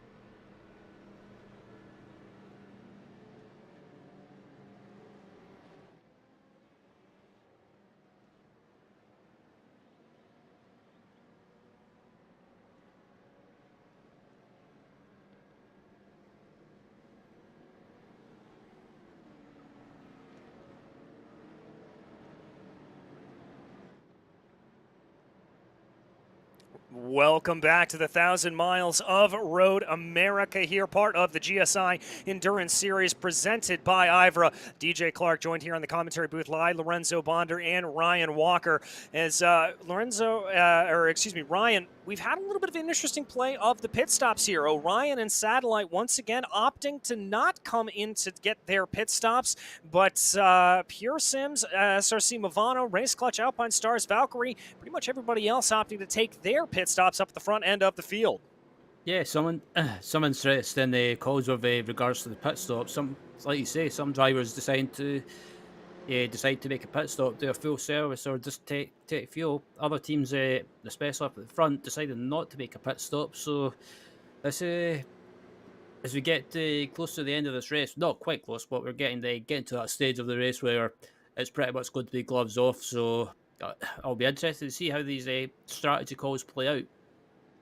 Yeah, I'm going to be very interested to see as well. Remember, last time we saw Satellites get a little bit shuffled around in terms of coming out and staying out on those older tires. We'll have to see how that plays itself out. By the way, for the majority of the LMP, for the GT3 field, it looks like the majority of them opted to stay out on their strategy as they run. So no real problem there for them. As it looks like the safety car lights are coming back on here, Ryan, and we're going to get one more lap of pacing. I believe these drivers certainly want to continue to go around here again. Race Control opting to keep everything back out. I think they've got to field up the field a little bit more here. Yeah, I was about to say I saw the lights come back on, so it looks like they're maybe just trying to, excuse me, to sort the field out again, or just trying to sort some slight niggles out before the restart. But looking at the Orion race team as well, they're a bit far ahead in the safety car line. So are Orion going to dive into the pits? I'm just watching them now if they're going to come in or not. No, they're not. So yeah, maybe just playing a bit of trickery there. Yeah, maybe just trying to see if they could get Satellite to bite there a little bit as they go. But waiting to see here what they are going to do as we do bring the field around here. And now we anticipate those lights going out. Yes, indeed, they do right there. So that is going to be lights out on the safety car. Will we be back to green flag racing at lap 74, which will leave us exactly 50 laps to go here. 50 laps remaining in this race. We're not going to terrify you with us attempting to do the math on how long that is going to take, but there is plenty of time for the strategy and everything else to play itself out. What's going to be interesting about it, though, Lorenzo, is the fact that pit stop cycles, at least for the LMP2s, have been about 20 or so laps. So that would imply we may need a little bit of a splash and dash to get to the end. Yeah, let's try to do quick mathematics here with Lorenzo Bonder, people. You pit on 97. Yeah, you cannot make it to the end. You're probably going to need to split either one of the stints in half. I would say, here's my suggestion, ladies and gentlemen. If I'm me, and it never trusts on me as a strategist, I would split maybe your second or your first or second pit stop down the middle, and see where it leads you to the end, and then hope that it stays green and plays out your way, because it's gonna be a little bit tricky. You can see some of the cars that are doing basically the overlaps just to get within back into their own gridding line. Once again, we should be back in green in a few laps time, maybe 1 or 2 laps. But nevertheless, it's going to be quite interesting to see how this new format of racing will negotiate, because if they pit with 20 laps, the last pit stop would be at 113, and you're going to have about 10 laps of pit stop just left. So yeah, it's going to be very tricky indeed. Also, you can see there on your screen, the lights are back on the safety car. We are going to have one more lap of caution here. So that certainly is going to be a little bit more pacing here for these cars. they will have to work their way around one more time. And part of the reason for that is that it does appear that we are be giving end-of-the-line penalties here for a couple of these drivers. Looks like Marcus Fox, Swilly Almeida both given EOLs there. So they will be sent to the back of the field as they continue to work their way around. And we will have at least a lap and a half here more of caution running here for these drivers. I also see Patrick Wolf and Marcel Egbers being issued end-of-the-line penalties. A little bit of weaving going on there for Satellite Racing, trying to get those tires up to temperature. Ryan, track temperature right now is about 84 degrees Fahrenheit, just about in that Goldilocks zone, but certainly the cloud cover keeping things together here and keeping temperatures nice and underneath. Yeah, so the track won't be toasty like you would probably see, but like in a probably afternoon, the daytime. Actually, I say that it's it's 14:57 in game at the moment, so getting to that stage where the track would probably be warm, but obviously, like you say, it's overcast, so the track won't be too warm. It's only about 29 degrees Celsius is what I use, so I think the tires won't take a beating, but obviously, if drivers are towards the end of the race are thinking about a double stint in the tires, then they may need to look after them during this first stint after we get back to green. Yeah, we'll have to see when they get back to green just how those tires are going to be up to temperature and how all of that will play itself out as we get a great camera shot here of the field coming up and over the crest there of the hill, working their way around. We hope here that we will be back to green flag racing. We will be able to bring you all of that action here. It does look like the safety car lights are going to stay on for at least one more lap as everything has to sort itself out and around right now. As we try to see here how everything will form itself out. And again, this is one of the things about IVRA that really and truly does bring itself around. By the way, they can cut it down here just before Canada Corner, so we could be back to green flag racing here by the end of this lap. It's just a matter of getting everybody into position here at this point. But I think everything is going to be okay, Ryan, and hopefully we can get back to green flag racing. And hopefully everything is going to sort of see itself return back into a little bit of the calmness that we saw when we started this half of the race. I think a little bit of the scruffiness that we saw later on, not exactly what we want to see out here today. Yeah, absolutely. And I think I would like it to be calm after this restart, but I think after the restart, I don't think it's going to be anything like that. I think you're going to see, especially since this is pretty much the last part of the race now, you're going to see drivers getting a little bit more feisty and more aggressive, possibly getting the elbows out, especially down in the GT3 Pro and GT3 classes. Yeah, I think you very well might as well. It's going to be interesting to see how that, and what that exactly does as we continue to keep our eyes on the rest of the field as they work their way around right now. Clock continuing to tick away here and laps continuing to count here as we get our way around. Working on lap 74 right now as these drivers just trying to get a little bit of heat into those tires. Lights are still on the iRacing pace car here at this point, so we will have to wait to see what exactly fires itself off and how everything is going to be going. Again, Orion Race Team leading the way here at this point. Satellite Racing LMP2 in P2, Pure Sims Esports in P3. And they continue now to be able to work their way. Let's also talk a little bit about farther back in the field, the GT3 category. It is Deutsche Payment Raven up at the front of the field. Manatee Racing there in P2, and then Team Heusenfeld in P3. Those are up in your GT3 Pro category. Then it is the 278 leading the way in the it's actually the Manatee category there. there. They are leading the GT3 category, and then in the 281, that is the Torque Freak Racing Red Gate machine. They are separated out a little bit as here we go. The lights are officially out on the iRacing safety car, and we are ready to go back green flag racing. There you see the frantic weaving from the drivers in front, trying to get everything together, trying to get it all heated up here as we are ready to go back here on lap 75. That'll be 50 laps to go here around Road America.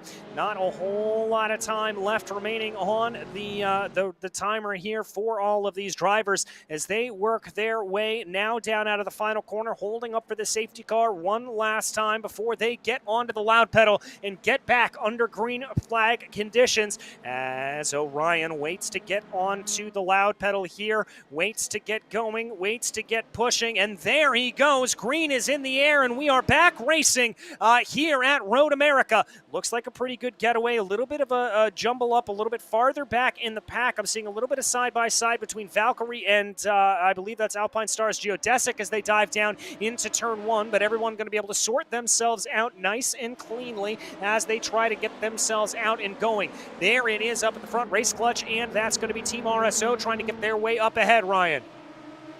Yep, and it looks like everyone's got on the way and there's not been any issues, but as I say that, it looks like some teams are trying to make moves, and it looks like Race Clutch is trying to make moves as well. They're not wanting to hang around by any means, but it looks like, excuse me, it looks like in front of them, it looks like is that ATRS, I think it is?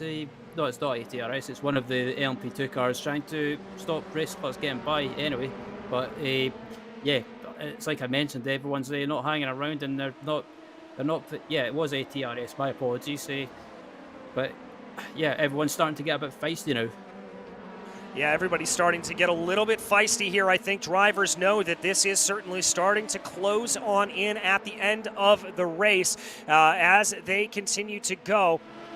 Suelio Almeida trying to be able to fight his way up forward. We were just hearing he's multiple laps back, down, and around. But, oh, that's a car off. I think that may be Veloce going off, or is that Alpine Stars? Yes, that was indeed Veloce having a big off going through the kink. Lorenzo, that almost turned into disaster. And then we probably would have seen the 20th yellow flag of this race, and this would have made the race just as interesting as it was before. But unfortunately, they know how the kink works. I've never seen Dominic or Patty kind of crash on the kink right there, and they lifted off in a very early timing, so that's why we haven't seen them on off the track. And I say this, otherwise they decided to take a little bit of a trip into the tire barrier. And sometimes mistakes beget mistakes there for drivers, and they find themselves out off into the gravel there, trying to pull themselves back around right now, doing a little bit of a wiggle. Is it damage? How bad a damage is it? I couldn't get a good look at the car, Lorenzo. The car is a little bit to the left-hand side from what it looks. So that hit on the left-hand side of the tires, I think it was enough to break one of the suspensions or something like it for Veloce, because the car doesn't look like it is outright straight. So we might be able to see in a few more laps if it is actually proper damage on the left-hand side of the car, but the way it came out was a little bit weird. Yeah, it certainly was, and there you can see that car a little bit slow. We're going to jump you back down farther in the field here. This is in that GT3 category right now. That looks to be the Deutsche Payment Esports machine as they try to work their way on through. That does look like a little bit of lap traffic in front of them. I do believe that is the number 32 Tempest Simsport that's a Tempest Simsport 103 up ahead as they now try to be able to clear their way around here a little bit, just trying to get up and by some of those drivers around them. Again, Deutsche Payment Raven trying to hold off Manatee Racing here, trying to see what they are able to get going as Manatee, they're also racing up in that GT3 category, not the GT3 Pro, so it's a bit of a different running as they go. A little bit interesting here, Ryan. Yeah, it's always been a big issue. Is that the Torque Freak Racing GT car? Yes, it is. Big damage to the front of that Torque Freak Racing Redgate machine as they try to work their way back around right now, trying to find what they can. The 281 in a lot of trouble there. Thankfully, they are able to get themselves back around and back out into pit lane, so we're not going to have another yellow flag, but we check back in on the battle for the lead of the GT3 category. That once again, this is a little bit confusing because Manizzi finding themselves up in the running here for the overall lead of the GT3 Pro field, even though they are a GT3 entry, Lorenzo. Yeah, just really quickly, let's see the King strike again. No, he didn't strike this time. The car was just way too loose. Wow, World of Sim Racing just said, de gracias Dios, that the car didn't hit at the end of the day. And the one thing I can say for the Torque Freak is that they have to be thankful that their car is mid-rear engine, not the engine is not at the front. So that's the only thing they can be thankful of. Yeah, the only thing they can be thankful of there as they try to be able to bring their way through and back down into pit lane. They're going to be getting some pretty hefty repairs done on that machine, that is for sure. We continue to follow Manizzi trying to close in behind. Now, what's interesting here about this, Ryan, I think in particular, is that fourth car in this line, which is the Team Heusenfeld machine, the number 148. They need to try to get by this Manizzi car as much as possible to try to be able to put in some pressure to the back of Deutsche Payment Raven, but they're not really able to because they've got to try to get by this car that's not in their class. Yeah, absolutely, and this is the other thing as well. That 17, excuse me, that Manizzi car, it's not in class.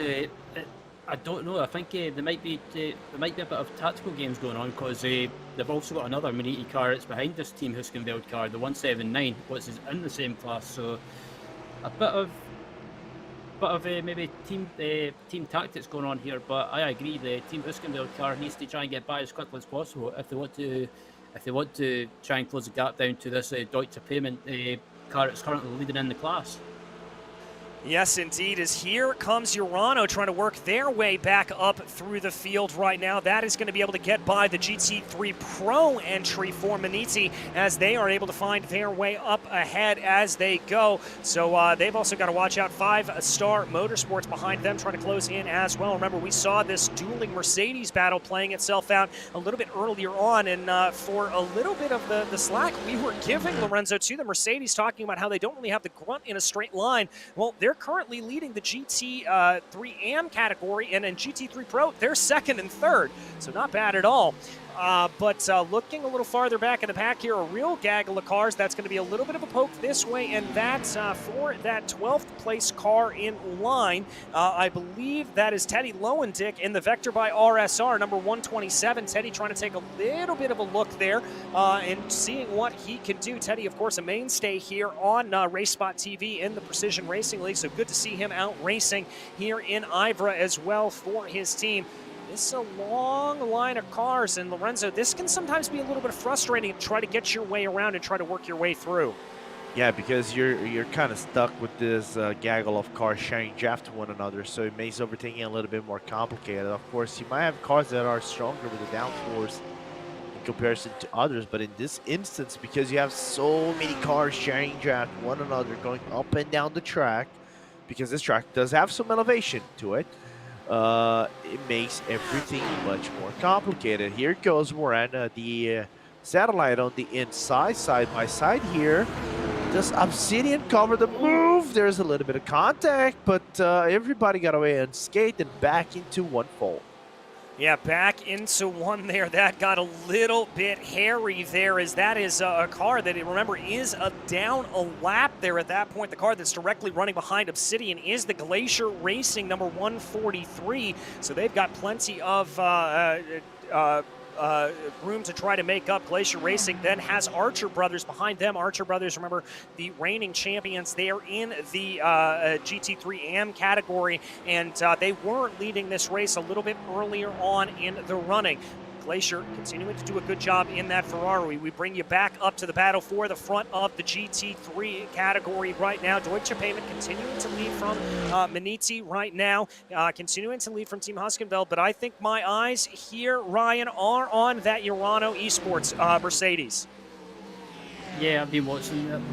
Excuse me, I've been watching that Urano Mercedes as well, and yeah, they're right behind the Team Huskenfeld Mercedes as well. And but again, it's just a case that everyone's stuck in a pack together. It's pretty much a slipstream train, and no one's able to make any moves just because everyone's so. Pretty much the slipstream is kind of like helping cars all around them. Or the slipstream's playing a factor anyway, so.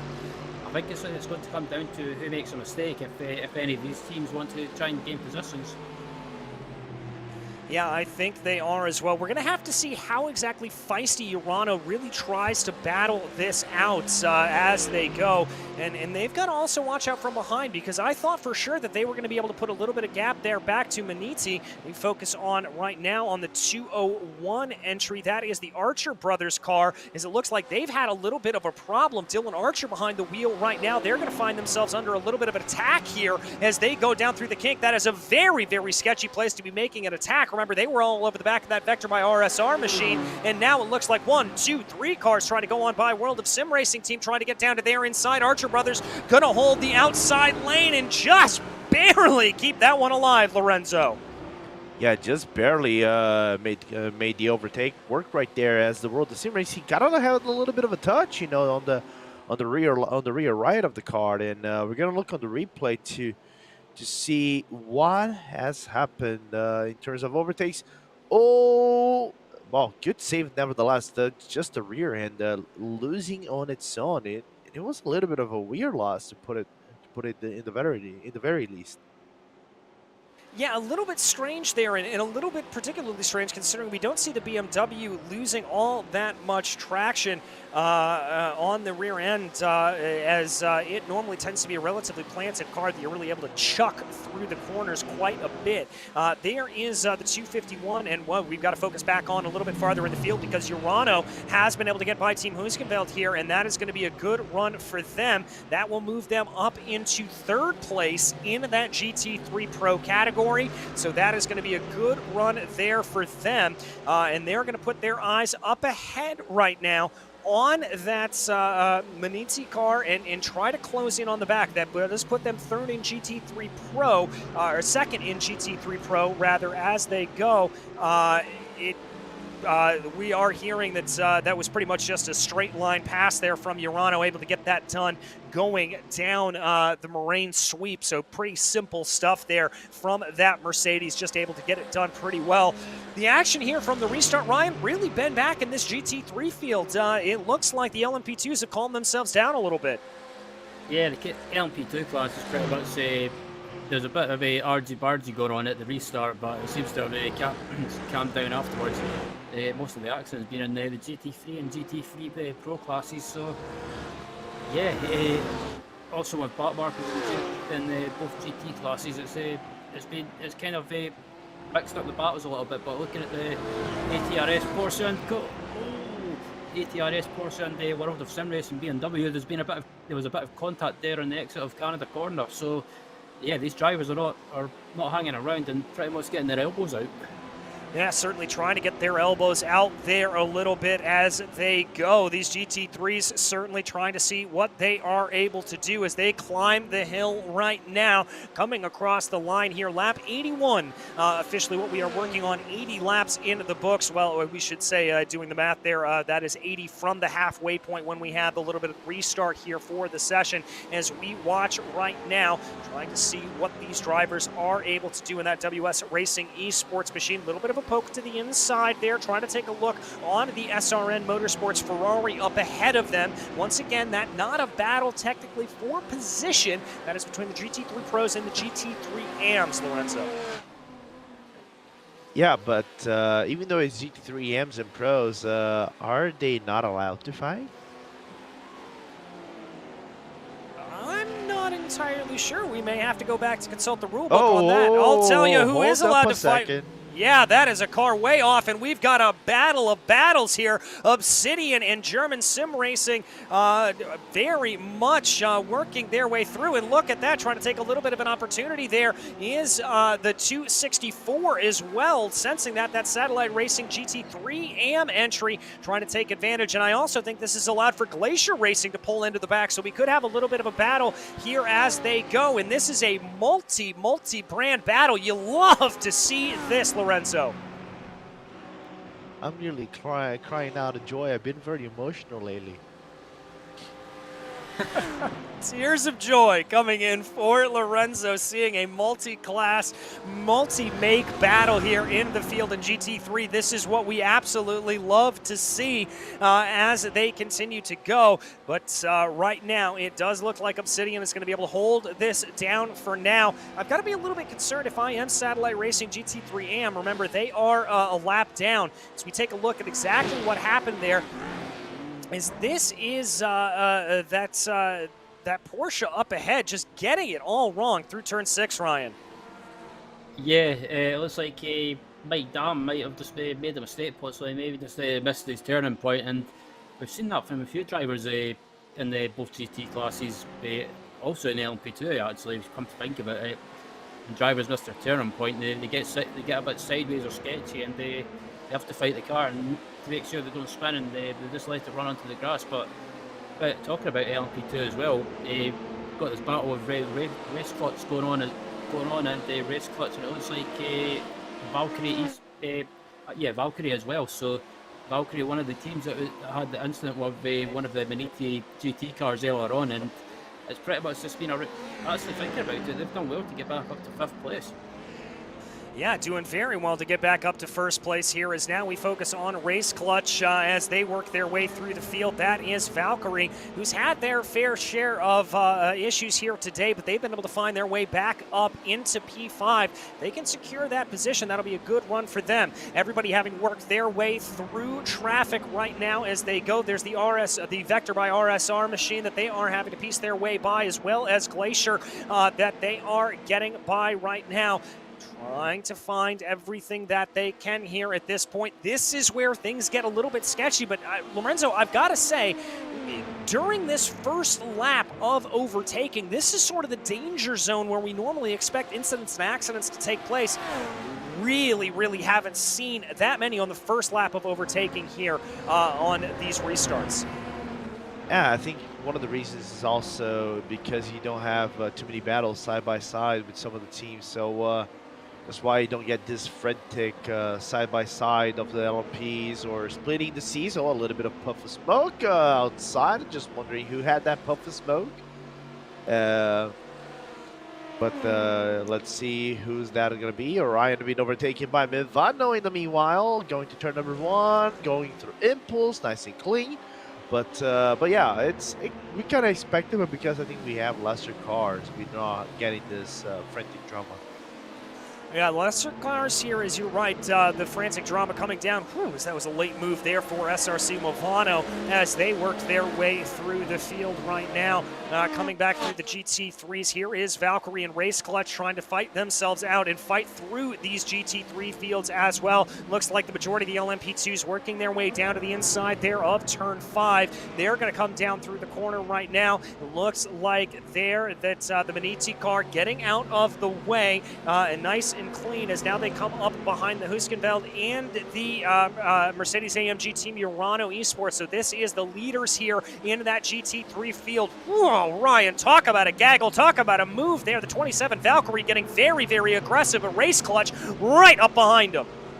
Yeah, it's all getting a bit tense now, especially coming through the traffic. There's a big gaggle, and I think that Valkyrie car of Simone Halkin trying to get by as quickly as contact.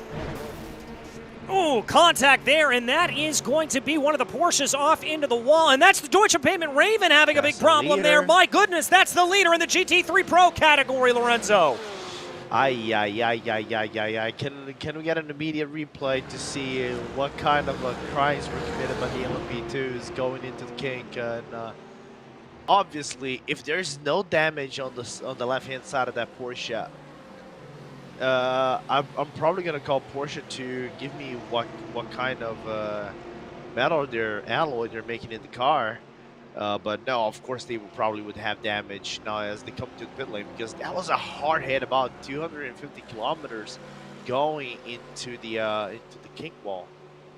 Yeah, it certainly was. And again, the kink bites again. We have seen that time and time again over the course of this running. Here is the replay as we ride on board with the LMP2 coming down into the corner there.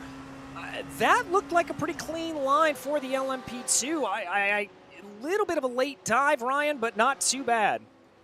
Yeah, I would need to see another angle of that replay, maybe from like above or like an aerial view. But riding on board the Deutsche pit, it was a bit of a. I don't. That's a tough one to call, but I think there was a bit of a left rear to right front contact there. That's a difficult one to call. A little bit difficult to call. What are you saying, Lorenzo? Nah, that is an easy one. The first LMP that went through, he was side by side going into the corner, so that wouldn't mean too many major drama going after that. But the problem is, after the second LMP goes through, you're going to the corner entry and you don't have too much overlap. You already kind of have to lean back. I think that was the might have been the Valkyrie XP, by the way, LMP that caused the contact. You don't have an overlap going into the corner entry. You have the overlap at the apex. So it's like, lean off, there you go. It's not that at the corner entry. You're going through nearly through the apex. Lift off. That's on the LMP. All right, a little bit of a disagreement there in the booth. As we are going to jump back here, it looks like we've got a little bit of a replay of Orion in the 55 going into the final corner there. Things getting a little bit sketchy there for them. This is the 5-star Motorsports entry. Orion trying to make that work. Maybe a little bit of contact. And a little bit of secondary contact there for Orion that thankfully got them back the right way, or that could have been very, very difficult to do. And now we see here Orion under pressure as they try to get their way back going. That is the number 27, that is Valkyrie, able to get on by, and now it's going to be RSO able to get by them as well, and it all going to wrong here for Orion as they go. Orion sounding like they may have a little bit of damage here, Ryan. This may not be too good. Yeah, I think, excuse me, I think that contact on the front of the Orion LMP2 car from the 5-star Porsche, it wasn't a major hit, but the front end of the LMP2 cars are so fragile. Even the slightest bit of damage, especially on the front, that can affect. It could possibly affect the handling and also, in a way, affect your straight line speed. Yeah, it certainly can. We'll have to see if they decide to come down into pit lane here at this point. If they maybe have a little bit of that under tray damage, maybe a little bit of damage over on the rest of the car as well. We will have to wait and see. This is the Race Clutch team, though, here as we focus back in right now on Glacier Racing. Right in the heat of this battle right now, they find themselves leading just barely over by Vector, by RSR. And a name that we haven't really called out here for a good long while, Visceral Esports, also coming into this as well. They are becoming a staple here in this battle as they try to close in behind as we work our way closer and closer to the edge. Visceral coming up here. Remember, they're down 4 positions from the start, but they're going to take a little bit of a move here, looking to the outside of Canada corner. They might find their momentum blocked up a little bit, going there around the outside, but Vector getting it wrong. Teddy Lowendick not getting the run that he would like, and that's going to be positioned down, Lorenzo. Yeah, just slightly compromised for Ted into the entry of Canada corner, and well done by Visceral on the outside. You know, use the full run on the track, maybe a little bit of it on off track on the exit of Canada corner right there, but using the full extension and being able to nitpick the position that Ted was in and still stay within the draft out of the Glacier Racing Ferrari. That was well executed by the S-Tech team. So let's see where this leads the next few laps, because the one thing they really don't want to be doing is battle each out lap by lap by lap by lap, because the one thing they're going to be seeing is birds and cheese and see the gap to the 3 cars in front vanish just like that. Yeah, you certainly want to keep an eye on that as much as possible. By the way, Orion did come down into pit lane, so we are pretty assured that there is some damage on that car as we watch Glacier continuing that battle right now with GSR going down into the corner, trying to look the long way around right now, trying to see if that's going to be able to play itself out. It is not. They're going to have to be able to find their way in line and see what they can do here. Trying to see what it is. Again, though, Glacier's got to be careful. That is Visceral Esports and Vector by RSR closing in behind. They have got to be careful about this battle, Ryan. You do not want to be giving up too much time. Absolutely not. And the Glacier Racing, it looks like, yeah, I think they're quicker than the German Sim Racing Audi in front of them. But again, it's just a case of trying to get by. But in the right now as well, look at that Visceral. The 145 Porsche behind them, it looks like, oh, that Glacier Ferrari got sideways through the kink there. That was well, that was a heart and mouth moment there, but I think Glacier Racer need to keep an eye behind them because they've got the Visceral Porsche and also the Vector by RSR Glacier, so, but I think that straight line speed of the Ferrari might just help them stay in front for the moment. I think it will for now. Vector by RSR still trying to close in on the back. Teddy Lowendick doing a good job to be able to keep that going around right now. But here comes a good run for Visceral Esports as they get coming here onto the back of Glacier. We're going to jump you back here. This is Team Husenfeld, and then 5-Star Racing there, 5-Star Motorsports rather, is here is that battle that we keep our eye on. Didn't quite look like Visceral may have had the run off of the corner. And not really able to overtake, but there Glacier feeling the need to go defensive and contact Lorenzo. Yikes. That was a well-executed move. I'm sorry. Go back again. A little bit of a rough executed move there for them to be able to go as they get their way through right now. We continue to focus on this battle. A little bit of front-to-end contact there. It was a little bit of a cheeky move, I have to say, from Glacier coming down, trying to block that off. Ryan, how do you see it? Yeah, I was just watching the replay from my end, and I think I've watched it a few times from different angles, and it looked like Visceral went to try and go for a move, or not go for a move, but it just looked like as soon as they moved, Glacier moved in reaction, and that caused a bit of contact on the braking. So for me, if I was looking at that from race control, that's not a penalty, but I would be giving a bit of a warning to Glacier. Yeah, I think a warning is probably the right way to put it, and that is going to raise the ire a little bit, I think, of that Impulse, Visceral, esports team. They may have a little bit of trepidation in trying to get a pass done, but we focus a little bit further up in the field right now. This is the Manizzi team continuing to hold off here in the lead of the GT3 and category, but now Urano has been able to catch them, and we have been speculating here a little bit about if this pass will happen, if it will play. Now, these are the two leaders in class after that issue that we saw a little bit earlier on.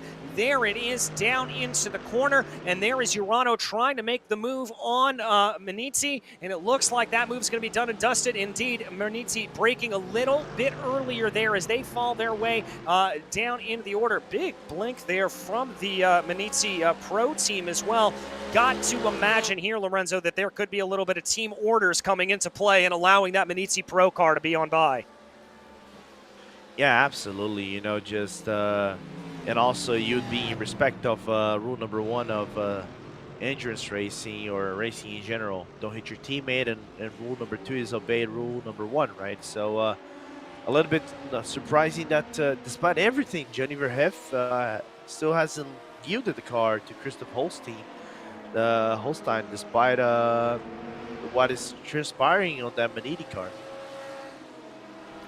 Yeah, a little bit interesting to see that. We'll have to see how it plays out and what exactly goes on. We are going to finally give a little bit of love here up to the front of the field right now as we watch the number 64 there, Cy Andre, getting his way around right here as he leads Daniel Kraft there for Pure Sims Esports, and SRC Movano not too far behind them as well. So we're going to have to see just how everything plays itself out here. This is a battle that has certainly been simmering. We haven't seen a lot of close running, not a lot of side-by-side running in between this field. I'm getting the sense potentially that Pure Sims and SRC Movano may recognize that Satellite didn't come back down into pit lane, and so they may be a little bit off of strategy here, and they're just sort of waiting for the tires to fall off on that Satellite Racing LMP2 entry, Ryan. That's quite possible, but yeah, Satellite's still leading at the moment, but they've got huge pressure from Pure Sims behind them, and not too far behind either as a SRC Movano, of course. So yeah, three-way battle for the lead at the moment. Also, obviously, I've got GT traffic up ahead, and the Satellite gets a bit held up there, and that allows Pure Sims to close back in, and in return, Pure Sims get held up by GT traffic on the entry to the final corner, and as I say, that's Satellite into the pits. All right, so there we called that a little bit, and that is going to be lap 24 for that stint, by the way. A 24-lap stint, still expecting a little bit of a splash and dash to come a little bit farther down in the field, a little bit farther down in the race, rather, for these drivers. We focus back in on Glacier right now as they continue to try to hold off the attack from around them. Leading this pack right now and starting to maybe break away a little bit is Visceral Esports. GSR in the second place in this little pack behind them. There is Visceral, and then is GSR, and then Glacier, who we were following on earlier, Lorenzo, and it does look like Glacier here under a little bit of an attack from the recovering ATRS Esports machine. Which is always good to see that the Apex Tech has been on a resurgence here on the track despite the dramas they've been facing. We've seen that the Glacier, whenever they can put up a fight, they would try to put up a style fight and try to defend this. Well, moving under braking aspect wise, of course, that they done that. It's just it's gonna be, oh no! That's the GSR machine. That is the GSR Audi off in big damage into the wall there. My goodness gracious. And they are going to be able to limp their way back home. But dare I say that car damage is going to be relatively terminal as we spool up the replay here to show you exactly what happened. We just saw the puff of smoke coming out the side of the car. My goodness, that was a very, very close run and a very scary run for them. They're having to limp their way back home here at this point and just try to find themselves pulling down into pit lane as here comes quite a few of the other drivers coming up behind him. This is what happened here, Ryan. Looking at it right now, just caught a little bit of grass there on the exit of the carousel. Yeah, so it's an easy mistake to make, and they unfortunately caught that grass, like you mentioned. They caught the grass on the outside of on the exit of the carousel. If you clip too much of the grass on the exit, unfortunately, as you found out there, it can spin you and also spin you into the wall. And it was so unfortunate because that team was having a great run and they were right up there in contention. But unfortunately, it's just they ended up it's just kind of falling apart kind of. But looking at the replay above as well, this LMP2 battle with Pure Sims, SRC Movano, and it looks like the Orion racing as well. It looks like it might have been a bit of an incident here. That may have been a little bit of an incident. We'll have to keep our eyes focused on it. Ooh, contact! And SRC Movano spun around and hard into the wall into turn 5. That is not going to make any friends out there. And that is certainly going to be a little bit of a rough run for them. As I've got to say here, that was the ATRS that got into the side of them there. I've got to say here for the record that I'm a little bit surprised here at this GSR machine, Lorenzo. I'm amazed they're carrying on and not at least trying to get some pit repairs done in the time that they have. Yeah, I think they're praying for a yellow flag right now so they can actually get the car into the pit lane, do that service and come out onto the track with the minimal time loss as possible. I think that's the gamble they're doing because right now the race is heating up. You can see the LMP is making more mistakes overtaking the other cars because it's been a long race. I think some of the mindset of some of the drivers might have been more tired than usual. So expect more driver mistakes moving forward as we see the impulse on the inside of the Manini car. Yes, Impulse trying to make their way back up through to see what they are able to do here. And Impulse able to get that move done, moving their way back up forward. And so that is going to put them into position as they now let the Pure Sims Esports #1, that is your leader, out and on by. So that is going to be him working his way through the field. Impulse holding on to what is about 3rd place in class right now as they continue to get their way going around. Manini finding themselves down a position as we do have down into pit lane. It looks like Veloce coming into the pits here at this point. They are going to be coming in, and also GSR taking that very wounded car down into pit lane to get some repairs, Ryan. Yeah, I'm amazed that I'm quite surprised that they never dived to the pit straight away when they got that damage. But yeah, I think I have to agree with Lorenzo. I think they're just trying to go as long as possible, and just in case, or they were trying to go as long as possible in case there was a caution. But I think they've realised they're just losing too much time with that damage, and it's probably the straight line speed's probably been affected big time by that. But yeah, I think it's just going to be a case of if they get back out, it's just a case of finishing and trying to salvage as many points or the best result possible. Yeah, just trying to salvage here. I think that is the point in this race where they want to be able to get themselves, as we focus here on Urano. They are starting to pull away a little bit from Benizzi right now. And those are the leaders, remember, for GT3 Pro and GT3 AM out on track right now. Impulse Racing having cleared by the other Benizzi car, as that is, I believe, Race Clutch trying to make a little bit of a move, as we do have our leaders down into pit lane. Pure Sims going to be coming in. Impulse hoping to close in on the back of this battle. It looks like Race Clutch is going to come down into pit lane. Valkyrie is going to come down into pit lane as well. Satellite has already made their pit stop, as has RSO, so that's going to change things up. Does look like a little bit of running. I've got to say here, I'm impressed with Maniti, Lorenzo. I did not expect them to be able to hold on to the back, as we've got a very, very close battle here right now. This is Obsidian Racing and 5-Star Motorsports as they work their way down in through turn 1 and down through turns 2 and 3. 5-Star Motorsports certainly keeping the fight alive. No, absolutely, and that is really good performance from 5-Star. That a really good team that often find themselves into very nifty spots, you know, and usually getting into the worst end.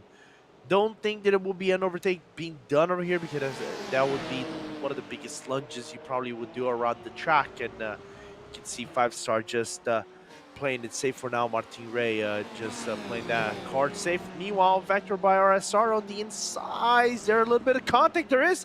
Oh, nearly made into huge contact with the Orion 46 car behind them.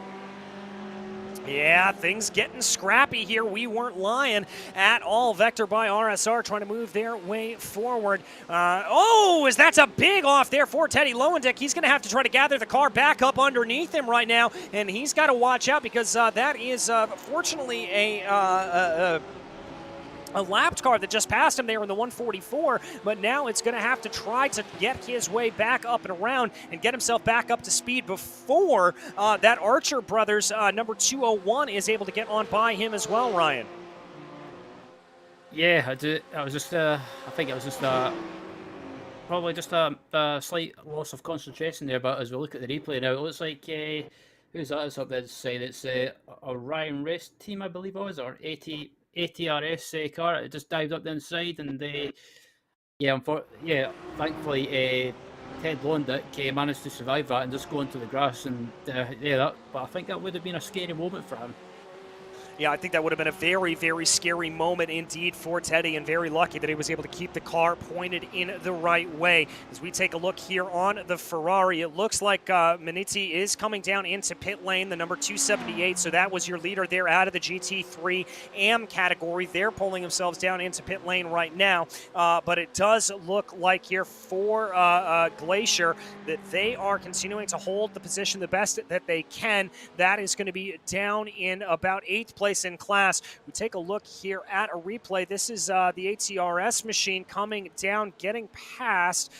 Ooh, little bit of net code there, but at the same time, a very, very sketchy incident, Lorenzo. Yeah, just not the best moment. Is in again into the corner, into the 13-8 corner with the American numbers, and just forcing themselves through, which is unfortunate. You know, nothing you can do over there for the GT3. And that was the Orion LMP, and again the Orion just getting into some nifty situations, but of course it looked like it had some air between the cars. Yeah, there was some air in between the cars, but when you're running this late on into the race, I mean, we're only about 30 minutes away from, or 30 laps away from the drop of the checkered flag. That certainly is not the position that you want to put yourself in. I know here that Orion needs to try to make up some time, but you want to be trying to make up that time in as little positions as possible here for them. As we focus back here, Obsidian and 5-Star Motorsports, this is a battle that we've had our eye on, Porsche versus Porsche. Now, we do expect here that some of these GT3s will start pulling off down into pit lane in relatively quick order, Ryan, but I think this battle is going to carry itself out here for a little bit longer before that fires off. Yep, absolutely. And considering that 5-Star had issues earlier on, they've done well to get back up to round about, I think they're, let me check first, round about the top 6 or top 7 in class, so a good recovery from them at the moment. And yeah, I think this battle for position could possibly come down pit road, or I think it might be sorted by a bit of a fuel strategy. Yeah, we'll have to see. Maybe that team strategy will be what plays itself out. Maybe that will be what ends up being the deciding factor here for these drivers as they work their way now down through the Moraine sweep, working on lap 96 of 124 in this second half of the GSI Endurance Series presented by IVRA. A little bit of a kick up there for Obsidian up in front of them. Just a little bit of dust being kicked up as they ran, but it looks like they're going to be able to keep things nice and orderly here as they're able to keep things together as they run. Jumping back up in the field, this is the Manizzi Racing number 179 holding out over Team Huskenveld right now. They're trying to close down on Impulse Racing up ahead of them, but that gap is at about 7/10 of a, or it's about 1.2 seconds here at this point. The closer battle, Lorenzo, certainly is back with Team Huskenveld, who's closing in. Yeah, and Team Huskenveld trying to make use of their V8 in that AMG car to try to get closer and closer towards the Porsche.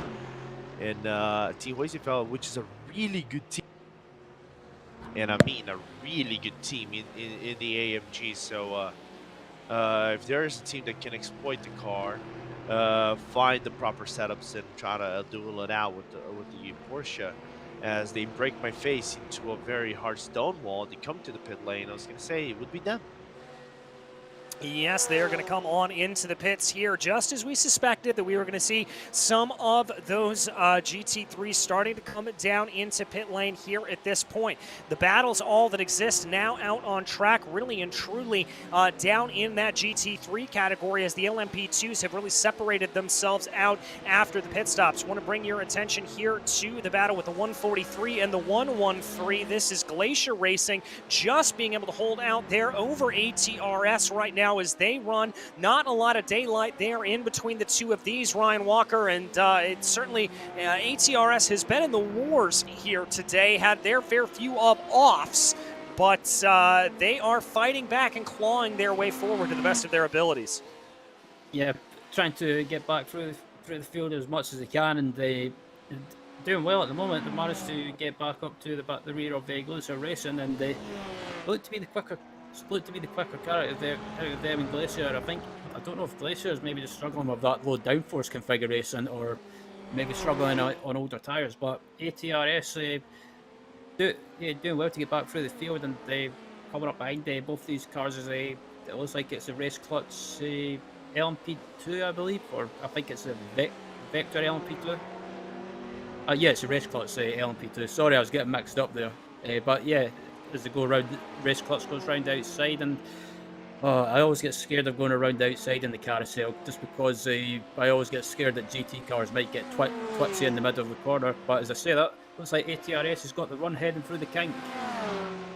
Yep, they've certainly got it, able to keep things together there through the kink, so that's going to keep them in the right order. As here comes a pair of LMP2's up behind. Big dive down to the inside. Is that Valkyrie? Yes, it is. That's going to scupper that battle just a little bit, and that is Veloce there running behind them. Veloce, remember, 1 lap down, so not actually a battle out on track for those LMP2s, but they're still going to be able to get their way on by right now as they continue to work here, trying to find everything that they can coming out of the corner right now. Here they come. That battle scuppered just a little bit earlier, just a little bit previously, but it's still going to be raging on here. This is pretty much the closest battle we have at about the top, let's call it 20 or so entries in the field. A couple of more of the GT3s coming down into pit lane here at this point. Looks like that's going to be 5-Star Motorsports, the 155, opting to come on into the pits here, so they are going to be pulling off into the and out of the way. But here comes those machines trying to see what they are able to do, and there comes a little bit of the look. There comes a little bit of the attack here for ATRS. They're going to have to go the long way around as Glacier Racing is going to defend down to the inside, and it doesn't look like ATRS is going to be able to get that to work. They're now going to move to the outside here, try to be able to get that crossover to play. They're looking for a little bit of it, but a little bit squirrely. They're coming off the end, Lorenzo, and I think they're just going to have to wait around once again. Yeah, covered off early into the exit of turn number 5 in there, and nothing that the Apex Tech Racing could have done. We try to make a move happen at the below the Corvette Bridge. They're trying to go for hurry downs, and nothing's going to happen as well. So, yeah, like I said, Glacier, whenever they can find an opportunity to defend, they will find that opportunity to defend, because makeover things will depend maybe on a bigger grid of or gaggle of cars around them for them to make that overtake. But now I think Damon has just got to ride that draft safely and soundly and make that overtake on the inside going to cap that corner. Yeah, I think they are, and that's exactly what it is. Damon Woods for ATRS poking his nose down to the inside. Later on the binders, is this going to be the move that we've seen coming for the past couple of laps? Yes, it is, but is Glacier going to be fighting back? It doesn't look like it. That Ferrari just doesn't quite have the legs to get that crossover move to work, and several laps in the making for ATRS. They are able to get the move done and move themselves up into position number 6 in that GT3 Pro category. So kudos there to them. And remember, they are on a bit of a recovery drive up and down through the field here to try to get themselves working again. So we will have to see how they are able to do that. But they do have a nice little gap back to Vector by RSR. You just saw that car flash across the screen here. And Ryan, I got to think here for ATRS, they can breathe a little bit easier now. They're able to pull away, run in some clean air, and not have to work nearly hard as they did. Yeah, they could just, if they can pull away and build up a bit of a gap to Glacier now, they should be able to relax and just not take it easy, but just not have to worry. But I think, yeah, that Glacier Racing Ferrari, earlier on, they were right up there. They were probably one of the quickest cars on track, but I think it's maybe the track conditions and also that low downforce possibly not suiting the track conditions now. So I think ATRS, they're pretty much on a roll and trying to get back up through the field and up into the 6th position in class now. So a great recovery drive from them. Yeah, very, very good recovery drive for them. Glacier not going away anytime soon, though. They're continuing to close in. Up at the front of the field, by the way, it is Satellite Racing LMP2 that continues to lead the race right now. Pure Sims Esports about 8 seconds behind them. Team SRO is running in third with Race Clutch and Valkyrie behind them, separated by about 5 seconds or so as they run. There is the number 64, your leader, as they work their way around. I believe that's the Team Huskenveld machine that they have to clear up ahead. And you can see that car behind them. That is not for position. I believe that is the Alpine Stars Geodesic, number 62, which currently runs a lap down. As they are diving down to the inside, it does go Cy Andre. A little bit of side-by-side action there down into the corner, but that was about as clear and as respectful as you could make it, Lorenzo. Yeah, I think because the one thing that Satellite needs to have in mind right now is manage the gap, right? Come to the pit lane for the final laps. I don't know when they want to come in. Maybe go for lap one, like 104, 105. Be safe, you know. Let's see what is their plan is gonna be. But other than that, is like manage the race the best of your capabilities. If you can make your overtake safe without losing too much time, that's what they need to do. They have the race at the bottom, like at the palm of their hand. It's just like gripping that strong enough and never letting that go for the next 24, 23 laps. So let's see how it goes out for them, because so far I think Sai is probably happy how the things turned out for him. Yeah, I think leading this race by a pretty hefty margin, they are going to be very, very pleased. And crucially here for Sai, he is going to cross over the line to complete lap 100 here in this second stage of the race. So that means there are only going to be 24 laps remaining in this race. And so that means that we don't have a whole lot of time left to go here. Again, we anticipate really probably, let's call it 1.25 more pit stops here for these drivers as they continue to work their way around, trying to see what they are able to get going, trying to see what they are able to get to do. And these battles, for the first time, and I really can't remember when, Ryan, it looks like they're fizzling out here at this point. I was about to bring that up as well. Is it just me, or the battles or the field in general just starting to spread out ever so slightly? I think this is probably the most spread out that well, pretty much every class on track has been at for as far as I remember. But like talking about pit stops, I've got a feeling that the Satellite car might they might try and pit on lap 105, and I think if they do that, they should be fine to the finish. But obviously, and I don't want to jinx it, but obviously it comes down to whether we get another caution or not. Yeah, it certainly is. Knock on your trademarked RaceSpotTV block of wood that we don't get another caution here for these drivers. We are having pit stops fire off for the GT3 traffic right now. Obsidian Racing, ATRS, Impulse, Archer Brothers, and World of Sim Racing Team, as well as GSR Green, all coming into pit lane here as they bring their way down into the pits right now, trying to see what they are able to do and get those final changes made. As they go. Here is, as we follow right now, the number 190, the Urano Esports machine. Lorenzo, it took them a minute to get up to the lead, but once they did, they got themselves in great position.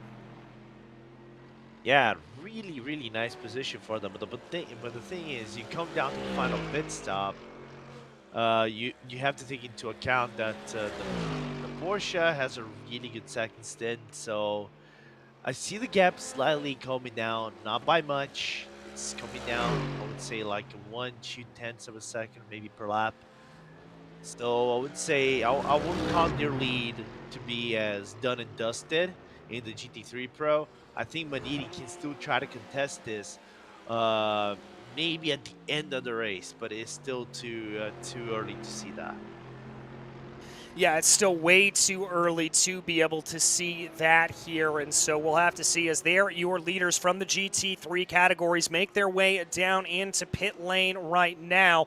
They are going to come in, as well as Maniti is coming in as well. We focus a little bit farther back in the field at one of the Ferraris. This is SRN Motorsports, currently your leader in the GT3 AM category right now. Stephen McGarvey working his way around, trying to see what he is able to do. He hasn't pitted yet. That is the crucial thing here for him. I wouldn't be surprised if we see him pull off down pit lane, and just like a psychic, I'm going to rub my crystal ball and say that worked out well for him, and he's going to come on into the pits. Here is another one of the drivers that have yet to pit, Glacier Racing, Otto Pustinen, being able to get his way out and around, able to make that extra lap work. And Ryan, I think especially for these GT3 entries, that could be very, very crucial.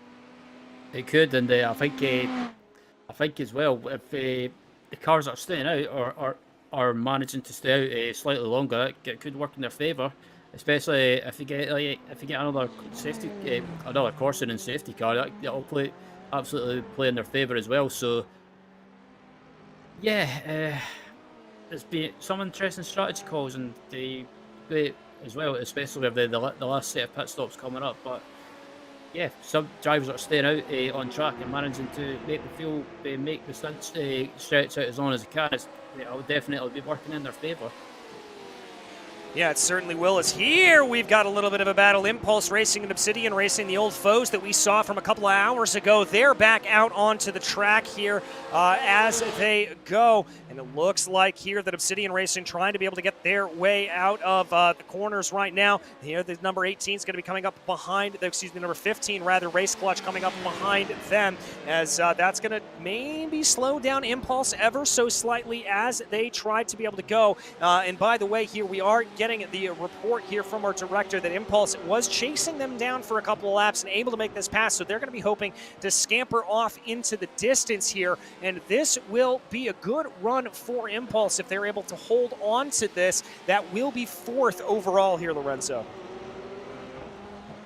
Yeah, which is a very respectable place after all, despite everything they've gone through, and an Impulse really just having a solid performance around the track, you know. Of course, not the place they wanted to be at the end of the day. They probably would have been battling, wanted to be battling for the lead. That's where they were battling a few laps ago, as we see Glacier doing their final pit stop. But you got to respect that after everything that we went through. They are still in contention for a podium spot in this race. Yeah, they're still in contention for it, and as we said, about 20 laps left to go here in this race, so that should equate to about 35 minutes of sim time. Once again, knock on wood, that we don't have another caution out here on the track. The LMP2 field relatively spaced out here at this point. You saw on your screen Glacier Racing coming down into pit lane, and so that is going to bring them on in as they try to be able to get themselves around right now, trying to see what they are going to be able to do here. Glacier Racing now exiting the pits as they bring themselves back around, and then that is going to give lead of the race back over to Urano, I believe, but it looks like Glacier is going to come out just ahead of Visceral Esports. We talked a little bit earlier about them and how close that battle was going to be as they came in and out of pit lane. It looks like they're able to make their way back out on, and that battle is now going to be close here. Call it about 0.6 of a second in between the two GT3s as they work their way around, Ryan. Yeah, absolutely.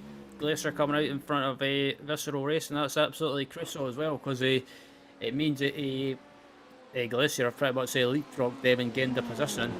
But I think that's what they really needed as well, especially with the clear track in front of them. It means they can try and pull away if they can and try and build up a bit of a gap. But that Visceral Porsche, as we know, has been quick in this race, today. So you never know, they might be able to stay with them. And as we saw, Glacier Racing towards the end of a stint, especially not too long ago, they were struggling slightly, so don't be surprised if you see that again, possibly. But as I say that, the LMP2 leader is into the pits at the end of lap 104.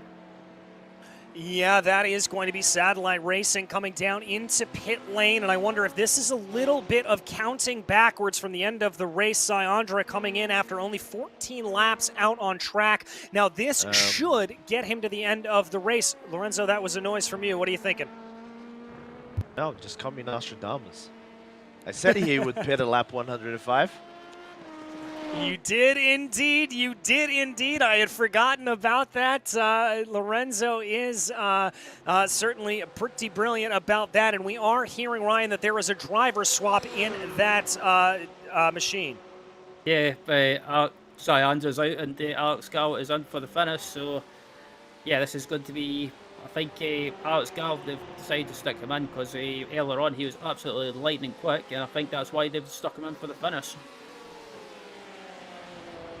Yeah, I guess they will, as Sai has done his strategy calculations as he is wont to do, and so that is very, very good there for him to be able to go, and that will bring them out and around. But now we focus back on the number 187, a little bit farther back down in the pack, trying to close down on one of the GSN machines. Now, this is Deutsche Payment Esports. Remember, they were leading this GT3 Pro field a little bit earlier on, and now they find themselves farther down in the field, courtesy of that incident that we saw them get into, and having to really recover here. Lorenzo doing a pretty good job, all things considered.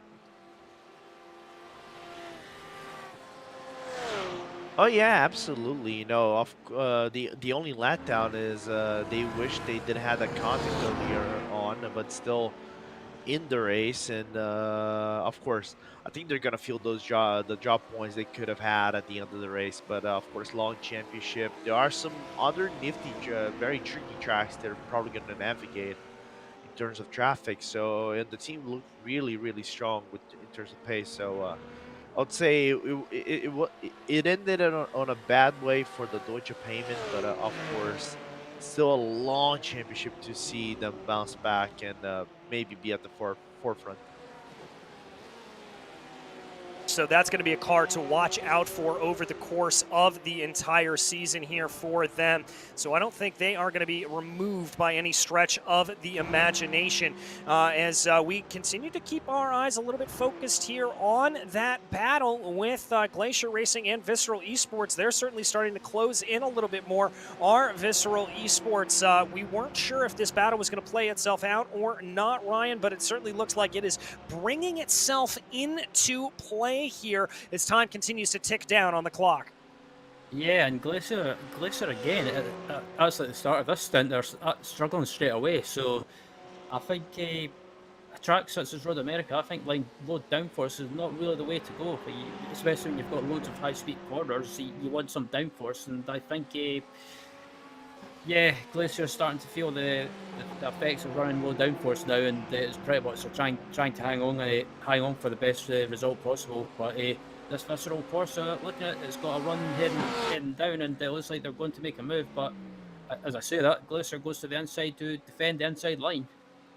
Yeah, they're going to try to defend this a little bit from Visceral, and it looks like Glacier's going to be able to hold that position, at least for the time being, as they work their way now down into turn 5, and they are able to at least find themselves in a spot that is at least somewhat helpful to them to be able to hold on to that position, as we said. Now as they continue to work their way around, coming down through the hurry downs here, trying to see what they are able to get is that entry there for Glacier, holding off the best that they can, being able to do a good job of just keeping up that defense. And Lorenzo, you know as well as I do that it is very, very difficult to be driving in your rearview mirrors, and it's certainly something that we've seen Glacier do a lot of here today. They've been very, very defensive. Very defensive is a way to say it, right? They kind of like broke the Max Verstappen rule a little bit. Oh, did they break it again? I think they did. That looked a little reactionary to me. I have a finished word for this. I don't know how PG-13 this word is. If I try to say it, Iku's gonna kill me if I actually say this word. But nevertheless, is just a word that everybody knows. But regardless, good battle between both of them. Glacier making it hard, but then again, at the end of things, I don't think that is for position. Oh, actually it is. I'm just getting baited by the ticker a little bit. Just having a little bit of confusion there coming into play, but certainly a good battle here as there it looks like it is starting to close in a little bit. Visceral starting to close in behind. Maybe a good run here. Are they going to get enough of the draft going down the back straightaway to make the move? Again, Glacier moving a little bit defensively to try to hold them off to the best of their abilities, and that is now going to be them going wide. Glacier calling it wrong. And they get it wrong after a lap after lap battle. Glacier Racing just getting it wrong, Ryan. Yep, and I think that time around, Otto was asleep at the wheel, and yeah, too busy watching his rear view mirror, and unfortunately ran wide, and it allowed the visceral Porsche allowed to take that position. And yeah, I think after a little bit of the cheeky moving around under braking and some moves, I think you could say it's a bit of karma. Yeah, a little bit of karma as we've got another visitor up here into the booth, an old friend, Cy Andra, ready to join us after his stint in this car. And Cy obviously taking that early pit stop here, changing the strategy around doing that splash and dash. You guys have got to be feeling pretty good here, I think, all things considered, and knock on wood. Knock on wood, indeed. I gave up the car after I was having some intermittent internet and hardware issues, so luckily we didn't lose because we took that short stop in the middle. We didn't lose any time on the driver swap, but I'm hoping Alex is faster than me, so he'll take it to the end. Now we just need to watch and wait how quickly the Pure Sims guys can get their car back on track for their final stop. Well, I have to ask you, I mean, did that internet play into the decision to come into the pits a little bit earlier? Was that something you guys were thinking to do all the way around? No, we were always aiming for lap 104 because that was the earliest lap with which we could make the end of the race comfortably. So we were always planning on pitting lap 104, just in case a late safety car came out. We wouldn't be stuck having to go into the pits and go to the back of the queue, so to speak. But it was just a happy coincidence that we took less fuel on the earlier stop, I guess. Well, happy coincidences playing themselves out for you. Other than that, how was your stints up in the car? Obviously having to deal with a little bit of a safety car restart there as we watch a little bit of a battle here for first in the GT3 AM battle. But how were your stints in the car?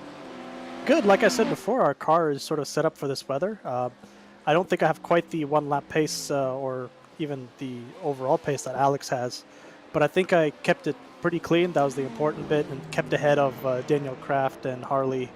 I was able to stay with Ilka for a little bit, then he started to pull away, but unfortunately he had that incident in the final corner which kind of took them out of contention.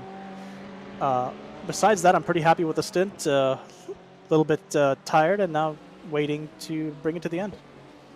Well, in waiting to bring it to the end, what is the sort of advice that you gave to Alex before he got into the car? Is this push mode, or is this a little bit of hold back? Well, unfortunately, Alex got my triple stinted tires, so he is on lap, I want to say 40-something on those tires.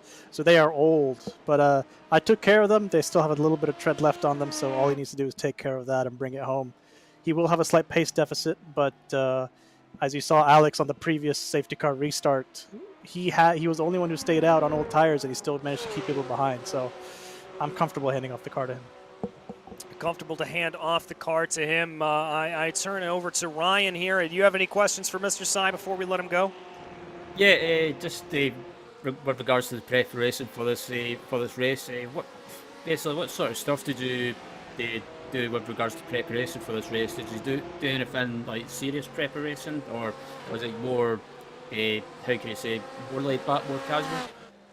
Well, I procrastinate in everything I do in life, so I ended up spending 8 hours on the sim on Friday to prepare for the race. But before that, we definitely had a bit of a setup about a month out. We were sort of like thinking of ideas and coming up with strategies. And then a bit of nothing happens, and then the last sort of week, everything big happens. We dial in the setup, we get the strategies down, we practice all our alternate stuff like fuel saving, driving in a pack, like practicing dirty air. We do all that. But like I said, we do procrastinate a little bit, so it ends up a lot happening on Friday evening.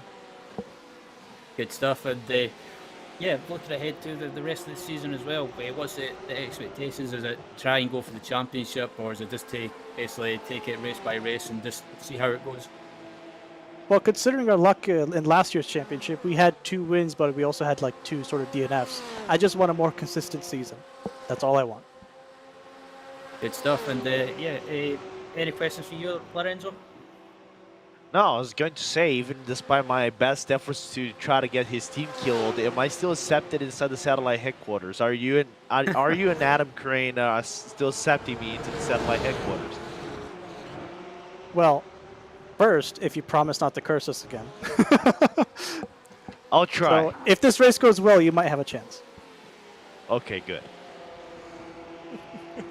Well, Cy, thank you so much for joining us here in the booth and not completely damning Lorenzo to the fiery pits there. Good luck to you and the rest of Satellite here in the last 15 or so laps.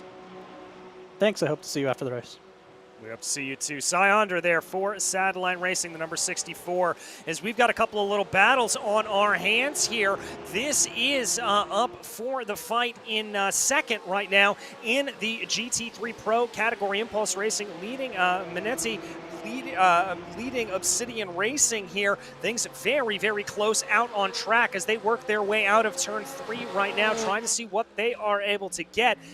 Looking like we could see a little bit of a run there in the back. By the way, that fourth car in line there, that fourth Porsche not for position, is here comes a big move from Obsidian down to the inside of Minetti, trying to see what they are able to get. Minetti being forced off into the grass there just a little bit, and that is going to be position gain for Obsidian. Some brave stuff there, Lorenzo.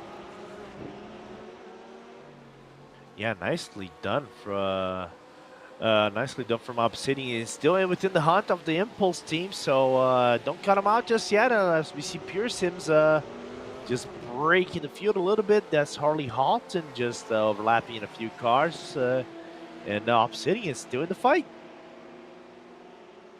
Yeah, Obsidian's still in the fight there, but he's going to work his way back around and certainly trying to get their way as they are now in podium position and certainly looking to strike down on into P2 on Impulse up ahead of them as they've been able to pull away here of Minetti, looking pretty strong there as they go. That battle certainly has the potential to fire off here in the dying stages of this race as we close down more and more as they go, but trying to see what they are able to do. Obsidian looking strong here, Ryan, but you don't want to throw everything away here too early. You don't want to be aggressive too early. Yeah, that's a good point as well. Yeah, we might be coming to the closing stages of this race, but you don't want to start overdriving or pushing too hard and then throwing it all away after you've just made a move. So I think if you're in a good position as well in class, especially a team such as Obsidian and also Impulse, you don't want to do anything silly and throw it away. I think you play a bit of a waiting game, and then basically as you get to probably, I'd say, right about the final 5 or 10 laps, that's when it's pretty much go time. Yeah, I think that's when the pay window is going to open up for a lot of these drivers as they go.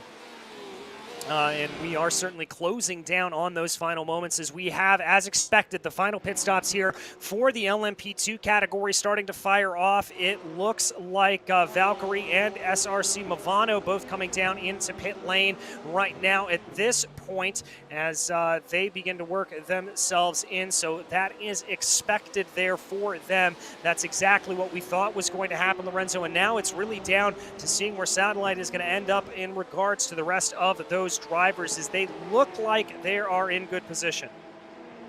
Yeah, it looks like they are in prime position to take this one. It just comes into who makes a different pit stop or try to cut down the difference and play with a very, very nifty fuel game as we move forward. As we're seeing, I think that is the just in front that looks like the Veloce car approaching turn number 1, but then oh no!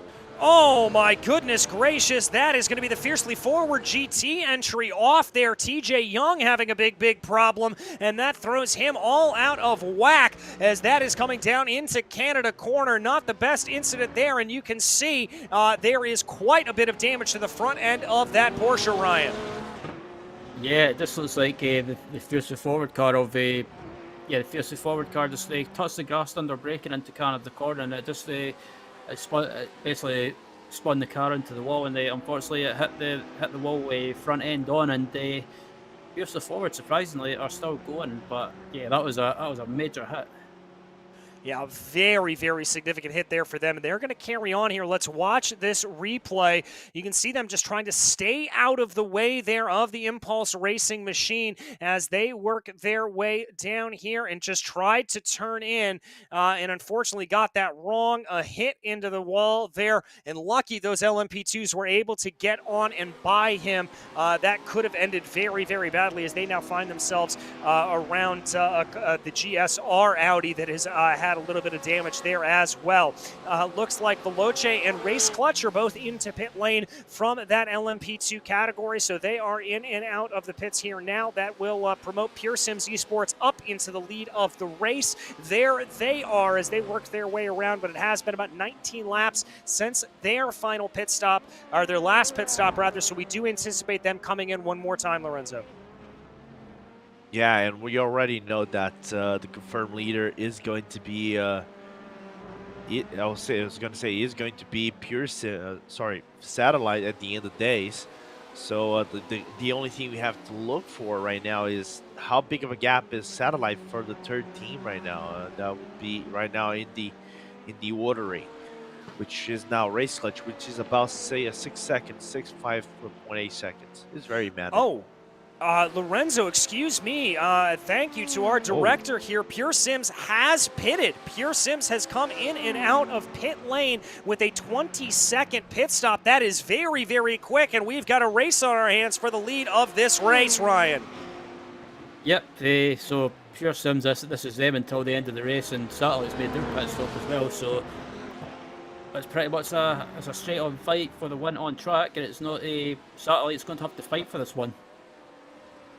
Yeah, they are. This is going to be a little bit interesting to see what exactly is going to happen here for these drivers. That is an absolute masterclass of coming down and out of pit lane. I have never really been able to see that before, as they certainly were able to make this work. That was a remarkably quick stop from them. Yeah, I'm surprised that they actually pitted and still retained the 6-second lead to Satellite. I'm mind-boggled. They done this in the WGTC back at Fuji in the entrance round, where me and Paul Smith, we didn't even count them into the race win. Oh no! Oh my goodness, that's pure spin. That's Pure Sims off. Pure Sims getting it wrong, going down into turn 5. My goodness gracious, and they've got damage. This has changed the absolute complexion of the race. I have not seen anything like this. You can see the hefty damage there on the left-hand side of the car. Maybe we can get it on board. Let's see if we can track what the steering is here for this, if they're crabbing a little bit. It does look like it's a little bit knocked out of whack there. Oh my goodness, Lorenzo. Ay, caramba. I don't know what to say. I'm mind boggled right now. I don't have words to explain the situation right now.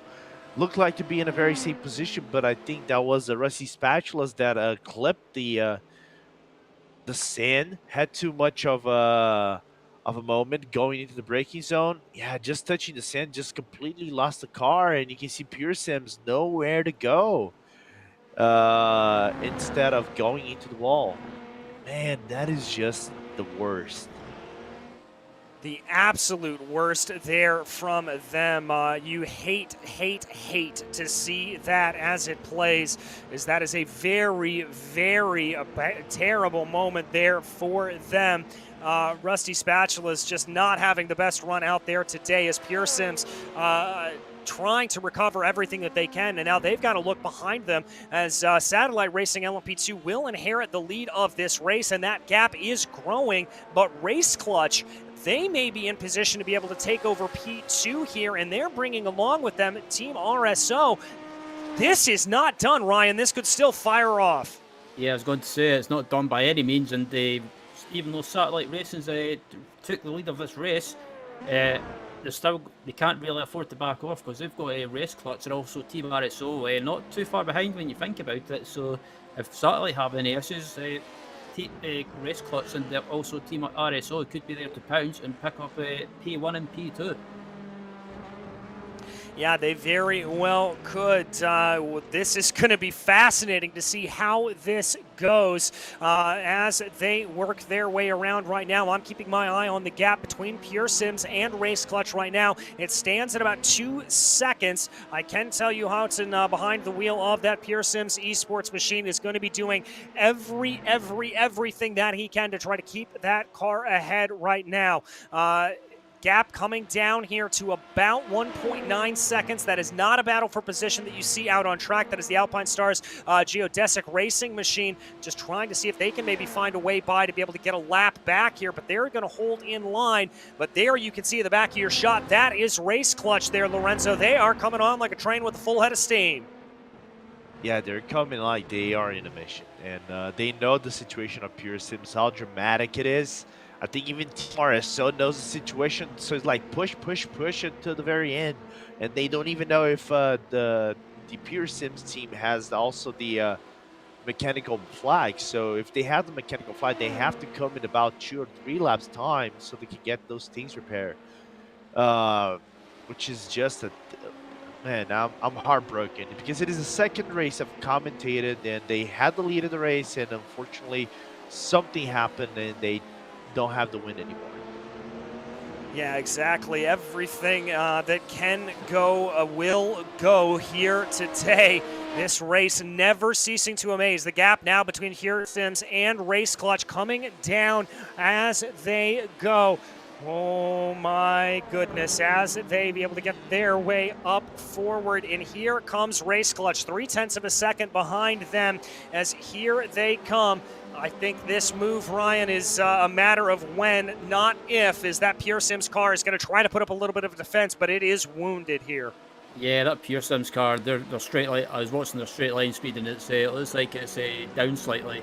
Also, that front end damage seems to be affecting the handling, and I think it's just a matter of when this move's done, and the Race Clutch trying to go. I thought they were going to try and go around the outside, but I think as Pure Sims, they're absolutely struggling. You can just tell by the language of that car. It's just absolutely struggling, and it's down a straight line speed. Yeah, down in straight line speed, and now it's going to be RSO that's going to be able to try to make the move on them as they work their way by the Impulse Racing 157. Is now it's RSO ready to line up here. I've got to think they're probably going to get this pass done on the front straightaway here, the way that car is going. The sun beginning to set here at Road America as we work our way at about 4:30 p.m. Virtual Standard Time.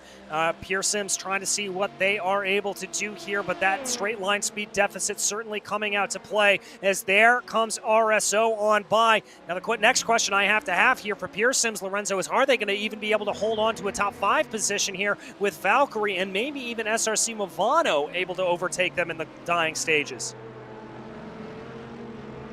Just looking at the gap, P5, I think they can still hold into a top 5 because the gap that Valkyrie has is about 15 seconds, give or take. So I don't think they will be able to reach that gap in 7 laps unless they took 2 laps per second, and well, then it becomes 2, even 3 laps per second. Then it becomes something more realistic. So it's gonna be tricky, you know. If they reach, it's gonna be down by the final laps, maybe final 1-2 laps, where that edge of the top 5 will be in real true threat for Pure Sims. But one thing I can assure, if they don't get any black flags by avoiding going to the pits, top 5 is all but a guaranteed. But of course, they know top 5 for them is like the bottom of the can of fodder in comparison to this to a win. Yeah, I mean, they were on pace to be able to take that win, and just bad luck catching them out. And unfortunately, this is really the closest story that we've got to follow here as they run. Trying to be able to get their ways around here, trying to be able to see what they are able to do. We've got a little bit of a battle farther back down in the GT3 category between SRN Motorsports and Vector by RSR as they try to close down on the Ferrari right now. Porsche versus Ferrari as they bring their way up through the corners, trying to see what they are able to do. as they bring their way on through. This is our closest battle out on track. We'll keep you updated as to the result of Pure Sims up the front of the field. But Ryan, this is one that could percolate here a little bit more farther back down in the field. This is going to be for a top 10 if Teddy Lowendick is able to make this move. Yeah, absolutely. Yeah, Teddy's been closing down this SRM Motorsports Ferrari slowly, and as you see there, just the Ferrari's closing him down there, and it looks like is that the Astra? No, it's a lap down Porsche, but yeah, Vector by RSR closing down SRM Motorsports, and I think it could just be a matter of time before this position changes. But just up ahead as well, it looks like SRN is closing down on the German sim racing Audi that they had issues earlier, about to lap it. So a bit slip should help SRN, which has been driven by Stephen McGarvey, and Ted Lowendick just waiting in the wings here, but he gets compromised slightly.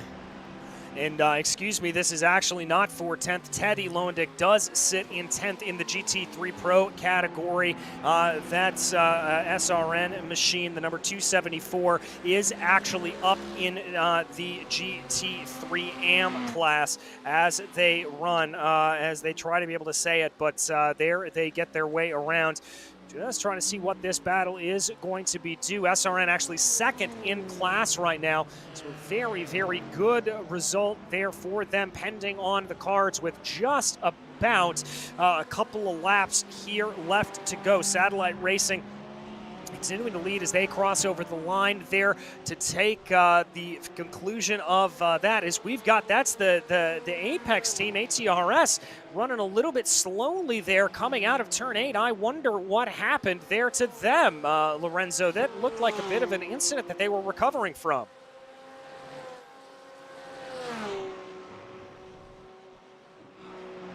Yeah, it looks like that they came into a little bit of problems there, Ryan. Yeah, quite possibly. It might have just been a case of maybe just missing the entry of the, actually, as I say that, it looks like they got bars out of the way by the SRC Movano Corsa LMP2 car. Yeah, I think that's exactly what it was there for them. Just a little bit of argy-bargy pushing them out of the way here as they now find themselves trying to hold on to positions the best that they can. They've certainly fallen down through the field here a little bit. Unfortunately, they've had a rough day. The ATRS entry down in roughly about 17th or so in class. I think about 16th or 15th actually for them, but it's still on the day that they've had on the whole. It hasn't been terrible. We've seen that car be off and into the grass more than once on the day, and the fact that they have been able to recover, the fact that they have been able to come back, that has certainly been plenty of good running there for them. So they're going to move their way by a little bit of lap traffic right now. Meanwhile, I can tell you Satellite Racing is going to cross over here to start on lap 120 of 124. So only 5 laps remaining, Ryan, and with an 8-second gap back to Race Clutch, it looks like here they've just got to keep things together and keep on their toes in these final moments. Yeah, absolutely. It's just a case of bringing it to the finish now, and with 4 laps remaining in this race, I think even that Alex will know that it's just a case of getting to the finish now, and Sai will probably just be whispering in his ear just to not take it easy, but just be careful and not take any silly risks. As Alex has got a bit of GT traffic up ahead, but I don't think he'll be too worried about that with just under an 8-second gap, but a bit of a comfortable margin nevertheless. Yeah, comfortable margin, and it's one of the trickiest things to do here is to being able to maintain that margin. It may seem a little bit easy for a lot of folks listening in and keeping an eye on what we're talking about, but Lorenzo, when you're driving like this, it is absolutely crucial. You simultaneously have to be on your toes here and not letting up at all, because you don't want to be driving the car any differently, really, but at the same time, you also want to be not going at 10, 11 tenths and over push the car. Yeah, right now it's just a matter of nursing the car back. You already know that you are in a very safe spot. And I think that's the job that Sai is doing to Alex right now. Just keep the car on the track. you can take your time a little bit to make those overtakes and those overlaps. Don't put yourself in a risky situation because you're approaching to 3 laps to go, and we're soon reaching the end of this race, and you are in a very, very safe position.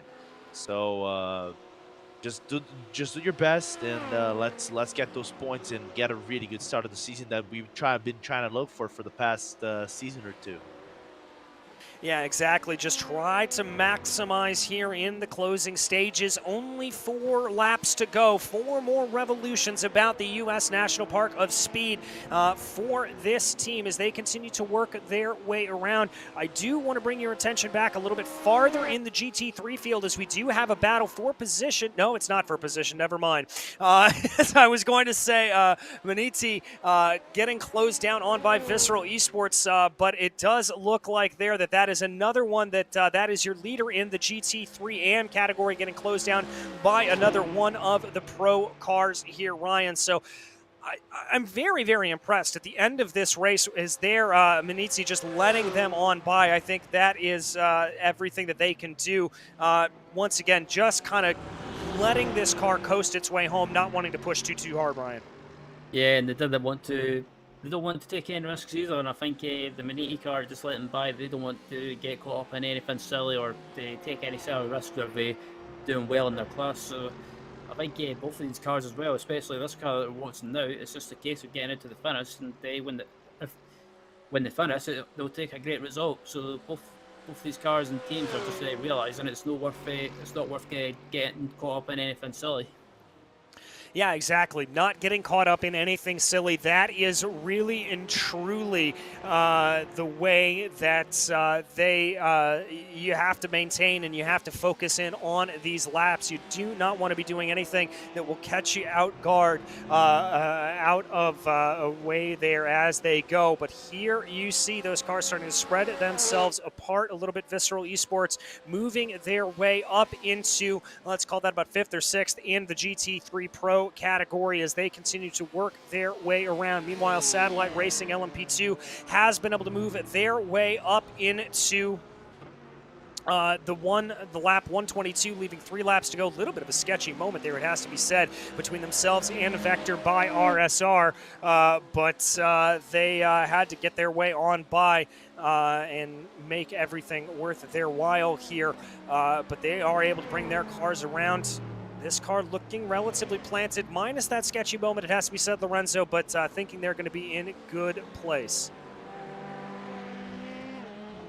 Oh yeah, to put it mildly, right?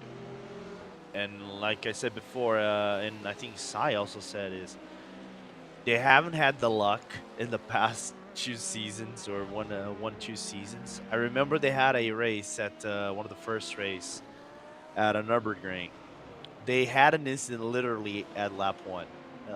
They had an incident lap 1, had to nurse the car back to the pits, had to get it repaired, had to work with the yellow flags, managed to get himself within the lead lap. I think they kind of won or stayed within the top 3 into the halfway points, and then managed to nurse the top 5 at the end of the day, just to show how crazy things are in IVRA. So as long as you have a shot, just try to capitalize on the shot, which is always good to see. And here comes Archer Brothers in the meanwhile, trying to defend their spot from what it looks like the World of Sim Racing, while we're seeing a potential issue between Race Clutch and Alpine Star Geodesic. Alpine Star Geodesic just outbreaking themselves right in front of the German Sim Racing car, and looks like the Archer Brothers got caught by the Race Clutch. Yeah, I think they got caught out a little bit by that as well, and had a little bit of a spin. And Ryan, you were just telling me that there was it was caught by Veloce there, I believe, is who they got caught up by. But Ryan, you were just telling me that SRN had a big moment coming down through the kink. Yeah, our second place car in the GT3 just had a big incident through the kink as well. Scott McGarvey he went through the kink, and it looks like he might have just lost the rear end, and unfortunately he's clipped the wall, and they're still managing to keep going, but that was a big incident. Yeah, a big incident there for them. And there you can see the damage on that car. My goodness gracious, that is a whole bucket load of damage to the front. Let's take a look at exactly what happened. The Kink claiming another victim here today, coming down through the corner. Oh, and Lorenzo, that looks to me a little bit like tires near the end of the race, just giving out. Yeah, and sometimes tires in the Ferrari are not the most reliable thing ever. And it's unfortunate to see SRN having that issue. But still, it's in the track, though, still within the top 5, which is always good to see for them. As we are going to open up the final lap, thank God. It's been a long day for us up here in the RaceSpotTV commentary booth, as you can imagine, and we want to thank all of our viewers who have stayed here with us throughout the day here as we have gone through this 1,000 miles of Road America, and they bring their way on across here. The white flag in the air from Barney the flagman. Ryan Walker, 1 lap to go. Yep, 1 lap to go, and yeah, it feels like an eternity. So I feel Lorenzo Bon's was big pain. So keep going, bro. There's only one lap to go, but yeah, it's final lap, and this man here, Alex Gall, the Frenchman, just needs to get it to the finish. And I have to say, I don't want to jinx it, but it's been a great driveway from Alex and Zayandra as well. Both of them evenly matched on pace. If they pretty much kept out of trouble. Well, they've had some close calls as well, but that car, if you look at it, there's not really a mark on it. Probably some insects and flies in the front of the car, but anyway, they're still going, and they're halfway around the final lap, and they can just pretty much take it easy from here on in. Yeah, we will have to see what they are able to do here at this point.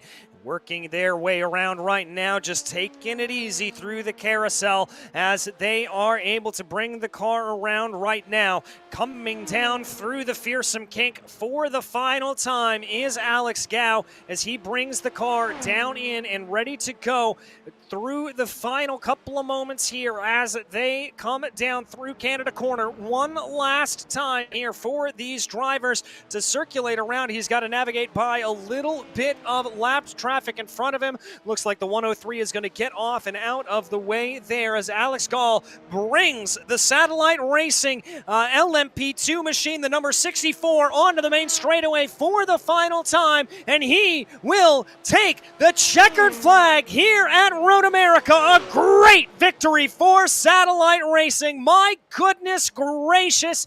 Lorenzo, the curse has been broken for him. Yes. I'm finally accepted into the satellite headquarters. No, but jokes aside, that is really good to see them having that break at least in the first round of the championship. You know, always having that kind of struggle, but not always in position to win. And again, let's just say Pure Sims, given what would happen, probably would have been the de facto winner. But then again, this is racing. It's always unpredictable. I do feel for Pure Sims. I do feel quite a lot for them. But they deserve this win as well. Put their efforts in terms of strategies. The pace was there. Alex Gal just making it safe until the end of the race. And as well, also big wins on the GT3 as well. Urano is coming up really strong as well. And Manidi Racing with a very strong start. That was also inside the top 5 general for the GT3s. Yeah, top 5 there for the GT3s as we watch Jonas Walmer here working his way around for Urano. Still on their last lap here as they come across the line. Just a testament here to how long of a lap this really and truly is for all of these drivers to be able to work their way all the way around here. They're going to bring themselves back around right now. Coming through the final corner is Urano Esports, able to take victory here. They can see the start-finish line as they will cross over, doing a little bit of victory weaving there up the hill, and Urano able to take victory. They had a bit of a yo-yo day here, Ryan Walker, but good to see them up on top. Yeah, absolutely. There was points in the race that they ended up falling back, but they kept the head, kept the composure, and used the strategy to good effect, and managed to get themselves back up to the front of the fielding class, and they took a well-deserved victory in GT3 Pro. Yes, indeed they did. And let's also give some massive credit here to Johnny Verhoef, the Manatee Racing driver there on the number 278 team that was able to take victory there in the GT3 AM category. A very impressive drive from them, as well as we said, finishing actually up in about 5th in that GT3 class. A very, very impressive drive from them. Good to see them up and into good positions as they get themselves up and into place, as they are going to bring their way back down into pit lane. And with all drivers finished, I think that should be able to run us through our final finishing order here from Road America. Up at the front of the field, it was Satellite Racing LMP2 able to take victory, as we said.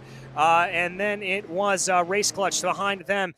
Then Team RSO and Pure Sims Esports, followed by Valkyrie, SRC Movano, Orion Race Team, and Veloce. Veloce ending a lap down, as were Alpine Stars, Geodesic, and GSR, finishing out there in the top 10. A couple of drivers there in the LMP2 field, obviously running into trouble there today. ATRS, Urano, Private Label Team Hype, and Maniti all having problems. Moving over to the GT3 Pro category, it was the Mercedes-AMG Team Urano Esports team that was able to take victory ahead of Impulse Racing. Then it was Obsidian Racing, Maniti Racing, Ascetic Sim Racing, Visceral, then ATRS, Glacier Racing, finally able to finish there in 7th place. Vector by RSR, Team Husenfeld only able to hold on to P9, followed by 5-Star Motorsports in 10th place.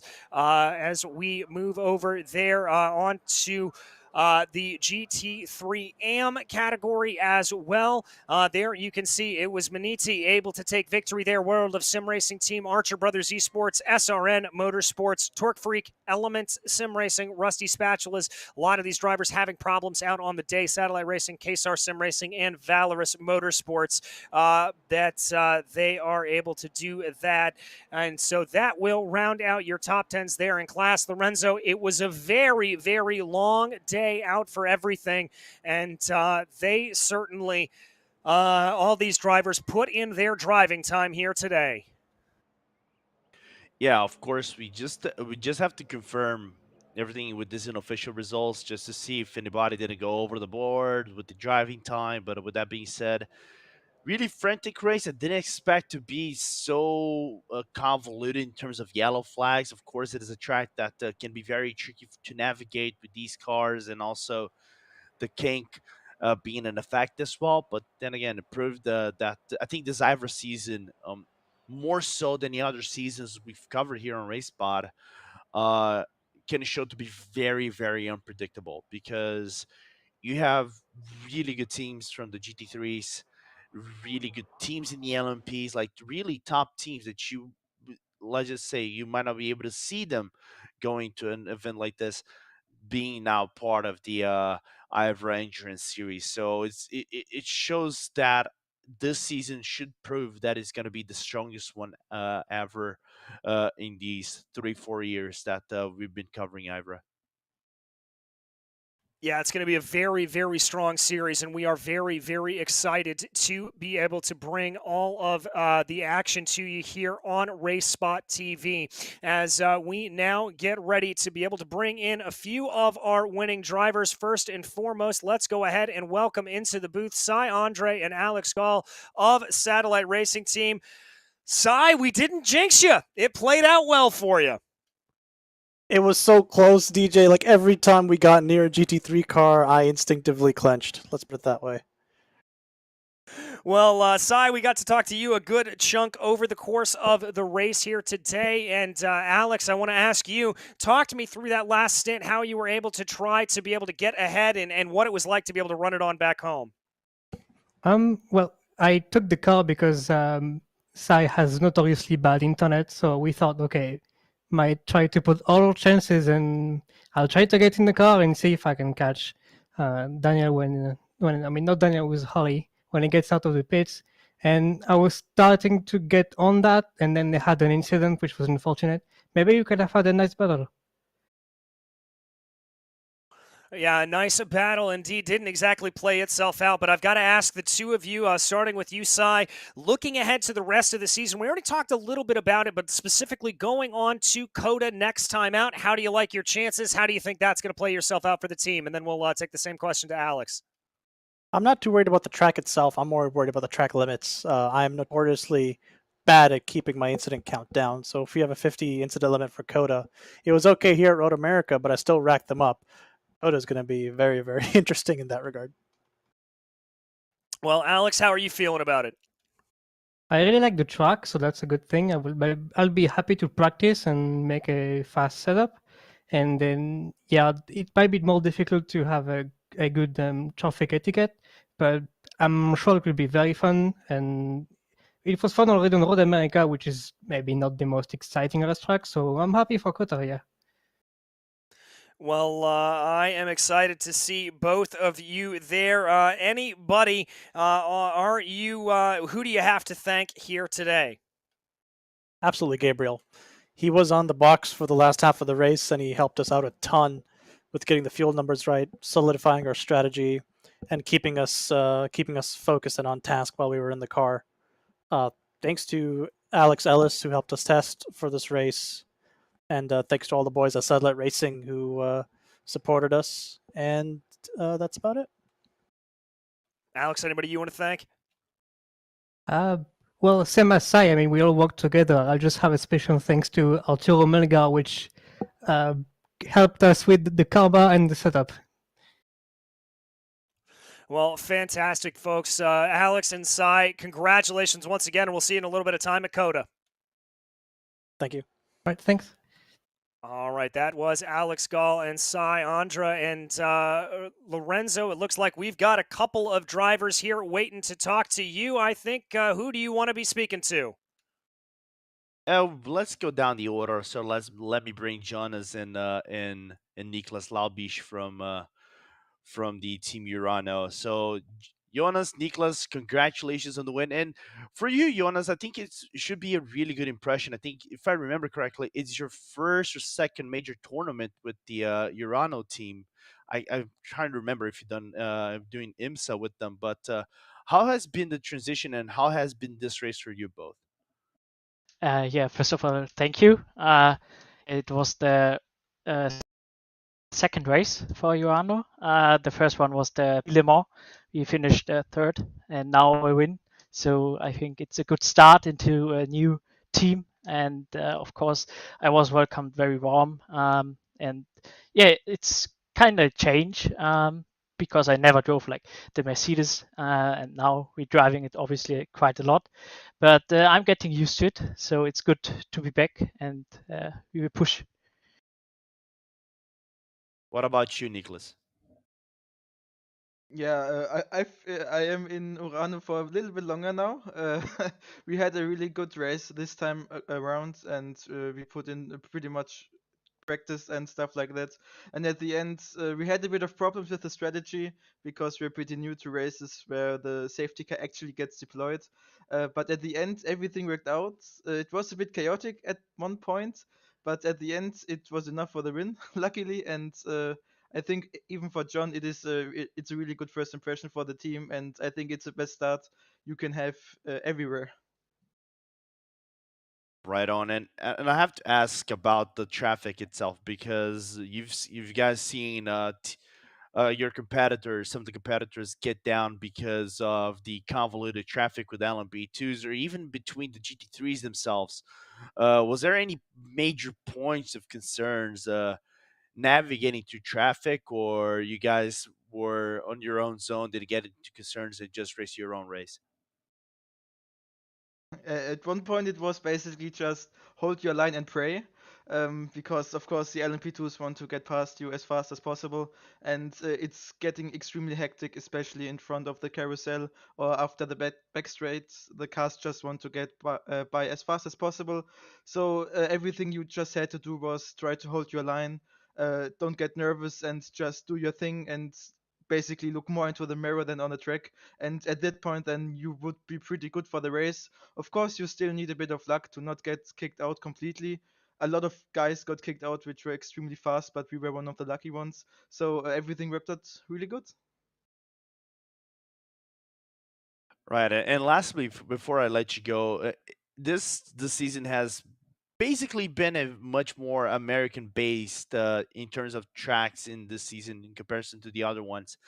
Is there any track that for you, Jonas, or you, both of you can answer this one, might play to your forte than the others? Well, maybe Kota. Kota is one of my favorites. So I hope we have good BOP there and maybe a little bit better than today. The tires were, I was eating the tires and the pork was like saving tires and I was like, half a second off in the end. And then it was so close in the end. So the tire here on the Porsche is just insanely good. But yeah, I'm looking forward to Kota. What about you, Nicholas? Yeah, for me, it would definitely be Daytona. I think it's a track I've driven the most hours on, and it's always something nice in the January to have the 24 hours there. And this time, I see that our race in the IVRA is at the 17th of December, so it's also a good practice for the 24-hour race. So I'm gonna get a lot of time in there, but it's 100% my most favorite track of this season. All right, that is really good answers. Well, boys, enjoy your win. I know it's been a hard fall one, kind of a little bit longer than usual, but enjoy your break, and we'll see you the next time at Coda. Thank you. Thank you. Thank you. Bye. All right, well, those were your victors there in the GT3 Pro category. And Ryan, I guess we've got one last interview here for you, the victors in the GT3 AM class. Yep, I have. I have the drivers from the 278 Maniti racing car, winners of the GT3 class. Johnny Verhoef and Joshua Meyer joining me. And first off, Johnny, congratulations to you guys on a well deserved victory. But that looked pretty hectic out there. Did it put you up? Did you feel intimidated at times, or was it just keep your focus and just try and keep the car on track?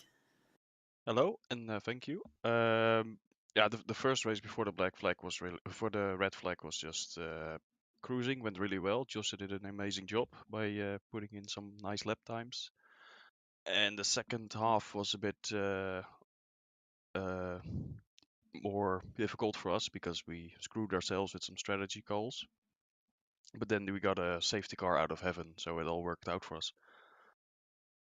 Yeah, and talking about the restart as well, obviously we had that red flag. Did you and Joshua, did you and Joshua talk about anything like regards to strategy? Was there like either you trying to keep each other focused? Did you find it difficult to get back into that mindset of just keeping the focus on the task at hand? All we did was talk, I think, about strategy and fuel and if we're gonna make it or not, because it was really close. But yeah, the traffic was great. I think there was only one incident, and for the rest, everyone behaved very well. So it was amazing to lead the race for a couple laps because just sheer luck, I guess. Yeah, a good race. And over to you, Joshua, as well. Obviously, we had a bit of we had some GT3 class cars and GT3 Pro cars squabbling amongst each other, you could say. Did that make the race difficult for you, or again was it just do your own thing and just try and kind of just try and keep out of trouble? I think, especially in the beginning, where I started amongst most of the GT3 Pro cars, it's my experience from last season carried over that maybe the first few laps, obviously they are focused on their race, but once they know that you're actually just as fast as them or not holding them up that much, I think it's really respectful racing. And I didn't see any changes in that after the red flag. So overall, I have to say that there weren't really many issues between the two GT3 classes. And we're looking ahead to the season as well, with most of the schedule, like Lorenzo was talking about, it seems to be more focused on American tracks. But is there any tracks on the schedule that you guys are looking forward to? And do you think, or what do you think the best track will suit the Mercedes? I think for us, probably Daytona will be a good track for the Mercedes. Because with the current bob that we had today, we were really good on the straights. Obviously, the Porsche has the traction advantage. But I think that probably Kota and Daytona will be a good track for us with our car. Good stuff. And lastly, before we let you both of you go, is there anyone you want to give a shout out to? Any sponsors, teammates? The floor is yours. Well, obviously to Ivo, our third driver, our second AM driver. He did an amazing job holding on after starting really far in the front of the field after the red flag and receiving damage even before the restart from an unfortunate incident. He couldn't be here with us for the rest of the race because he has to go somewhere tomorrow, but obviously he did a humongous job at the beginning of the second half of the race. Great stuff. Yeah. I would like to thank Joshua because he was an epic teammate, especially at the start of the race. Good to hear. And again, great job by all three of you guys to take the win in the GT3 class. And I look forward to seeing you guys on track for the rest of the season and next time out at Kota. Yeah. Thank you, guys. Thank you very much. That was our GT3 winners joining us there. And I have to say, AJ, it was a fantastic race, a great racing throughout the field in both or all three classes, I should say. I think it's a good indicator of what's to come for the rest of the season. Yeah, I certainly do as well. We saw all of those battles really up and down through the field, and there you have it. One race done. Still many, many more to go. Next up, it is the 1,000 miles of the Circuit of the Americas, and that will be November 26th, taking place here on RaceSpotTV. You're going to want to mark down your calendars for all of those because I think the action that we saw here today at Road America certainly is indicative of the action that we are going to be seeing up and down the field through the rest of this setting. But, folks, as for today, that is about going to wrap things up for all of us. On behalf of myself, as well as Lorenzo Bonder and Ryan Walker, as well as the folks who came in and spelled us a little bit earlier on in the day, Arjuna Kankapati and Ewan O'Leary, as well as our director, Iku. Thank you so very much for joining us here today. It has been an absolute pleasure to bring you the racing action. And until we see you on the track, thanks for watching.